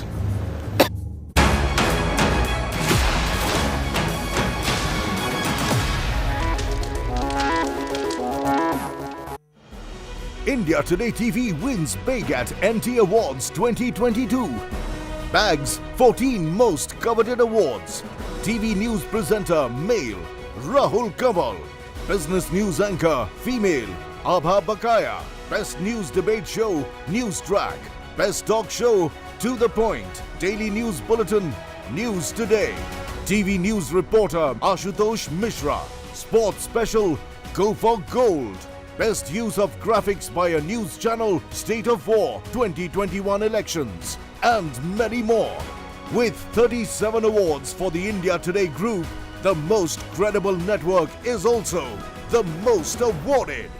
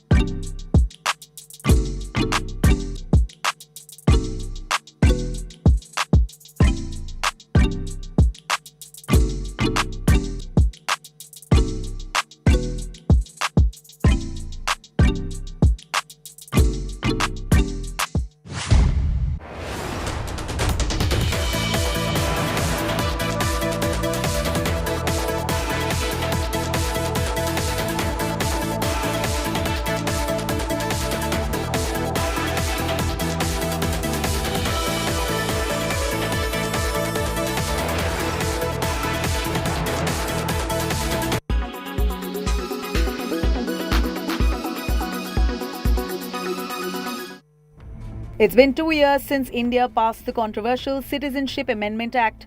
The much-debated act fast-tracks citizenship of Hindu, Sikh, Buddhist, Jain, Parsi and Christian immigrants from Afghanistan, Pakistan and Bangladesh who arrived into India before 2015. However, the centre is yet to frame rules for it. Without the rules being framed, the act cannot be implemented. But interestingly, data from the past 5 years shows that 87% of the applicants who have received Indian citizenship are from Pakistan, and an astounding number of 6 lakh Indians have given. Presented by RP Sanjeev Goenka Group. Growing Legacies. Co-presented by Century Ply. Aag se bachai. Co-powered by only OLX Autos gives the best price for your car.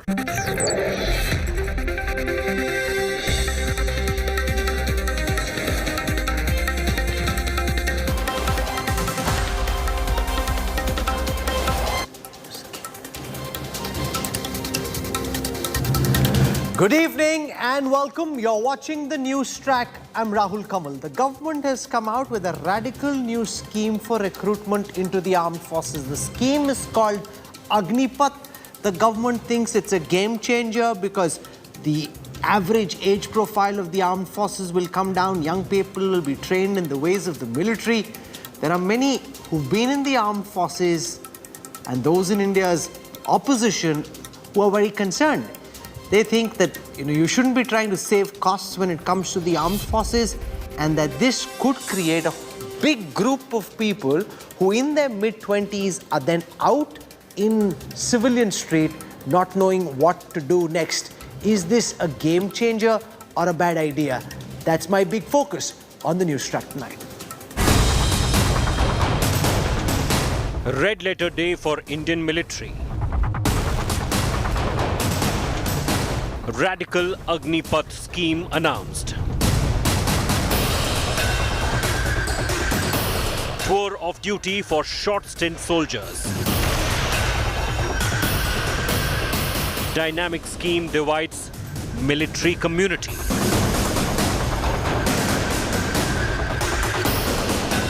Is Agnipath too risky for today's India? Military game changer or gamble? We have a power-packed broadcast lined up tonight. Here are the headlines I'm tracking this evening. Rahul Gandhi back at the Enforcement Directorate for the 4th round of grilling. He's been questioned now for 7 hours already. ED sources say RG is being evasive in his answers. India today confronts Sidhu Moosewala mastermind. Gangster Lawrence Bishnoi evades questions. Maharashtra authorities say that his gang planned to extort money from businessmen and actors in Mumbai.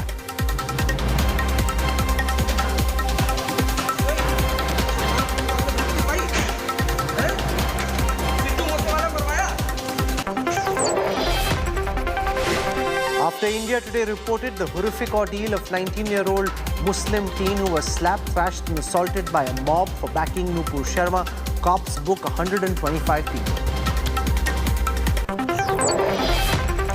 Prime Minister Modi hails India's freedom fighters in Mumbai, hails Shivaji's legacy as he shares the stage with Maharashtra Chief Minister Uddhav Thackeray.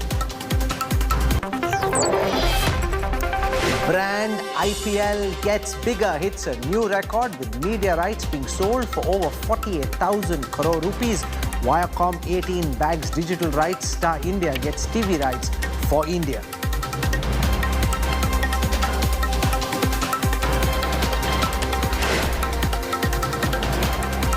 One of the world's largest and most professional militaries is all set for a brand new chapter. The government has called this new scheme Agnipath, a brand new short-term recruitment policy for Indian youth to serve in the armed forces. But the dynamic scheme has divided the military community. Is this a game changer or a big gamble? Here's our lead story.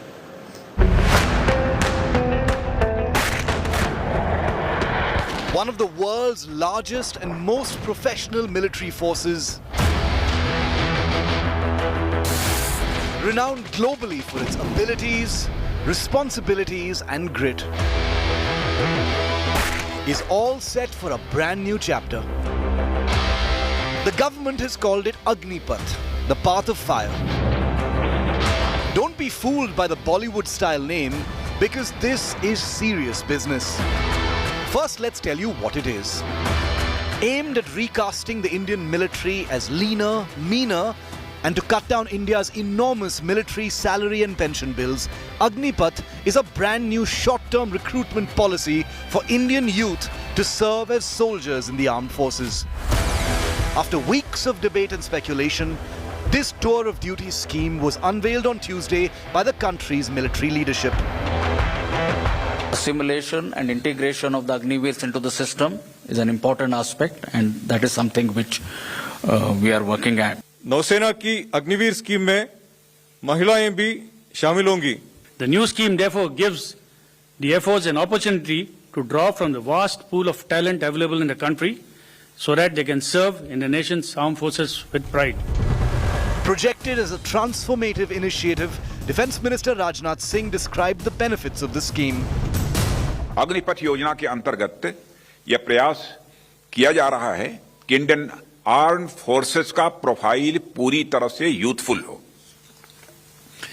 Youthful profile से यह फायदा भी होगा कि उन्हें नई नई technology के लिए आसानी से ट्रेन किया जा सकेगा और उनकी हेल्थ और फिटनेस का लेवल भी काफी बेहतर होगा. Agnipath will induct youth aged between 17.5 to 21 into the armed forces as Agniveers on a salary of between 30 to 40,000 per month for a period of 4 years. They will then be released from service without pension but with a severance of up to 12 lakh rupees. About a quarter of all Agniveers will be retained in service if they choose to on merit. The Agnipath scheme has been announced, but the journey to it has been a turbulent one and remains fraught with contentious warnings from the veteran community who believe that the good intentions of the scheme will not be met or solved by it, but rather prove disastrous to the military in the medium term. Medical benefit या कोई canteen benefit या कोई किसी प्रकार का benefit नहीं होगा. उनको केवल सर्टिफिकेट दिए जाएंगे जो कागज के टुकड़े हैं और कहा जा रहा है कि उनकी बदौलत शायद उनको कॉर्पोरेट वर्ल्ड जो है एब्जॉर्ब कर लेगा, शायद उनको पैरामिलिट्री फोर्सेस एब्जॉर्ब कर लेगी. पैरामिलिट्री फोर्सेस में भी बहुत बड़े पैमाने पर ऑपोजिशन होगा. The systemic view is that radical reform in a regimented institution like the military is always going to be difficult. But the counter-argument is that the military is not a space for cost-cutting experiments, especially given India's unique and vast security challenges from all sides. Finally, there is a worry that Agnipath doesn't have a rollback mechanism. Will it prove to be the necessary game changer it is projected as, or a risky gamble with the country's highest institutions? Bureau Report, India Today. So will this scheme be a game changer of sorts, motivating thousands of youngsters to the ways of the military?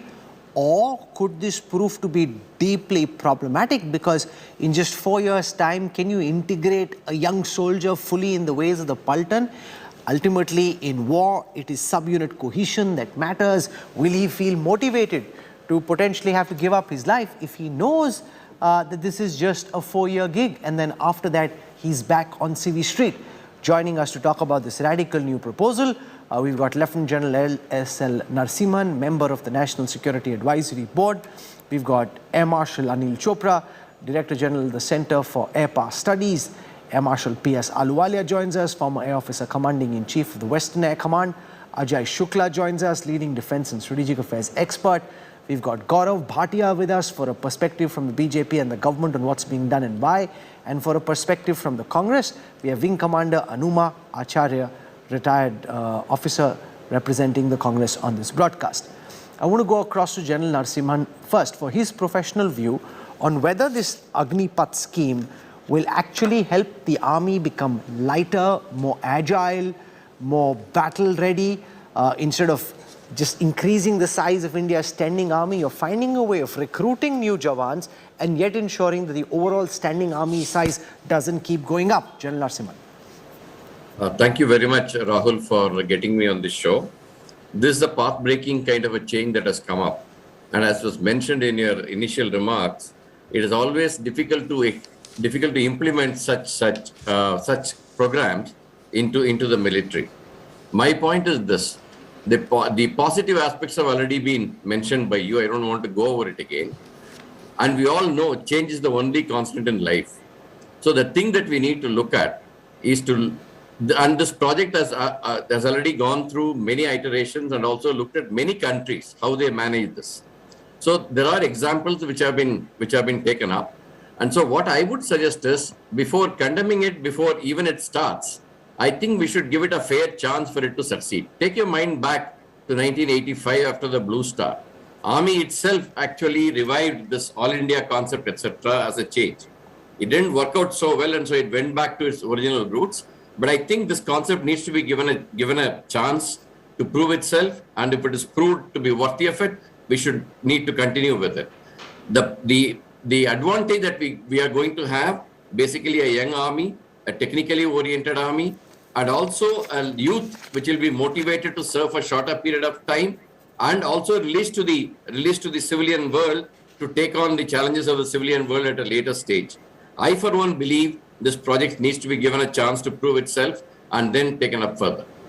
Ajay Shukla, what are your key concerns with this new scheme? I was looking at the defense budget from 2012 to 2021. The percentage of pension as a part of overall defense expenditure has gone up from 18% to 28%. So there's been a big jump. The government hoping that you can create employment, bring youngsters in, train them in the ways of the military, and yet ensure that your pension budget doesn't keep ballooning. General Narasimhan says, before condemning the scheme, give it an opportunity, let it prove its merit. Rahul, I think every defense analyst in this country and several from abroad have agreed that there is a need to implement a more short-term recruitment for our armed forces. And that will bring down the pension budget and the salary budget, which you've just flagged as problems. I agree entirely with that. There is no question we have to switch to a more short service oriented recruitment pattern. And in that sense, this is a good move by the government. The only problems that I see are, first of all, before we go into the problems, let me also reassure you on one count. This is implementing the recruitment of 46,000 people for 4 years. And at the end of 4 years, year one starts retiring.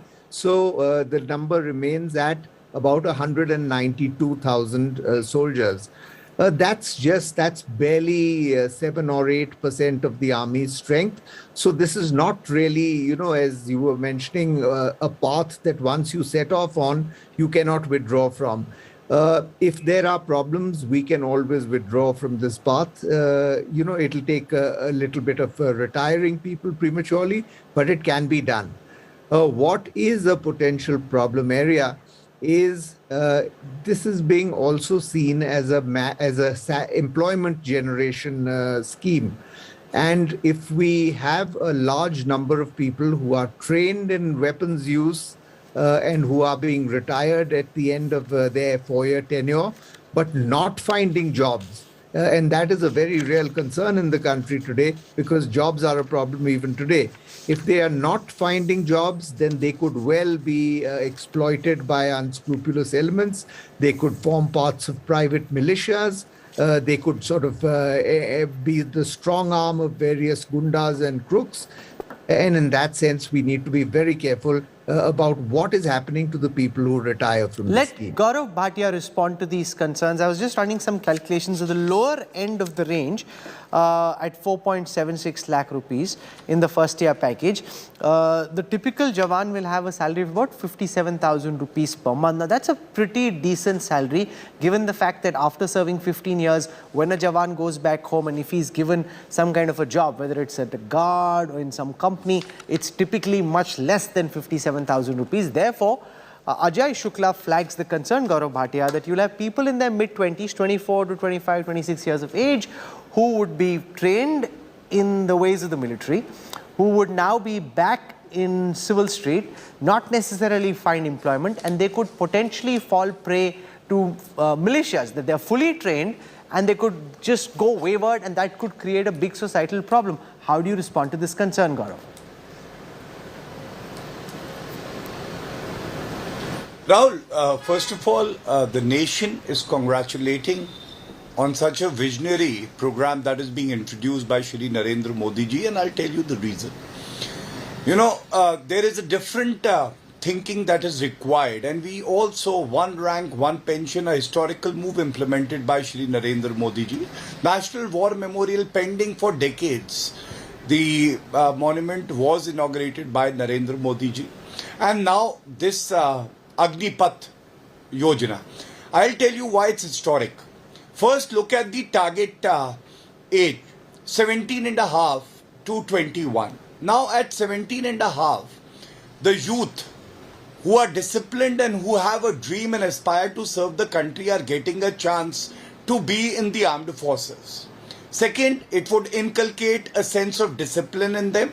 It will train them skillfully, even for future endeavors after the age of 21 in case they decide not to continue with this service. Third, 25% you want to respond, Gaurav, of to the question that was asked? Candidates. No, once again, you're counting the advantages and we set them out in the first story that I ran at the top of the show. The concern is that yes, there are certain advantages, but you have the very real prospect of 75% of these Jawans going back to society. Many of them could find it difficult to find a job because they've already tasted salaries in excess of 55,000 rupees. And therefore, Ajay Shukla raises the concern about them possibly turning to private militias or doing something which isn't right legally. No, on the contrary, I would very respectfully disagree with him. First of all, once you've served in the army and you've served the country, the chances are even when you are disassociated and you are looking for a job, the feeling of patriotism, the sense of living for the nation will always be there, the sense of discipline. And let's also not forget, in this scheme, there is an endeavor to harness benefits of Skill India program as well. So what would it do? 25% of the selected candidates would be considered for permanent appointment. Second, the remaining 75%, Rahul, are far better off because they are trained, they are disciplined, and yes, even the government will promote them with other schemes. So there is this no fear of they joining the unruly Ajay Shukla, respond to the point that Gaurav Bhatia makes, because why assume that they will go wayward? Instead, once a Fauji, always a Fauji. After having been part of a regimented, disciplined life, chances are that that person will be better trained than he would have been otherwise. Unemployment is a problem in any case. It's not as if unemployment will go away just because of the scheme. Some of them may be unemployed, many of them will have employment. This will also, as they say in the NDA, that banda ban jata hai. At the end of the training process, after having served for 4 years in the army, you are set for life because you've been molded in the ways of the Indian Armed Forces. Rahul, I sort of I agree with the fact that discipline is inculcated in soldiers, and I agree with the fact that they are patriotic and they are sort of have the welfare of the country at heart. That having been said, these are also people who require employment, people who require good jobs, and their expectations based on the salary that they've received for the previous 4 years is even higher than the normal person who's entering the job market. Now, if they enter the job market and they do not find a job, that is a problem. They are susceptible then to all kinds of emotions and all kinds of offers that might come their way. If they do find a job, that's wonderful. They'll do the job better than most. They'll be good patriotic employees. The problem is a lot of people today, and I'm talking about today now, not just the people who are joining the scheme, there's a problem of finding employment. No, but that's a catch-22 situation, Marshal Chopra, because yes, you may not possibly find a job after you retire, but you may not find a job when you come out of university or college either. So yes, unemployment is a reality. This is not the ultimate solution, but it's a step in that direction. And therefore, just because some of them may not get employment doesn't mean that we don't try and make the army lighter, more agile, and bring down the combat age. You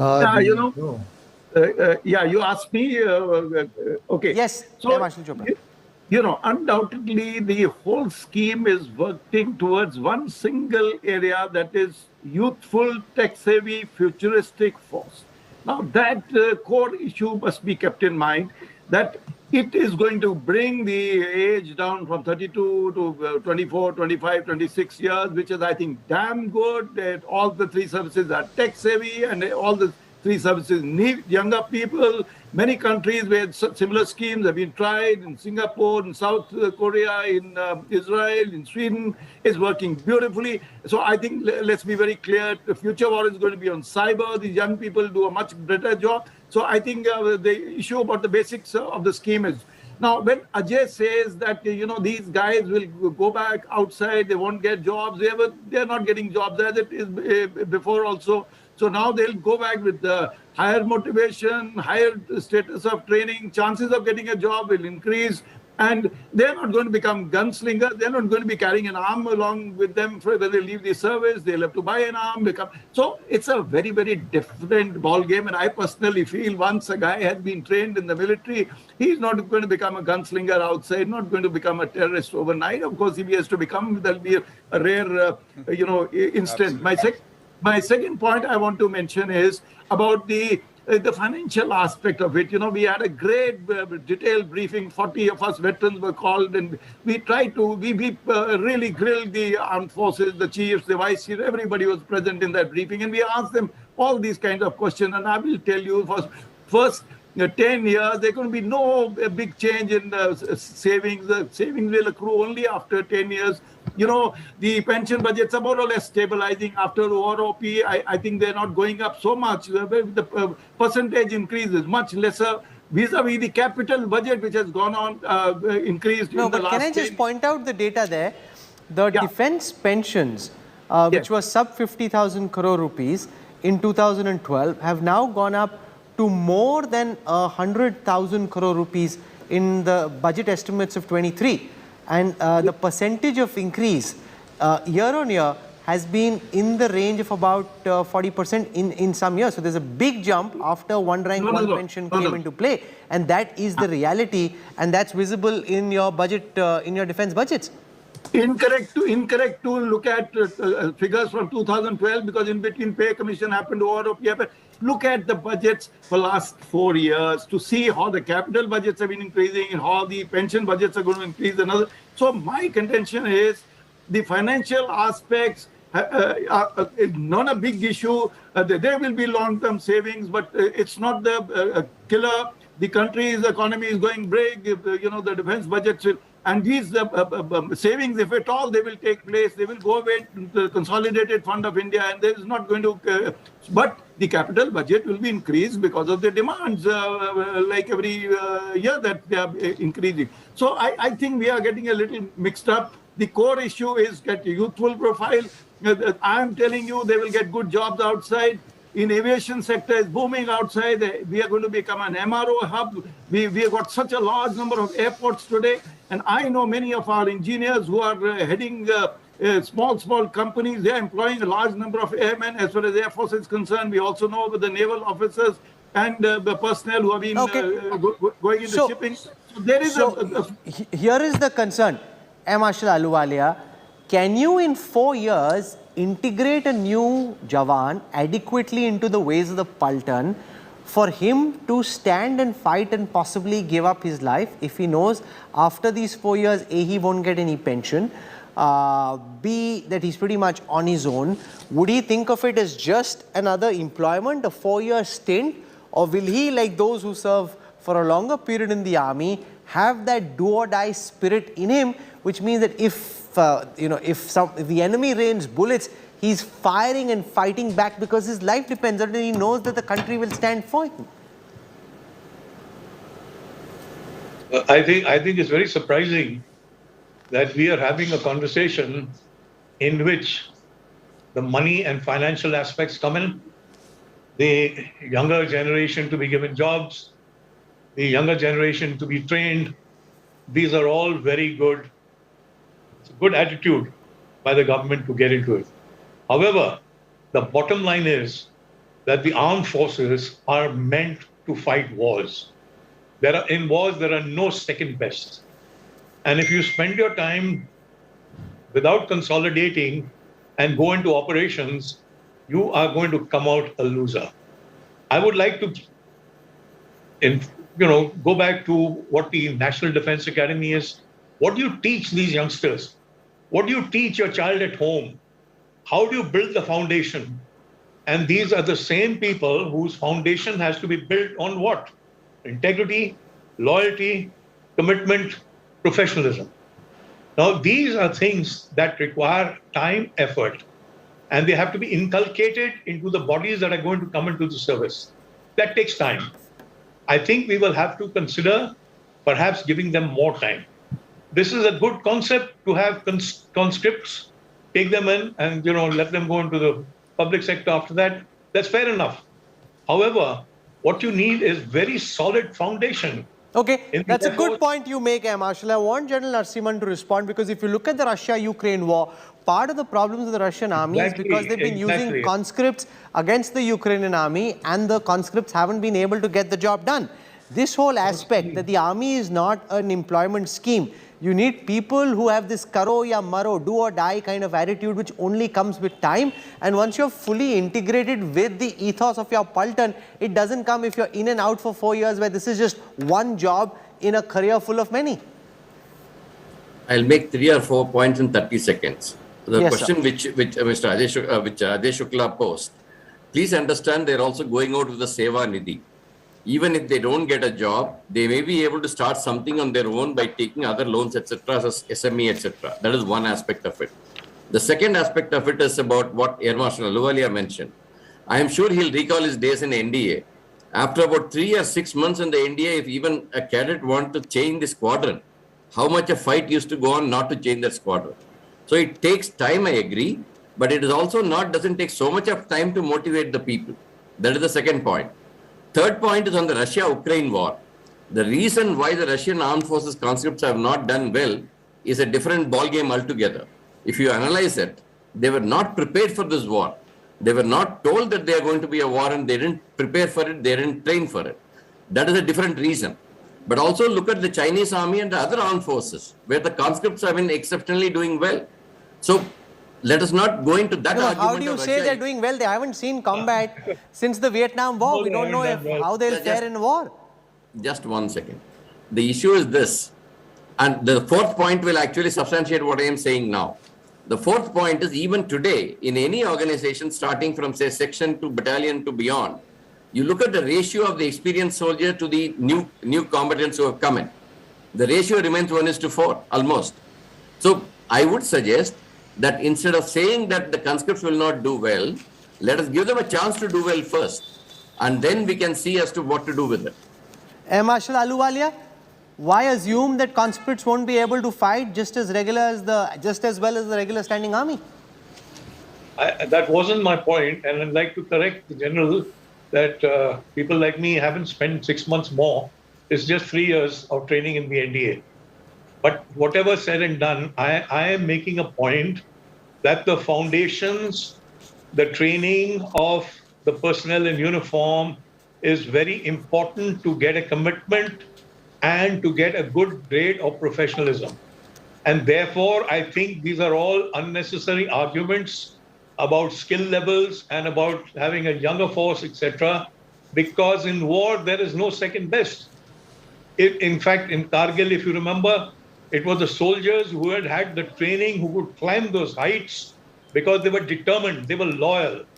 They wanted to do it. They wanted to fly the flag, the Indian flag, right atop Tiger Hill. And that is what I am worried about, that whether we be able to inculcate this sense of belonging, this camaraderie, that is the cornerstones, that is the foundation of any military organization. And the Air Force will suffer even more. Let Air Marshal Chopra respond to that. That will you in 4 years be able to inculcate enough of an esprit de corps for this young Jawan to be willing to give up his life? Because if it's just 4 years and I know that I'm off after 4, then do I just think of this as just another job rather than my calling in life, rather than looking at it from the perspective of standing up for my country, standing up for my Paltan, fighting with the soldiers who are by my side?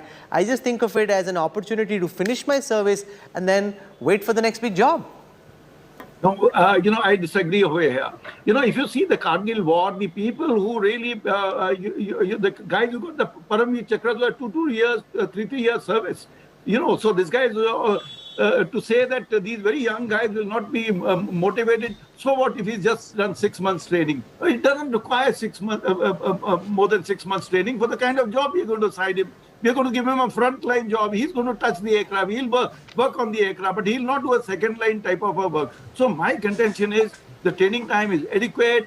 We will be able to motivate them. They will fight. They will fight like any good warrior. All young warriors have done very well in all the previous wars. So my second point, which I want to make, Rahul, which we have not discussed till now, is, and which is important, is, the government and these armed forces were very conscious that there will be some teething problems. There will be issues that need to be solved. So what the CCS has said in the document when they've signed, they gave the final approval to the scheme, is that the reviews will be done not at the CCS level. The review of the scheme will be done at RM and the chiefs level, and the RM and chiefs will have the authority to make amends to the scheme as they go along. So that's a big thing that has been factored in, which is a very big thing, and there will be issues which will get sorted out. The three chiefs briefed us this morning that this will allow the things to be modified on a weekly basis if required. So I think... Wing Commander Acharya, the fact is that most wars now will be fought in the information warfare, tech, drone domains. We saw what happened between Armenia and Azerbaijan, where drones were used very effectively. So it's not as if you're now in a situation where there is eye-to-eye, hand-to-hand kind of combat or in trenches. We need a leaner, meaner, more agile army, and therefore any scheme which ensures that the size of our standing army actually comes down is a scheme that should be welcomed and celebrated. There may be teething problems, but you work around those problems rather than condemn the scheme. Where does the Congress come out on this? Good evening and thank you, Rahul. I had started to wonder whether I am there to just complete your quorum. But since you have asked me and you have a background, I just wanted to ask you whether it was a political or a military decision. Because if it is a military decision, it would have discussed somewhere in the commander's conference or within the armed forces. Or if there was a pilot project on this, if there was a pilot project, then they should tell us. Otherwise, why they have not done this pilot project on CAPF itself? They have home guards. Home guards can very well replace the police force. So why have they not experimented there instead of doing straightway with the army? Now, this press release is full of some kind of vague concept without giving any insight, perhaps for some headline management, so that for a few days the channels can discuss this and we can just do away with the actual problems. Will there be another thing which is not so clear in this? The normal entries, as in this will be the only one entry, or there will be another entry for the permanent people who will go for the pensionable service. I mean, from the entry point. Or regimental entries, have they been stopped? This is my another query. Anyway. Okay. Let Gaurav Bhatia respond to some of this. I'm coming back to you, ma'am, in just a moment. I'm coming right back to you. You've asked many points. You have decided not to give me time. No, that's not fair. You're on our show the first time. I must give you adequate opportunity. Yes, go on, ma'am. Give me 30 seconds. Can I? Yes, ma'am, you must. Yes, I wanted to check with you from the organizational point of view, training of 6 months and then another 3 months at the end of his career. That means total 9 months or almost 1 year is gone. Then 3 years is left. In that 3 years, he completes only one tenure. You can't give him 2 tenures. Can you train him on any specialized trainings? If you can, then that is going to go waste. Then can he be given a specialized arm training? Are you going to give him access to... So let's get some responses to these questions. I'm looking at data from the Rajya Sabha Unstarred question 1650 December 21, where the government was asked, Gaurav, how many vacancies are there in the armed forces? 97,000 vacancies for JCOs and soldiers in the Army, 4,850 in the Air Force, 11,166 in the Navy, 7,000 officer vacancies in the Army, 621 Air Force vacancies, 1,265 officer vacancies in the Navy. So the charge against the government is that you haven't been recruiting and you're under pressure. You've seen protests on the issue of no recruitments into the armed forces in states like Haryana, and therefore this is like a employment generation scheme. And the argument being made is, don't think of the armed forces as an employment generation scheme. You need people who are passionate to a point where they're willing to sacrifice their life for the sake of the armed forces, and somebody who served for just 4 years may not have that passion. Gaurav Bhatia. So Rahul, I heard all the panelists, and with the utmost respect, let me respond one by one. I hope I'll not be interrupted. First of all, this feeble argument that is being given that, only 4 years of service and the person will be very young, why recruit that person? Let me just give you an example of Second Lieutenant Arun Khetrapal. He was 21-year-old, recipient of Paramveer Chakra. He served the country well. He laid down his life. And that is why this tenure argument that is being given, I don't buy that, neither would the citizens of the country. No, but can I just pause you for a second? Just one second. Hold that thought. Gaurav, hold that thought for a second. Let me ask you a counter to this. Imagine as a young Jawan, I'm posted in Bareilly because that's where my 3-year tenure is. Suddenly China or Pakistan decide to launch a war. This gentleman is now moved to the line of actual control or to the line of control, and now you're in high altitude. You've been trained for 6 months and you're out, say, in Bareilly. You have to fight in Tiger Hill or Tholuling. That could be a big challenge. I think that's the question that Wing Commander Acharya was asking, that you're posted in one position. Suddenly, in the case of a real combat, you will then be deployed in a different kind of terrain. Gaurav Bhatia. Rahul, thank you for that question. Let me respond. First of all, are we assuming that our brave and the strongest army in the world of 1 million+ soldiers will not be there? Why do you assume that the integration would not happen, Rahul? And let me tell you, a study has been undertaken, and I'll give you an example. Similarly, these young people are recruited in USA, where the training is 8 to 10 weeks, mark it. In France, 12 weeks. In UK, 14 weeks. We are giving them a training of 6 months, and they have the commitment to serve the country well. So let's not discard the new program of the government just because you don't like the government. I think it should be given a chance, and it would be very beneficial not just for the youth, Rahul, but also for the country and for our armed forces. Allow me to speak. Allow me to respond. Yes, Wing Commander Acharya. No, once again, let's just do it one by one. Rahul, you've made a response. Wing Commander Acharya wants to come in and make a quick counter. I'm going to allow her to do that. This is being done in other armies as well, and if it's working in other armies, why imagine the worst for India, Wing Commander?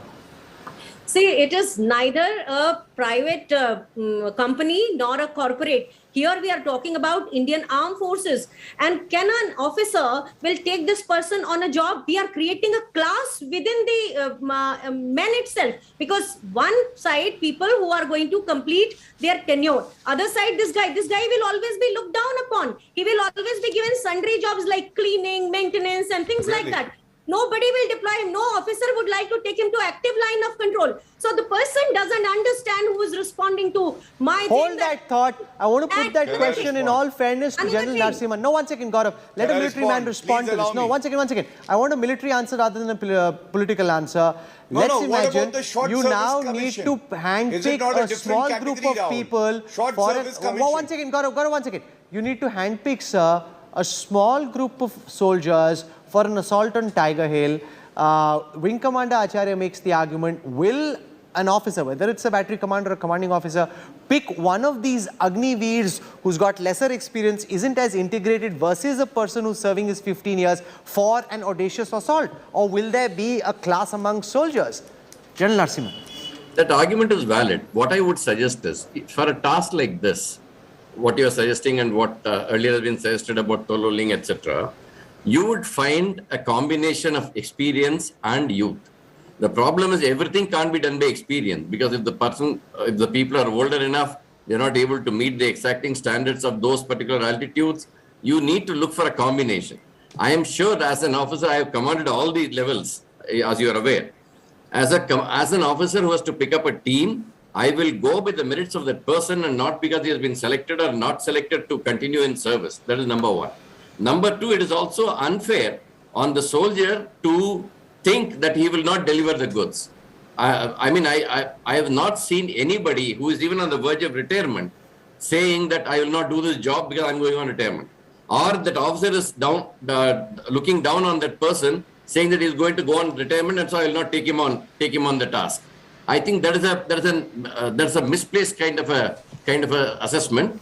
As a field commander, I would go for a balanced profile, and this project, I think, will give that balanced profile that is required for any Shukla, task. do you share Wing Commander Acharya's concern of a class amongst soldiers, that those who have longer experience would be preferred, and these people who've just come in or will serve only for a few years by officers who are in charge and taking these hard calls may not trust them quite as much? Rahul, I'm a bit mystified by this argument of young soldiers. Let us remember that even in the army as it exists today, correct, there are soldiers who have 1 year of service, there are soldiers who have 2 years, 3 years, 4 years, and many of them go on to become excellent soldiers in senior ranks, but their place is taken by regular soldiers who again start off at the start mark of 1 year of service. So to say that young soldiers are not as good or will not be accepted the way that older ones are is actually to sort of paint the brush with sort of the young lot that serve in the army today. That's not an argument at all. The argument, in fact, that we all need to be really worried about is post-retirement. What are you going to do with these people? Everybody is talking about how their Desh Bhakti and patriotism will, and their sort of love for the regiment will carry them through civil life. But that's not the case. The same disciplined soldier who goes out and does not get a job becomes very quickly into a frustrated person, and in this case will be a frustrated person who has had detailed arms training, which is not a good thing to do. So okay. I want to build on the point that you make. I agree with your argument, and I want Wing Commander Acharya to respond to it, because this idea that just because you're new or freshly inducted, you'll somehow be inferior. So many of the most audacious assaults, whether it was during the Kargil war or otherwise, were actually powered by the energy and passion of our young soldiers, and therefore why hold their age or inexperience against them? In fact, I'd argue that when you're new, you are likely to be more full of josh than somebody who's seen many wars and therefore might be more circumspect. So I'm not necessarily putting anyone in danger, but to build on Ajay Shukla's point, that it doesn't mean because you're new that you're handicapped. You have misunderstood me. All I said is there is one side of people who are 25%, they are still young. They are also young. And the other one who is just that for 3 years tourist, he is also young. Who will be trusted more? I am saying both young. I am not talking about one is aged. No, I'm not talking about that. That is one. Second, you are giving them an exposure. No, but why call him a tourist, ma'am? That's disrespectful. You've been in the armed forces yourself. That's what somebody I'm saying. who's signing up for such rigor, who's now willing to be posted in, say, Siachen Glacier. Why call him a tourist? I don't think that's the right way to put it. Another area. Let me bring up another point, which is like he has not made it in that 25%. And he is still doing guard duties. And he is very frustrated. He is under depression. And he is a live arm when he is doing the guard duty.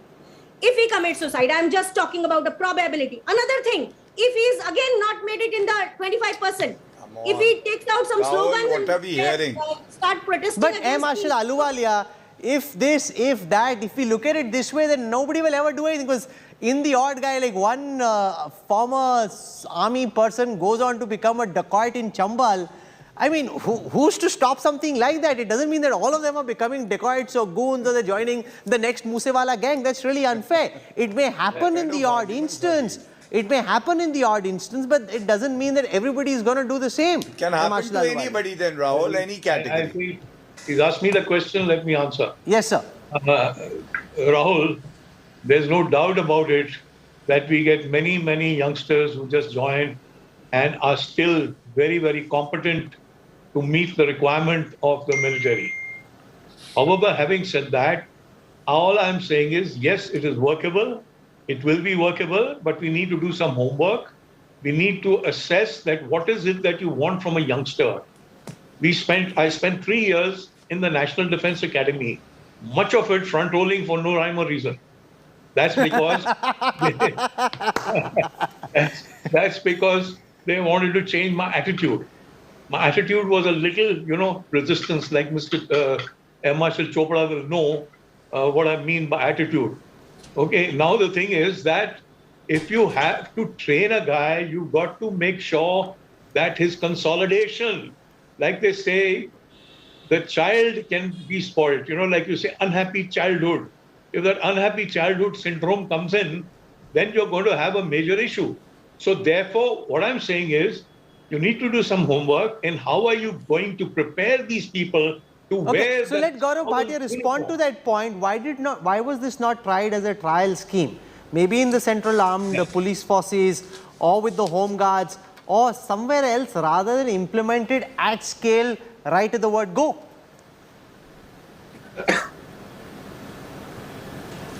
Rahul, it's not fair on part of some of the panelists here to be so pessimistic.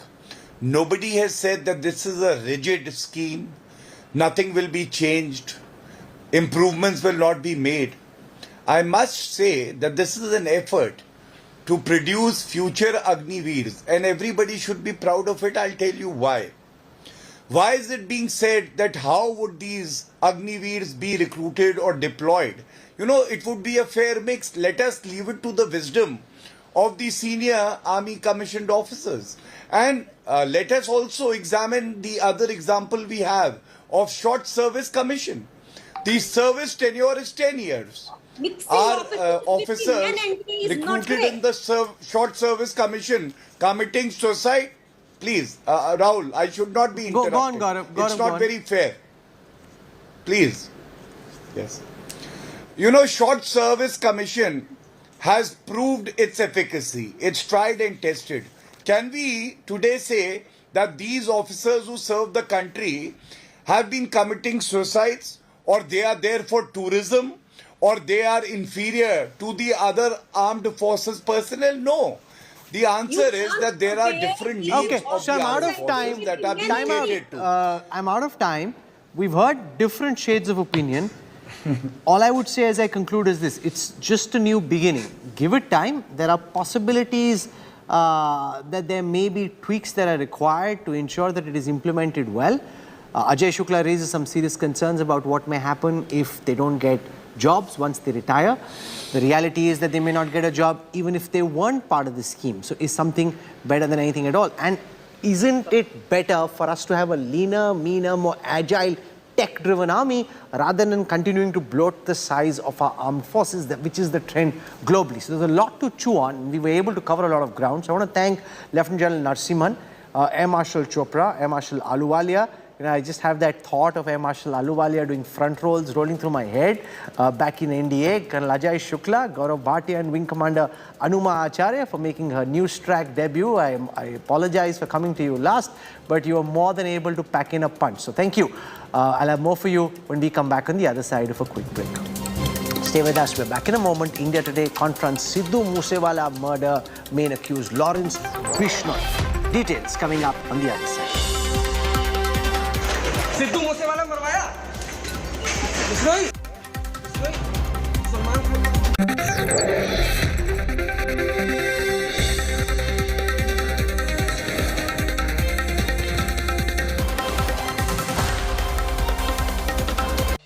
India Today Group wins big again. Bags 37 awards at the NT Awards 2022. Aaj Tak triumphs with 18 awards. India Today TV with 12 awards.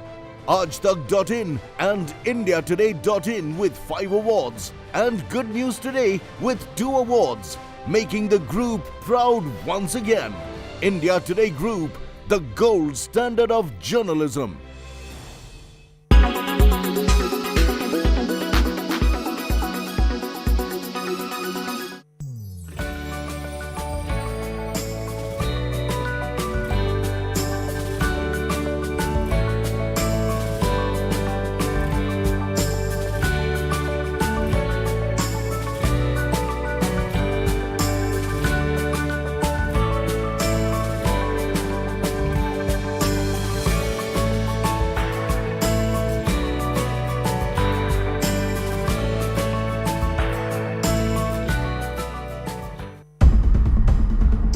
COVID years, the focus was on economy, economy and economy. Now that the new GDP numbers have come in, let's have a quick look at how we have surfaced. The gross domestic product, GDP growth for the year just came in at 8.7%. Given that the GDP had contracted by 6.6% the previous year, this is certainly a good number. But the question is, are we out of danger? As the numbers look positive, the question is, are we fully out of danger? Well, the COVID pandemic has indeed shaken India's economy. It only grew 4.1% in between the January-March period. Trade, hotels, transport and services related to broadcasting particularly is certainly the only sector that is yet to fully recover. It is still 11% below the financial year 2020's levels. The Indian economy has grown, braving the COVID-19 pandemic and the ongoing Russia-Ukraine conflict that's led to global inflation. But the road ahead still seems challenging. The global crude oil prices have hardened back to $120 per barrel after increased sanctions on Russian oil, making it tough for the Indian economy. Now, the surge in energy and commodity prices caused partly by the Ukraine crisis is also squeezing economic activity. A spike in retail inflation hit an 8-year high of 7.8% in April. However, the chief economic advisor has ruled out the risk of stagflation in India as the country is better placed than other nations. Stagflation is basically when both inflation and unemployment rates are high with moderation in GDP growth. Can we look forward to respite for the economy? Well, the service sector growth, that is housekeeping, tours and travels and teaching, is providing hope to the economy now. There are other bright spots too. In fact, India's factory activity expanded at a better than expected pace last month as overall demand remained resilient despite high inflation. In 2021 to 22, the agriculture sector grew by 3%, manufacturing by 9.9%, construction by 11.5%, financial services by 4.2%, trade and others by 11.1%, which is quite a positive sign.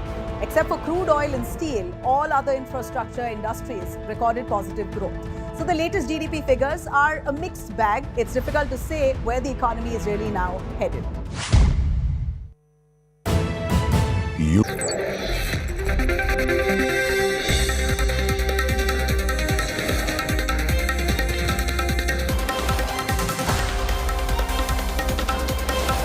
You're on board the news track. Sidhu Moosewala murder mastermind Lawrence Bishnoi has now been remanded to the Punjab police custody.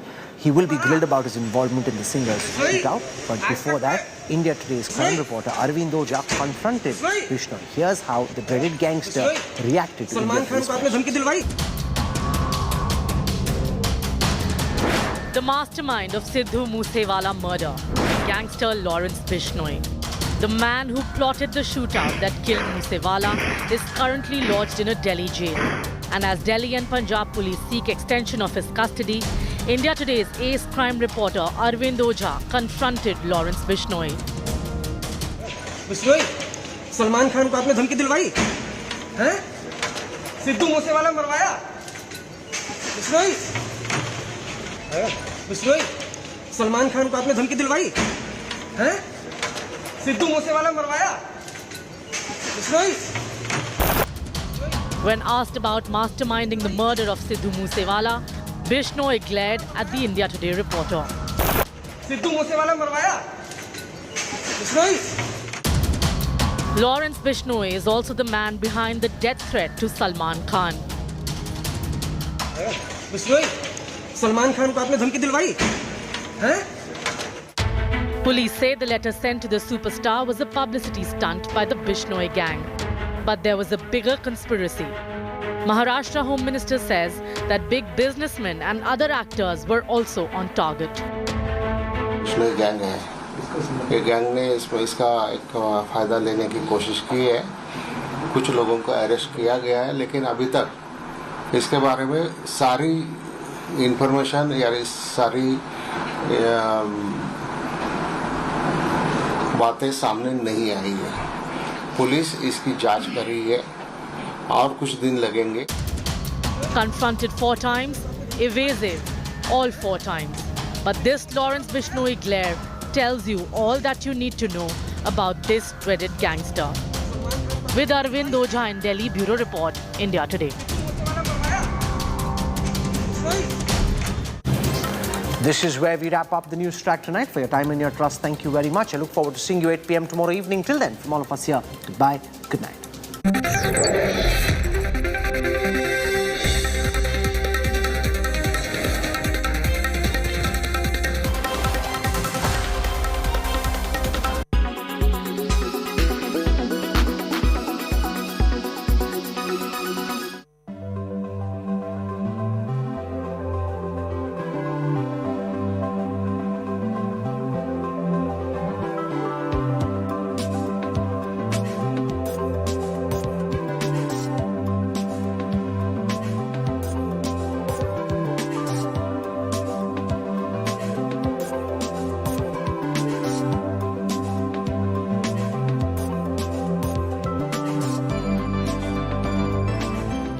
During the pandemic, a new billionaire was minted every 30 hours, and now in 2022, every 33 hours, 1 million people are falling into extreme poverty. Is it time to tax the billionaire club? The pandemic crushed economies, and we can already see its effects on many countries. What you didn't see is that the pandemic created billionaires. The Oxfam report shows that at the rate of 1 every 30 hours, 573 people became new billionaires during the pandemic. On the contrary, Oxfam says that they expect at least 263 million people will crash into extreme poverty at the rate of 1 million people every 33 hours. Pandemic hit very differently depending on who you were, what country you were in. But things, for example, like vaccine access made a huge difference. So the rich world got vaccines very early on, and most low-income countries still only have 15% rate vaccinations, and that has had implications on health, but also on social and economic consequences. The pandemic was where the rich grew richer and the poor poorer. In fact, it's surprising that billionaires' wealth has risen more in 24 months of the pandemic than it ever did in 23 years combined. Oxfam said that decades of progress towards reducing poverty is now in reverse. The food shortage is a huge growing concern in many countries. We see all these problems, this crisis happening, multiple levels of crisis, and it can seem overwhelming. But what we're saying is there's a message of hope in the sense there is money. It's not well distributed. So there are measures that can reduce this inequality. So taxation at low percentages, we're talking 2% for millionaires going up to 5%. And with that, we can raise enough money to address these deep social problems. The world is reeling through the pandemic and facing challenges that come with the Russia-Ukraine crisis. So is it now time to tax the rich to support the less fortunate?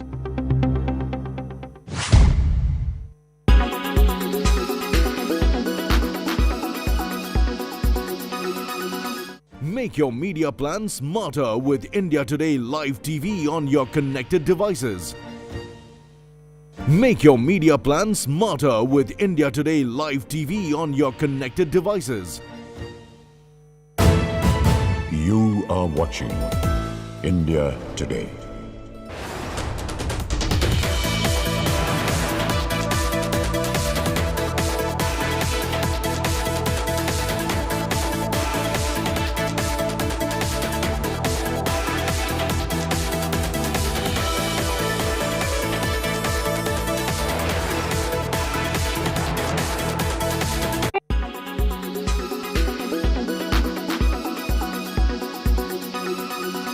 So Netflix seems to be having a major problem with passwords being shared, and it's being alleged that if you're going to share your Netflix password beyond your household, Netflix will charge you for it. For the first time in 10 years, Netflix has seen a drop in its subscriber base. They lost something close to 2 lakh subscribers in the first quarter of 2022, and mass password sharing is being touted as one of the major reasons for this. So you've subscribed to Netflix, but your friend hasn't, and you share your password with your friend, he logs in or she logs into it, and they're able to access it as well. Netflix is having a major problem with this because mass password sharing is being touted as one of the major reasons why Netflix has seen a drop in its subscribers for the first time in 10 years. Netflix lost something close to 2 lakh subscribers in the first quarter of 2022, and there are reports which suggest that there is going to be a further drop in its subscriber base, and that's why Netflix is having a major problem. Now, it was recently revealed in one of Netflix shareholder letters that some 100 million freeloading households are making use of Netflix services without paying for it, obviously. And out of these, some 30 million are in the US and Canada.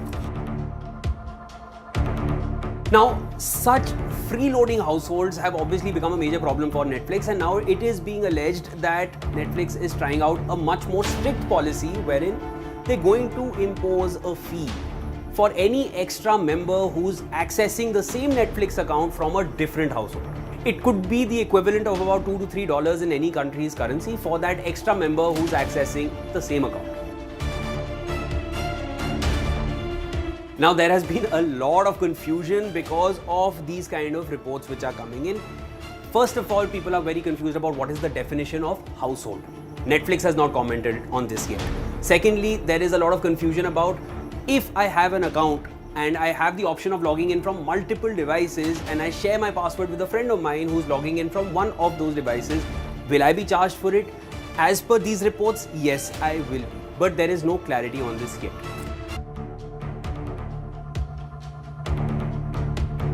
As of now, this policy apparently has been rolled out only in Peru and Costa Rica, if reports are to be believed. In India, where you have big families living together, and password sharing is a very done thing. You have family friends also, then you have friends which mean more to you than family. Obviously, OTT platform passwords get shared far and wide. And there are also businesses and startups in India which thrive on the concept of sharing OTT platform passwords.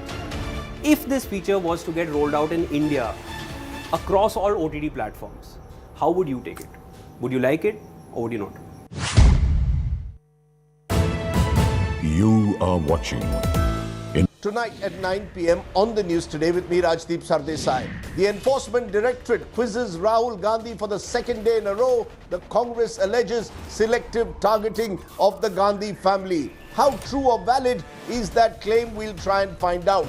Also among my newsmakers tonight, Justice Gopal Mathur, former Chief Justice of the Allahabad High Court, on bulldozer politics. And as IPL fetches record prices in the auction, is cricket the ultimate money spinner? All that and much more on the news today.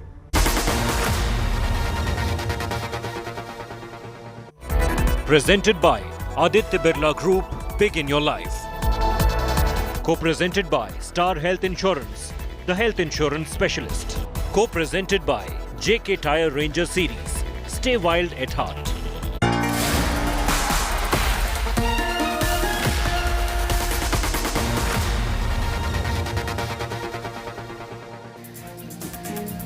Good evening, hello and welcome. You're with the news today. This is your primetime destination news. Newsmakers, talking points. Tuesday night, the Enforcement Directorate is questioning Rahul Gandhi for a second consecutive day. The opposition says only their leaders are targeted. We'll raise the question on the Enforcement Directorate. Also on the show tonight, Bulldozer Raj, is it legal or unconstitutional? We'll have the former Allahabad High Court Chief Justice joining us. And is IPL simply the ultimate money spinner? We'll talk on that too. But first, as always, it's time for the 9 headlines at 9 tonight. Radical reforms in the Indian Army. Agnipath scheme for short stint soldiers announced. 17.5 to 21-year-olds will be eligible to serve 4-year terms. Veterans express caution, warn against tourism soldiers being encouraged. Rahul Gandhi back at the Enforcement Directorate for day 2 of grilling. The Congress leader has been questioned for 8 hours already today. ED sources claim Rahul has been evasive in his answers. The Congress claims the ED is unnecessarily targeting him with no case. Race to Raisina Hill begins. Mamata Banerjee meets NCP Chief Sharad Pawar, suggests he should stand as the opposition's candidate for the presidential polls. Pawar declines the offer, tells India Today he wants to remain in active politics. Prime Minister shares the stage with Maharashtra Chief Minister Uddhav Thackeray after the recent war of words between the Sena and the BJP. Prime Minister Modi hails India's freedom fighters and Shivaji's legacy in his meet in Mumbai. India Today confronts Sidhu Moosewala murder mastermind. Gangster Lawrence Bishnoi evades questions. Maharashtra authorities reveal an extortion plot. A day after India Today reported the horrific ordeal of a 19-year-old Muslim teen who was assaulted by a mob for backing Nupur Sharma, the police in Maharashtra booked 125 people. Centre's big employment push, 10 lakh central government vacancies to be filled in the next 18 months. Opposition says this is another BJP jumla. 2 custodial deaths in 2 days in Chennai. 44-year-old allegedly dies in police custody. Family cries foul. The opposition questions CM Stalin on law and order in Tamil Nadu. And brand IPL just got bigger, hits a new record with media rights sold for over 48,000 crore rupees over 5 years. Viacom 18 bags the digital rights. Star India gets TV rights for India.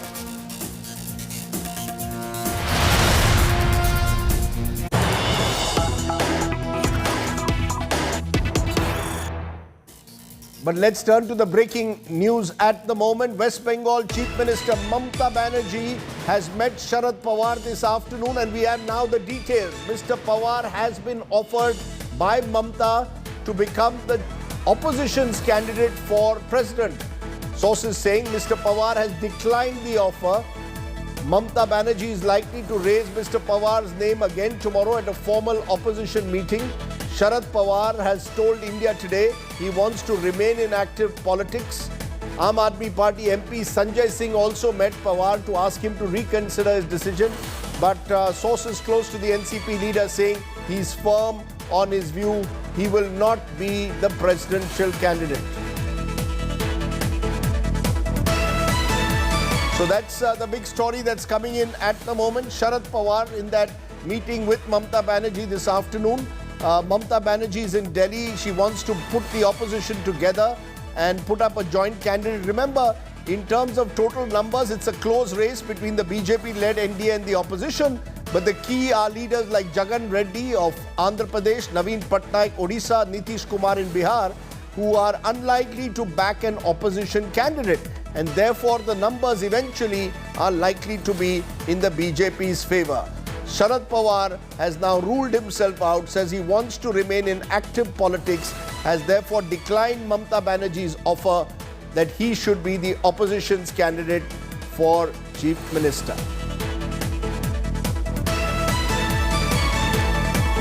So that's the news that's coming in at the moment. Remember, the presidential elections scheduled for 18th of July. Paulomi Saha is joining us. She's been tracking all the developments. Paulomi, now that it appears Mr. Pawar has declined the offer that Mamata Banerjee gave him, the opposition has very few choices. And it appears that the likes of Jagan Mohan Reddy in any case will back the government. And that's exactly why, in fact, among the 22 people, leaders and opposition CMs that Mamata Banerjee wrote to the YSRCP or Jagan Mohan Reddy doesn't feature. So an invitation hasn't even gone out to the YSRCP, though it has gone out to the BJD, to Mr. Naveen Patnaik. Yes, now after Mr. Pawar has, of course, backed out of the race, something that he conveyed first earlier in the day to Sitaram Yechury and D. Raja, who met him, and later in the day to Ms. Mamata Banerjee. After he's ruled himself out of the race, the choices are very limited. There is, of course, the name of Ghulam Nabi Azad, which is doing the rounds as well, which some say the NCP is suggesting as a probable candidate for the presidential elections. And then there's the possibility of the TMC proposing the name of party vice president, national vice president, Yashwant Sinha as well. Now, all of that will become clear tomorrow after the opposition meeting happens, where formally once more Ms. Mamata Banerjee is expected to propose the name of Sharad Pawar. He's going to decline, and then they're going to mull on the name of a consensus candidate. According to Sitaram Yechury, they'll have a name by the 21st of June. Okay, but either way, the opposition will find it very difficult to bring everyone together on a consensus on a single name. So it appears all eyes will be on Mr. Modi and the BJP when it comes to Rashtrapati. Paulomi Saha joining us with those details. We look forward to tomorrow's Mamata Banerjee meeting. Now, all eyes, though, politically today were once again on Congress MP and leader Rahul Gandhi, because after being questioned for 10 hours on Monday by the Enforcement Directorate, Rahul Gandhi was back at the ED office for day 2 of his questioning. ED sources telling India Today that Mr. Gandhi was evasive on many questions and the agency was not satisfied with his answers. The Congress says the ED is engaging in plain and simple harassment of their leader. Here's a report.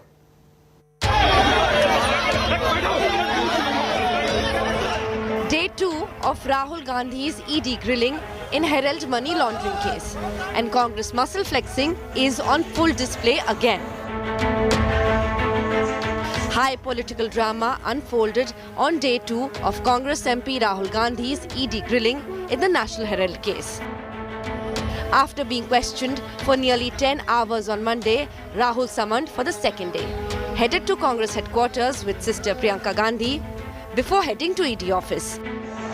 Top Congress leaders and workers marched in solidarity with the Gandhis, staging massive protests. Several of them were detained by the Delhi police, kicking and screaming after much effort by the cops. Youth Congress chief B.V. Srinivas was seen having a massive tussle with the cops outside the ED office.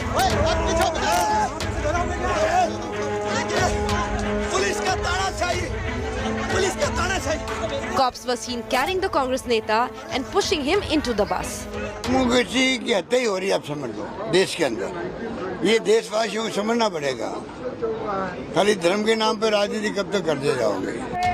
While the Congress claims that the centre is driven by vendetta, the BJP was quick to hit back, calling it a stunt to save scamster Gandhis. आश्चर्य का विषय कि भ्रष्टाचार भी करेंगे और जब भ्रष्टाचार के विषय में पूछताछ होगी, जब भ्रष्टाचार के विषय में कानूनी कार्यवाही होगी, तो उस पे ड्रामा भी करेंगे और उसमें सड़क भी रोकेंगे, उसमें कहीं न कहीं कानून से ऊपर अपने आप को मानेंगे। वो नौकरियां छीनते जाएंगे, राहुल गांधी और कांग्रेस नौकरियों पर सवाल पूछेगी, वो भाईचारा मिटाएंगे, हम प्यार के बीज अंकुरित करते जाएंगे। ED sources told India Today that Rahul, on day 1 of grilling, appeared cautious and tutored by his lawyers, adding that Rahul was evasive and the agency is not satisfied with his answers. In day 2 of his summons, Rahul Gandhi has already been questioned for over 2 hours. The questions pertain to the inconclusive answers from day 1 and fresh set of questions regarding the transaction details between AJL and Young India Private Limited. The day also saw a repeat of protests by Congress workers outside the Enforcement Directorate office, post which they were detained by the Delhi police. With Munish Pandey and video journalist Ankit Khandelwal, this is Shreya Chatterjee for India Today. Now, while Rahul Gandhi was being grilled by the Enforcement Directorate in Delhi, an 8-member team of the CBI went knocking on the doors of the TMC leader Abhishek Banerjee. The CBI team questioned Abhishek's wife in connection with a coal scam. So, both in Kolkata and in Delhi, opposition leaders under the scanner. And that is really my talking point at the moment. Is the Enforcement Directorate singling out opposition leaders? That's our big breaking story. Let's turn to our face-off. Syed Zafar Islam is the BJP's MP. Supriya Srinath is Congress spokesperson. Is the Enforcement Directorate being selective? We hope to also be joined by Karnail Singh, former ED director. Now, before I come to you, I want to put out a graphic and I want every viewer to look at this closely. Many opposition leaders are linked to investigations by central agencies. Take a look at the list. Sonia Gandhi, Rahul Gandhi facing IT ED probes in the National Herald case. Robert Vadra, son-in-law of Sonia Gandhi, ED probe on Bikaner land deal, but we don't know where that's going. P. Chidambaram, who's gone to jail in a case, is facing CBI and ED probes in the INEX media case. He was arrested. Karthi Chidambaram faces CBI ED probes in the INEX media case. Now another CBI probe for facilitating visa for Chinese workers. Bhupinder Singh Hooda, former Haryana Chief Minister, is still under CBI and ED probes in a case relating to land allocation in Panchkuya. D.K. Shivkumar, Congress president in Karnataka, facing IT ED probes. He's also gone to jail in cases of unaccounted wealth and money laundering. Sharad Pawar and Ajit Pawar are facing an ED probe in the Maharashtra State Cooperative Bank scam. Mr. Pawar has also appeared before the ED. Former Maharashtra Minister Anil Deshmukh in jail under ED probe in a money laundering case. Maharashtra Minister Nawab Malik in the ED probe in a money laundering case allegedly linked to Dawood Ibrahim, a house that they procured apparently in the 1990s. Sanjay Raut's wife, Shiv Sena leader Varsha Raut, facing an ED probe in a Goregaon redevelopment scheme, PMC bank scam as well. Delhi Minister Satyendra Jain is presently in jail under ED and CBI probes in money laundering. Mamata Banerjee's nephew, we mentioned, Abhishek Banerjee, under CBI and ED probes in the Bengal coal scam. The list goes on and on. I'm going to end it here. Now take a look at the other side of it. Central agencies, are they soft on the BJP? B.S. Yediyurappa, accused of land and mining scam, CBI probe inconclusive. Reddy brothers of Bellary accused in a 16,500 crore mining scam. CBI closed the case in 2017. Remember, they are now in the BJP. Hemanta Biswa Sarma was accused in a bribery scandal while he was in the Congress. It was stopped after he joined the BJP 6 years ago. Shivraj Singh Chauhan was under the scanner in the Vyapam scam. CBI has given him a clean chit. Ramesh Pokhriyal, former Uttarakhand Chief Minister, accused of a role in a land scam, no probe. Narayan Rane, Maharashtra Minister, accused in 300 crore money laundering racket. He's now a union minister. Probe stopped after he joined BJP. Suvendu Adhikari, leader of the opposition in Bengal, the probe has been stopped against him after he joined the BJP in 2020. He was accused in the Narda case. Is the central agency targeting opposition leaders? Syed Zafar Islam, I have gone through the details now. I've shown you all the opposition leaders either in jail or who are being investigated, and look at the government list. I want a straight answer to my question. Is the government of Prime Minister Modi and the Enforcement Directorate and the CBI singling out only the opposition? There is absolutely no truth in whatever the allegation has been made by the opposition parties. The fact is that these kind of searches were happening even before 2014. Between 2004 and 2014, many searches had happened. But you have to understand that those who are committing crimes are being investigated by the independent agencies. Without it, ED does not approach anyone or everyone. ED approaches only people who have committed crime or there is some level of lead or evidence they have. Unless they have the evidence, unless they have some leads, they will not investigate. They will not approach. They will not do surveys. When they have some leads, they will definitely, it is their responsibility. They have also power. They have been empowered to conduct searches. They have empowered to do investigation, because then only they will be able to unearth all the crimes and the frauds which are happening in the country. Zafar Islam Saab, you are not, you are not responding to my list. I gave a full list and I will ask my producer to put it out again. All the leaders of the opposition are facing ED, CB. 1 minute. But those who were in the opposition and switched over, Hemanta Biswa Sarma, classic example, Mukul Roy, Suvendu Adhikari, the moment they entered the BJP, you become a washing machine. It seems that the BJP is India's washing machine. You enter the government, not at all. Agencies stop investigating you.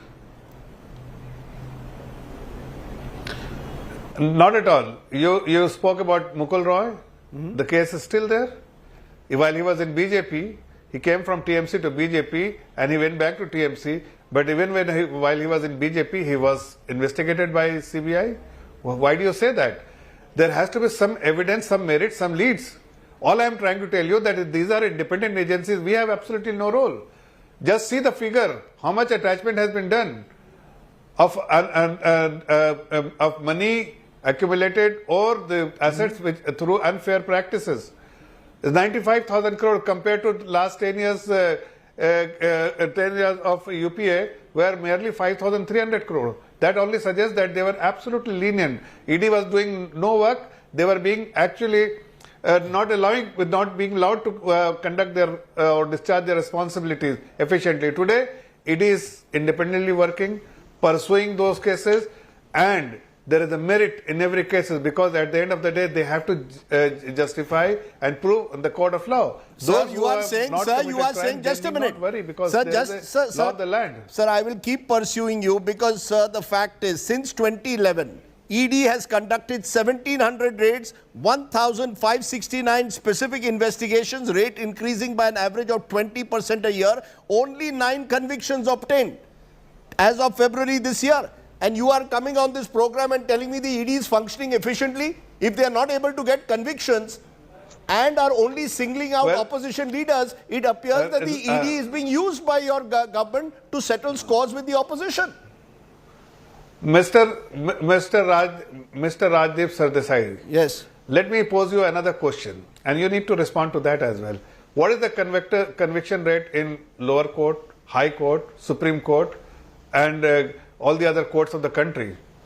You see, it is not the job of the agency, it is not the job of the government to pronounce judgment. The judgment is pronounced by the court, and it is up to the judges, and they have to decide on the basis of whatever they feel appropriate. Sir, we cannot interfere there. Okay. In the court procedure, we cannot interfere in the working of the ED. They are both independent. They are independently pursuing the case. We, as a government, cannot stop an independent agency from discharging their responsibility. You are using the word. Not to pronounce judgment. You are using the word independent so often that I almost believe that the ED has finally got independent. Remember, the enforcement director was given a 2-year extension. The law was changed to benefit him just 1 week before he was due to retire. But be that as it may, Supriya Shrinet, respond to what Syed Zafar Islam is saying. He is saying ED functions independently. If dal mein kuch kala hai, isliye the opposition leaders are being investigated. Look at the amount of property that has been attached. For example, in the case of a Nawab Malik or other cases, they are saying we are going by the rule of law. I don't think anybody, you, me, or even Zafar Islam believes what he is saying. My good friend Zafar Islam, though, said something very nice here. आपने एक सच बोला और मैं उसके लिए आपको धन्यवाद देती हूँ. आपने कहा, the government is not here to pronounce judgment. The courts must do that. आपने योगी आदित्यनाथ को अच्छा मैसेज दिया है. बुलडोजर से सरकार नहीं चलती है.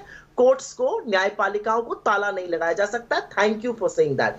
However, I will come back to the fact that Zafar Islam has never sounded as unconvinced as he does now. He has to repeatedly say ED is independent. I will tell you why it is not independent. It is not just political opponents who they try to intimidate and settle political scores with. Whenever they want to topple a democratically elected government, whenever they fall short of numbers, whenever they want to intimidate their own people, bureaucrats, academicians, journalists, ED, income tax, CBI are the new frontals of the BJP. This is no coincidence कि जब सरकार गिराने होते हैं इनको कहीं को तो वहीं पर ईडी पहुंच जाती है. अशोक गहलोत जी के घर ईडी पहुंच गई, भूपेश बघेल जी क्या ईडी पहुंच गई. लेकिन इन्होंने एक ऐसी नई बैतरनी गंगा बनाई है जहां पर आप आएंगे, आपके सारे दाग धब्बे धुल जाएंगे और आप बीजेपी में पाक साफ होके पहुंच जाएंगे. ये एक नई गंगा बीजेपी ने बनाई है. So stop calling these agencies independent. Yes, they have become frontals of the BJP, and I have no qualms in saying that. No, Supriya Shrinet, 1 minute. Let me finish. No. I won't let you finish till I ask you. I want to know the way you are saying it, that you believe ED is a frontal organization of this government. What about the courts? Are you saying the courts are also compromised? Otherwise, the court should be squashing many of these investigations, saying they are malified. If an investigation is malified, you can go to the court and say that it's a malified investigation. Please quash it. In 8 years of its existence and complete persecution by this government, have the ED, CBI been able to persecute one person? What is their conviction rate? They do not have the material. The courts, of course, are under obligation if the ED is going ahead and filing PMLA cases. Like in this particular case against Mr. Gandhi, my senior colleague Mr. Chidambaram did clarify on your show yesterday, but I want to raise this question again. Where is the FIR in respect of a scheduled offense? There is no FIR, and without an FIR, ED cannot pursue a PMLA case, but they are. So imagine how the law is being circumvented. I also want to say one very important thing here.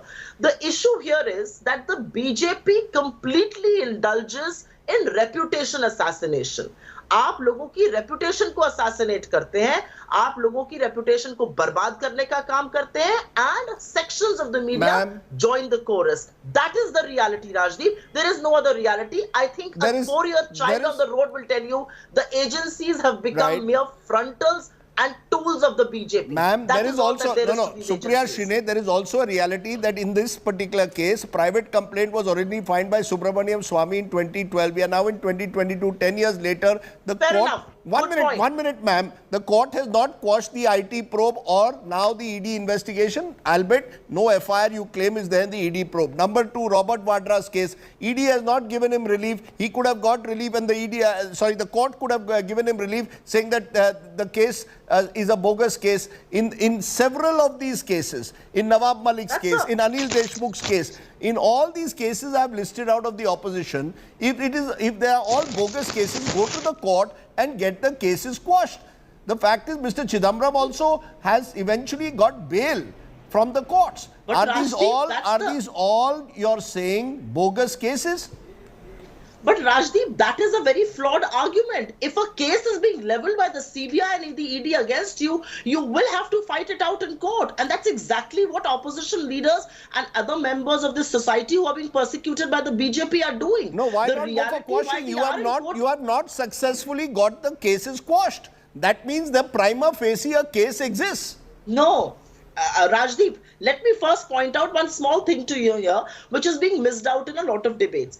The ED, the same Enforcement Directorate, had actually shut this case with no merit. Remember, take the clock back to 2014-15. This case was shut by the ED. What did the BJP do? It removed then director, unko padmukt kiya, dusre ko laye, phir se case khola. Is this not political vendetta? And this is a very flawed argument that let the court squash. If the government is producing fallacious arguments, if the government is producing half-baked truth and complete lies, the courts will have to entertain those pleas. Obviously, we are in court to get to get a verdict, and which is exactly what everybody in the opposition is doing. I have only one question to ask Zafar Islam. Rahul Gandhi जी के खिलाफ क्या case है आपके पास? कौन सा proceeds of crime है? कौन सा scheduled offense हुआ है? कौन सी FIR आपने लॉन्च करी है वो दिखाइए. और दूसरी चीज, राहुल गांधी और सोनिया गांधी जी के खिलाफ जो ED में केसेस हुए थे वो तो 2014-15 में बंद कर दिए गए थे. आपने तब डायरेक्टर को हटाकर अपने आदमी को वहां पे बिठाया, उसको एक्सटेंशन पे एक्सटेंशन दिए यही काम करने के लिए. You have started resorting to using these agencies as your private frontals, as your private tools to set the opposition right. Ma'am, you made that point. You want to respond to that, Zafar Islam, because look at the perception. Look at the perception. A former CBDT commissioner is made an election commissioner. Another IT commissioner becomes Rajya Sabha General Secretary General. These posts were not generally with the IRS, but you've given it to them. The ED director through law, just a minute, ma'am, you must allow me to ask my question. I am the anchor. You're still not, you're a politician now, not a TV anchor. But I must ask the question to you, Zafar Islam. The fact is, therefore, including the ED director, ED director who gets a two-year extension term just before he is to retire, all of that suggests somewhere that the government is using officers to serve a particular political end. All those figures, I will put those graphics up again. Are you telling me that in Bengal, Shuvendu Adhikari is now clean because he has joined you? Are you telling me that Hemanta Biswa Sarma is clean because he joined you? Are you telling me Yediyurappa is suddenly clean because he joined you? Are you telling me Ishwarappa does not have 40% commission? Narayan Rane, thank you for reminding me, but I must tell you, I am still the anchor, ma'am. Please tell me, are all these people... Zafar asked you a question, you had no objection. Madam, why do you have an objection if I have a question? No, I am asking that, let's not... Can I just respond to... No, you answer my question.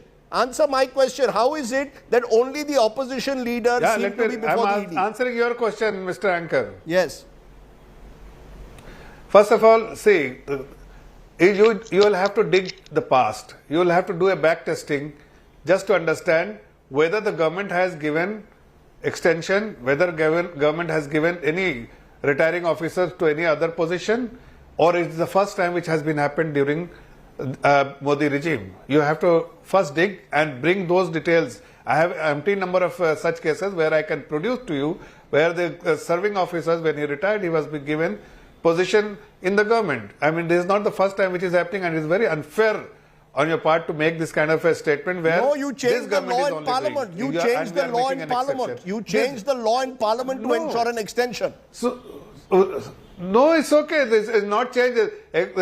Not change for a particular officer. Change for all the ED officers who will come, ED director who will enjoy this benefit because all these officers need a particular set time frame to work on such PMLA case or such sensitive cases. You are only highlighting that because of some of the people who think that they are influential enough, that they are above the constitution, above the institutions of this country. That's why when they are being called by the ED, they go with Bharat.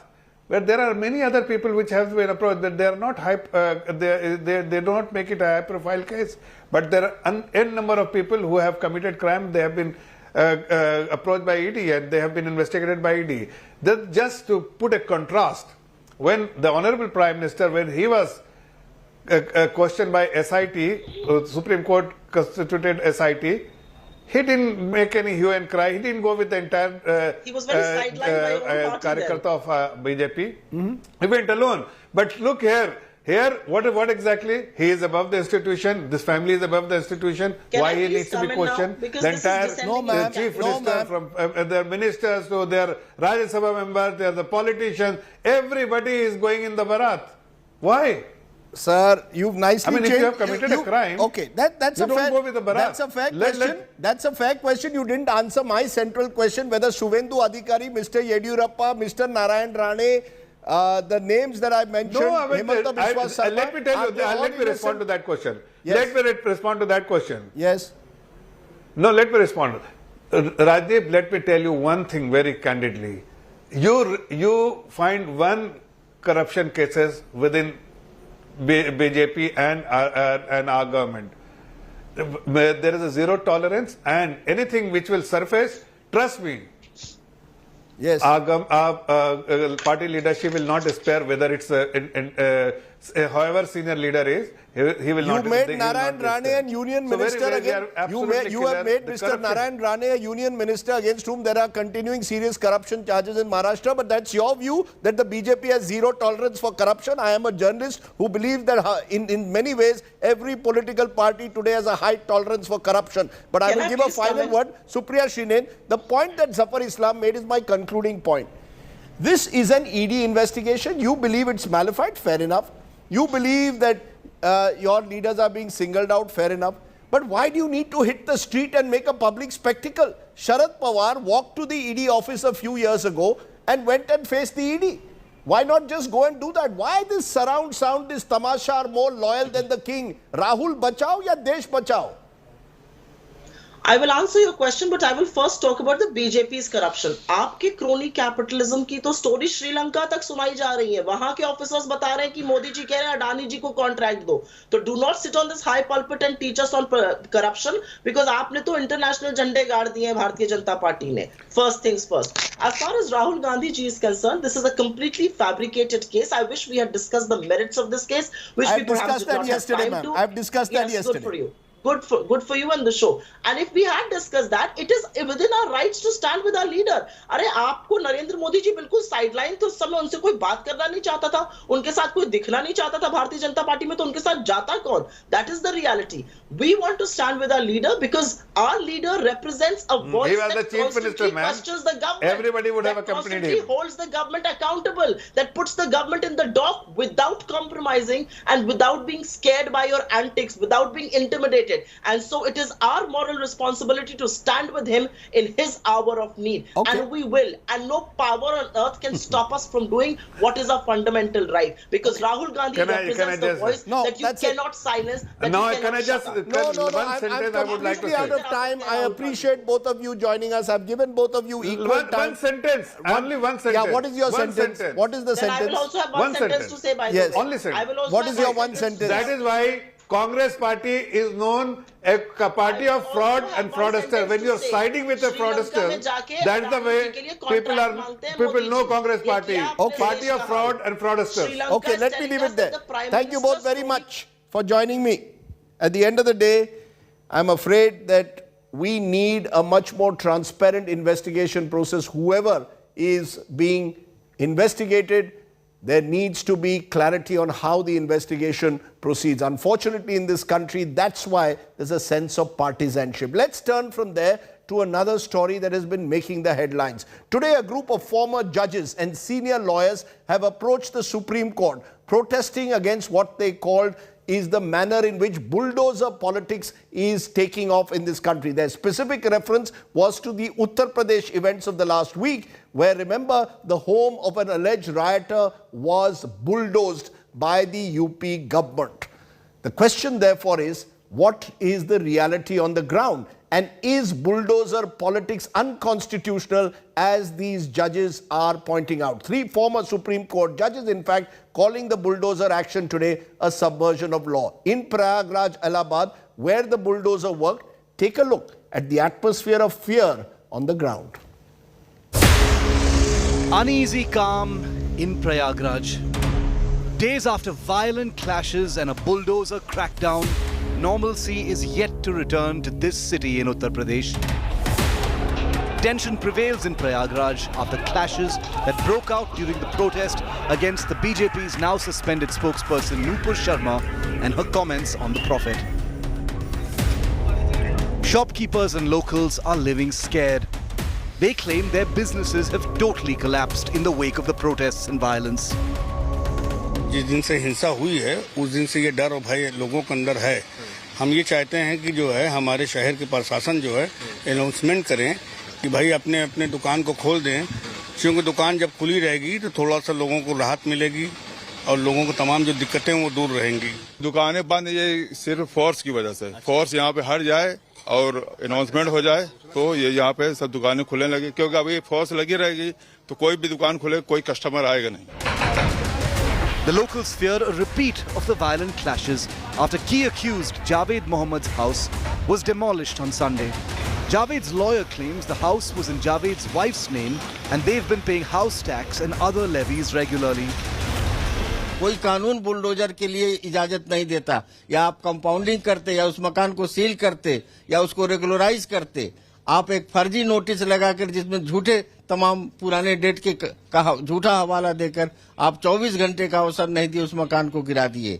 ये कानून की धज्जी उत्तर प्रदेश में विकास प्राधिकरण के लोग जिला प्रशासन के सहयोग से उड़ा रहे हैं। India Today has learned that the Prayagraj police has handed over a list of 37 suspects to the Prayagraj Development Authority seeking strict action. सभी कम्युनिटी के लोग हमारे भाई बंधु हैं, मित्र हैं। मुकदमा दर्ज है, 70 नामजद हैं, कुछ अज्ञात हैं। उन्हीं की गिरफ्तारी हो रही है। ऐसे लोग जो जिनको उकसाया गया नाबालिग हैं, उन पे हम विचार करेंगे। अगर वो खराब प्रवृत्ति के नहीं होंगे तो उन पे ध्यान दिया जाएगा, विचार किया जाएगा, निर्णय लिया जाएगा। There's heavy police presence in the area where protests turned violent after Friday prayers. The shops in the locality have been closed since then. It took 5 hours to bulldoze this entire place, and you can see a lot of things under this particular debris, particular mud. You can see a lot of Urdu newspapers, furnitures, cloths, many other things lying around this particular place. And what we are getting, this house was worth more than rupees crores. So this is big. And with Javed inside the bar, it's going to be worth seeing how Prayagraj police takes this case up, because what India Today TV has accessed is the exclusive report which has 37 names. These are those 37 names which have been given by the Prayagraj police to the PDA for the further action, because police claim that they also have such illegal areas or buildings or houses, and now PDA will see whether these 37 arrested persons will also face the action of bulldozer or not. This will be known in the time to come.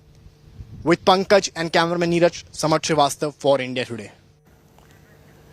So let's therefore ask that big question. Is this bulldozer Raj constitutional or not? Joining me now, very special guest, Justice Govind Mathur is former Chief Justice of the Allahabad High Court. Therefore, you have every locus to answer this question which I put to you. Do you believe this bulldozer justice is prima facie illegal, or can it be justified by the state as punitive or remedial action against those destroying public property, those allegedly involved in riots? How do you see it, Justice Mathur? Can this type of action can ever be a fair action? This is highly unjust. You see, merely on the basis of some apprehensions that they participated in some protest or some illegal construction was raised, this can't be demolished in this manner. This bulldozer justice we heard much back in 1976 at Turkman Gate time. And then now it is highly unjust. That was deprecated. And this is also required to be deprecated. It can't be permissible where rule of law prevails. You're making a very important point, Justice Mathur. You're saying this is back to the Turkman Gate period, Indira Gandhi's time, when there was demolition that took place in the heart of the capital. Let me push you therefore on that. Are you saying this is prima facie illegal? Because in this case, no adequate notice was served as is claimed, and therefore due process was not followed, because the government is saying that they had issued notices for illegal structures belonging to Javed Mohammed, who they claim was involved in the riots. Are you saying that's the problem, or the timing of it? You see, when we are talking about the due process of law, then it includes so many things. Because whether this property belongs to Mr. Javed or his wife or his daughter, this is still disputed. Now, if any notice was given to Mr. Javed, whether that was sufficient, whether a reasonable time was given, and now you see, even if we assume that it was an illegal construction, then too, it was not proper to just come on the holiday and to demolish that. At least a breathing time should have been given to approach the court. I fail to understand that why the governmental authorities, why the Prayagraj Development Authority, they are afraid of courts. If this were nothing, the sky was not going to fall in a day, they would have taken this action on Monday or Tuesday. That was the appropriate time. They would have approached to the court. So it's interesting. You're seemingly questioning both the timing and the manner it's been done. But Justice Mathur, there will be those today who will say, listening to you, saying that, look, the rule of the law will take a very long time. Due process in our country takes a long time, particularly if the state has to go through the process of framing charges. These can be challenged. This will take years. The violent protests continue and there is no deterrent to them. The state, according to those in the government, is sending out a strong message that we will not tolerate anyone taking law into their own hands. This is swift justice in a way. That is what bulldozer justice. It is swift, short-circuited justice. Justice Mathur? You see, judiciary is also a state of, is a face of a state. It is legislature, it is executive, and it is the judiciary. All these three faces of the state. Now, whether it will take time or not, this is the law. If it takes time, then we have to face it. We can't ignore law. Otherwise, one day we will say that even in a murder case, no trial is required. We have seen a person killing somebody, so just hang him. This is the country where even Kasab faced the trial. We are having a complete set of law to deal with criminal cases, and we, the executive, have ample power to administer in accordance with law. They can't now hear the executive itself is taking law in their hands. This is not permissible. They can't behave like criminals. You made an important point. You're saying this is a country, and I want to repeat this for our viewers, this is a country where even Ajmal Kasab, the prime accused who was caught in the terror operation of 26/11, was also given a fair trial. And you're saying, therefore, that is not an argument. But, you know, Justice Mathur, what is also worrying is that many activists are suggesting this is happening to target a particular community. We saw in Khargone in Madhya Pradesh during the Ram Navami celebrations, in Jahangirpuri during a Shobha Yatra, and in Uttar Pradesh a pattern developing that this is being done, they say, against one community, that is Muslims. Do you go along with that? Do you believe this is selective in its application? You see that the administrator, executive must know when an action is required to be taken. I'm not saying that the government is biased towards a community, but a good administrator must know that when a step is required to be taken, when to keep the wings or clipped. Here, now few days earlier, at Jahangirpuri, prior to that at Khargon, then this entire Nupur Sharma episode, Gyanvyapi Masjid, and then this. So I think this is absolutely immaturity on part of executive. They should have waited for some time. The message floating is that yes, they are acting against a particular section of society. You know, you're giving us very strong words. Maybe rightly or wrongly, but the message floated is that they are acting against a particular section. You know, very strong words are coming from you, Justice Mathur, but I want to ask you this now. The bulldozing of houses has taken place because allegedly the government claims violation of state, municipal and urban colony laws. Do you believe that it is a violation of, in a sense, what should